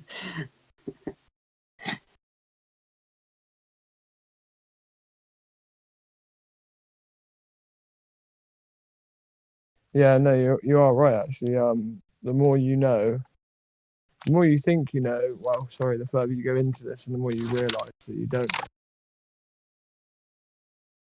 That's definitely the case. Mic check.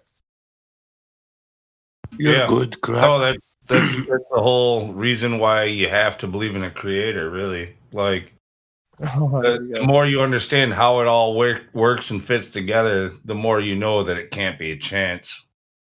Yeah, and Lou's the perfect person to speak on that because Lou, you're not even religious at all, are you? You're like, Not really. Gnostic. I'm not Gnostic. I'm sorry.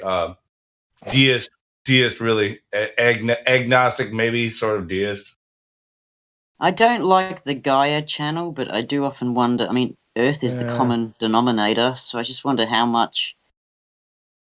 I mean, it's got to that set out Gaia channel is vibration. weird. Like, I personally don't believe in. I don't think. I mean, I think a creator exists. I do not think that God interacts with this world ever. He doesn't No, ever. he He doesn't definitely answer not, prayers. no. He doesn't. He doesn't cause. I don't think he causes floods or freaking any of that No stuff way. necessarily. Like I think That's, he.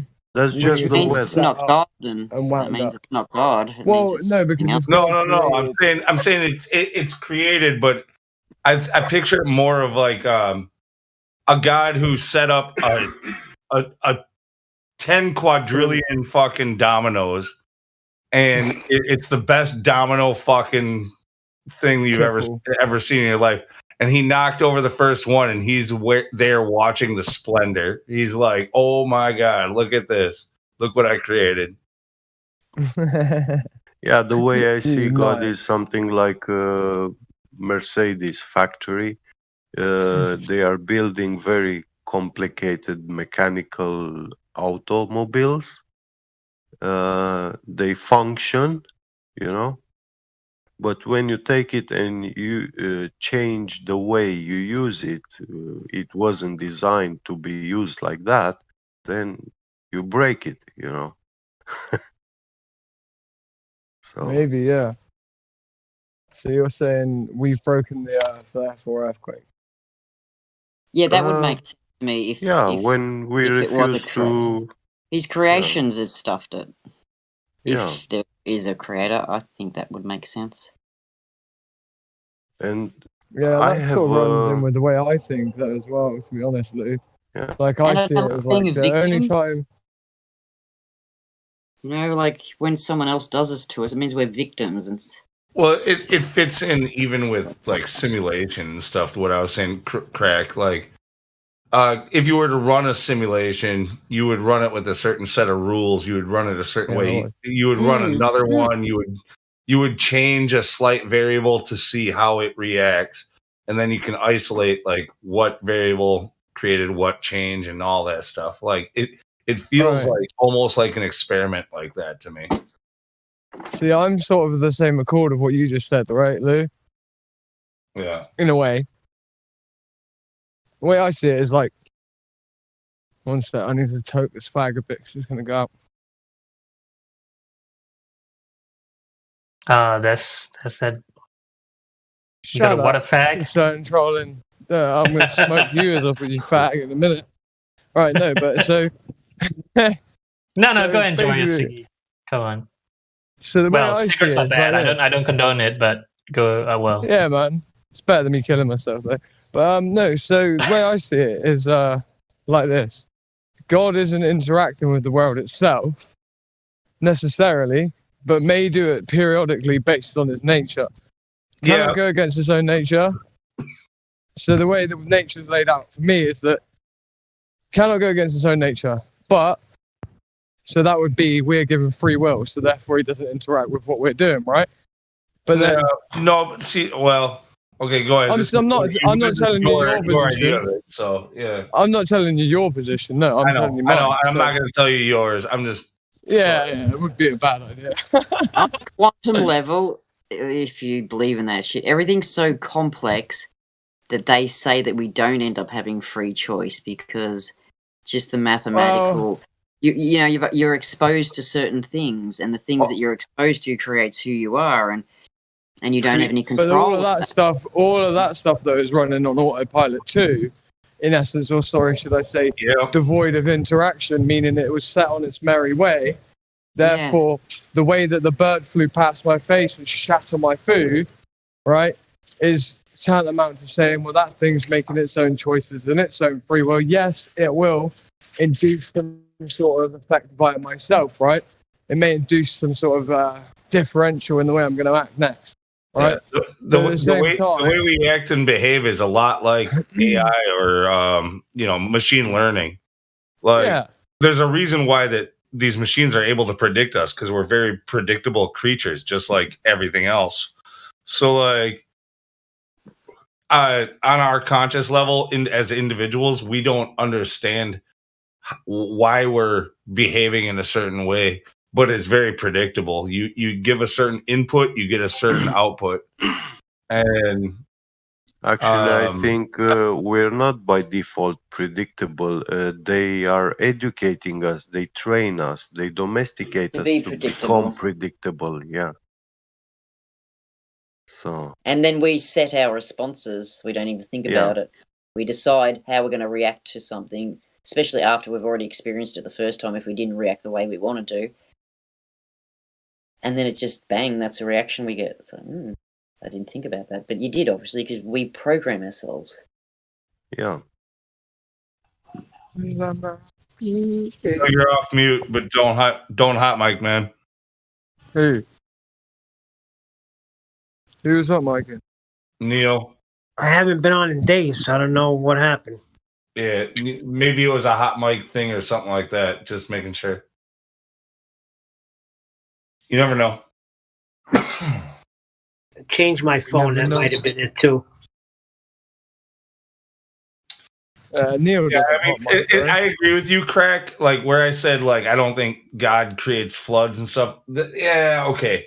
So there's a good chance. Yeah, it could be like what you said, where once in a while he does step in, but for the most part he leaves it alone.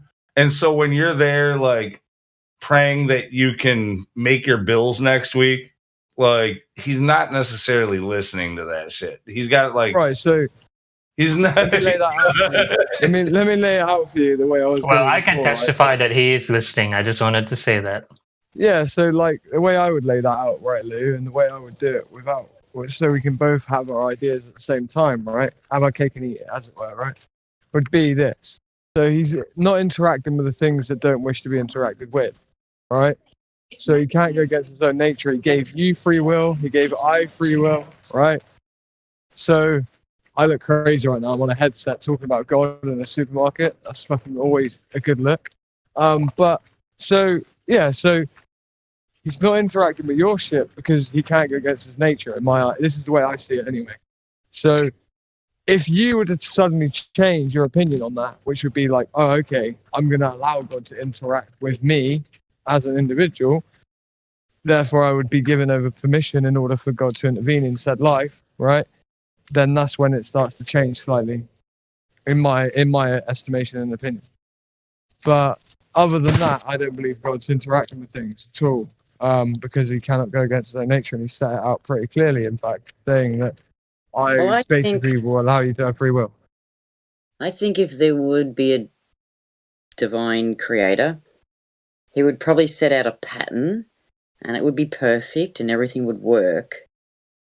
But I think intent overrides karma. That's kind of why bad things happen to good people and good things happen to bad. Karma doesn't exist, yeah. Karma I think doesn't exist.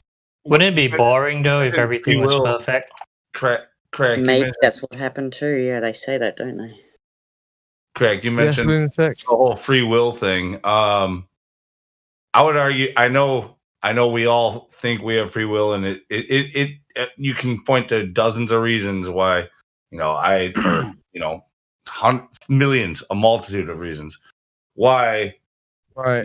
I did this, and then that happened. That was my own free will. But it's the illusion of that. I really think that it's more like what I said, where God set up those dominoes, and everything that he started creates a chain reaction. Therefore, everything is already set. It's already programmed. It's going to happen, and that includes every decision that you make.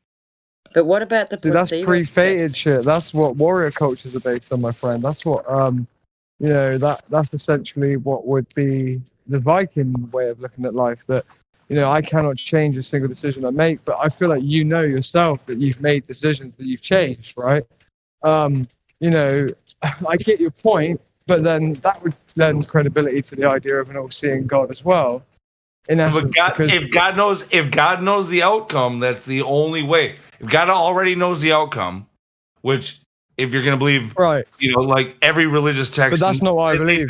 They know the ending. No. If God started this and he knows the ending, then there is no free will. Right. So, but then that's the misinterpretation of what the Bible, for instance, means on that. So it's not that God knows everything that's about to happen due to the fact that He set it all out to do that, to be that way, right? And that is something that is flawed in a lot of people when they read doctrine and theologically speaking, anyway. So that's the main flaw that I've noticed in this, is that people are teaching that the God of the Bible has already set everything up to be a certain way. No, He's so intelligent that He, by your mere existence and your mere steps. I don't even get it. I don't even get it though from religious teaching. I don't go to church. I don't get it from indoctrination. Oh no, I'm not saying you. I'm not saying you. No. But I look at it like this. Hold on. Let me just finish.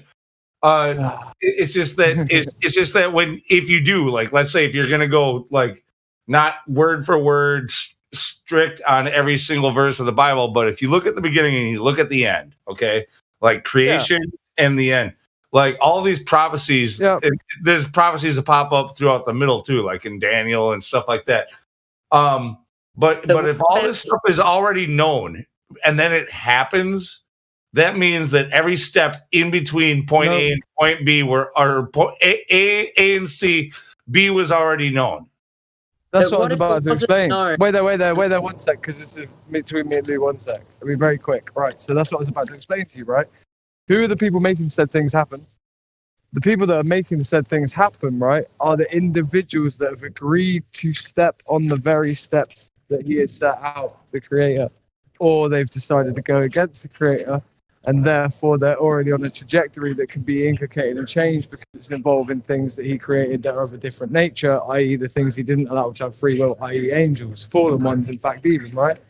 So my point would be, the things we know that creator talks about that were going to happen for definite, the in-betweens between creation and the end, they're basically set out as because of the simple and mere fact that these things have agreed upon these different things to happen that, they're agreed upon, right? As in they've decided to be in lockstep. So the way I see it, though, is that the God of the Bible, it doesn't even teach that he knows everything that's going to happen in the future. It's more taught that he's so intelligent that, in fact, he can like an algorithm can, right? It can determine because, like you said, people have patterns that they exist in inside of. And it's very easy for him with his, multitude of knowledge. He can predict every step based on every step. So from the foundational Especially if level, you have all the information, yeah. yeah. So from the it's foundational predictable level, because he understands you inside out, right? he would know what So from that, information Can I add the One sec. point? Oh, let me just finish. It's very, very. Come on, Yeah, guys. I'm finished nearly, right? And it makes Go me ahead. take longer if I get interrupted. But so, from the very foundational level, if he understands you inside and out, and he understood the very first individuals to exist, it's not very hard for me to conceive that he's not necessarily omnipotent, but omniscient. So, like, he's omnipotent, but I mean, I can't think of the right word. All-knowing based on omniscience, not so much that everything was constructed that way. And then the parts he knows for definite is because the individuals that have agreed to walk on his path are going to be allowed to be affected by him because they've given over, they've amalgamated free will with a path. Hope that makes sense. Yes, it does. All right, Mill. The point I want to add is about the prediction.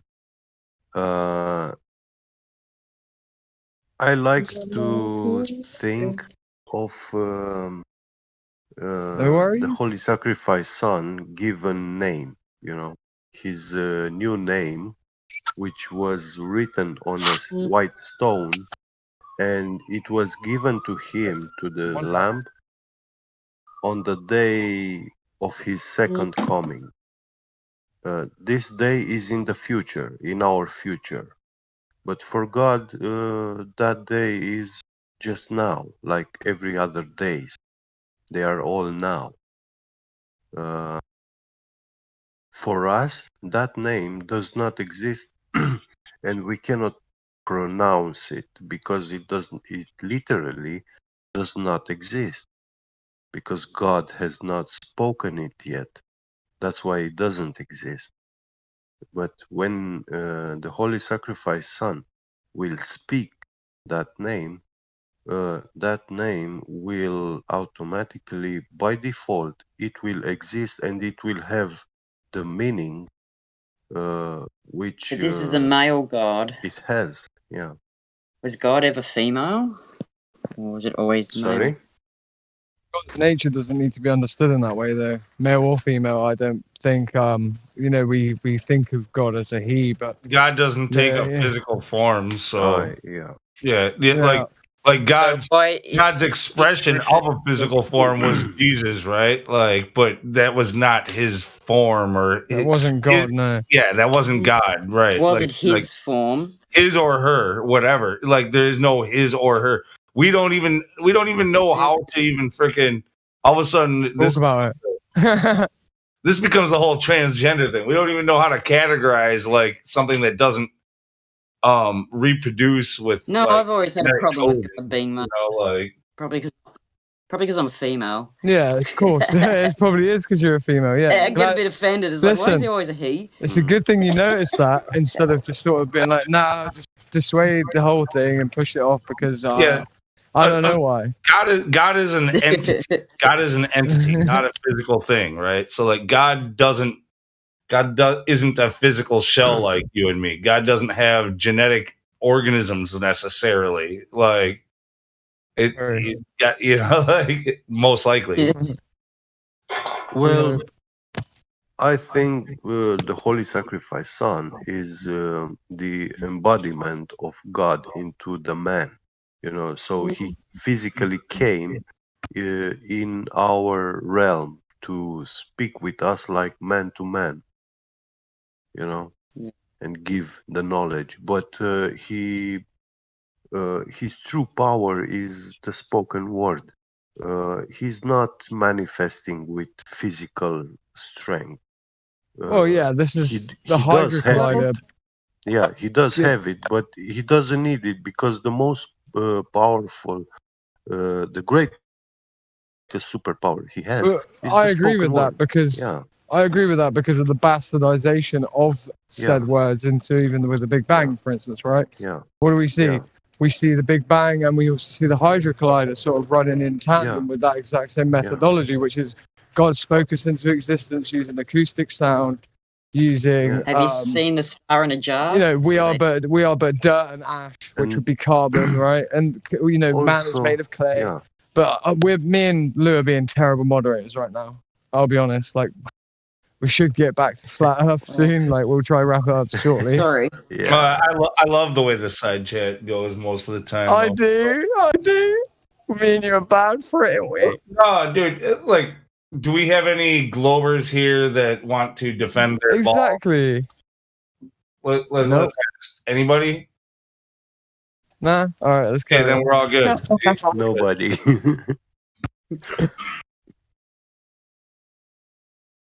Yeah, trouble. You were saying. Sorry. I don't know.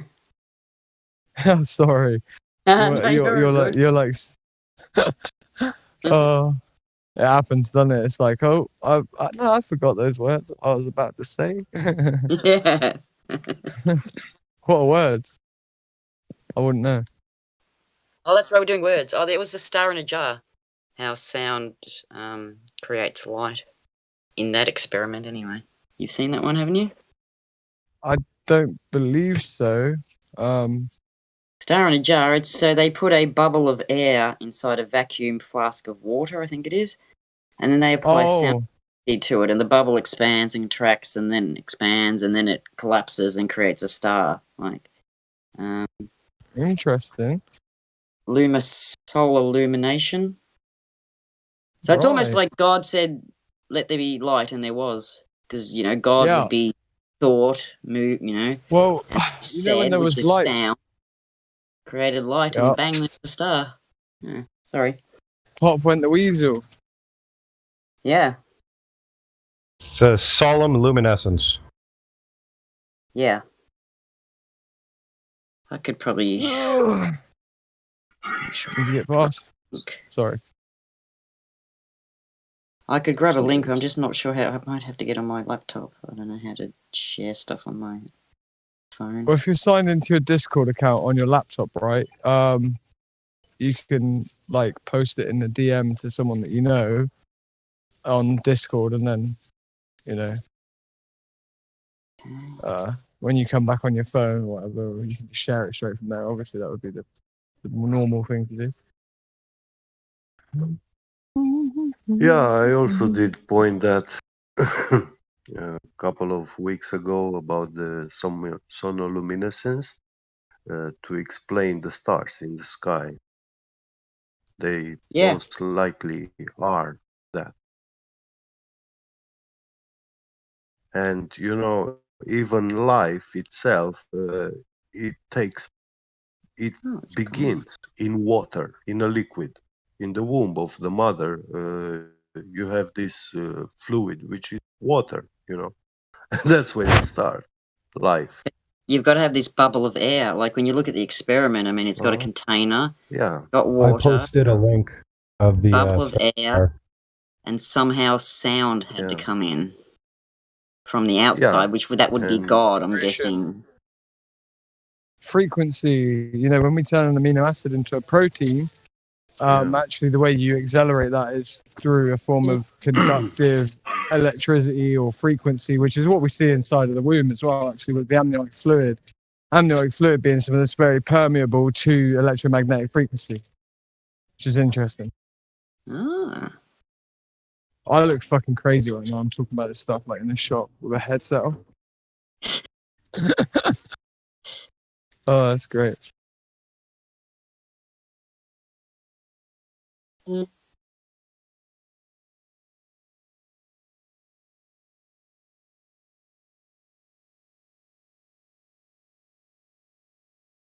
And if it's like a superfluid, like helium-4, it also have this magnetic influence upon the light that it emits. So we see a certain part of that light, but not actually the way it is behind that. Because magnetism affects polarized light, for example. If you put a magnetic field next to a polarized beam of light, it will reduce intensity almost to zero. It blocks it, it stops it. Interesting, bro. Yeah. So I do have I a see? video. I have a Sorry. video with a guy showing this. He's using a flashlight. Then he puts a sheet of polarized,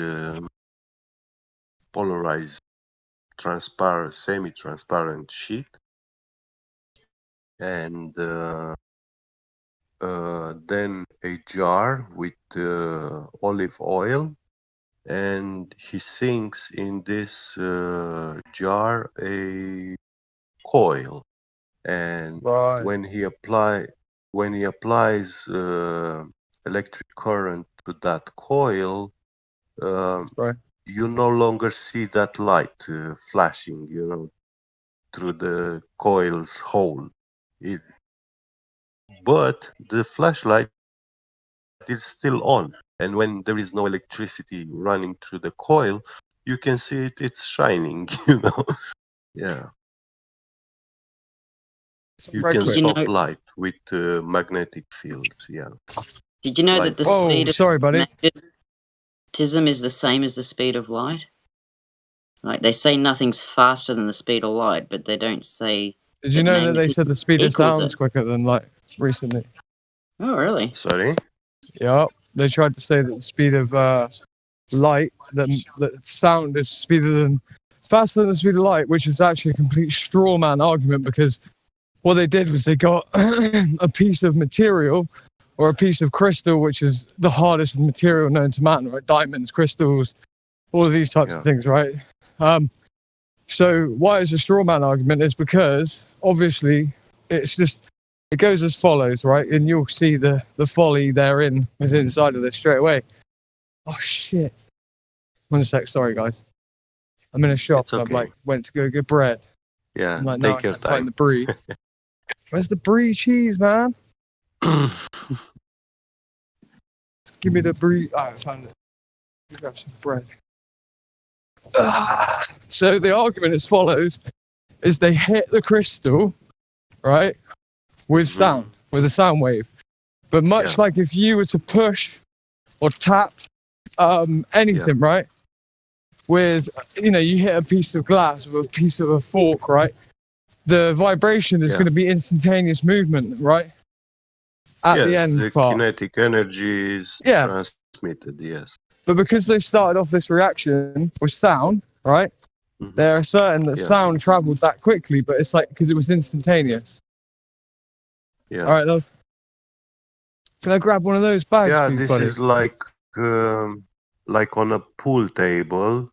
You put two balls apart, and then you put the stick Just the one, yeah. between the balls. Should be enough, right? It's Maybe not. touching. It's I'll touching I'll both get of more them. if I need And more. when you hit one ball, How you doing? You alright? Yeah, I'm all good. May need more than one. Annoying. I only live around the corner as well. But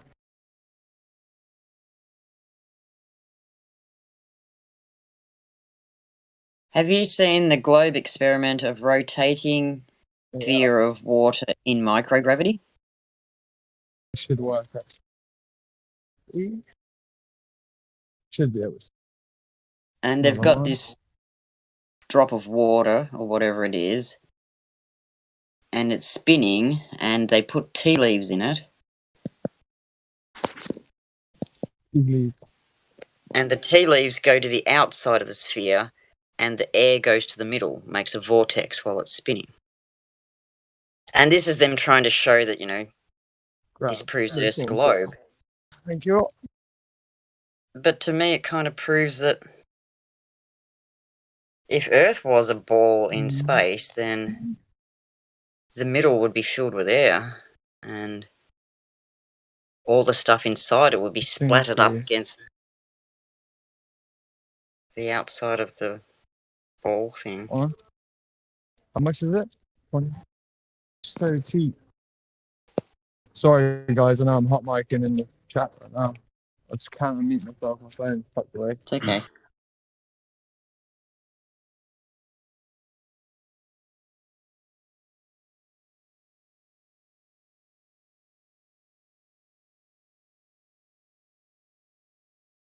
are you curious to see that video about the light polarization? Hard. Yeah. Yep. I Oh, can yeah. post the link. Yeah, just a minute.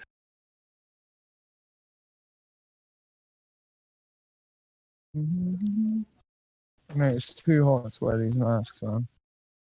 Like, it's cool outside and you come in here. Oh my god, it's hot here. I need the air conditioner on. Nah, I'll be alright. Actually, yeah, I'll have one. It's gonna get crushed like that, isn't it? Alright, have a good day, love. Thank you. God, mate, get this fucking mask off. Mask off. Alright, sorry about that, guys.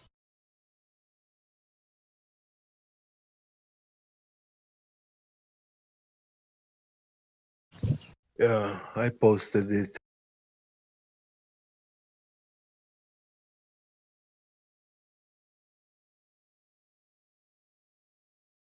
And this guy is not a flat earther or anything.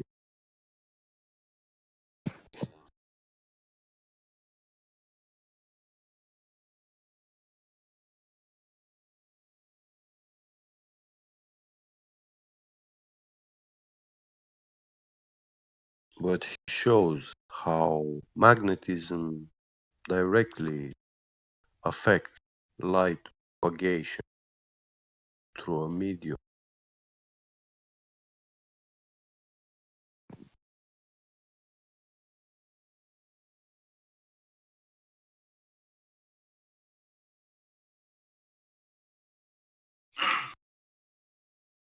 Right, so can you hear me, Get? Yes, I hear you. Welcome back. Alright, so the little thing I was talking about, you can understand their folly in that, right? What they fucked up on, right? So, I'm sorry. Oh, you might not be. Oh, fuck's sake! Someone might need to mute me. You were too fast. No, I was just saying that you can see their folly in that argumentation, right? Where Yeah. they're asserting that the speed of sound is thus faster than the speed of light due to the fact that they initiated said response using sound, but Yeah. sound is almost the metaphysical, right? So Yeah. it's like, yeah, it's not physical, but if we have enough, a sound wave with enough pressure behind it, it'll blow a wall down, right? So Yeah. it's much like a wave that comes off of a high explosive, right? That's the light and sound at the same time. But so we have The sound being the thing that introduces, vibration into the crystal, right? And because it beat, because it was quicker going from one side of the crystal to the other, they said it was faster than the speed of light. But it's like, that's the straw man argument. Yes, because this is actually a solid, and I remember I saw myself a video which was talking about speeds which are faster than the speed of light. And for example, they gave an example on a pool table. They put those pool balls in a row. Yeah. But all the balls are in contact with each other in a straight line, And when you hit a ball on the side, that kinetic energy is instantaneously transmitted to the last one, And so we know this is true. Listen, we know that's true with, like, if you had a placemat on the table, it would be tantamount to saying that, therefore, I push said placemat with my finger, right? Push it with your finger. You know that instantly you've pushed it on the north side of the placemat, yeah? The south side of the placemat is going to move at the exact same time you pushed it. So that's obvious. It's not that my finger is quicker than the speed of light. This is the property of the solids. If you apply a force which is below the deformation properties of that solid, it will react as a perfect solid and instantaneously transmit that kinetic energy to the other side. And it is indeed a speed faster than the speed of light, but you see, doesn't mean the thing that introduced the force. Only to this, Doesn't mean the thing that introduced the force is faster than the speed of light. Though. It just means that the solid is able to, able to permeate whatever force it touches it instantaneously. So it's a straw man argument. Is my point, right? It's just like a silly argument. A punch in a fighting bag filled with sand will not propagate the same way and faster. Yeah, exactly. Yeah, exactly. And even if it did, it would still be. It would still, even if it did. Listen, even if it did, it wouldn't mean that the punch was faster than the speed of light, would it? Yeah, right. But when you hold that punching bag on the other side, when I'm hitting the punching bag, you will feel less, kinetic energy. But if it was filled with soft sponge, then you feel almost nothing from my force punch, Yeah. I thought you disconnected. I disconnected. Where? Oh, mate, that was tiring. Having to walk with loads of shit on my. And I posted this video with using magnetism to affect the propagation of light. This is demonstrable, everybody can do it at home, but you cannot prove that you can use gravity to affect the light propagation, like this galaxy light bending, so you can see the stars behind the galaxy. And also this phenomena explains, for me, it simply debunks this theory in astrophysics, which they say that the galaxies which are moving away or are moving towards you, they have this blue and red shift. And that I is see them in my completely photos. false. Yeah, but it's not that. I think it's all about the to me, light polarization and the magnetic fields are in between, So that's why we see them blue or red. Mm-hmm. Yeah, and it depends on the direction of movement, doesn't it? Which side the blue and the red's on. Yeah. Yeah. You see, in that video, It's to do I with our post you, proximity. It's the proximity guy though, is as well. in that video, the guy is showing that when you put the magnet near that beam of light, like with the North Pole in some direction, it will dim and it will look the light a bit reddish. But when it turns it the other way, the light looks like even more intense and bluish tint, you know. So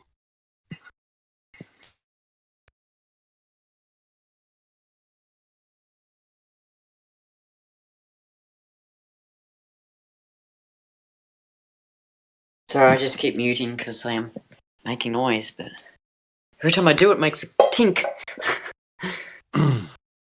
what you working? Oh, the dog just wanted to feed. The occasional tink is okay. It's more the constant whoosh that's not. I'm pretty guilty of hot mic. Don't worry.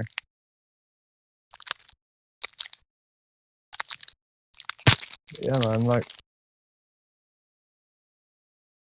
I feel like it's proximity related when it comes to the red and blue. Much like what we have proximity to the sun when the sun goes away and it's already gone over the horizon. This goes back to the longest light spectrum is what effectively charges up those gas particles. But this goes back to we were talking about a minute ago, which was let there be light. Well, the sun didn't even exist at this point, but there was light. So there is it's almost like there's a secondary source of light, right? Well, if we got rid of all of the sun itself, the moon itself creates light. The gases in the air themselves, like argon shows this, right? We have neon, we have all these different light. You charge them up with, you charge them up with electricity, or you charge them up with solar energy, whatever it is. They do glow accordingly, right? Yes. Yep.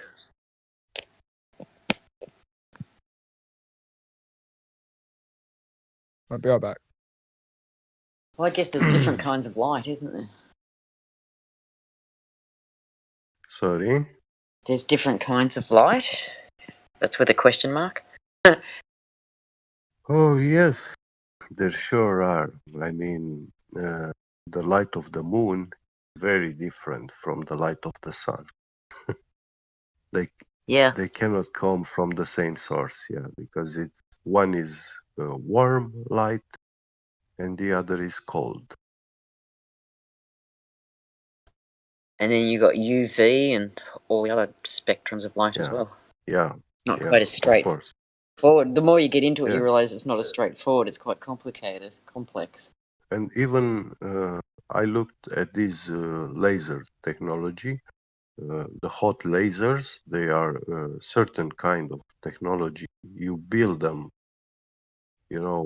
according to some principles and stuff. But when you try to build a laser which is a cooling laser, that is very different than the normal lasers,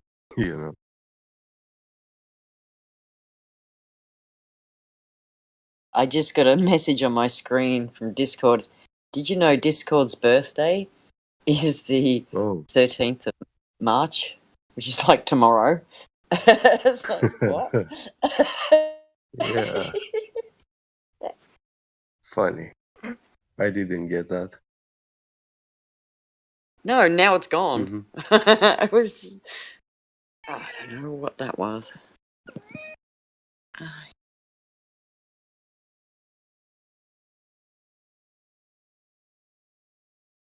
Hello?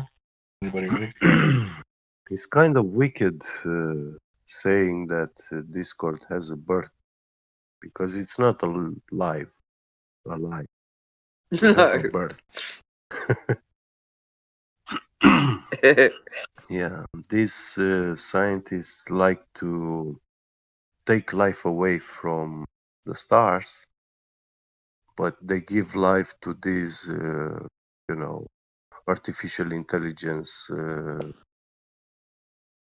experiments and recreations, even games, these social platforms. Discord is born in this day. So stupid because it's a lifeless thing. Yes.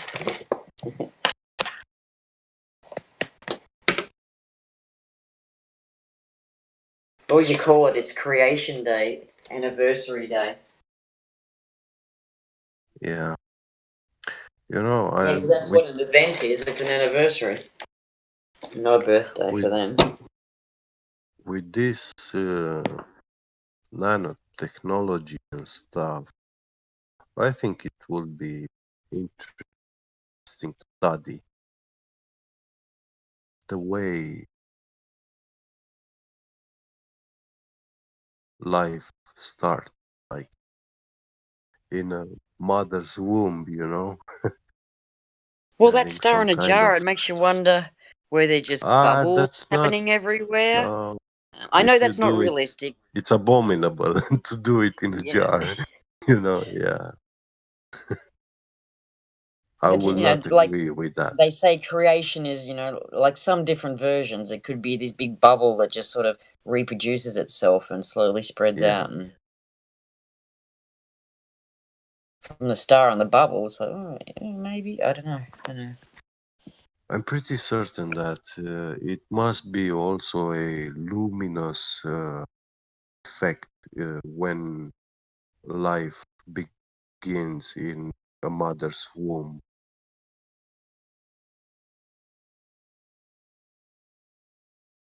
Yeah, I agree, because when you look at a corpse, right, of an animal or human, you see Yeah. that it's lost its spark, right?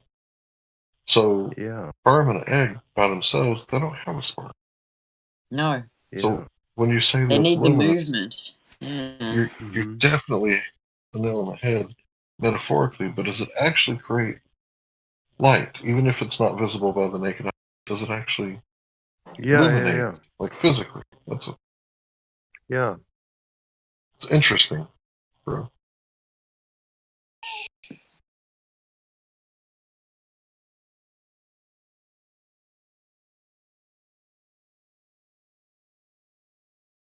But they call us anti this, anti that for our speculations, assumptions.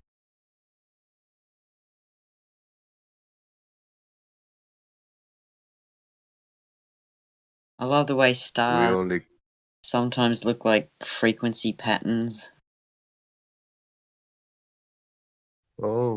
those are so many.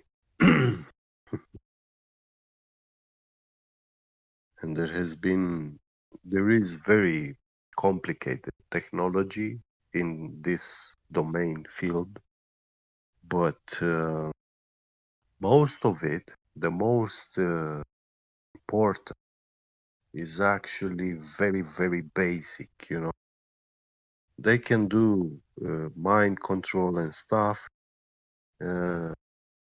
with this technology by you see, the television is like the device which receives that signal, radio transmission, frequency stuff, and translates it into picture and sound. You hear that, which has been transmitted in the air, and you I agree, we all see a man being filmed very far away, but is actually present in my home, speaking, talking, giving me ideas, explaining things. And it's very subtle, mind.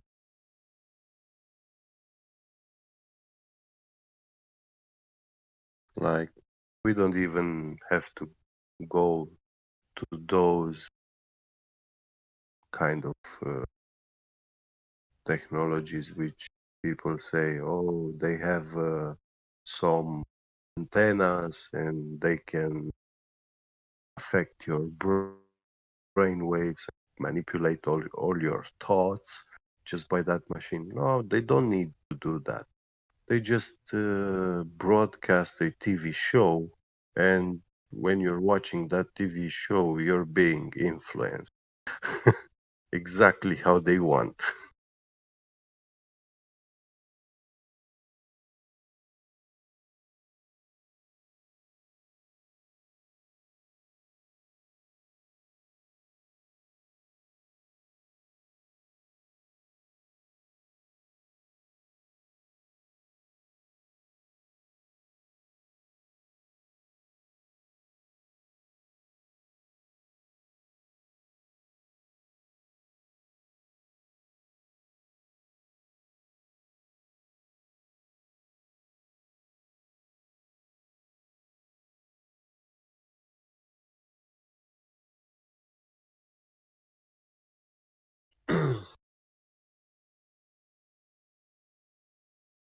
Going to prepare. Be great, guys. Be great, everyone. Family. Okay. Catch you later. All right, See have a ya. good day at work or at sleep, whatever you're doing. Thank you. Yeah, bye-bye. See ya. If I'm gonna share a video, where do I Trouble. send it to? It's you, Hey. Trouble. Hey, how you going? Hello, Long time you. no speak. Yeah. Good to see you. Yeah. You told me some remarkable stories about your life, Trouble. I'll never forget you. Thank you. I think. Yeah. Depends what I told you. No, it's all good. No, it's alright. Just kidding. How you been?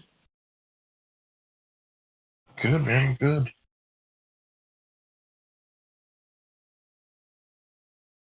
So to be foolish is to waste your time. Yup. It's Hank motherfucking Hill. My G. Right? Yup. Curves called me the fool. He called me a fool, so I started looking up the definition. He's right. I'm a fool. I waste a lot of my Coming in low for me today. I don't know. Yeah, I don't have my head. Here, I like to how hear about Hank. now? Bit How about better, that? yep. Yeah, that's better, dude. So I've been wasting my time. I've been foolish. Have you? I have. Why is that, bro? I don't know. I just like playing video games. I need to quit though. Oh shit! Yeah, no, you've been wasting your motherfucking time, indeed. Look, bro, I'm 27 and I barely play those motherfucking games. You need to get off that kick right away. Well, I do like riding my motorcycle. I haven't been riding it. Damn straight, bro. Better off you're better off being an adrenaline junkie than you are being a dopamine junkie. I'm just saying. I don't do the adrenaline thing. I just cruise at like 50, 55 miles an hour. Yep, that's still adrenaline, bro. You're still receiving adrenaline. I'm just letting you know. It's not a bad thing. Adrenaline is more affordable than dopamine. Yeah, dopamine is high cost. I agree. It's expensive shit, bro. Expensive. Mhm. Ask any cocaine user. I agree. Mhm. Man, when I was young, I was like outdoors like 90% of the day. You know what I mean? Day, I mean the daytime. Yeah. Yeah. What game have you been playing, Hank? I usually stick to Titanfall because I'm good at it. You know, because I'm not the type of person that has so much time on my hands that I can get good at several games. Is it?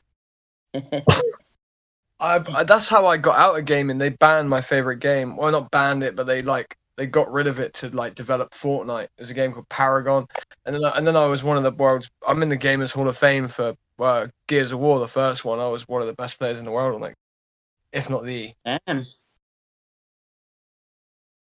But these games are dead now, so I'm alive.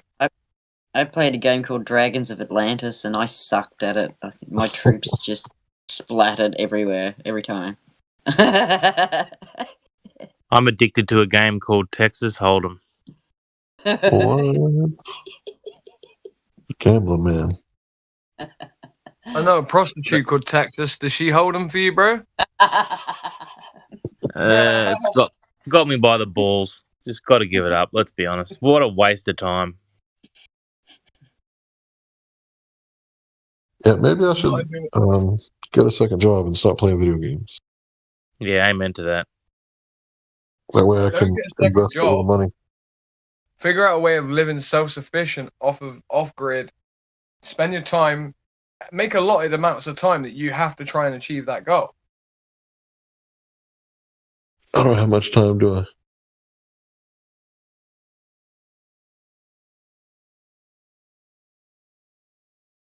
This is why governments are terrible. They hold your hand too much. 6 years if you're lucky. You know, I do want to get a garden going. What, bud? A garden. I want a garden. Okay. Very satisfying. I planted fruit trees. I've got apple, orange, mandarin, lemon, bananas, lime. Bananas, where are you from, bro? Queensland, Brisbane. Yeah, Queensland. I thought so. Yeah. You do say "a" at the end of sentences, don't you? Hey? Not anymore. Years ago we used to, eh? Not anymore. my kids would kill me if I... They don't even like me using the word disco. Like, it's a nightclub, Mum. I'm like, no, it's not. It's a pub. And in one of the rooms there's flashing lights. That's not a fucking nightclub. Well, There's always a bloody Aussie in here. Yep. We're Too many infectious. Aussies, mate. Hank, don't you think she sounds a bit like Miffit, but like Method? Mippet? Oh, yeah, I guess I could see that a little bit. That would be hilarious to get those two to argue.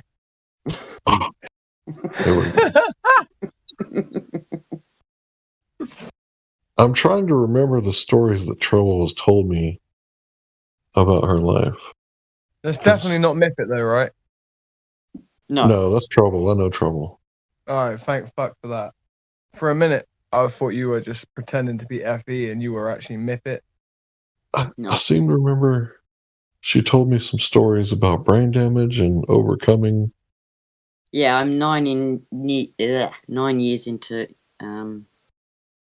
recovery from multiple strokes after having cluster migraines. So I've got like 10 bits of brain on the left front and both sides of the back. So my central side is shattered. I had no little voice inside my head for a couple of years. No ego. Forgot everything I know, so I had to learn everything. I could speak. Like, I didn't present like a normal stroke person, so it took them 6 months to diagnose it. Holy shit, man, that's scary. So I lost my vocabulary, so I've had to basically relearn everything thanks to the internet. Sounds like a night of doing like 5 times the recommended dose of magic mushrooms. or LSD. Yeah. Well, no, she had a reset. She reset her mind. Wow. Yeah. Is that right, Trouble? Yeah. Well, I have to learn how to rethink. I had to learn how. What year was this, mate? 9 years ago. 2012. Oh, okay. Did you work out the Earth wasn't a spinning ball 2015 or? No. 2013. Someone. It would have been then. Someone showed me Early Zygote. bird. So then I went on to like 9/11, the Bible, and money. And then like Flat Earth was turning up because I'd already been into Hollow Earth and all the other. What do you mean by the Bible? Well, that was part of Zeitgeist. That there was a lot of stories. Do you still subscribe to that idea of the Bible? It's the idea of astrotheology. No, I'm not religious at all. I more believe in self-healing and rewiring your own brain and that sort of stuff. So I think I probably would have told you about neuroplasticity coming from exercise and stem cells from fasting. Did I tell you about that? Maybe. No, I don't know. Just curious if you tried it. Well, I'm too skinny to fast. I do yoga, so that's brought back a lot of memory, like muscle memory and movement. And I've looked into stem cells, but it's not very big in Australia, so I haven't got very far looking at it yet. Well, there's natural ways to make your own. In your head? Well, the thing about stem cells is that they kind of go to where it's broken and try to fix it, right? Yeah. Yeah, so as long as I just keep believing that it's going to keep healing. I mean, I'm still improving, so it's just taking a long time. I can't tell that you've had a massive stroke, a massive series of strokes. When I talk to you, you seem like you lived a long, healthy life. And to think that you've had a reset just, that many years ago, you're an exceptional specimen because of how far you've came back. So yeah, that's why I remember you. You're, let's see, you're almost like a miracle unicorn person. Don't take it the wrong way, but that's pretty cool that you bounced back from that because, they used to tell us that once the brain cell dies, that's it, right? That was the old consensus, right? I've actually started writing out my neurology reports. So I've got all the photos. I've got all that looks really cool. But one bit of it says that what does it say? Come on, I think of the words. That there's damage in one area. Like, so I've been for a couple of X-rays or MRIs, and I've gone back for a second one or third, and they're going like some lesions have resolved themselves and new ones have appeared. And I thought, this doesn't make sense because they're telling me that it's blood flow. So how can lack of blood flow resolve itself and the thing come back to life? So I'm thinking maybe it's more neurological. But that's even hard to understand. But anyway, I'm getting there.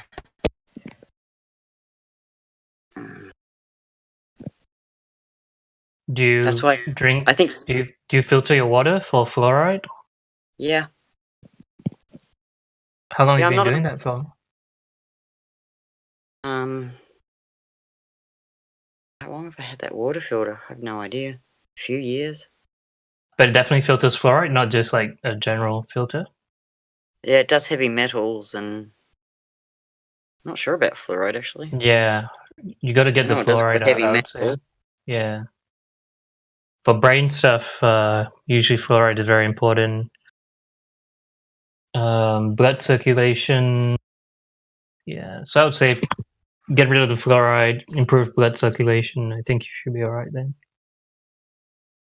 Yeah, it's just my sight that's the hardest bit to rewire. It's probably because of the circulation, or is it something else they said? Oh, they have no idea. They told me to go home and have a nice life. They have no idea how I can see as well as I do. I don't go near them. I'm not on any of the medication anymore. Friends help me come off that. But I still occasionally get. Sorry? At the moment? What's your vision like at the moment? I have great peripheral vision, but my central vision's shattered. But there is a small bit in there where I can fit 3 letters at a time, and that's sort of how I read. But otherwise, if I look at your face, it's pixelated. It's like a kaleidoscope. It's hard to explain. I don't want to get in trouble here, but have you ever done magic mushrooms? Oh, not for decades. I mean, I can't tell you Yeah. a few things I have done because it's online, so I can't say too much. Yeah, research like magic mushrooms and vision. So the first thing that happens when the trip begins is you get HD vision. You usually can get that at low doses. So if you microdose, you get the HD vision, but then the trip just doesn't escalate from there. I know a few people that were almost blind, and they microdosed. You have to up your dose pretty constantly when you're microdosing. And their vision sort of just repaired itself. I don't know if someone mentioned before neuroplasticity. Perhaps that's what it is, but yeah, give it some research online. Well, Something to look I've into. if I try to look through the pixelated bit, so you know when you look at a light bulb and you close your eyes and you're left with that bright zigzaggy line? Yeah. So that's what I see is just a kaleidoscope of all these bright iridescent colours and patterns, usually made up of what I looked at last. And then it Wow. kind of keeps moving. And so it's like if there were plates behind my eyes, that's like they're not all lined up. They're like maybe slightly twisted or something. I don't know. Yeah. But they call it a scotoma, which is like, it's like a black hole. Like everything I'm learning about the brain, it just matches space. You know, like thought needs space to expand in. Thoughts create sound inside your head. Sound creates light. Light needs darkness to be seen in. It all just fits our brain. So I'm up with the brain theory. I think space is a giant brain. They've got these photos of neurons inside your brain and then photos of deep space, and it's exactly the same. Even though, we claim that all these photos are fake, it's like, well, why are you making them look like our brain? Why did you choose those patterns? But anyway, there are photos of deep space that people take, and yeah, they look like the brain. They also look like Birkeland currents. Yeah, well, fractal patterns, that's the other thing. You gotta be careful. Yeah, fractal patterns too. Right. But to me, it must mean that they're related somehow. If like our blood veins are the same as rivers, make the same pattern, but obviously our blood veins aren't made of water, but they're liquid, so I guess there's a similar pattern. And lightning and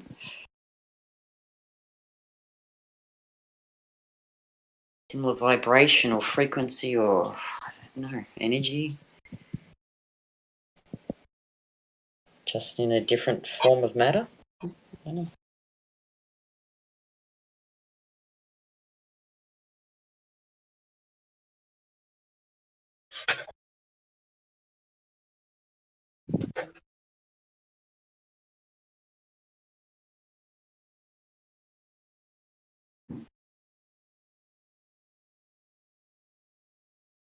So the people at work were talking about there's supposed to be another stimulus check to hit our bank accounts. They said that we're all going to get like $1,400, and the president should not be signing like a $3 trillion package deal. Dude, the money, yeah, like I haven't thought about it at all. It's just the fact that I have auto deposit with my tax return. That shit just gets auto deposited in there. I don't even pay attention to it. But they're warming you up. They're getting you used to getting those checks. They're gonna keep cutting you 1,000 here, 2,000 there, 600 here. Until you become like expecting of that money, and then you become reliant on that money. And when that, it's part of this whole thing where they're trying to get everybody dependent on the government dole. You know what I mean? Yeah. Yeah. Great reset. Blah, blah, blah. Yep.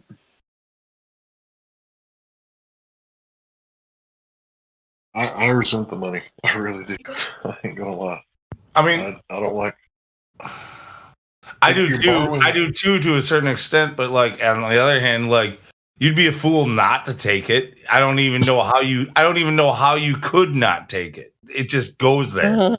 You know what I mean? But if you could choose to say, I don't want this fucking money, what restrictions, like, if I take this money, what does that mean? Like, I want to know that, and because there's no such thing as free money. Well, I think No, someone's got to pay for it. it's benefits and privileges. And when you accept benefits and privileges, you lose your right. Do you know, like, England and places like that only paid off their debt from World War II in, like, 2008 or something? That's like 70 years. This friggin' debt's going to take a couple hundred years. If they were to go back to the old system of actually paying debt back. No, they just keep inflating the number. It's gonna be like in Idiocracy, where the dude's got he's handing out what looks like dollar bills to his what he thinks is a hooker on the payphone. He's handing them out like they say like $10 million on them, and they're basically the same as what we have for like a 20. Apparently, there's another country that the Reserve Bank has defaulted on its gold. God, what country was that? Just the other day. So their money's going to go to shit.